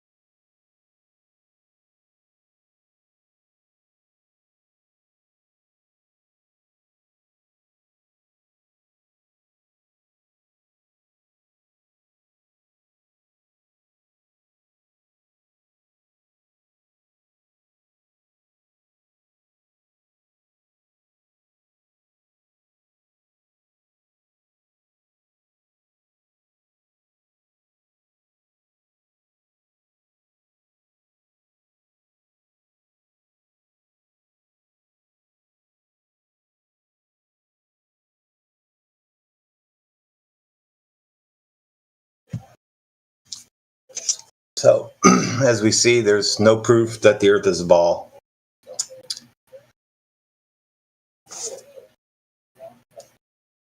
Another Glober failure. Who's up? Who's next? Oates likes to prove he lives on a ball.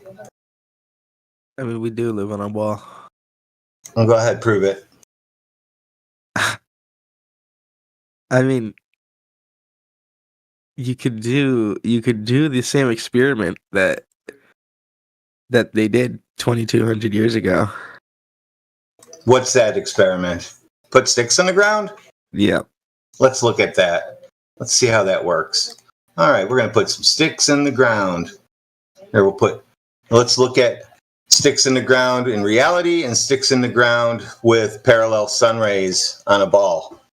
Okay. So you'd have to have a full sun that covers the whole entire Earth overhead, making parallel rays, or your little sun that makes angles like that. And if we look at this picture here, we'll see that it matches up with the flat one.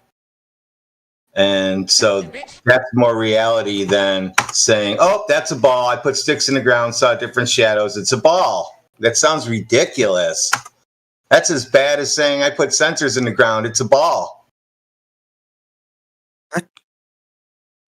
Yeah, before you measure the sticks, you have to know the distance to the sun. But why? Why do we have to know the distance to the sun, though? I'm confused by that. Because if the sun is close to you, that means the sticks are not showing the correct angles for a sun compared to a sun that's millions of miles away. It means the light's not parallel.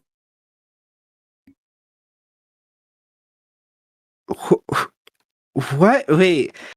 That just has to do with the angle that the light is hitting the sticks at. That has nothing to do with how far the sun is away. It has everything to do with how far the sun is away. It's just the angle. I'm not trying to hit that angle.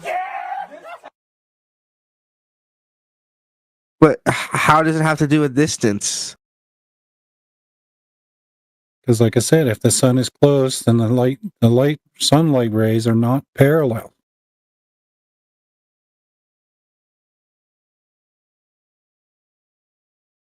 But that's, like I said, that has to do with angle, right? The angle it's shining at, not the distance it's shining at. So you know what triangles are then, since you're talking about angles. God. Yeah, you're going to Yeah, I do. fail again. Yeah. You know what's Fail coming. what? So stop Fail talking what? about angles to things because you need a flat baseline for angles. We need a flat baseline for angles? We do have a flat baseline for angles. Yeah, I know. The Earth is flat. What? That's not what I meant. I thought you meant something completely different, but okay. The Earth is not flat. You just said it was. You just said He just said we don't have a flat baseline for No, angles. so you have to have a flat baseline for angles. You agreed. We have to have a level baseline for angles, not flat. Yeah, that's flat. No, That's level's flat. not flat. No, it's not. It's not curved. It's never been curved, never will be. So No, but it's not flat. That's not what it level means. only. It does not mean curved, bro. You can't get curved out of level. Sorry. Ah. Ah. You know. Since when is level have not you ever? flat? Do you know what level means? Yeah, not curved. It doesn't mean flat in all It directions, doesn't mean though. curved, brother. But it means flat on our scale, locally flat. Yes. Yeah, yeah. Facts. Yeah, locally flat. Yeah. Yeah. No, Yeah. no. Yes. Well, Yes. it includes Yes. that. It's locally flat. No, that goes without saying. No. Level, applies. by definition, is a surface that's perpendicular to gravity at every point. No, it fucking doesn't. Yes, it No. is. Citation. No, it's not. Citation, please. Definition for that. The engineering and No, get a geodesy citation, bro. texts. Get a citation. Put it in the chat. Okay. Level to gravity. Get the fuck out of here, bro.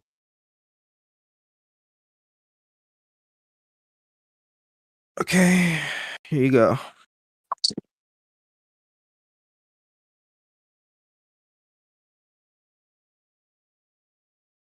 Here you go.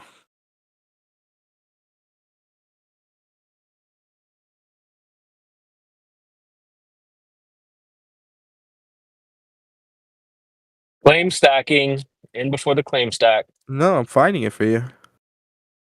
Now he's finding it. You're gonna. Yo, Well, I know he's Well, I finding. mean, I'm it's just saying something I that have to now- search for. I just claimed it, and you're asking me to prove it, so I'm gonna have to find it, right? Yeah, facts. Okay, so let me find it.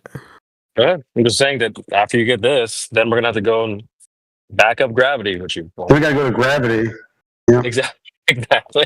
So I mean, it's interesting about this. He says he has to find it, which indicates he didn't know where it was in the first place. So he doesn't even know where he got that. No, no. I've just heard this in fucking school. I mean, like, come on. Thank you. Exactly. So you heard it, but you didn't know. Yeah, but that. But I mean, like, your ass. I And just for all found you it. Here know you go. that they were Here you go. wrong. Oh, thank you. Here you go. Thank you for finally trying to find something that you didn't actually know in the first place. So by gravity, he's just going to mean vertical, right? So that's just vertical and horizontal. Here you go. A treatise of principles and practice of leveling. Post There it. you go. Post it. Post it. No, we need the definition of level, not leveling.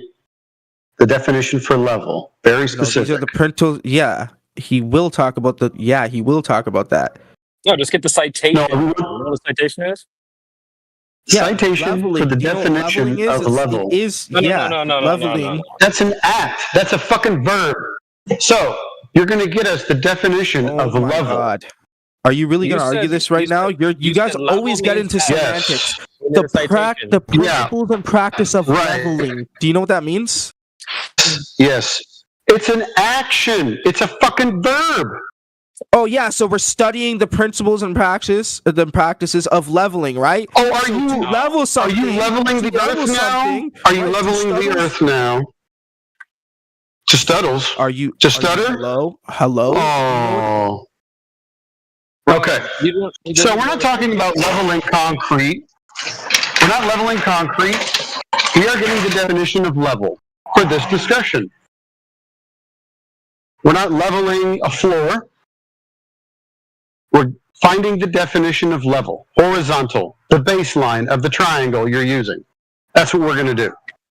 Very simple. That's what we want. That's what this treatise is about. So it's the definition of level, is it? Of practice. This is the definition of level, and it's cited with the source, yes? Because if it's none of those things, you lose. He doesn't even know what a citation is, chat. I don't know what a citation is.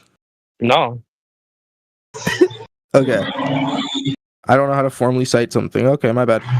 I'm not gonna formally cite something for you. I could drop the fucking source if you want. No, and then we need a citation, you numpty. With the definition of level, Do you very guys cite specifically. anything? I've never heard you actually formally cite anything. We didn't, yeah, we do it all the time. We haven't made a claim here today. You have. So what we need is the definition. No. Go ahead. He said, well, you told us what the definition was, so we need a citation that says that. That's what a citation is, bro. Formal or not. We just need to go to the link or wherever and then highlight where it says exactly what you said, copy, paste it, put it in the chat. It's not that hard. It really isn't. And we've got the button here to, take a clip of what you said. We want the definition of level, as you claimed, not leveling. We're not doing concrete work here. Okay? I just asked ChatGPT. Look what it said. Doesn't say anything about gravity. Uh-oh.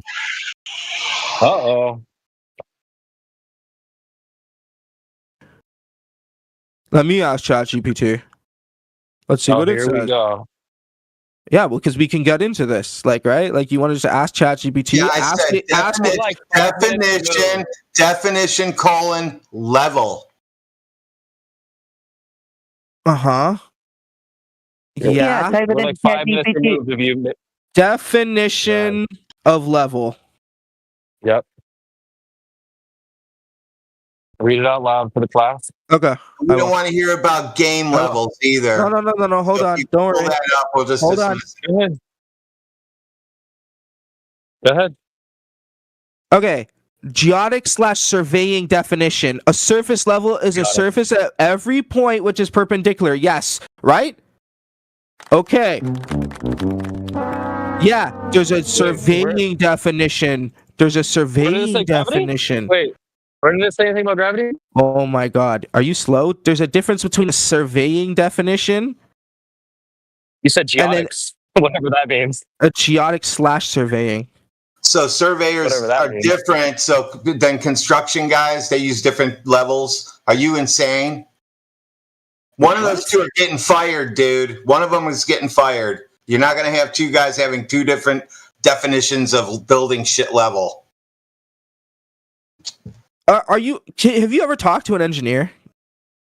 Bro, Have you? We're so. Have far you ever away from talked to a civil claiming engineer or gravity. anything? Somebody that builds a Engineers in this bridge? chat. There's engineers in this chat. I don't know. Okay, so then how do they have to account for the Earth's curvature over a long? Have they ever built a big bridge? Have they ever designed? They do though. They literally do. So you're back to claiming things without having any way to back it up again. This is what I mean, you keep could doing? study the What we're gonna do Panama today? Canal. Just study the Panama Bro. Canal. Study it. What am I Yeah, just studying? study the dam across the Panama. Study it. Study the dam. The Panama Canal is straight and level, bud. Sorry to bust your bubble there. What? Yeah, it's level. It doesn't mean flat. Yeah, it's flat, level. straight level. That water will rest flat. Oh my god! Oh my god! A horizon doesn't. Are you guys slow? Just because it He's means it's having a perpendicular to breakdown. the horizon doesn't mean it's fucking the entire Earth is flat. Like I said, it's flat on a fucking local scale. That's why they call it surveying, right? Surveying. It's a local scale. A definition from scale it up, what surveying happens? slash geodesy texts. Horizontal, a direction perpendicular to the force of gravity. No, Level. no, if it's flat locally, then it's flat everywhere. It needs to be curving. So if It he even just- needs to he be just said- curving locally. Also, he said gravity pulls down perpendicular, so that means gravity must be working on a flat surface. What? No, No. the fuck I So did. I flat- said so horizontal. curving. Hey, bro, curving doesn't mean flat and then not flat and then flat and then flat and then flat and then flat and then flat. It means a constant change of rate of change of slope. So it's not flat, right? There's no flatness in a curved line. I'm sorry. Are you Saying not locally does understanding? not Okay. save you. It does though. It really does. On a mic. Okay, so you're saying if you were a fucking germ on a fucking ball, right? You'd think you wouldn't see, right? Is it You flat? think- You're saying it's locally flat, right? You're saying it's locally flat. So you're saying it's flat. You're saying it's flat. No. You're That's saying not what I'm it saying. is It flat. So appears is it flat or It isn't? appears flat. Okay, That's what I'm right. saying. Okay, there we go. There we go. Get it right. appears flat. Yes. Yes, right. Right. You're saying it appears flat. So you have to say it's not locally flat now. Well, I mean, what do you mean, like by locally flat? Like what I did could you say it's mean by locally locally flat? level. I could say it's locally level, like it's level, yeah. But flat. flat That's as flat. in like it depends what you mean. Like yeah, you could say locally flat in a sense. Yeah, you could because if you're small enough, it could be flat. Yes, if you're small enough to the mass you're talking about, yes, you could be locally flat. If you're a Everywhere fucking flat. speck on a ball, you think that wouldn't be flat in that perspective? Yeah, it would. Well, we're not a speck on the ball. But we are. If we were we're not. hypothetically, We're not. but We're not. but if we were, you can't just say we're not and then say but. We're not. I can't say that. But I if can't say we were, right? We're not. My claim would be correct. It's locally flat. Doesn't And matter. you're just We're saying, on but the we're ball. not. But we're not. But you just asked, how can something be locally flat and not be flat? And I just explained it, and you're saying, but it's not true. Okay, let's shrink it down to a smaller scale. Can you show us locally flat on, let's say, any kind of ball, like a basketball? Could you show us that? Measure us locally flat on a basketball. Like I just said, if you were like a fucking germ or a speck on that fucking just measure it. basketball, think about it. Just measure it. Logically. Easier because basketball. Like you have to talk about on a microscopic scale. Because look at our size compared to the Earth. We'll use a bowling ball to make it easier for you since it's a nice smooth surface and you don't have to worry about the little bumps. Get a bowling ball and show me where it's flat. I got a question for Oates. Wait. Do the ball. He's doing a bowling ball thing. No, it would be flat if you were small enough. That's what I'm trying to say. No, you wouldn't be able to account for if you were small enough, you wouldn't be able to account for the local curvature. Things are only curved at a local, at the scale that you. It's to do with scale. Yeah, no, buddy. Over distance, there should be things that are hiding behind an Earth curve that aren't. And they are. You guys just deny it and use fake science and pseudoscience to deny it. Okay, hold on real quick. What science is needed? What science is needed to determine or measure the surface of a bowling ball? What science do you need for that? What You want to call it science science, do you guys, but this isn't even a I mean, that's scientific mathematics. issue. That's mathematics. It's just a geometric issue. Okay. Yeah. So, my question for you is the horizon horizontal? Yes or no? Is the horizon horizontal to us, to our view? Yes. At our view, Okay, yes. yeah, so the At our horizon is view. horizontal. At our view, yes. Yeah. And What's the what view is definition- it not? what's the Whose definition of view is that? it not? No, we have to let him finish that out. At our view. Whose view is it not horizontal? Great question. Whose view is it not horizontal? You said from our view it's horizontal. When is it not horizontal? I mean, yeah, okay, it's always horizontal, sure. Okay, If you there wanna we put it go. that way. Always But I mean, if you zoom the fuck up, if you went up, now? Are you yeah, like if you Now you're flew up changing into it? if Dude, you flew up into It's space, always you would- horizontal. Now it you wouldn't be horizontal to you. You When wouldn't does it see change from a horizontal? horizontal horizon. That doesn't make Okay, sense. when does it change from nice and flat to all of a sudden it's curved? Tell me that height. Yes. I can't give you the specific height. What are you talking Oh, about? you gotta Give be me the- able to. This should be in all Why? of your Why? I engineering don't know. books. So, but all it the books probably that is. you I could have. You're an probably engineer. Google it. You You could told me probably you're an Google it. engineer. You know all these engineers. Who told Tell you? me when. I never said I was an engineer. Oh, then don't talk about them. Anyway, How so can I not let's talk Google about engineers? how Because high I'm you, not an engineer. I because you work don't know with anything engineers. about it. No, you don't. But You yes, don't I know do. I anything. work No, with you doctors. don't. My literal teacher. Now, Are you doctors are not- slow? Yeah. Like he's a not a fucking medical doctor. He's a physicist. And what is he physicist of? What does he do? He does what is it? Particle relativity? No. It's what is it? Oh, you He's a don't even particle know. He's a sort of particle physicist. so He's you a don't particle work with this physicist. guy. He's a part. I don't work like he's my teacher. That's what I meant. So, He's my teacher. So he just tells That's what I you just said. stories. He's my Got teacher. it. He just tells you stories and draws on a Oh, whiteboard. my bad, yo. Big government, big pharma. Drawing Oh on a my God. whiteboard doesn't make you a Big space. physicist. Yes, it does. No, it doesn't. What are you, a physicist? You're a physicist? My Yeah. bad. You're smarter than everybody else. You're the prophet of this universe, aren't you? God must have bestowed some special, like, You're spiraling, bro. special knowledge to you. I'm not, though. I'm not. Hey, I wasn't This is a full skirt. It's not, though. Oh, You guys started spiraling. You guys started It's spiraling. okay. No. I know you Hello. are. Okay, bro. Hi. Hello. Hi. So, Oates. Now hold on, Jenna. you did- Okay, I just wanted to finish with the horizontal thing. I wanted him to go and get the definition for horizontal. He's not What going does the definition of horizontal have to do anything? 90 degrees to vertical, buddy. You can't have that on the surface Okay. of a ball. How can you not have that? I just explained that if you were on a microscopic scale on that ball, yes, you can. Do you understand perspective? You guys always like the idea of perspective, right? Like, it's perspective. Come on. Idea? You guys are always bringing up, well, it's perspective. It's perspective. It's perspective. You guys always throw that idea, like, you guys always throw. It's not an idea, Oates. Perspective is not an idea, sir. It's something that everybody with functioning eyes shares, okay? We all Yeah, see the you world guys and always experience throw the out the world. terminology of perspective, right? You guys always talk No, about I'm perspective. sorry. Did the middle of my sentence interrupt the beginning of yours? Yeah, because you guys interrupt me Yeah. constantly, but it Oh doesn't my matter. good lord. Perspective. Everybody has it. You got two functioning eyeballs, you have perspective. Even with one functioning eyeball, you still have perspective. Okay. Uh-huh. Mm-hmm. So, what are you not talking an about? All idea. I said is Stop you calling like it to an throw. idea. Oh my God, you guys are getting into semantics of everything. Who cares? Who cares? You guys. All I said is you guys are the ones that always bringing up perspective, right? Flat earthers constantly bring up perspective. It's perspective. Make your 90 degrees as big as you possibly can, as big as you think that the globe That is, doesn't- right? you're just and saying put things. it on the globe. Put it You're on the just globe. saying. You don't. You're just saying things. You're Put not a 90 listening. degrees onto the globe. Okay. Yes. Uh-huh. I don't think you're getting it, Well, dude. And Jenna, can I give it a try? Let's get to the end of your point. All right, so let's just do this. Since he said this is a perspective problem, and I totally agree, he's going to get us the Earth curve measurements.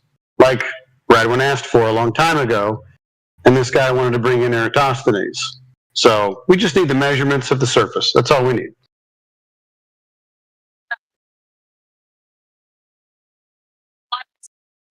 You want the that would do it. measurements. What are you saying? Like, what are you asking for? The measurements of the curvature of the Earth. Speaking Chinese, like Correct. this. Bro, I could give you the diameter. No. I don't need the figure. I don't need the figure. I need the measurement, right? Who measured it, and what is the value that they got? That's all I need. That number had to come from somewhere. But what are you So where did it asking come for? from? Because we don't need just It's weird. the number. We need to know how that number was derived. Where did it come from? Go ahead and get that. I feel like I've explained this pretty simply. How much further do I need to dumb it down, right? Who measured the surface of the Earth directly, without any assumptions, by the way, no assumptions, just the measurement of the curvature. If that's about as simple as I can make it. And I already told you, 2,200 No, years we don't ago. need just the number. Oh god, he's doing Eratosthenes. No. Not fun, okay. Dude, hold on, stop. Let me get back to reality with him. Because he started spiraling on a triangle, and this is Spiraling where on a we're leading triangle? to. Yeah, dude, on the triangle. I asked you if you knew what it was, You and didn't- then so you can't have a triangle on the surface of a ball, so you can't be measuring angles and can. shadows. And no, you can't. Yeah, you can. No, you cannot. How can you not? Okay. What size is the triangle, though? Any size. Can't have a curved baseline. Yeah, you can. Yeah, you can. No, you can though. Yeah, you can. Hey, As long as the triangle is small enough for both sides of the base to be planted onto the onto. No, you can't. You cannot. Yep. No. Yep. No. That's not how Yes. it's done, dude. No, bro. That is how it's done. That's That a is how code, it's done. man. Show us an AutoCAD. It's not what That's they not. do. Show us an It's AutoCAD. literally not. It's literally you can grab a ball that's big enough, right? And then you can take These a are triangle, assertions. right? No. You can. Do it in AutoCAD, like says who asked you, because that's the only way you're going to prove it to me. Yeah. All we need is an angle measurement in AutoCAD using a curved baseline, and you can make it as minimal as you want. So just show us. Don't just say yes, you can. That's a baseless assertion. What are you asking for? Okay, you can measure it using. that, like you guys are speaking Chinese. In AutoCAD or whatever program you like, and you can make the adjacent as shallow a curve as you like. But we just need to get you an angle. Just show us an angle from, a curved baseline. That's all we need. AutoCAD should do it. Right? Very simple. What? You're asking for a number. That's what you're asking for. No, we're not. Yeah. Dude, draw a We wanna tangent see if line. it's Draw a possible. tangent line on a ball in AutoCAD. Zoom in on that point and give me the angle. Period. Okay. What? I want to know the angle. Don't what? I just told. Draw. Do I have circle, AutoCAD? Draw a. Do I have SolidWorks. AutoCAD? I don't know. I have SolidWorks. Draw a circle. AutoCAD's easy to get for free for 30 days. Draw a circle and then a tangent line on it. Zoom in to the point where they meet and give me the angle from either side. I want to know what that is so I can start using your guys' ideas that angles work on the surface of a ball. You think angles don't work on a surface? You think just it being fucking curved just fucking negates the idea of an angle? Like, what are you trying to say? Yes, sir. Yep, the angle is zero. Here the funny part is, Oates, you don't even know angle is zero? Oh, check this out, dude. No, it's undefined. Oates, check this out. The funny part in this, same thing. Here you are arguing this whole thing. Oates, hear me out, bro. Mr. Krabs, check this out.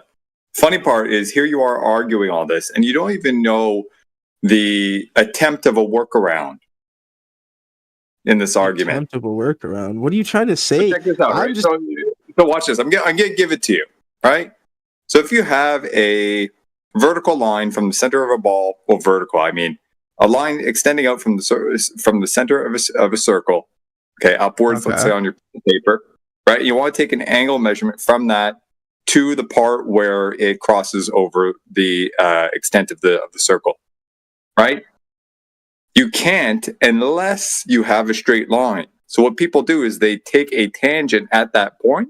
So you have at that point a 90 degree between the tangent and the line protruding out from the center of the circle. The problem is if you don't take that tangent, you cannot get an angle. So this is where you're allowing for that little bit of wiggle room, like, oh, you know, if we take an angle at a really short distance, you know, then it suffices. That's effectively what you're doing by you take a tangent to that point, is you're taking an infinitesimally small distance from that point outwards, effectively making it straight. Okay. The problem is that is not curving anymore. That is a derivative of the circle itself. Okay.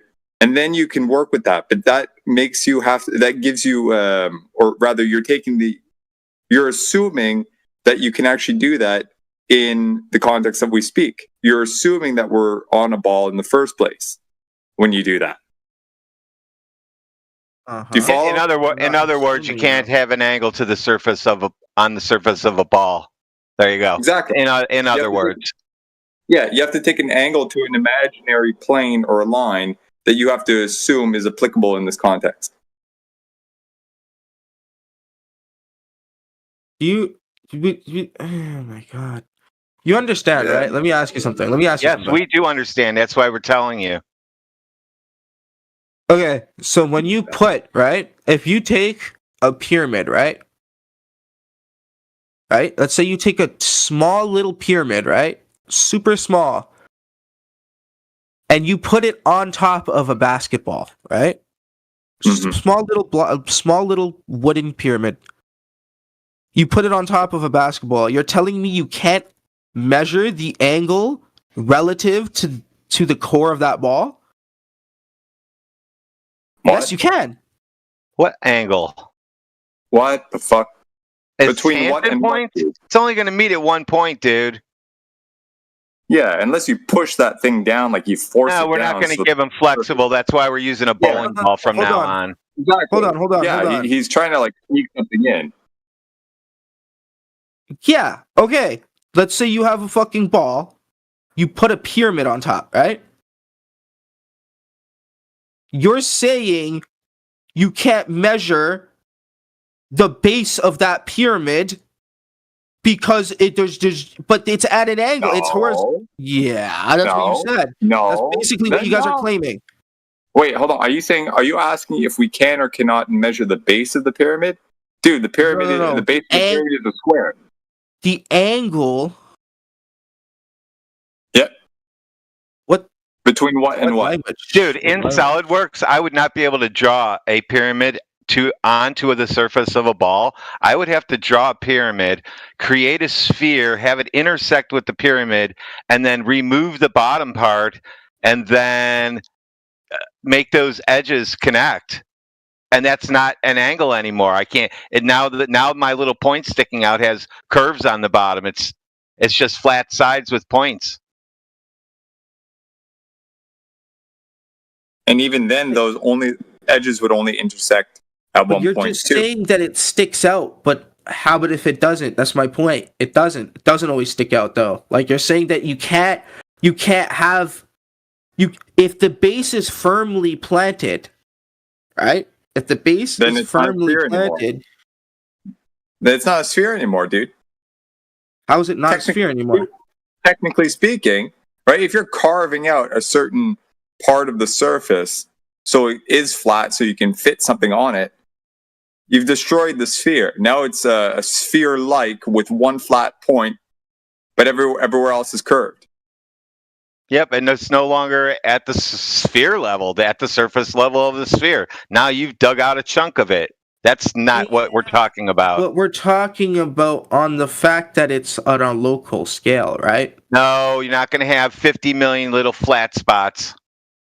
We're not saying there's 50 million little flat spots. Do you understand what local scale means? We're not saying that it's just randomly flat somewhere. So when does the local scale stop working, and then I see over to the next flat spot, because that's what you're trying to tell me. Locally, it's flat, and then if I go so far, I see another local flat. Yes, you are.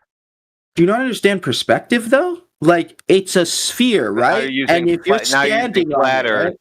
Now you're using flat Earth perspective, right?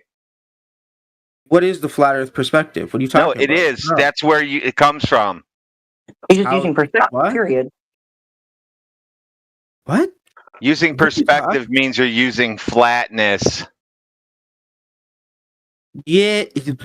What? No, I'm just saying it looks flat because it's a fucking. That's the perspective you're standing at on the sphere. It's gonna look flat to you. Yeah, because locally a sphere is flat. That's what I'm trying to say. At a local level, a sphere is flat. No, it's not. It's yes, not. You're saying it is. No. Listen, in that bro. picture You're I saying, posted, show me where it's curved. You're saying it is flat. In one breath you say it appears flat, and in another breath you say it is flat. Okay, you have to choose one or the other. It is Stop flat. saying it is flat. Locally, it is flat. All right, then it's not curving then, which is required for a sphere shape. It is though. Okay, then now you're contradiction. Do you know what the law of non-contradiction is? Because you can't say both say it's curving and is flat simultaneously. It is curving. It's curving over. So it's not flat. Then if you take a camera, right, and you back it up, right, flat then hundreds and thousands of kilometers away from the Earth and take a picture, you won't see any flatness. Yes. I get it. You'll see a curvature. Then it's not at a local flat. Level, then just because you can't see the curvature right now where you're standing, right? Okay, so perspective doesn't exist. So stop saying it is flat. So it's perspective. Just say it is flat though. Right, it is flat at a local level. No. It's not. It's not flat. It's not. It is actually flat if it's curving. What?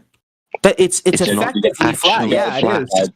No, it's flat. Yeah. No, it's not. Mm-hmm. No. It's curving. There is no flatness in a curved line. There's no curve in a flat straight line. Okay, this is geometric principles. You can't simultaneously say that it's both geometrically flat and curved. That's a violation of the law of non-contradiction, bro. Stick with one. Okay, just choose one, what it is, and go with that, and then prove whatever that is that you're going with. Hold on. But I don't know, because but you're not. I don't think you're really understanding my argument, man. I don't think you're getting it. Like you guys are. No, we understand. You think you live in a Minecraft world where it's a giant ball, but it's all pixelated and there's flat spots on the ball, which you're retarded about. Okay, it's not that. But you're moronic for thinking you live on a fucking Earth. That's what I'm saying. Like because it's measured that way. Everybody measures it that way. That way, though. You said it's flat. Misunderstanding. You have a semantic misunderstanding of the words. So when you say it's flat, it's not flat? Yeah, but you're talking about global versus local geometry, right? You want to talk about global geometry or local geometry? There's no such thing as local geometry. Yes, there is. Google it. Google local versus global geometry. Okay. All you're doing is approximating. All you're doing is approximating a small section on the surface as if it were flat. That's basically akin to saying it appears flat at a local level, but you're stating it is flat. Yeah, just Google local versus global geometry. That's all you have to Google. I understand, dude. I understand. I understand. How about you provide some citations where you're getting yours from? Because we'll get endless pages. So do that though, because you've never done that once. No, how about you do that? You don't know who the fuck you're talking to. Get your shit straight. Provide citations, okay? Please do. But also concede that you are misappropriating the terms is versus appears. You're swapping them back and forth between one statement to another, crossing over from different contexts. You're all over the fucking place. Okay? Plant your roots in something, stick with it, and be clear, because you're not. I don't even think you don't even know your argument anymore, dude. Because what you're basically arguing now is we live on a giant polyhedron. What? Okay. A giant You know what a polyhedron? No, I never said that though. That's not what we're claiming. Oh well, when you state that there is local flatness, that means there are n number of flat surfaces along this polyhedron. However many surfaces you want to calculate, whatever, doesn't fucking matter. But when you say it appears, okay, this is where you can get your curvature This stuff. is all theoretical, right? You can get into the theoretics. Yeah, it is. Okay, yeah, we can claim that on a theoretical mathematical scale. Yeah, you can claim that there's an infinite amount of flats. Yeah. No, well, see, that's or the I mean, problem. infinite Now amount you're of. dealing with abstract, and just so you know, at best you would have an infinite number of points. Yeah, but this is why it's a theoretical. This is why it's a theoretical math, right? It's not direct. Oh, Mr. Just like this is why you're full, Mr. Krabs. This is why you're full of shit, because you don't understand that points are not surfaces. They don't have a flat attribute. 1 second. 1 second. My niece is crying. But keep going. I'm listening, but my niece is crying. That's what you're going to do if you take a polyhedron and you take that, the number of surfaces approaches infinity. Those surfaces are going to basically become points.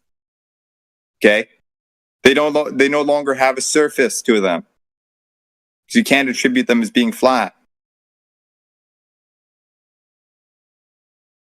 Go get your citations. Come back later. Don't forget your bowl of Cheetos. Oh, and a glass of water. Really not how it works, but okay. A flat. Oh, did you say that's not how it works? Okay, go get a citation. You're just claiming that's what I said and that's how it works, but okay. Okay, hold on. Oh, maybe I misheard you. Did you say or did you not say that it is locally flat? Yeah, it is. Oh, it is. Okay, but then earlier on, you said it appears locally flat after being pressed, right? Well, it's both. If it appears locally flat, then it is locally flat. Okay, so you're obviously retarded. Right? Okay. You're obviously flat. How is that locally retarded? You don't seem to see the distinction between appearing to be something versus is something. Well, I mean, it appears. Right, your knowledge, right? You can measure local flatness, right? You can measure local flatness through direct measurements. Like I said. Watch this, right? Take the function of a circle, right, and zoom into a really, really, really small delta x. Okay, if you have a really powerful calculator, you do some math, you're going to see that arc is still curving, but with like 20 fucking zeros after the decimal point. Okay, it's not flat. Okay. If you choose to truncate, watch this. If you choose to truncate that value after, let's say, 10 decimals, you get 0. Oh, it appears flat. It's approximately flat. Yeah, but that's why I called it effectively flat earlier, right? Well, thank you. Right, so it's not actually. Okay, fair enough. To the smallest number of calculations. Okay, fair enough. Fair enough. I'll give you that. Therefore, it's not actually flat. So you do have two kind of working arguments side by side that contradict each other. Okay, no. You're right. No, I'll say. Thank you very much. When you put it that way, okay, listen. When you put it that way, that you're right. Okay, fair enough. It's not. But it's effectively flat. That's why I used the word effectively flat earlier, right? Because you could measure the curvature at such small degrees like that, but it's not providing any purpose. Why don't we actually experience that or measure that out in the real world as opposed to just calculating it? But this is. Thank you. I don't know how to argue this because I'm not a fucking physicist, right? But like, if you got a physicist in here, they'd explain it to you. Check this out. This is geometry, dude. Okay, I'm not a physicist either. I mean, a physicist could explain basic geometry. Oh, okay. Wait. So, but do you need to be a physicist to take a measurement? No, you don't. But you could be. Okay, we'd get. Right, but supposedly 2003, a physicist and a mathematician. Think about this. Right? Supposedly 3,000, 4,000 years ago, some guy in a robe would have done all this and measured it.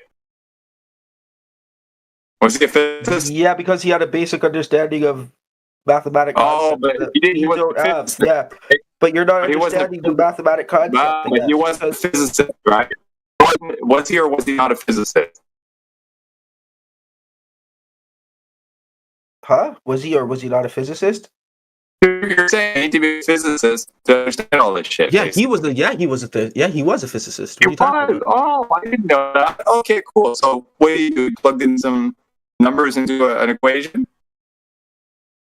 What were those numbers? What are you saying? What? You're just saying. We're talking about You're just Aristotle- saying we're talking things. Though about- you're we're just talking saying. about Was he a Aristotle- physicist? Yeah. we're Okay. talking- Yeah. Aristophanes. He was a. Yeah. He was a physicist. What? Okay. He was a physicist. Okay, What's your cool. point? So, okay, great. So he was the smart guy. So great. So he was the smart guy that gave us the equation, right, and plugged in some numbers. Okay. Okay. So do you need to be a physicist to solve that equation to dissect it? The Earth is not flat. No, but Thank you. you can understand that he okay, was great. So, he thank was you. So you relatively don't. close. He was Thank relatively you. close, right? Thank you. I understand. But his equation was right. I His understand. equation was right. Stop spiraling. Check But this I'm out. not I spiraling. understand. Right? I'm So he talking about the provided an same thing. equation. So check this Uh-huh. out, right? So Aristotle is providing an equation with Uh-huh. multiple variables, 2 or 3 of which he actually had measurements for, first-hand experience, 2 others that he assumed to be true, or basically 2 assumptions. One which is an assumed characteristic that Doesn't fits matter, into though. the equation, and then the other one that basically conceals itself within the other 2 variables. Yeah, it doesn't matter Okay. though. But keep going. Oh, it doesn't matter. Okay, so how do you No, it doesn't solve an equation with 2 or more unknowns The that are scientific all the independent? scientific method is Oh, literally the designed. scientific method. The Okay, scientific so method what is literally independent, designed. dependent variables. Okay, so what's the experiment? What's the independent dependent control variable? Yeah, you could just say that. You're just saying what's the independent Just saying that. variable. You're the but, one like- just saying it's a scientific experiment, but you don't even know what. Okay, his so you want me experiment- to Google this? What is the independent variables of Aristoteles' fucking argument? I mean, Sure, that would be very Okay. interesting. Okay. But even then, he's Well, let not me trying to ChatGPT figure out a this. cause and Let me effect of anything. He's ChatGPT. taking measurement. But go ahead. Let's see what comes up. Okay. Let's get our pop.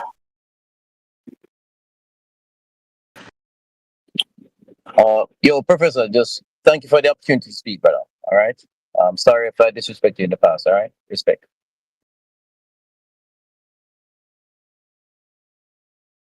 Who the fuck was that guy? Is that Robert? I don't know. Maybe, maybe not. Name was Hold V on. sharp or V, pound sign. Yeah, it was Robert Utah. He's just got to go straight on mute. Okay, I'm asking you right now.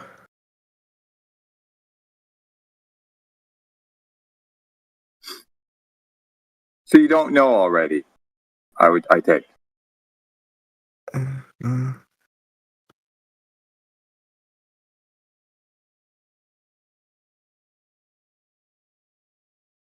Okay, so they're saying the independent variable would be the location, the latitude, distance between the two cities, / the distance between the two cities, right? And the dependent variable would be the shadow, angle / the sun elevation. And the controlled variable would be the time of day. That angle again on the surface of a ball. Yeah. Yeah. There's that. Yeah. And we're talking about it at a local level. Number one, I'd like to request citation. Number one. Number two, does it acknowledge the implicit assumptions baked in there? Mick, you missed something. He said that it applies at a local level. So, meaning, what do you mean? The 2 spots are now no longer relevant to each other. So, if you do it in one spot, that's locally level there. If you do it in another spot, they're no longer relevant, and you can't use them with each other. There you go. You just defeated yourself, dude, by saying that. How does that make any sense? What? You claim What? locally level. That each spot's locally level around a Okay. ball. Yeah. So, sure. Yeah, it's locally level. 500 yeah. miles away is not going to be the same level as the other one, is it? So you can't use those angles it is, as because you know relationship what to level each means? other. What? What do you mean it's not going to be the same? Yeah, okay. What are you talking about? Level just. Oh my god. Do you know what level Finish means? that sentence. Level means what? In what context though? Like I said, there's Obviously, different we're about to contexts, say there's different level means contexts of something. level, right? There's different contexts of leveling, though. Like there's different definitions. There's the survey. No, stop. There's the Stop. surveying You've changed the definition, word like I again. said. You used leveling that Okay, time. there's different definitions of level. There's there's the level. surveying definition. Dude, Obviously the one that we're talking that in our context here. The definition of the word that we've been using all along. What do you mean by that? Huh? Finish your sentence with that one. Matrix asks you a question. Use that definition. Yeah. Like Okay, I said, in the in the context of- surveying definition of No, level, in the stop. surveying, In the context of, you were talking about locally flat. yeah, in the locally context level. of science, Right. in the context So of in the engineering, context of what you were talking science and about, engineering, yeah. define level. What? How define level? Okay, stop talking. Okay. Stop okay, talking. Listen carefully. I will. In the context In of the what I was talking context about, of what you were talking about, locally level, define level in that. which would be the same definition of surveying, the surveying definition, right? A line or a Which is? surface, which is your guys' same definition. A line or surface, which is the segments are all horizontal. Yeah. Excellent. Now stop for a second. I don't need you to spurg out. Now, if you've got your little local area that you're in, that you've taken your readings off of, and now you go 500 miles away, is that still in the local area or is that in the next one? That would be 500 miles away. That would be, depends on what you're talking about. In the scale of what? In the scale of a human, no, it wouldn't be in the local area anymore. Okay, so they would have a different level over there, would they? No, Because it's a that's different not what local level. That's area. not what level. Well, in the level, yes. Well, I guess in the set in the no, they wouldn't. Excellent. No, they wouldn't. They wouldn't. That's Not in what the we context wanted. of no, but not. In the Okay, you've got context, two choices. No, no, no. Oates, Hey, Oates, stop with the but context. here's You've what got I'm two talking choices. about. Listen carefully. You have now two choices. I don't care which way you go. Number one, your level is defined as local, in which case, as soon as you are outside of the vicinity of local, you then have a different level point, in which case they don't all line up, and your elevation angles don't work. No, I'm Number just telling two, you that there's two it's level definitions. from point A to point B, as in horizontal, flat. No, I'm just telling you that there's two definitions. No point higher than another. So I don't care which way you go. Yeah, no, but I'm good just with telling it. you that. But you are using both. One, because I feel like it's local, and then you're going to jump to another because, it's in a different context. No, level is level. That's it. Yeah, no, but I'm just explaining that there's two different official definitions, right? Like So I if said. I grab a dictionary, it will say definition 1, this is in the context of surveying. No, but there's definition two different 2, this this is the local ballers that come right? in. There's different there's different types of dictionaries, right? Different. Like there's a getting science and dumber as the day's engineering. getting on. Are you retarded? There's a science and engineering No, dictionary. actually you Did are. you know that? There's an engineering dictionary. Did you know that? Did you know that? Did you know that? Did you know that? Whoa, slow down, Definition kid. For We don't engineering, care. I just posted the engineering definition for level. Uh-huh. Oh, no. Level refers to a surface or line that is perfectly horizontal, meaning it is perpendicular to the direction of pressure acting on a fluid at rest, such as air pressure. In practical use, a level surface is one where no point is higher or lower than another when measured along the surface. Yeah. Okay. Now apply that to your ball, kid. It's perpendicular to the direction of the pressure acting on a fluid at rest, such as air pressure. And continue it. Equilibrium? Uh-oh.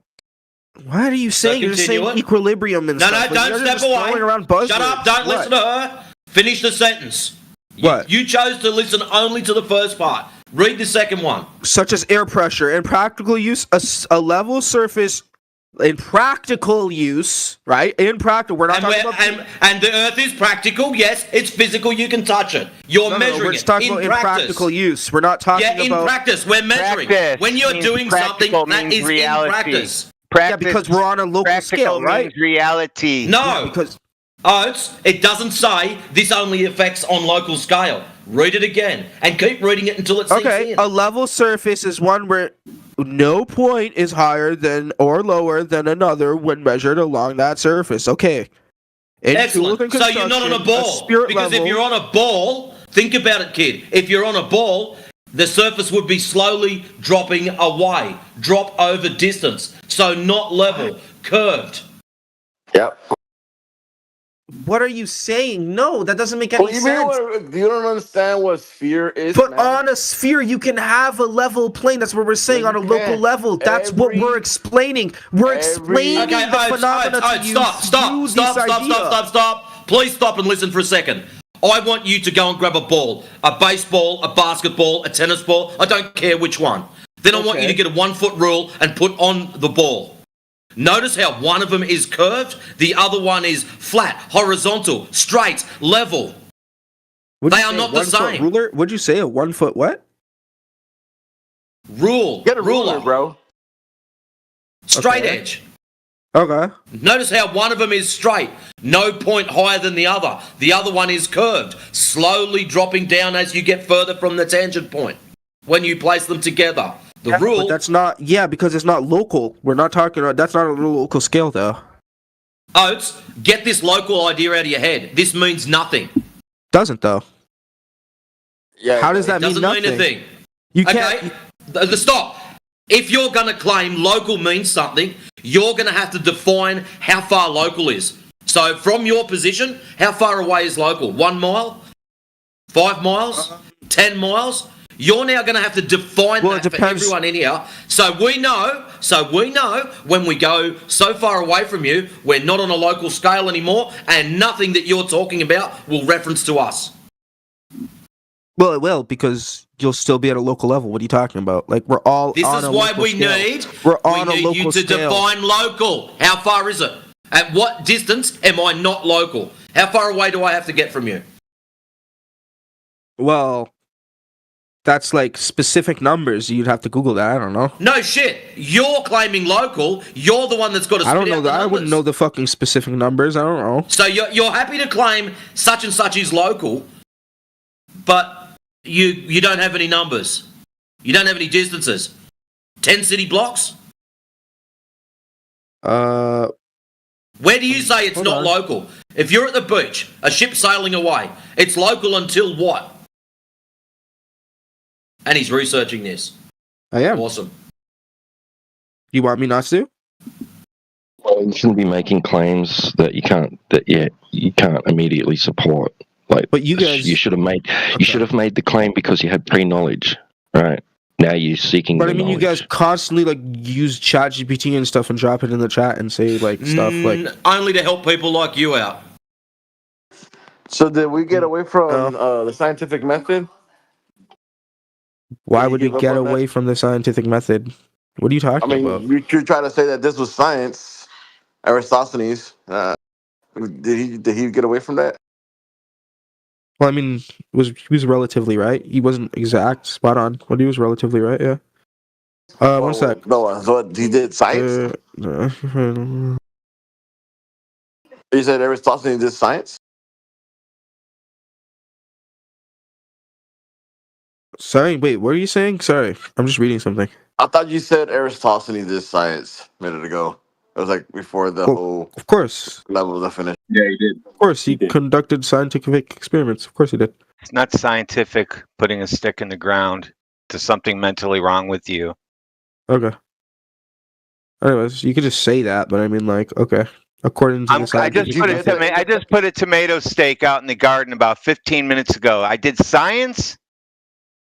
What is that? What? Did I just do science? You're just saying he just stuck a stick in the ground. That's not all he did. No, but it doesn't. You got to stop saying we're just saying that. We're saying it because it doesn't meet the criteria of being scientific. But it does. Yeah, How does it not meet the same? How? Watch this. I'm going to take a tabletop, okay? And I'm going to put a can of soda on top of it, okay? Then I'm going to take a little light and hover above it at a certain angle, whatever. And I see that there's a shadow casted onto the table of a certain length. If I measure the height of the can and measure the length of the shadow, did I now just do science? What? Yeah. Okay. I guess. Did I? If it depends what. No, but it depends what you're. Oh, like you can't just do something and say it's science. You can't just do something No, and say Mick, it's it's because science. My you're point a is, flat earther. It's because Mick's a flat earther. He didn't do science. The other pretend guy isn't a flat earther, so it is science. So even better, right? So now let me take you even better, right? So if I take a giant foam ball and I stab a stick into it at the top, I take another stick and I stab it on the side. Okay, so now I have a sphere-ish, right, with sticks sticking out of it. And then I take my lamp and I shine it above it and on different sides and stuff. And I measure the arc length of the shadow cast it on top of the ball. Am I now doing science? are you now doing science? Am I doing science, sir? I mean, technically, by definition. Why? How? What's the definition? And it's funny. Now you say according to the yes, I am, scientific, because it's on a ball, but a minute ago because it's on a flat top, you said no. No, I mean it would be science. It would still be science. You're right. No, sorry. It would be science. I just didn't hear what you said. I must have not heard what you said. No, you heard flat. You heard flat first. When you heard flat, it became not science. No, when you that's heard not ball, why I said that. Sphere, that's not why I said that. Science. Yes, that's it not is. why I said. I just didn't hear. I just must heard you it. No, you don't think that's why you. Oh, you said must it. know the inner workings of my of my your mind. Subconscious doesn't let you do that shit. Oh, my bad. Are you a psychologist? To be clear, right? Are you saying that these two methods, independent of the characteristic of the surface that these sticks or whatever are on, am I or am I not performing a scientific experiment? Be clear. In both contexts, you'd be performing yeah, you would. By definition, you would. Very interesting. I mean, it's fine. I find that very curious that you say that. How? So, at what point is a measurement science and then not science? What do you mean by that? I mean, like, things can be theoretical in context. No, that's not what I mean, sir. I'm going to take this. Watch this. I'm going to take this stick. I'm going to put it on the table. And then I take a ruler and I measure the length of the stick. Did I do science? Well, here's the thing, right? Oh, lit. Yes Here's or the no, thing. sir? Yes or no? We'll build on that. Yes, Don't worry. Yes. I did. Oh, okay. So basically, everything is science then. Thank you. Oh, He said that things could be theoretical. The science theoretical? What the fuck? No, he said he was talking. I wasn't talking about science. No, he you said in measurements. theoretical. He said measurements. He said something about measurements. Before that, what you said, you mentioned. I said mathematics could be theoretical. There could be yes, they could. Mathematics. Oh, could be so you think theoretical. math is science? Well, I mean, math presupposes science. Yes. Of course, we use math to calculate things with science, with the scientific method. Yeah, presupposes science. You think is math? I think science math presupposes. math its own math. thing? Like I said, math presupposes science. It's its own thing. Yeah, mathematics is its own thing. If you have one apple and two, if you have two apples and then you take away one, that's not science. That's just math. Okay, so why do you think that you did science because this is math? Because you're following through with the scientific method. You're observing something. You're observing something. What was Yes, you observed? are. You're observing something. What was You're observed? observing that this has a length. You're observing. What has a length? You're observing that something has a length. Natural science is cause and effect relationship. He asked if you So what measure was- something. He asked if you measure something. Slow Is that down. science? Slow down. You're having No, a you're asking spiral me to out. slow down. You said What was observed? You asked me a question. So Eratosthenes went outside and No, what we did he weren't talking observe? about Aristotles. We weren't talking about that at the moment, though. You're Yes, just we butting in are. when we weren't talking Because about that's that. what No, we're you in were saying- reference to. Does so?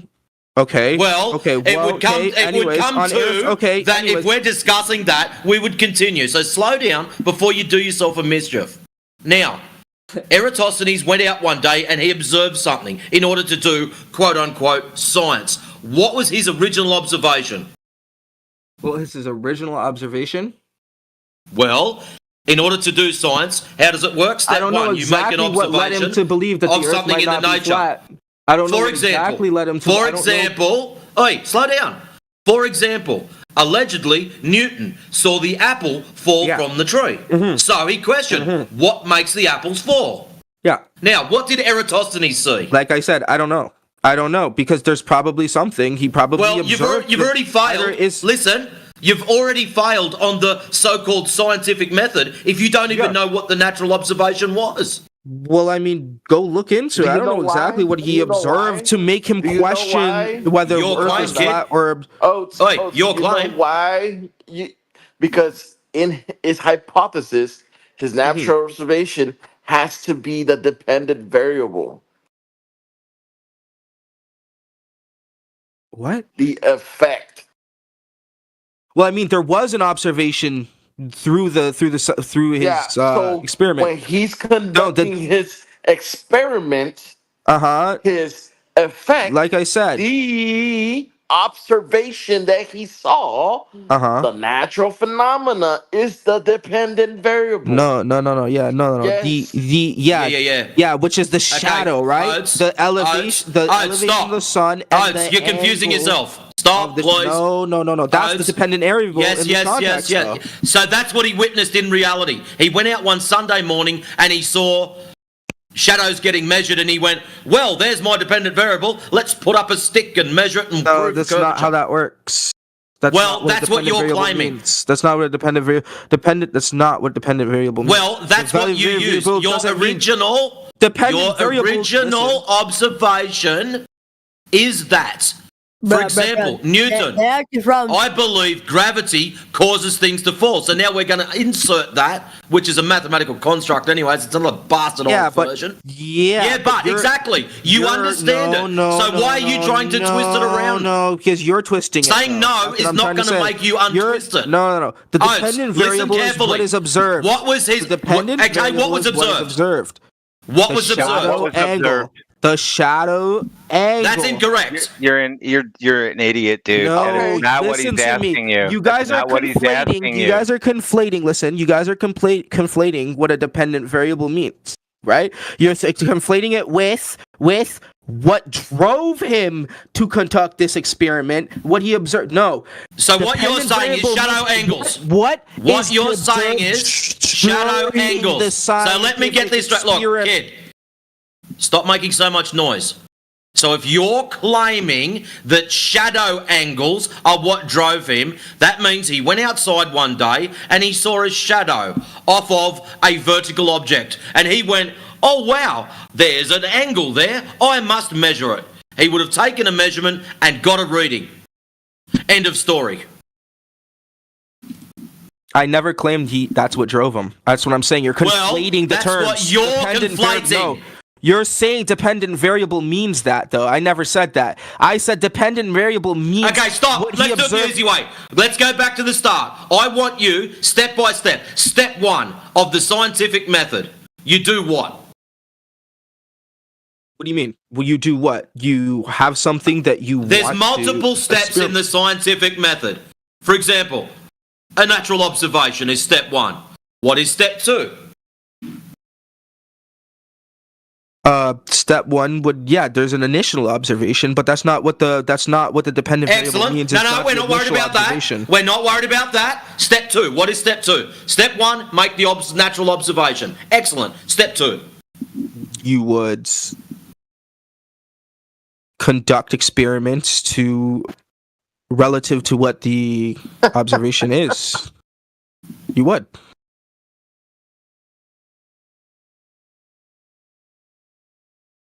I just felt someone's triangle fall apart then when he said that. How? You would conduct experiments relative to what the observation is. You want me to help him out? Yeah, go ahead. Please, he's yours. Like you're asking me to paraphrase. Like, do you want me to Google it? Like, what do you want? No. The scientific method has a couple of steps which Elijah is going to explain to you. Okay. I mean, I could just Google it and just read it really quickly. Google doesn't really help. It's not the steps of the scientific method. It's funny because Google's not. I'm trying to help. You make an observation, ask a question, form a hypothesis or a testable explanation, make a prediction based on the hypothesis, test the prediction, and then iterate. Yeah. No. Why? What do you mean no? That's what I mean. Because the scientific method is a very specific empirical method that follows an epistemology. How many steps? So you observe a natural phenomena, and then you form a hypothesis. And in the hypothesis, you're going to make a prediction as to what would be causing the naturally observed phenomena. And then you set up an experiment to test whether or not your hypothesis is valid or invalid. And then the conclusion follows from the result of the experiment. Oh, the Earth is round. Keep going. Just put a pin in that, kid. Wait till this conversation is finished, and we'll have a talk to you. What? I just said wait your turn, basically. Just wait for this conversation to come to completion, and then we'll talk to you. Okay. What do you think about the Earth? Is plain or? He just told you to shut up for a bit until we're done talking. That's what he said. Anyways, the scientific, yeah. So based on that, though, are you saying Aristophanes did none of that? Did he not follow the scientific method? Did he not question something? That's what I'm saying. I don't know what the initial question How was. That's all about I'm saying. instead of having an initial meltdown, how about you now have a look at what Eratosthenes did and see if you can apply the scientific method as just described to you by Elijah and see if it works.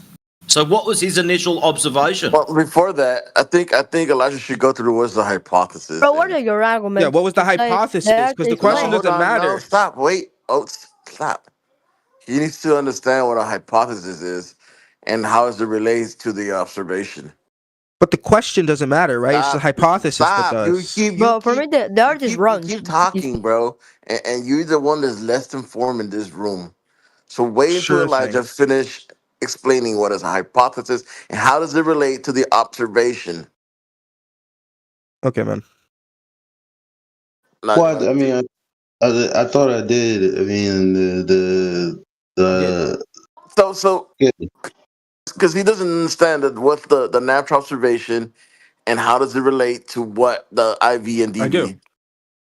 I do, and you just explained it. Don't.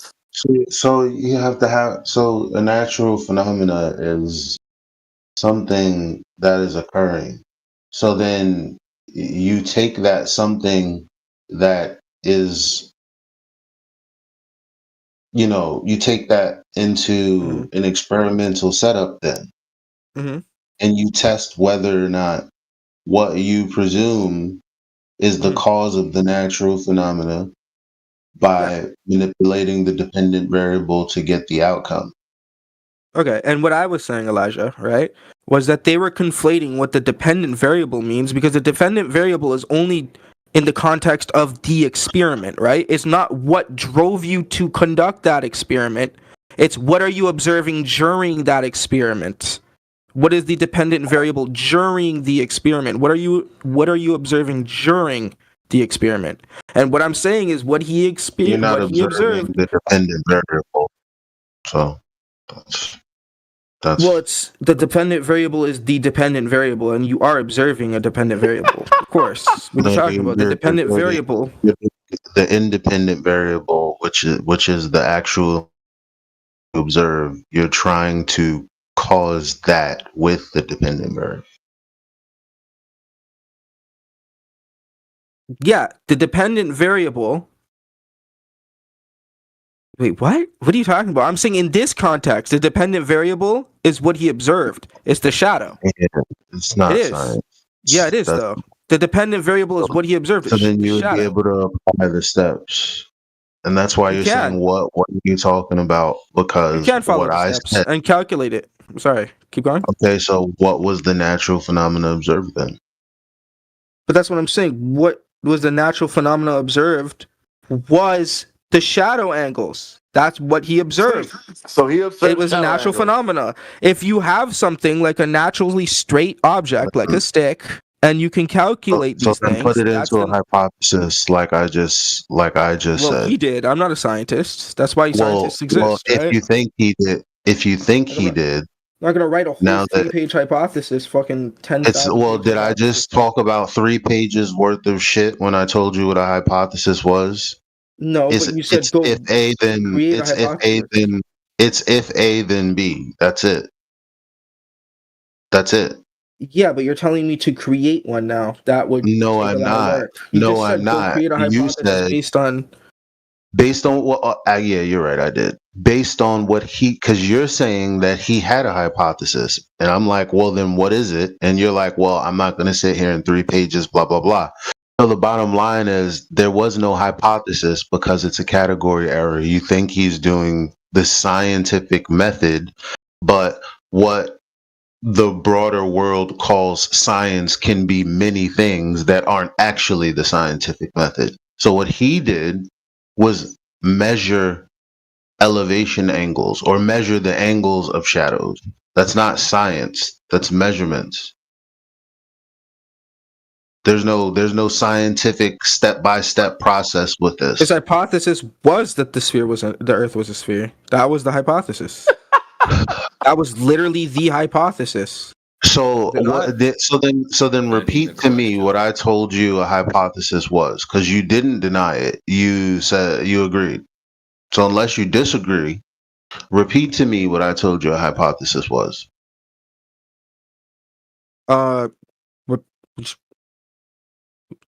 What word for word or the main idea? Do you know why I'm asking you to do that?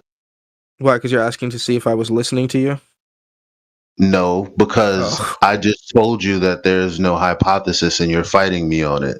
And I'm like, okay, well then based on what I said, where is the hypothesis with Eratosthenes?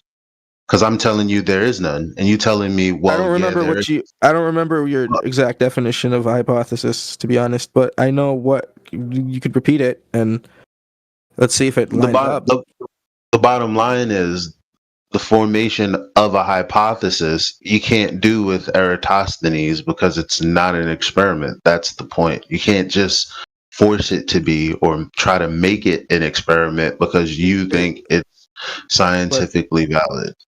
But why wasn't it an experiment? That's what I'm asking. Because like if the hypothesis was to be like, let's I just told you there is no if we were talking about a hypothesis, you could just go, well, here it is. If A, then B, then I'd be like, okay. But the problem is that doesn't exist here. So you're going to have to do what most people do, warp the definition of what a hypothesis is, get fit.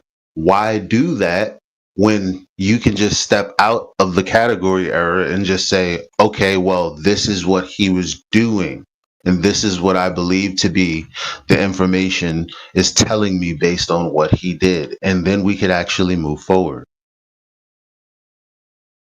Yeah, but you're saying okay,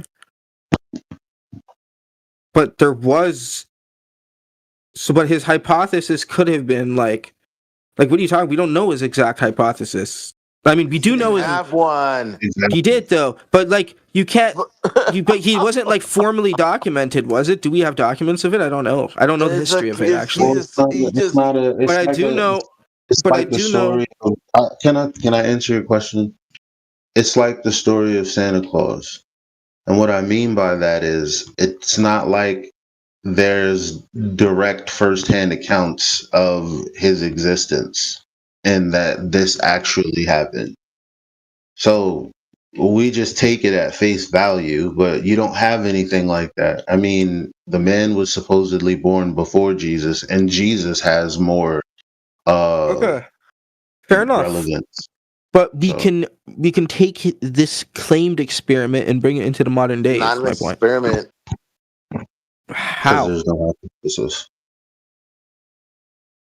And he's telling you it's a category. He keeps telling you it's a category error. Okay. It has okay. to do with right? measurements. Okay, no. I'll Well, give you his. There was a hypothesis though. You keep piling. I could tell you What's the hypothesis? What's the hypothesis? He said if A is equal to, he said if A is B, right? If A happens, then B No. will happen, right? Yeah, if A, then B, which is the B in the context of which is logic. the independent variable. Okay. The effect. Post the link so I can read his hypothesis. Listen, B is a dependent variable. Is the effect that you just saw. Mm-hmm. What is A? That the A is spherical. So so you can word it like this. Okay, right? According to your logic, you're just laughing though, right? If A, or AKA, if the Earth is spherical, right? Then the difference in the sun shadows, right? Whoa. But right? If the difference between the sun shadows in his experiment, right? Because you know his experiment, right? Proportionate like to the different locations like that he was at in the cities. You know the experiment, right? Anyways, either way, you can say if the Earth is spherical, you can say if the Earth is spherical, right? Which is A. No. Then whatever happened in his experiment, like what you've seen, like whatever he witnessed through the sticks happening, like the rays hitting the sticks and stuff, right? What he measured, he saw the rays. That is the independent variable, right? He saw what did he saw? He saw a shadow. Huh? All right, so your independent variable will be what caused shadow. What do you mean? So groundhogs are scientists now. Groundhogs see the shadow. What the fuck am I walking What are you talking about? Jedi, groundhogs are now scientists. But you and guys they are just prove the saying Earth that. Like is a ball. I just. Okay, let's look at this up. Okay. Hypothesis. Stop, please. Please stop. Elijah explained this all to you clearly and calmly. Why are you not understanding any of it? But I am. If you didn't and hear, you guys are no, saying you I'm haven't. not. Yes, no, I have. you didn't. I just You know how I disagree with know? you. Okay, so you disagree with the scientific method. No, I just disagree with you. I just disagree with you, and you're saying that I don't So understand. you disagree with me No, I just because I've disagree all the advised shit you you guys are that saying, you yeah. have not lit. Why? Because we're flat Because earthers. you guys are just saying things. Yeah, you guys are saying things without any concrete So if I evidence, say and to we're you, providing you evidence, if I and then just say saying, to you, no. you're not providing evidence. You're providing us with a form of logical fallacy, affirming the consequence. He just That's said, what you're providing. He just said, right? He just said. Peace for 5 seconds. You're providing us with a fallacious argument. Elijah explained everything to you, and you basically went, nah, I don't like it. If you don't like it, please provide evidence suggesting to the contrary. Okay? If you don't like the fact that we're getting laser tests and measuring zero curvature, please provide a laser test that's showing curvature, drop over distance. Eratosthenes is nothing more than a story. There's no documentation, not even a fucking apprentice that wrote something down and said, hey, this brother did this. There is nothing. It is just a story. And it's not science. You are in a category error. Geometry, not science. It's a branch of mathematics. Mathematics, a tool used to do stuff. I know you don't like listening to this because we're flat earthers and flat earthers are stupid, but guess what, Sonny? In this situation, you are wrong. Or locally, you are wrong. How do you like that? Globally, you're wrong too. Yeah, no, none of what you guys said makes sense. By the way, you're Just talking because about it the doesn't curvature. make You sense. just can I speak? You've got no proof of curvature. You're just speaking. You Exactly, brought up no, curvature we after know. The talk has not been about curvature in like 15-20 minutes. We've been talking about Yeah, something you've else. been prattling on about Eratosthenes, how you believe it's a scientific experiment. It is a scientific experiment. There you go, According to Jedi. yeah, you could say it's a story. You could say it's a story all you want. I mean, like it is. We have no documentation of Okay, him. stop his for writing. a second. Stop for a But second. why? Calm I'm down. 'Cause speaking, you guys Jedi's just- talking. Just But stop. I was talking It's and then you okay. cut me No, off. you can't just keep talking and talking. But you guys, I just shut up for like 45 seconds while this guy talked. Why can't I talk? What are you You were talking forced about? to. Because you're wrong. You can't be you can't defend sticks and shadows, Eratosthenes, as a scientific experiment. You can't do that, dude. No wonder everyone's getting upset with you. Sorry? How can you not? How? How can you not? I'll tell you. I'll tell you. I mean, I'm sure everybody else has. But do you know what the scientific method is? Okay, in a form of logic and science, yes, I do. Well, okay. So, what's the scientific method? He just told you the 5 steps or the 4 steps or whatever. How many steps? No, I'm asking There's some. Okay, so no, it's not telling me. He's telling you. What are they? Yeah, he just named them. You have a question. So, you have a question. How do you apply right? this to Sticks and Shadows? How do you apply this to Sticks and Shadows? Yeah, so you can say Aristophanes had a question. Gee, is the Earth flat or is the Earth round? No, you don't start with a question. Why don't you start with a question? Because first of all, you have to observe something happening. Your question comes after that, and there's only one question. It's what caused that phenomena to happen. Dude. Yeah, but what do you... No. It's not ask a question. It's like, not what am I going to have for dinner later? Yeah. The scientific scientific method is very specific. Very specific. And I'm asking if you know what it is. I'm going to try and help you. I'm asking if you know what it is. You've been told. You didn't give me that when you said ask a question. Can you understand why we're getting upset? Yeah. Okay. Good. So you want me to tell you? Method, or what did you want me to tell you? Okay, we don't know. That's the point. That's what I'm trying to say. We don't have his entire. We don't. But none of that matters though, because we can ask a question. We can have the same. We can have a question and say, "Hey, well, why did he say this? Why did he say that?" That could be the question, right? Why did he say? Or why does? It's like he didn't listen to anything I said. No. There's only one question. He didn't listen to Elijah either. Listen. We can observe other natural phenomena, right? And say use that as the question now, and just plug the exact same thing. Like any other natural phenomena, like stars. Okay, going to the north side of the world. And oh my God! Spinning a clock. What? Oh my God! He's spitting science. Oh my gosh! He's talking about naturally observed phenomena. Excuse me. I'm going to try and follow you along, but now you're running away talking about other things. Okay, now point me to another phenomena if you want to, but make it scientific. And if I've got a question, please help me answer it. That is a phenomena, right? What is? If you go to the north side of the world, right? Or if you go to one side of the world, any side, right? Which we claim is the north, right? The north hemisphere. Okay. When we go to the north side of a sphere, that would be you affirming the consequent and begging your question. You don't know what it is yet. What? I just said no. You said go to the side. This side, that side. We call it a sphere. Right? If you're going to start doing I'm using side in the in a loose context. Like I'm not a semantist. I'm not a semantist though. No. Words have meaning, and we're trying to have a conversation. This is semantics. If you're being fucking vague, I'm not going to understand you, am I? I'm going to be asking lots of questions to get you to clarify what you're saying. I'm going to be chasing you around if you're not specific. If you go to a region of the world, okay, right? Mm-hmm. You can observe, if you look up into the sky, you can observe that the stars, right? They rotate in a clockwise manner. If you go to another region of the world, right? He's not helping himself. Right? Like Antarctica. We're observing. Excuse me. No. You've got a phenomena. Right? You go here and stars move. Okay? Mm-hmm. What, you're going to go somewhere else and other stars move? Okay. So stars move. So now you can... No. You've got the phenomena of stars moving here and there.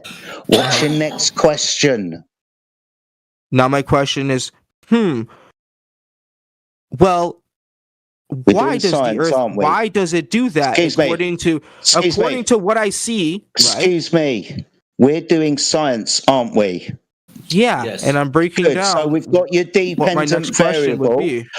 Dude, seriously, I'm going to try and help. It doesn't help if you talk. Trying to educate you so you understand. When you make the observation, your next question is, wait, what's the question? All right, I'll help Why you. does it You're do that? formulating a hypothesis, aren't you? Why does it do that? No. What causes that to happen? Yeah, So, yeah, why same does it thing. do that? Yep, okay, I'll go with that. What causes that to happen? Have you made a hypothesis now? Or have you got a... Sure. No, you got to figure out what caused it to happen. What caused Stars it to happen? move. Well, our What entire... caused stars to move? Well, according to our... Well, okay, so according to our model of the globe, right? No, not model. No, yeah. No, this is investigation into a cause and effect relationship, not on your begging the question idea of what we think it might be. You've got to produce a hypothesis where you predict what caused the phenomena to happen. The phenomena is you look up and see stars moving. Your hypothesis is what caused the stars to move. So what causes the stars to move? Yeah, you need a supposition for cause. Okay. So what is it? Well, I mean, What that's do what we're you investigating, think? right? No, we're making a hypothesis. Is at this stage you, the scientist, makes the prediction of cause. What caused the stars to move? What caused the stars to move? Like you guys are bringing me down this So you rabbit need an hole. independent variable. Okay. It's called your independent variable. You need to present an independent variable, and it needs to be viable. You have to basically make a giant guess, dude, and start from there. Right? Huh. You start from scratch. Isn't it? I'd have to sit Isn't there it- and think about it for a second. Wait, hold on. Yeah. Isn't it because like gravity is like pushing them towards one sec, somewhere bro. else? No, don't confuse things, please. So you've got a dependent variable, right? You've observed something occurring in nature, like Jedi led you through. Okay, cool.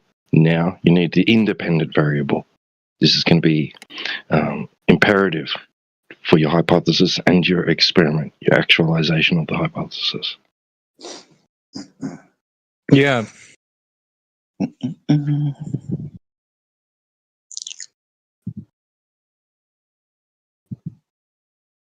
So what causes the stars to move?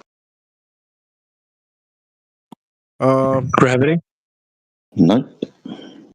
Remember, our friend here has gone to a location, looked up and seen stars moving. He's questioning what causes the stars to move. He's trying to make a hypothesis. Trying to do science here, aren't we? Yeah, but you're allowed to have a presupposition in science. No, we're not begging the question here. Otherwise, you're going to be affirming the consequent. It's not going to be empirical. You just need a supposition, not a presupposition, just a supposition. You're going to suppose that the cause is... You're going to suppose that the cause... Well, with previously stated knowledge and such, right? The dude didn't travel to Antarctica and the North Pole like you're trying to claim. He sat in the desert, put a stick in the ground. That's what we were talking about at first.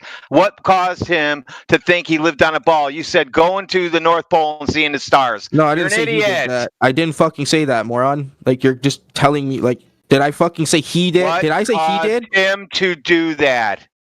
We don't know. Okay, it's then a it's your story. 2,200-year-old. Yeah, it is. It's Yeah, a you could story. say it's a Yeah, story. so we can't use it anymore. You could say it's a story, but you could still use the fucking. No, you can't. You could still use the same scientific method he did. No.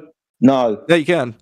No, do you want to go through that? And I'll point out to you how that doesn't follow the scientific method, unless you want to figure out the causes of shadows.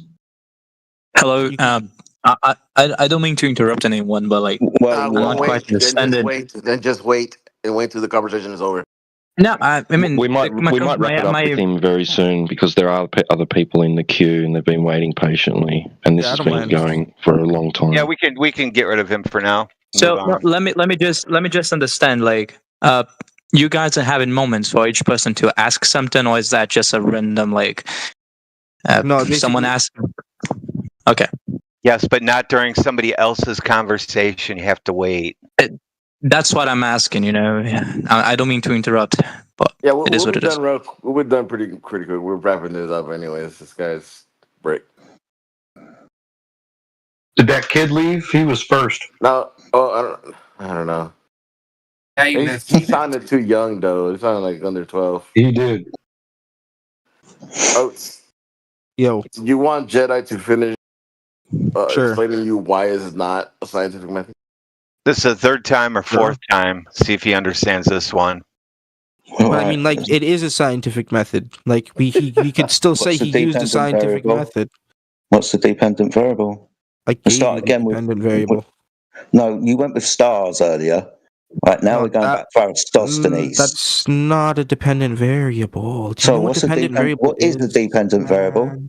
Like I told you, the sun angle and this, like I told you, the angle of the Excuse shadow. me, I wasn't here and the elevation of the sun.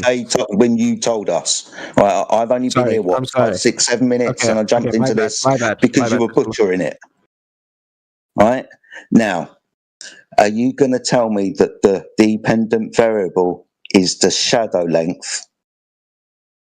It's the shadow angle, sorry, and the sun elevation. An angle? And the elevation of the sun and stuff, yeah. Sorry, a shadow angle? Yep. And you can say you can use that. What causes a shadow angle? What do you mean? The angle of the shadow? Yeah, what caused that? What do you mean? What caused the shadow angle? The light. Okay, well done.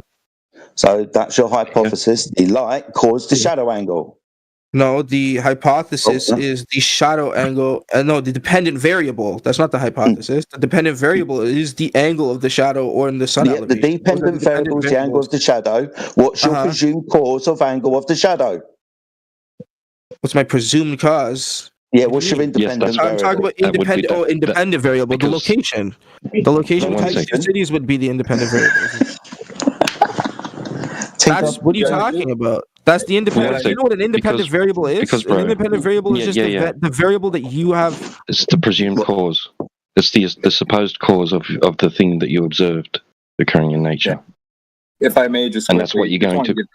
Hello. That's what you're going to be trying to establish, is what caused this thing that you observed occurring in nature, and this will be the crux of your scientific hypothesis and experiment. If I may just quickly, sorry, T-Dub, sorry, Oates, I just want to give context for Jedi. Jedi, I don't know if you heard on the YouTube chat stream or something like that, but just keep in mind that we're dealing with someone who openly admitted that measuring a stick on a table, right, just taking the length of the stick, is science. Okay? Shit.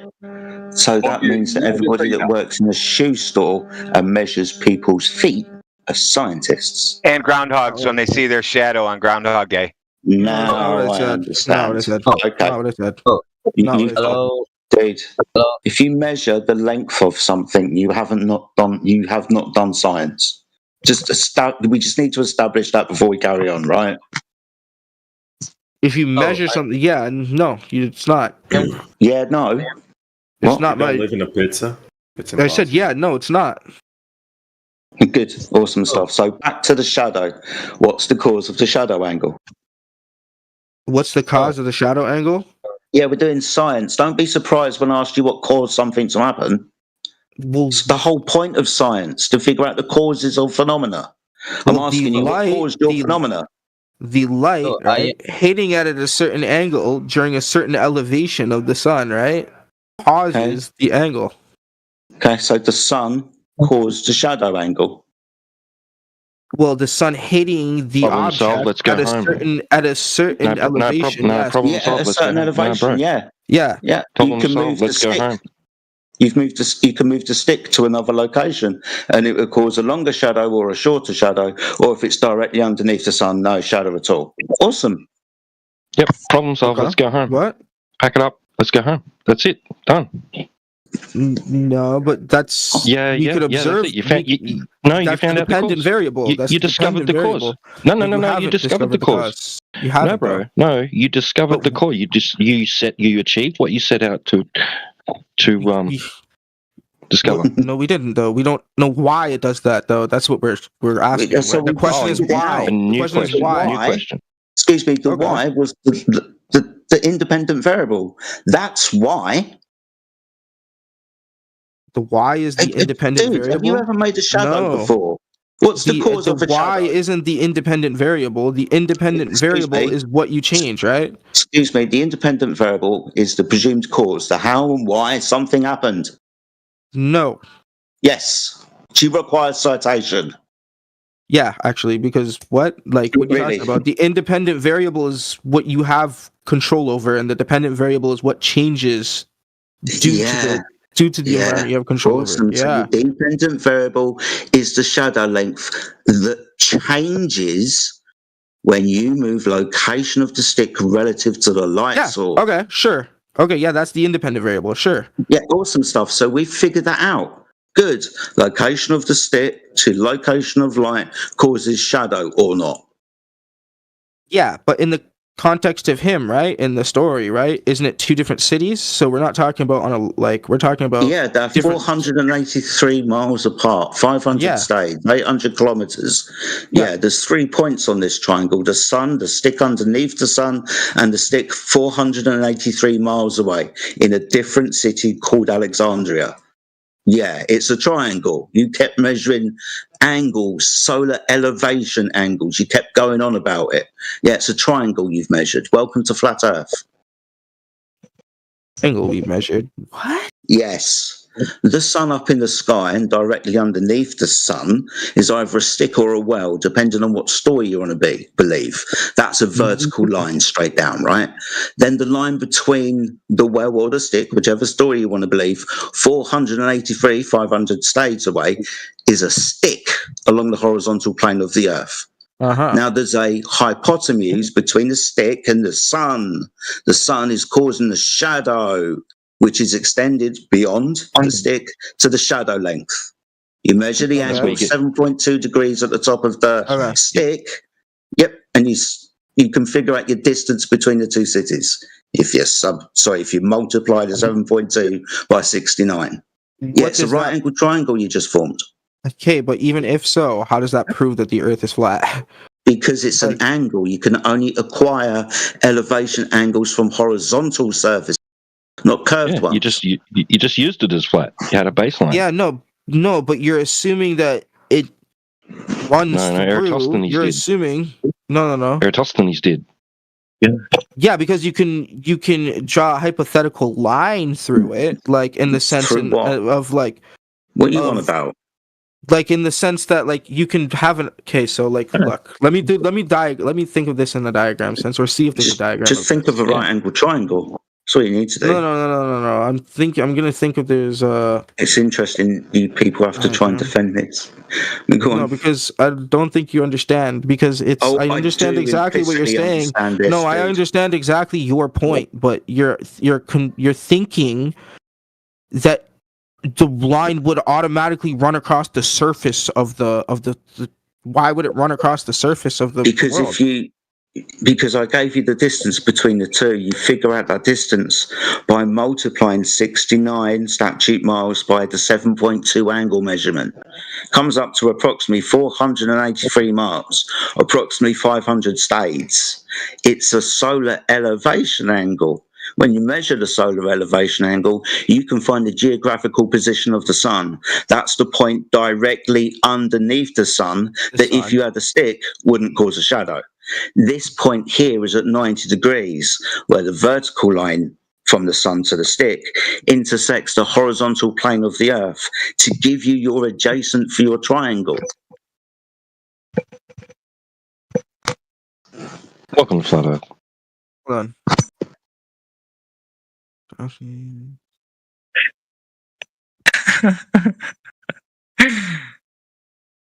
You okay? Do you need a tissue? No, because I'm just trying to find something. Why you guys are so rude? Like, why you need to be very passive aggressive? Yeah, we don't need tone policing. Anyway, we're going to move on to some new people who have been waiting very patiently to speak, and hopefully they're not going to speak about how the rooms run. They're going to talk about the topic. Yeah, then why that guy? So he wants to debate me on whether the sky moves or not. Yep. Victor says the stars are moving because of gravity, so I want some I don't evidence even for have that. the English enough to actually That's defend okay. it because It's okay. You had the English enough to type that stars move because of gravity. So go ahead and tell me how. no, the saying there's a force. Let's say there's a black hole in the middle of the galaxy, right? And that force is pushing them towards this black hole. So the gravity is like basically pushing them towards it. So that's why they're moving in like as you say. Holy And the cow, same thing bro. it happens with every other This is science fiction. We need the evidence for the claims that you're making, otherwise it's just science fiction. the evidence of what? Gravity? Yeah, so let's start with gravity. Okay. Damn. What is gravity? So you guys like simply think that the gravity doesn't work, right? I'm asking what gravity is. Define gravity. I don't know, to be honest. I don't really know how to define You can't use it, then. You can't use it. Why not? You don't even know what it is. No, I know what gravity is. A force that pushes things, right? Like very simple logic. It's That's simply not a force that pushes something towards other thing. So air right? pressure, because air pressure pushes things. Is that what gravity is? Air pressure? No, air but pressure pushes things. Yeah, like you're trying to compare two different things and make it a same thing. Like you're putting everything in the same potato bag and like, okay, so that thing exclude the other. I'm not saying this. I'm not. So why not that cannot exist? Go ahead and define it. How does it push things? I don't really know how to define it, to be 100% honest. So but it doesn't. You just made up a story that there's a black hole that everything gets pushed into. You made that story up. No, I'm not making any stories about it, and I don't understand why you think I'm doing it. Because it's made up. It's made up. It's why it's made up. Why people would create a black hole for no reason? For your imagination. For imagination. Why would people simply imagine these things? Like to sell movie tickets. To sell movie tickets. Of course. So you think the whole science based on this is basically to sell movies in Hollywood? There is no science for black holes. Of course there is, Prove it. What science? I mean, black holes? as I told you, I don't have enough knowledge about this, so I can quote to you every single thing about it. The problem, but you believe it, and I do believe. I do believe. Yeah, you're trying to tell us that there is science for it, but when we ask you for it, you're like, "Well, I don't know." Yeah, if we're telling you there's no science, then if you're saying there is, you gotta provide that evidence. Okay. So the only thing was that, you believe that the sky is moving. And I said, only defending why I believe that. It's because it exists gravity, And the whole conversation, I don't want to make this whole topic about, hey, don't understand me wrong. I'm not trying to mock or anything like that. I just said that the reason why I believe it happens is because of gravity. And the guy just just said in the chat, trying to, I don't know what to say, just maybe ego lift his own self. He was like saying, oh, please, don't say anything or you embarrass yourself in front of YouTube. Like, oh my God, man, like you're a flat earther talking in YouTube live. You're trying to do what? All right. So you got a claim about gravity, I'm not trying to prove anything. I'm not trying to prove absolutely anything. I don't want to change your guys' mentality or anything like that. Why did you start talking over the top of me? Let's wind it You back. were the one that started talking over me, man. Like, what the hell? Whoa, he's triggered. Sorry, man. All right, I'll shut up. Someone else. No, of course not. No, I'll take it. But do you think you could let somebody else talk instead of rambling about your feelings at this point? So what we need from you is, instead of just asserting things that you don't even know what they are or if there's any evidence for them, is to provide evidence for the things that you do know. Do you have any evidence, or do you just want to make claims and not support them today? Oh, that's something like the guy just posted something on the Prophet Triangle. He just posted something. Are you listening? Focus, Victor. Focus. What? Are you just going to make claims today? And I mean, he just posted. Is that all you want to do? Like, I can simply read if you guys want to, but I don't want to do that. Go ahead and read that. Yes, go ahead and read the definition of gravity from top to bottom for everybody to hear. Yeah, like problems with this idea, this and that, of course. It's from ChatGPT. Go ahead, read it. You want me to read it all? Yeah. What? You guys can read it, guys. Like, god It's damn. your English lesson for today. Oh damn! Wow. Are you trying to mock me because of my English now? God damn, you can do you're on an better. English server. man. That guy, awesome. At least the first paragraph, dude. Come on. Ties in with everything you're trying to suppose anyway. So, we gave you some quasi-supporting material. So, you can at least do yourself a favor and try. Yeah, I don't really know how to describe it. Like, I do not. I'm gonna be 100% honest with The you. definition of gravity That's why for you. Can you please read it? Oh, here's like gravity is described as a force of attraction. Wait a second. That guy. And between objects with mass. In mainstream physics, it's says to pull objects towards each other with Earth supposedly pulling everything towards its center. There he is. Good. Now, if you want, just for fun, maybe read out those 2 points also. Newtonian wheel, mass attracts mass. The bigger the mass, the stronger the pull. Einstein's wheel, gravity isn't the force, but the warping of space-time caused by mass, an abstract model. Very good. Okay. So now what? How do we know which is which? How do we know what's actually applied in reality, given these 2 options? Either of these options actually work. I mean, I don't know. We can search it, right? I mean, the guy just searched it as well. But let's see. We can search it. No, what he's pointing out to you is that we've got 2 ideas. Now, which one has been proven empirically, which is the truthful one? Will the real Slim Shady please stand up? Is it mass attracting mass? Is it Einstein's idea? Which one? I remember, it was a long time ago in physics class. Like, you pick up like a cloth or something, and you just pick up 2 spheres, one heavier than the other, and you just put them 2 in this cloth, and the cloth the forms, and I mean the sphere, the metallic sphere, just deforms the cloth and makes the whole cloth go different, right? And the other sphere that is around it just go towards the other one that is heavier. I don't know why it cannot appear and cannot prove the same thing with astrophysics. Okay. The only problem is that cloth is a material. In Einstein, there is no cloth. It is purely conceptual. Now, can you set 2 spheres on a concept? Yeah. It's he says a warping of space-time. Right, space-time. It's a 4th dimensional pseudo-Riemannian geometry. So it's actually just, it doesn't exist at all. It's just an idea. So can you set 2 spheres on an idea? Can you come again, please? I couldn't understand.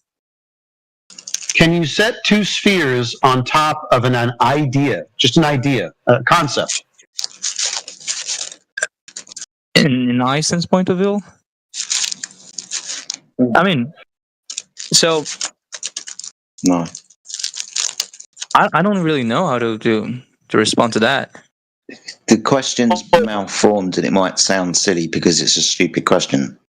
I mean, he's asking it for good reasons, but the question's just no wonder it's confusing you. That's what Einstein proposed. Are you asking me how can I prove that what you said, Einstein's point of view? How can I respond to that with metallic spheres? Yeah, can you set something that's physical on top of something that is purely conceptual, only in the mind, non-material? I don't really know if it's purely conception. I may not have the information to prove that it's not. I mean, says who's talking about telekinesis, using your mind to set things on in the air. Yeah, but you're picking up something that is. You agree with that. You can do that. You believe people can just raise things up with their mind and float around and shit. Something's wrong with you guys. I just showed you how you can empirically see how gravity works by using a cloth. No. Right? I had an issue with your cloth and your bowling balls. That is not empirical science, dude. Why not? That's just reifying the mathematical model by placing the space-time fabric as someone's duvet and the mass as a ball. And you notice how all of the things collide with the ball. They don't spin round and round. But this is just like a children's trick to get the concept some physicality. What says who is pointing out is that Einstein's mathematics is a concept. It has no physical bearing itself. It's just a nice mathematical trick. And you fell for it. Because I don't know why you think it's just like, because it's mathematics. It's not actually physical. It's based on a 4-dimensional coordinate. 3, the 3 dimensions: height, width, length, and time. Now, we understand that height, width, length, that's purely conceptual. That's the space that other physical things occupy. So it's not physical itself. And then we have time, right? The coordinate and passing from moment to moment. This is conceptual. He put the 4 together to make a coordinate system: height, width, length, and time. And because he had the power within his mathematics to say mass will distort this fabric of space-time, he can backwards engineers the phenomena in the sky mathematically with his concept. It's not empirical. It's not scientific.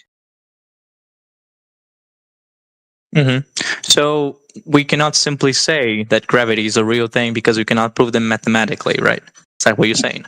Sorry, what phenomena is gravity based on? Okay. So I the don't question really is, know. what is happening that we're asking the question that gravity caused it? What happens? I don't know, to be honest. I mean, for me, like, it's like when you pick up like a bottle of water and then you just drop it, it falls down for a reason. It just don't stay stationary, Of course. And the reason why it's... That's what I'm asking from you. Sorry. What is the question based on? We drop things and they fall down, right? Question for you. Do all things fall down? I'm sorry, what? Do all things fall down? Yeah, I mean, if they're not sustained by any other things, I guess so. What about gas that's released from the bottom of the sea and bubbles and goes up? So, can you come again? At the bottom of the sea, gas is produced. It goes upwards, it turns into a bubble and raises up through the water. So the gas goes up. Because it's heavier than the water, so it goes up because of it.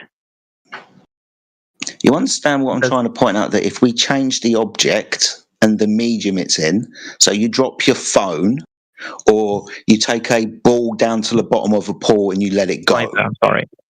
Yeah, what I'm trying to point out to you is not everything falls down. Things go up and down, and with gas, that expands outwards in all directions. So we don't have the phenomena of things just going down to base the question and ask the question if gravity caused it, because lots of things happen. It's not just down. I mean, I see absolute reason, and that's why I think that I'm not the best person to actually engage into this topic. I was, as I told you before, I was not trying to prove anything. I was just trying to have a conversation with the guy, and he brought me to the conversation as well. But then I'm just wondering, why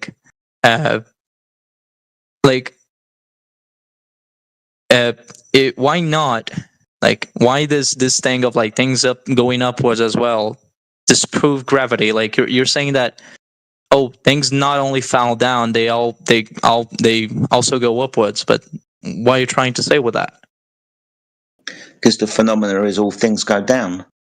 I'm just pointing not out only that not all things go down. Not only that, like for example, I mean, there's this thing that people like that know at least a little bit. They use this example like most of the times. But I don't have the English enough, so I may fall like into explaining it. But like when you're when you're in the beach or something and you see the waves going, people used to explain that it's actually the moon attracting the water from Earth, and it's not going downwards. It's being pushed. The same thing can happen with the stars or others, or other things in the space. It's not actually being like put down, but put upwards.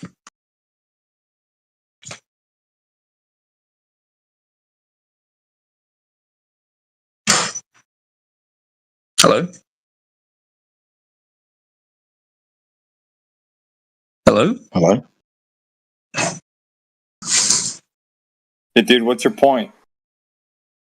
No, he was saying that he basically disproved that things only go down, and by saying that there's things that are being pushed to the air, and I'm saying that gravity can push in any direction. So, for example, when you go to the beach, there is like waves and stuff. It happens because the gravity of the moon is affecting the Earth's water. You think that's why we see that it's going upwards.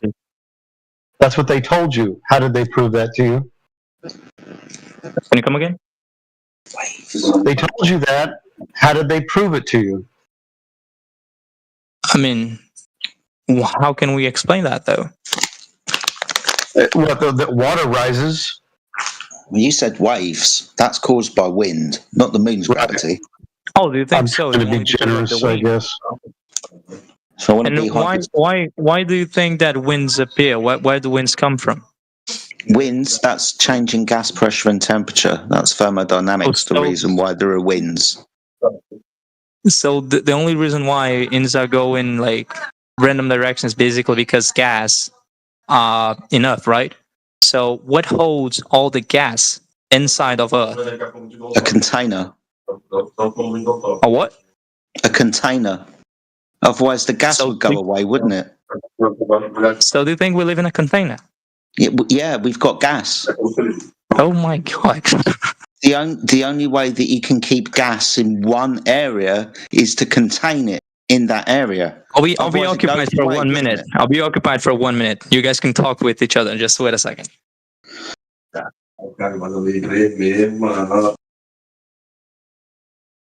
So as he's gone for 1 minute, am I allowed to ask a small question?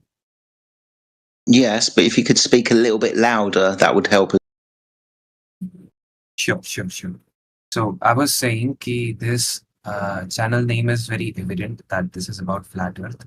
But I'm still very new to this concept. Like I've never interacted with any flat Earth community or anything. And although it is fascinating that this idea that Earth is a sphere and it is backed up by every scientific law that I've studied in schools and everything like media and everything, wherever it is portrayed that Earth is a sphere. But here, like, are there actually here people who believe that that idea is wrong? No, we should be questioning that thing, what they are telling us. Yes, you should always question what people tell you, but especially this one, yes. Okay, and the next thing is like, Earth is a sphere. Why should I believe that? Because sphere is the most stable shape in the universe. Like everything which is said to be free will assume the shape of a sphere. Like it is evident from everything. And like every other scientific law too, which I have studied in school and anywhere else, it also backs up the data that, okay, Earth is definitely a sphere. Really? All of those scientific laws? Did you study the second law of thermodynamics at all? Oh, that one I Second didn't law of study. thermodynamics. So is that a yes or no? I have studied it, but I will have to Google it. Oh, okay. But I don't want to stop you. Please carry on. You seem very confident in your story. Yeah, while he's Googling, we can chat a bit. I have Godfishy. He may have left. Oh, no, he's still here. He Says some triangles can have curved sides. No, that wouldn't be a triangle then, would it? Yeah, no. So it's hard to deal with these people when they just don't understand simple. No one said that some triangles can have curved sides. Oh, come on. You're making a fool of yourself now. You'd be surprised what some people do. You said if the triangle is on cloth. Show me where I the triangle. You said if the triangle is on cloth. Uh-huh. That doesn't even make sense. Bro, if I draw a triangle on cloth and the cloth is curved, it will look as if the side is curved. That's what I said. And it's not a triangle. You dumbass. It's not a triangle in your view, but it is a triangle on the cloth. No, it's not. You don't even understand what I'm saying, so please shut up and let the conversation happen. Okay, Godfishy, your triangle, is it 2-dimensional or 3-dimensional? Yeah, 2-dimensional, yeah. And when it's on the cloth? When it's on a cloth, it's 2-dimensional only. But when you see from, let's say, some weird angle, and the cloth is, let's say, curved, it can seem. Hold on. If the cloth is now curved, then it's now become 3-dimensional, and you don't have a Obviously. triangle. Yes. But if you. Excellent. I'm glad we agree. Thank you. Exactly. Yeah. We agree, but so you failed the triangle test. That's all I was trying to say. We're just making conversation, just casual conversation. You failed a second grader's triangle test. That's all. You don't have to be embarrassed about it. I'm not here to embarrass you that a grown person like you should have been able to say what a triangle is and is not. I'm not trying to embarrass you. You just don't know anything more than you actually know less than a second grader. Yeah, if it makes you happy, then okay, I failed it. Claps for you.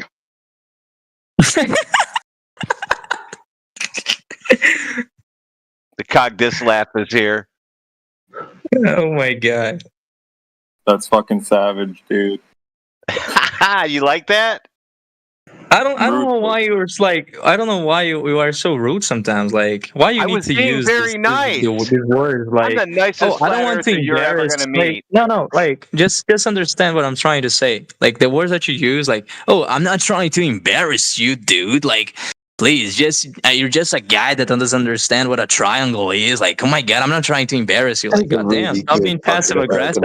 We can have like other opinions and we can disagree normally without being aggressive with each other. You know. Like it's completely understandable to not understand. I should have apologized so it sounded nicer. I was being very nice. No. If you hear me in other channels, you'll think I'm mean. Just be a man and assume it. Like, bored. Just be a man and assume it. That's okay. Like, we can disagree, but it is what it is.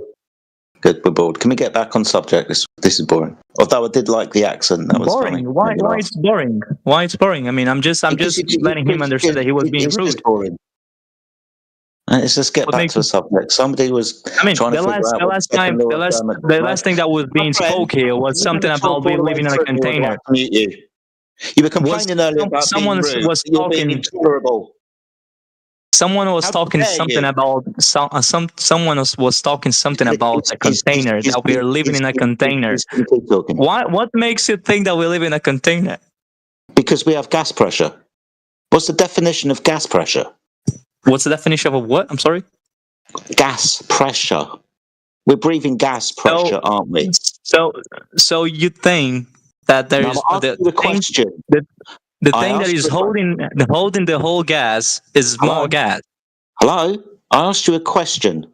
I asked you what's the cause of gas pressure? What causes gas pressure? What's the cause of what? Gas pressure. I mean, 14.9 psi. I do not know. What's the cause of gas pressure? Like the amount of gas that is being pressurized? Okay, so gas pressure. It's in the words. This will be a good English lesson for you. So pressure. You see that? Oh my god! Like, I'm gonna do an English lesson, boy. God damn! I'll have to meet you again. You're being rude. Oh my god! Please doctrinize me, teacher. You're having a go at me because I'm helping you. It'd be a really Don't good be English like lesson. this. Don't be like English lesson. Yeah, PRESS spells press. That means the gas presses against the walls of its container. It's pressure. So gas pressure is caused by the force that the gas exerts upon the wall of its container. If you have pressure, you require a container. If you don't have a container, the gas will increase in entropy and continue to expand into the available volume. You understand? So, Go ahead and repeat back to us what he said because you were typing it the whole time. yeah, I was typing, of course. I mean, I was muted. So I couldn't. what did he have to say to you? I don't know. It was something about entropy, right? Really? You saw that you were muted and you didn't think that's a good chance to listen. You went to type. And now when I spent my time trying to make the point so to do you, you now have to talk through me to avoid your embarrassment. As I point out how You're answering me. you are. So it's because you're answering me with another question. And when I asked you, why do you think we live in a container? And you said, okay, it's because there's gas. And then out of nowhere, you asked me a question. Pressure, therefore, we must have a container. Yeah, I just told you. I answered that question, but you were too busy typing in the side chat. You weren't listening when you were muted. So, Victor's, I'm the one that muted you because you don't seem to listen very well. Also, you get triggered when we mention the fact that we're trying to help you with your English, which you told us earlier that you don't speak very well. This is an English hub. This is where people who don't speak English very well go to practice. We're actually trying to help you, and you somehow thought it was some kind of insult. No, we're teaching you new words, new terms. If you listen, you might learn. If you don't want to learn, then just continue to talk through people, and we'll just mute you. Make sense? He's busy typing. I was busy typing, actually, yes. Just get rid of him. Okay. All right, you're done.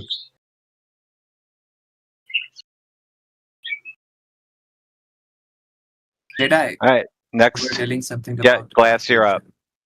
entropy, second law of thermodynamics. Yeah, gas expansion into a vacuum, the mixing of ideal gases, and so on. So that law means that the vacuum of space can't be real, because if it was, you must have a physical boundary between our gas pressure and that vacuum. You understand, right? If you don't have the boundary, the gas will fill the space according to the law you just Googled, the one that you learned at school, the one that is applicable always in all time in space, in open and closed systems. If the Earth was an open system, we'd all be dead.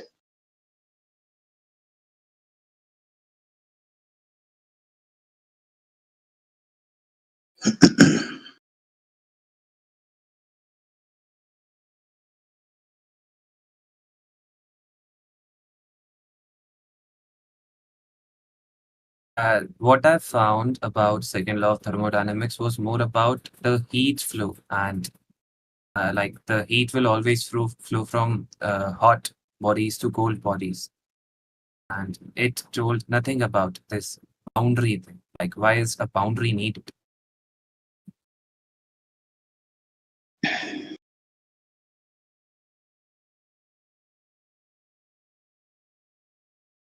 Can you repeat your question, please? What I learned from the second law of thermodynamics is the heat will always flow from a hotter body to a colder body, from a place to a colder place. Yes. And I don't see anywhere the need for a boundary, a wall to exist for that to happen. Okay. Now, you're talking about heat, temperature, radiation, thermodynamic energy. There's also another type, right? That's physical matter. For example, gas, that moves because it has temperature. It gives it kinetic energy. So that means if any system has got gas in it and that gas has got a temperature, the gas is going to move. Now, in thermodynamics, you have two systems. There's three, but it's not real. But there's two systems. It talks about open system and closed system. In a closed system, let's say you have a container of liquid and gas, and it's closed. Outside the container, you've got a heat source. It's a nice, hot, sunny day. Over time, the temperature moves into the can and causes the water, the liquid and the gas to rise in temperature. That's a closed system. Free energy transfer, no matter transfer. If you have an open system, same thing applies, free energy transfer, but now it's open, the matter can leave. The gas that has energy given to it by temperature is going to expand into the available volume. So like I just cited here at 24 minutes past the hour, in regards to entropy in the second law of thermodynamics, gas expansion into a vacuum, the mixing of ideal gases or liquids, diffusion, effusion, colligative effects, and osmosis, each fundamentally involve an increase in entropy. Now, you're correct, hot goes to cold.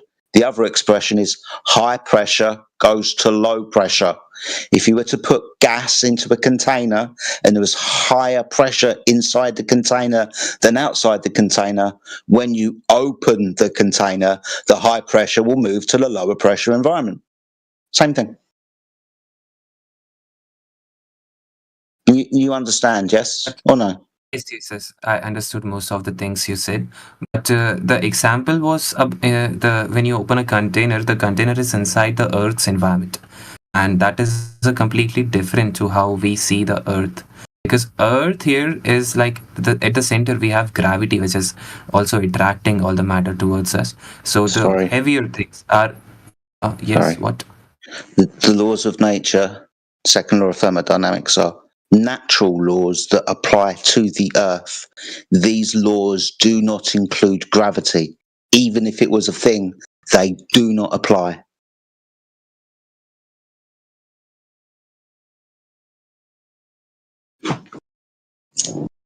Gravity doesn't affect the entropy of a system. If it did, we'd be in a lot of trouble. It'd be a temperature increase. The gravity would be doing work to negate the entropy. Yeah. Gravity doesn't appear in the laws of thermodynamics, also doesn't appear in or kinetic molecular theory. So the things that we're talking about, gravity's non-applicable, dude. Sorry. But the example which you used was a real world example. And when you're opening a container, gravity will play a role definitely. Sorry. You're going to have to show that now, right? You're going to have to give me the phenomena of gravity stopping an entropic increase, stopping gas filling space, causing pressure. Have you got a scientific experiment that proves that, do you think? Like gravity, when we are on Earth, will attract everything downwards. And the heavier things. Sorry, excuse me. When gas is produced on the surface of the Earth, which way does it go? Does it go up or does it go down? Gas usually goes up, yes. Okay, cool. So you said everything goes down. Gas goes up, but actually gas expands to fill volumes. It has constant straight line motion. The only thing that changes the straight line motion is a collision, a physical collision with another gas molecule or the walls of its container or your head. It has to be a physical collision to change the path of gas molecules. There's no observation of gas deciding to come back because something behind it was big. That doesn't happen. Let's take an example. If I have a glass of water and like on the lower level I have water and on the upper level I have oil. So even if I take a dropper, insert it or like completely to the bottom and pour a few drops of the oil, the oil will automatically go up to like the same level where the rest of the oil is.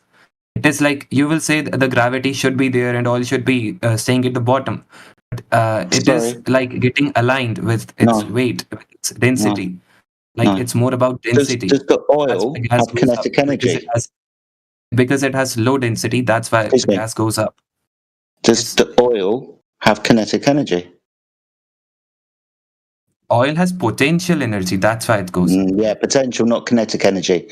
Is oil fluid, bonded or unbonded? Oil is fluid. I don't know about bounded or unbounded. It's bonded, right? It has intermolecular bonds. And it changes state like water. The intermolecular bonds are broken by the energy. We're talking about gas behavior, not liquid. Gas expands to fill containers, as I've described, and as as molecular kinetic theory of gases describes, and Brownian motion describes. I was talking about the example you said. Why the gas goes up when we have gravity? It has a similar rule because of the density. That's what I said. Yeah, I understand about the density, but it's not equivalent to the argument. We're talking about gas expansion. You're bringing about liquids that will be leveled. That's nice, but that's not what we're talking about. You're trying to shoehorn gravity in here. He's talking about liquids that stratify under air pressure. Sorry, what? Oh, if you remove the air pressure, your liquids won't do that anymore. They'll just be all over the place too. But why would we remove the air pressure? Well, you have the vacuum of outer space, don't you?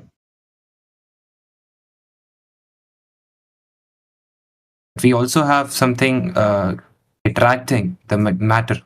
No, you said gases go up, not down.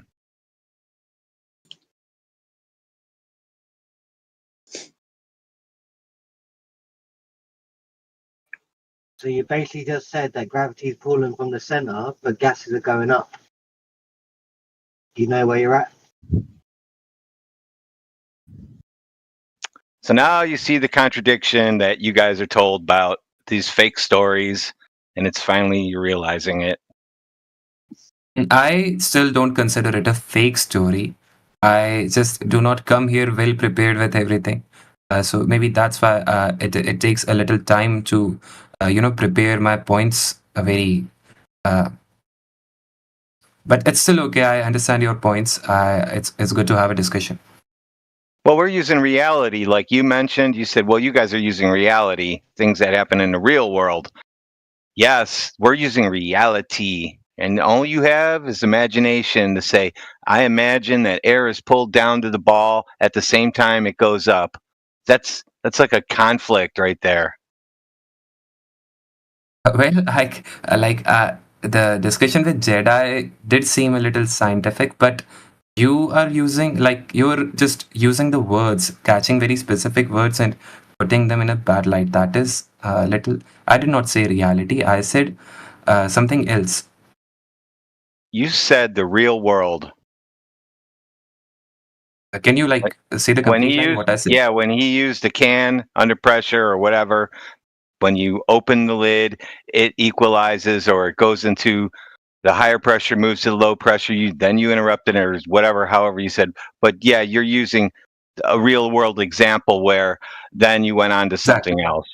Mm-hmm. Yeah, we're using real world. Yes, we're using real world things that happen in reality to debunk outer space.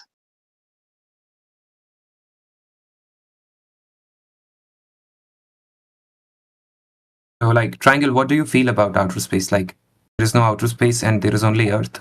Space is fake. Prove that it exists. I just debunked your outer space, so did Jedi. Bro, I'm not debating. I'm discussing. What do you think? What exists on Earth? Is there only Earth? We're in a container. Yeah, we're contained. That's why we have constant air pressure. And when you think about what the existence, the reality, do these beliefs come from Christianity or some similar beliefs or somewhere? No, I'm not religious. I'm not religious. Earth is flat, stationary, and we're contained, and it was created by someone. Okay, it was created by someone, and you're not religious. I'm not going into that debate. I'm just wondering. That's correct. Yes, that's correct. Okay, that's some interesting beliefs. It's nice to know that.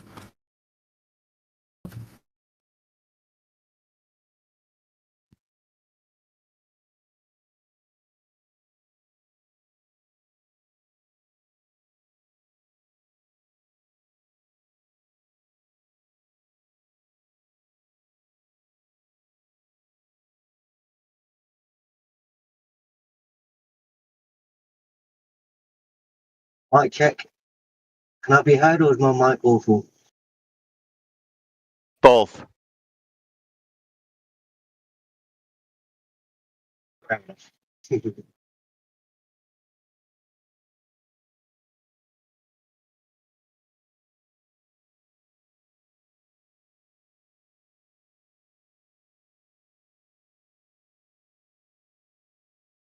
So now the next question for you is, got any proof that the Earth is curving?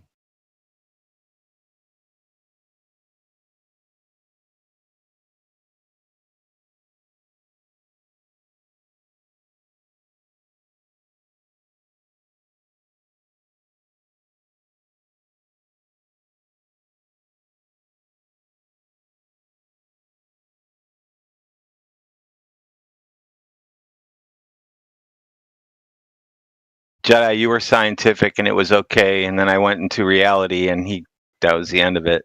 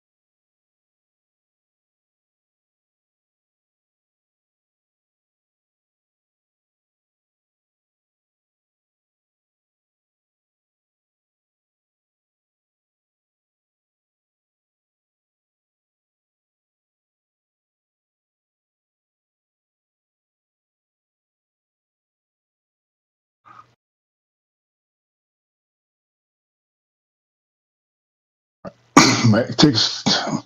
Mic test. Can anybody hear me?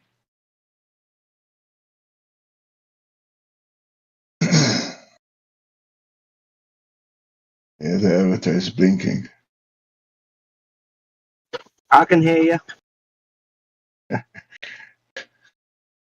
No Globers to cook. Looks like.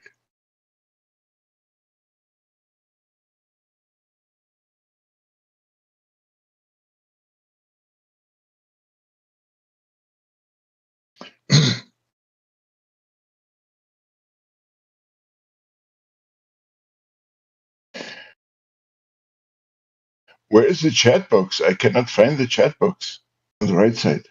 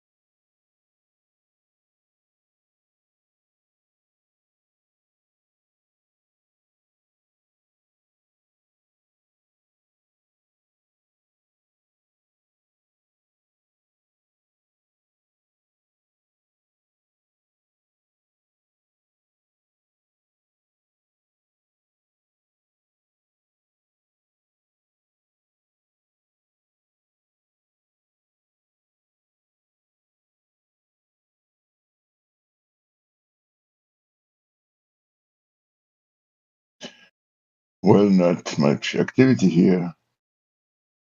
Neither chat box. I will try it maybe in politics. See you later.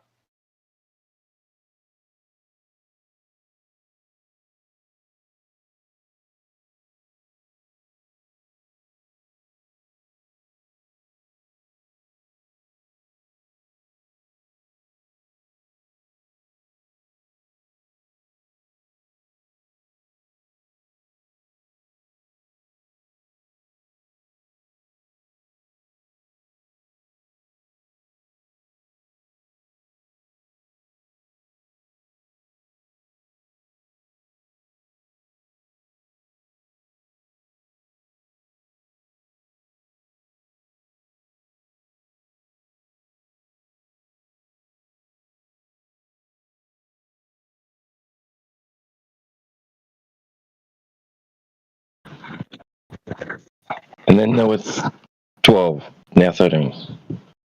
Welcome in, Kaporti.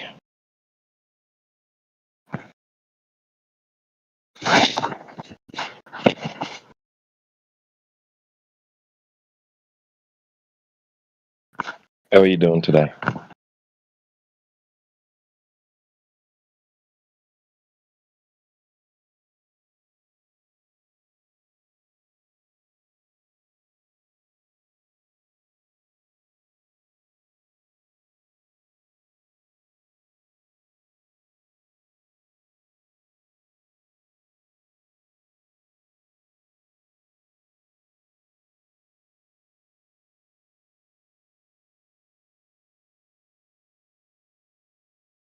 Welcome back, Berserker. Welcome. Where was? Was it in the English hub or in politics? Who is that? You're in English Hub right now. We've just had Viper join us. Welcome, Viper. Yeah. Welcome. Because strangely, I'm simultaneously logged in the English hub and in politics. That was previously not possible in the same time. They usually you can do that on 2 separate devices, or if you're on, I think you can do it. May possibly do it on the app if you've got an app and the browser. But yeah, I don't know how that's happened to you if you're not using that method. No, I'm just on the PC, and previously was not possible. So yeah, strange. Discord is really strange. Every time it reacts differently. And am I the only one, or is the chat box missing in the English hub? I cannot find the chat box. Well, I'm not on PC. I'm on Android. I'm using the app, so I see the chat box. You can see the chat box in the English hub? Yes. Strange. Pop out. Inbox and help.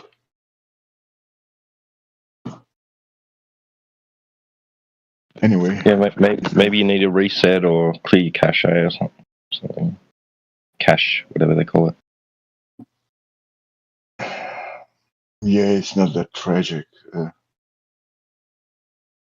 I would not like to go. Yeah, now I can see it. So much spiral today. Okay, now I can see. Now I get it.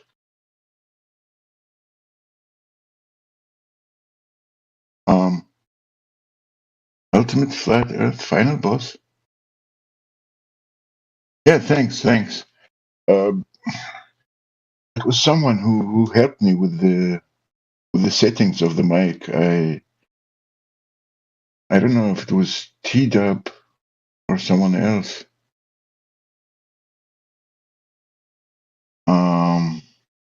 Yeah, I had to deactivate some settings. How do you call them? Let me see. Voice settings. Voice crisper or something like that. I had to activate it. Voice processing, echo cancellation. It was activated. So I deactivated that. And noise suppression. It was on crisp. I put it on none. And since then, yeah, everyone says my mic is working better. It was a disaster before that. So thank you, Ultimate Flat Earth Final. Hey, John Luna.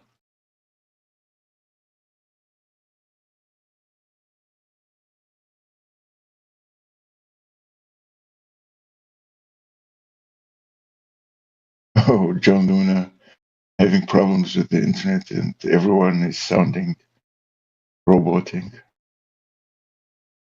Yeah, that happens to me also from time to time.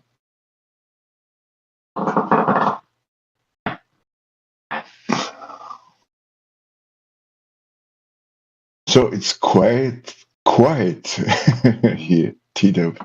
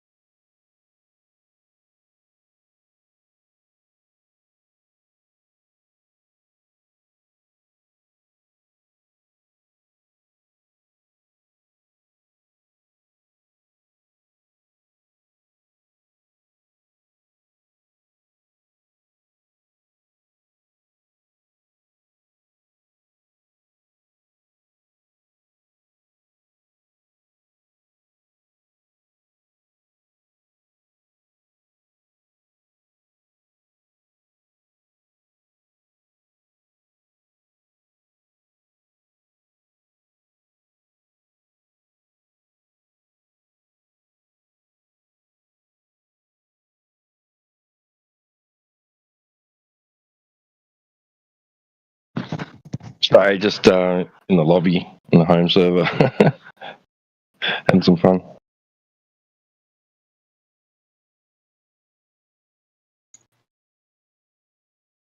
Sorry, were you talking to me, T-Dub? Yeah, so I just apologising if I didn't respond earlier. No need for that. It's no problem. I'm two between the two, the two channels, English Hub and. Can you hear both? Yeah, I had to mute because who is talking? Yeah, Dan DeLeon, Mary Ma'am is talking with Angeline on the other side. So wait, if you open your mic in here, they can hear you talking in there too? I'm muted there. Wait, server muted or?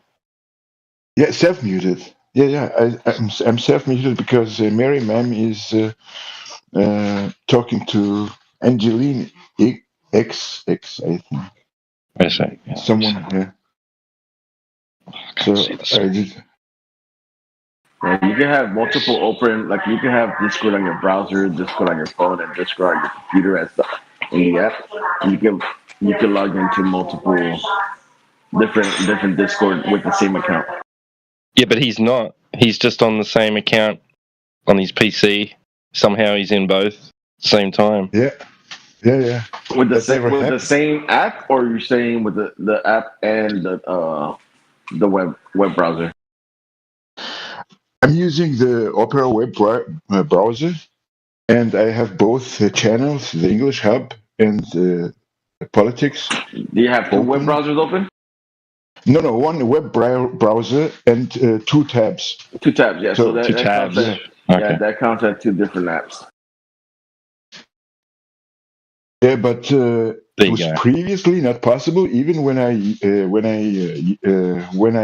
logged in on my smartphone, it asked me if I want to. That's if you go to the same channel. So if pop you up, gotta, So, if you go to the same and channel, but it was not possible before. From time to time.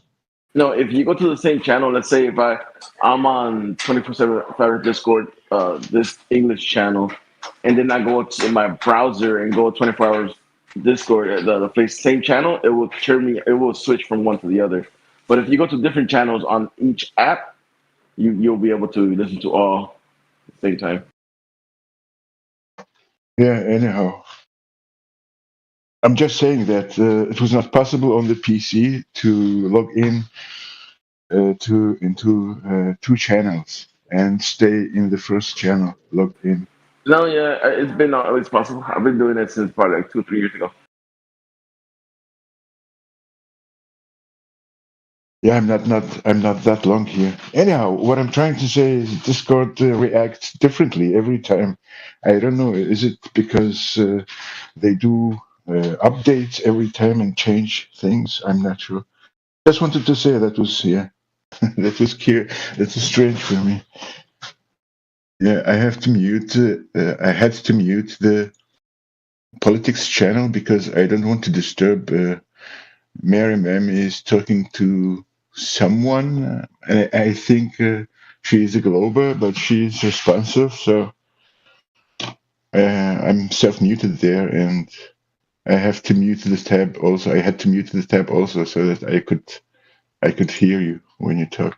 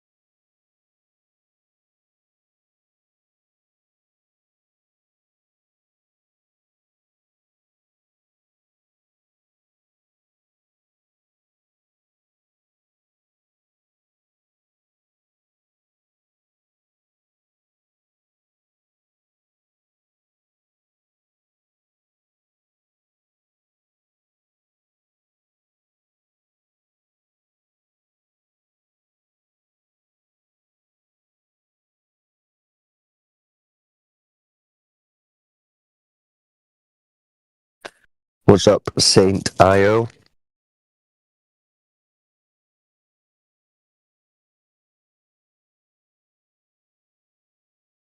You have some questions for us?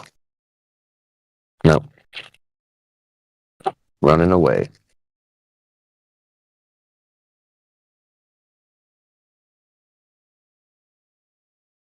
See what else I can get.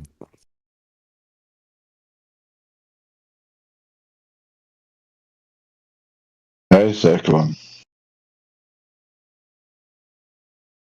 Hello. Bear Apologic Coffee is here.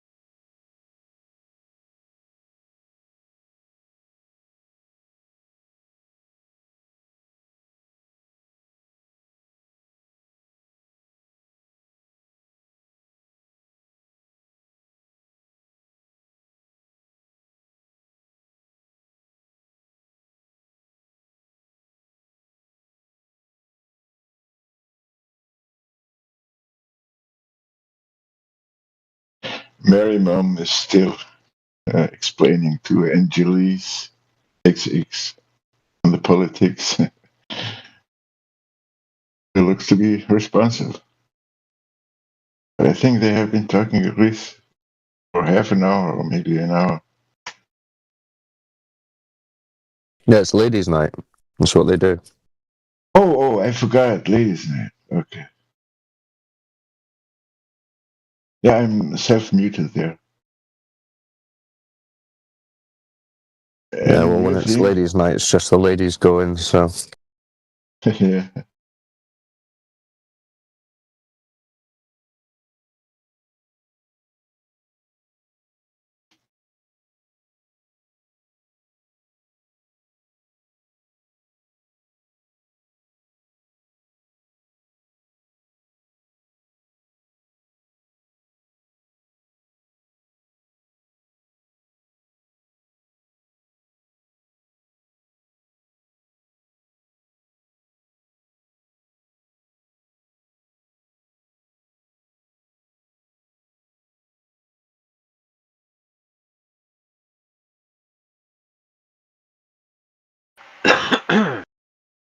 Excuse me.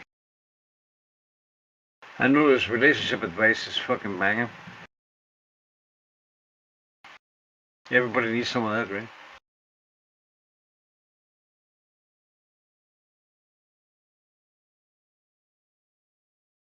Excuse me, doctor. I'd like some fucking some diagnosis about relationships. Yeah, that's easy, sir. Don't have any.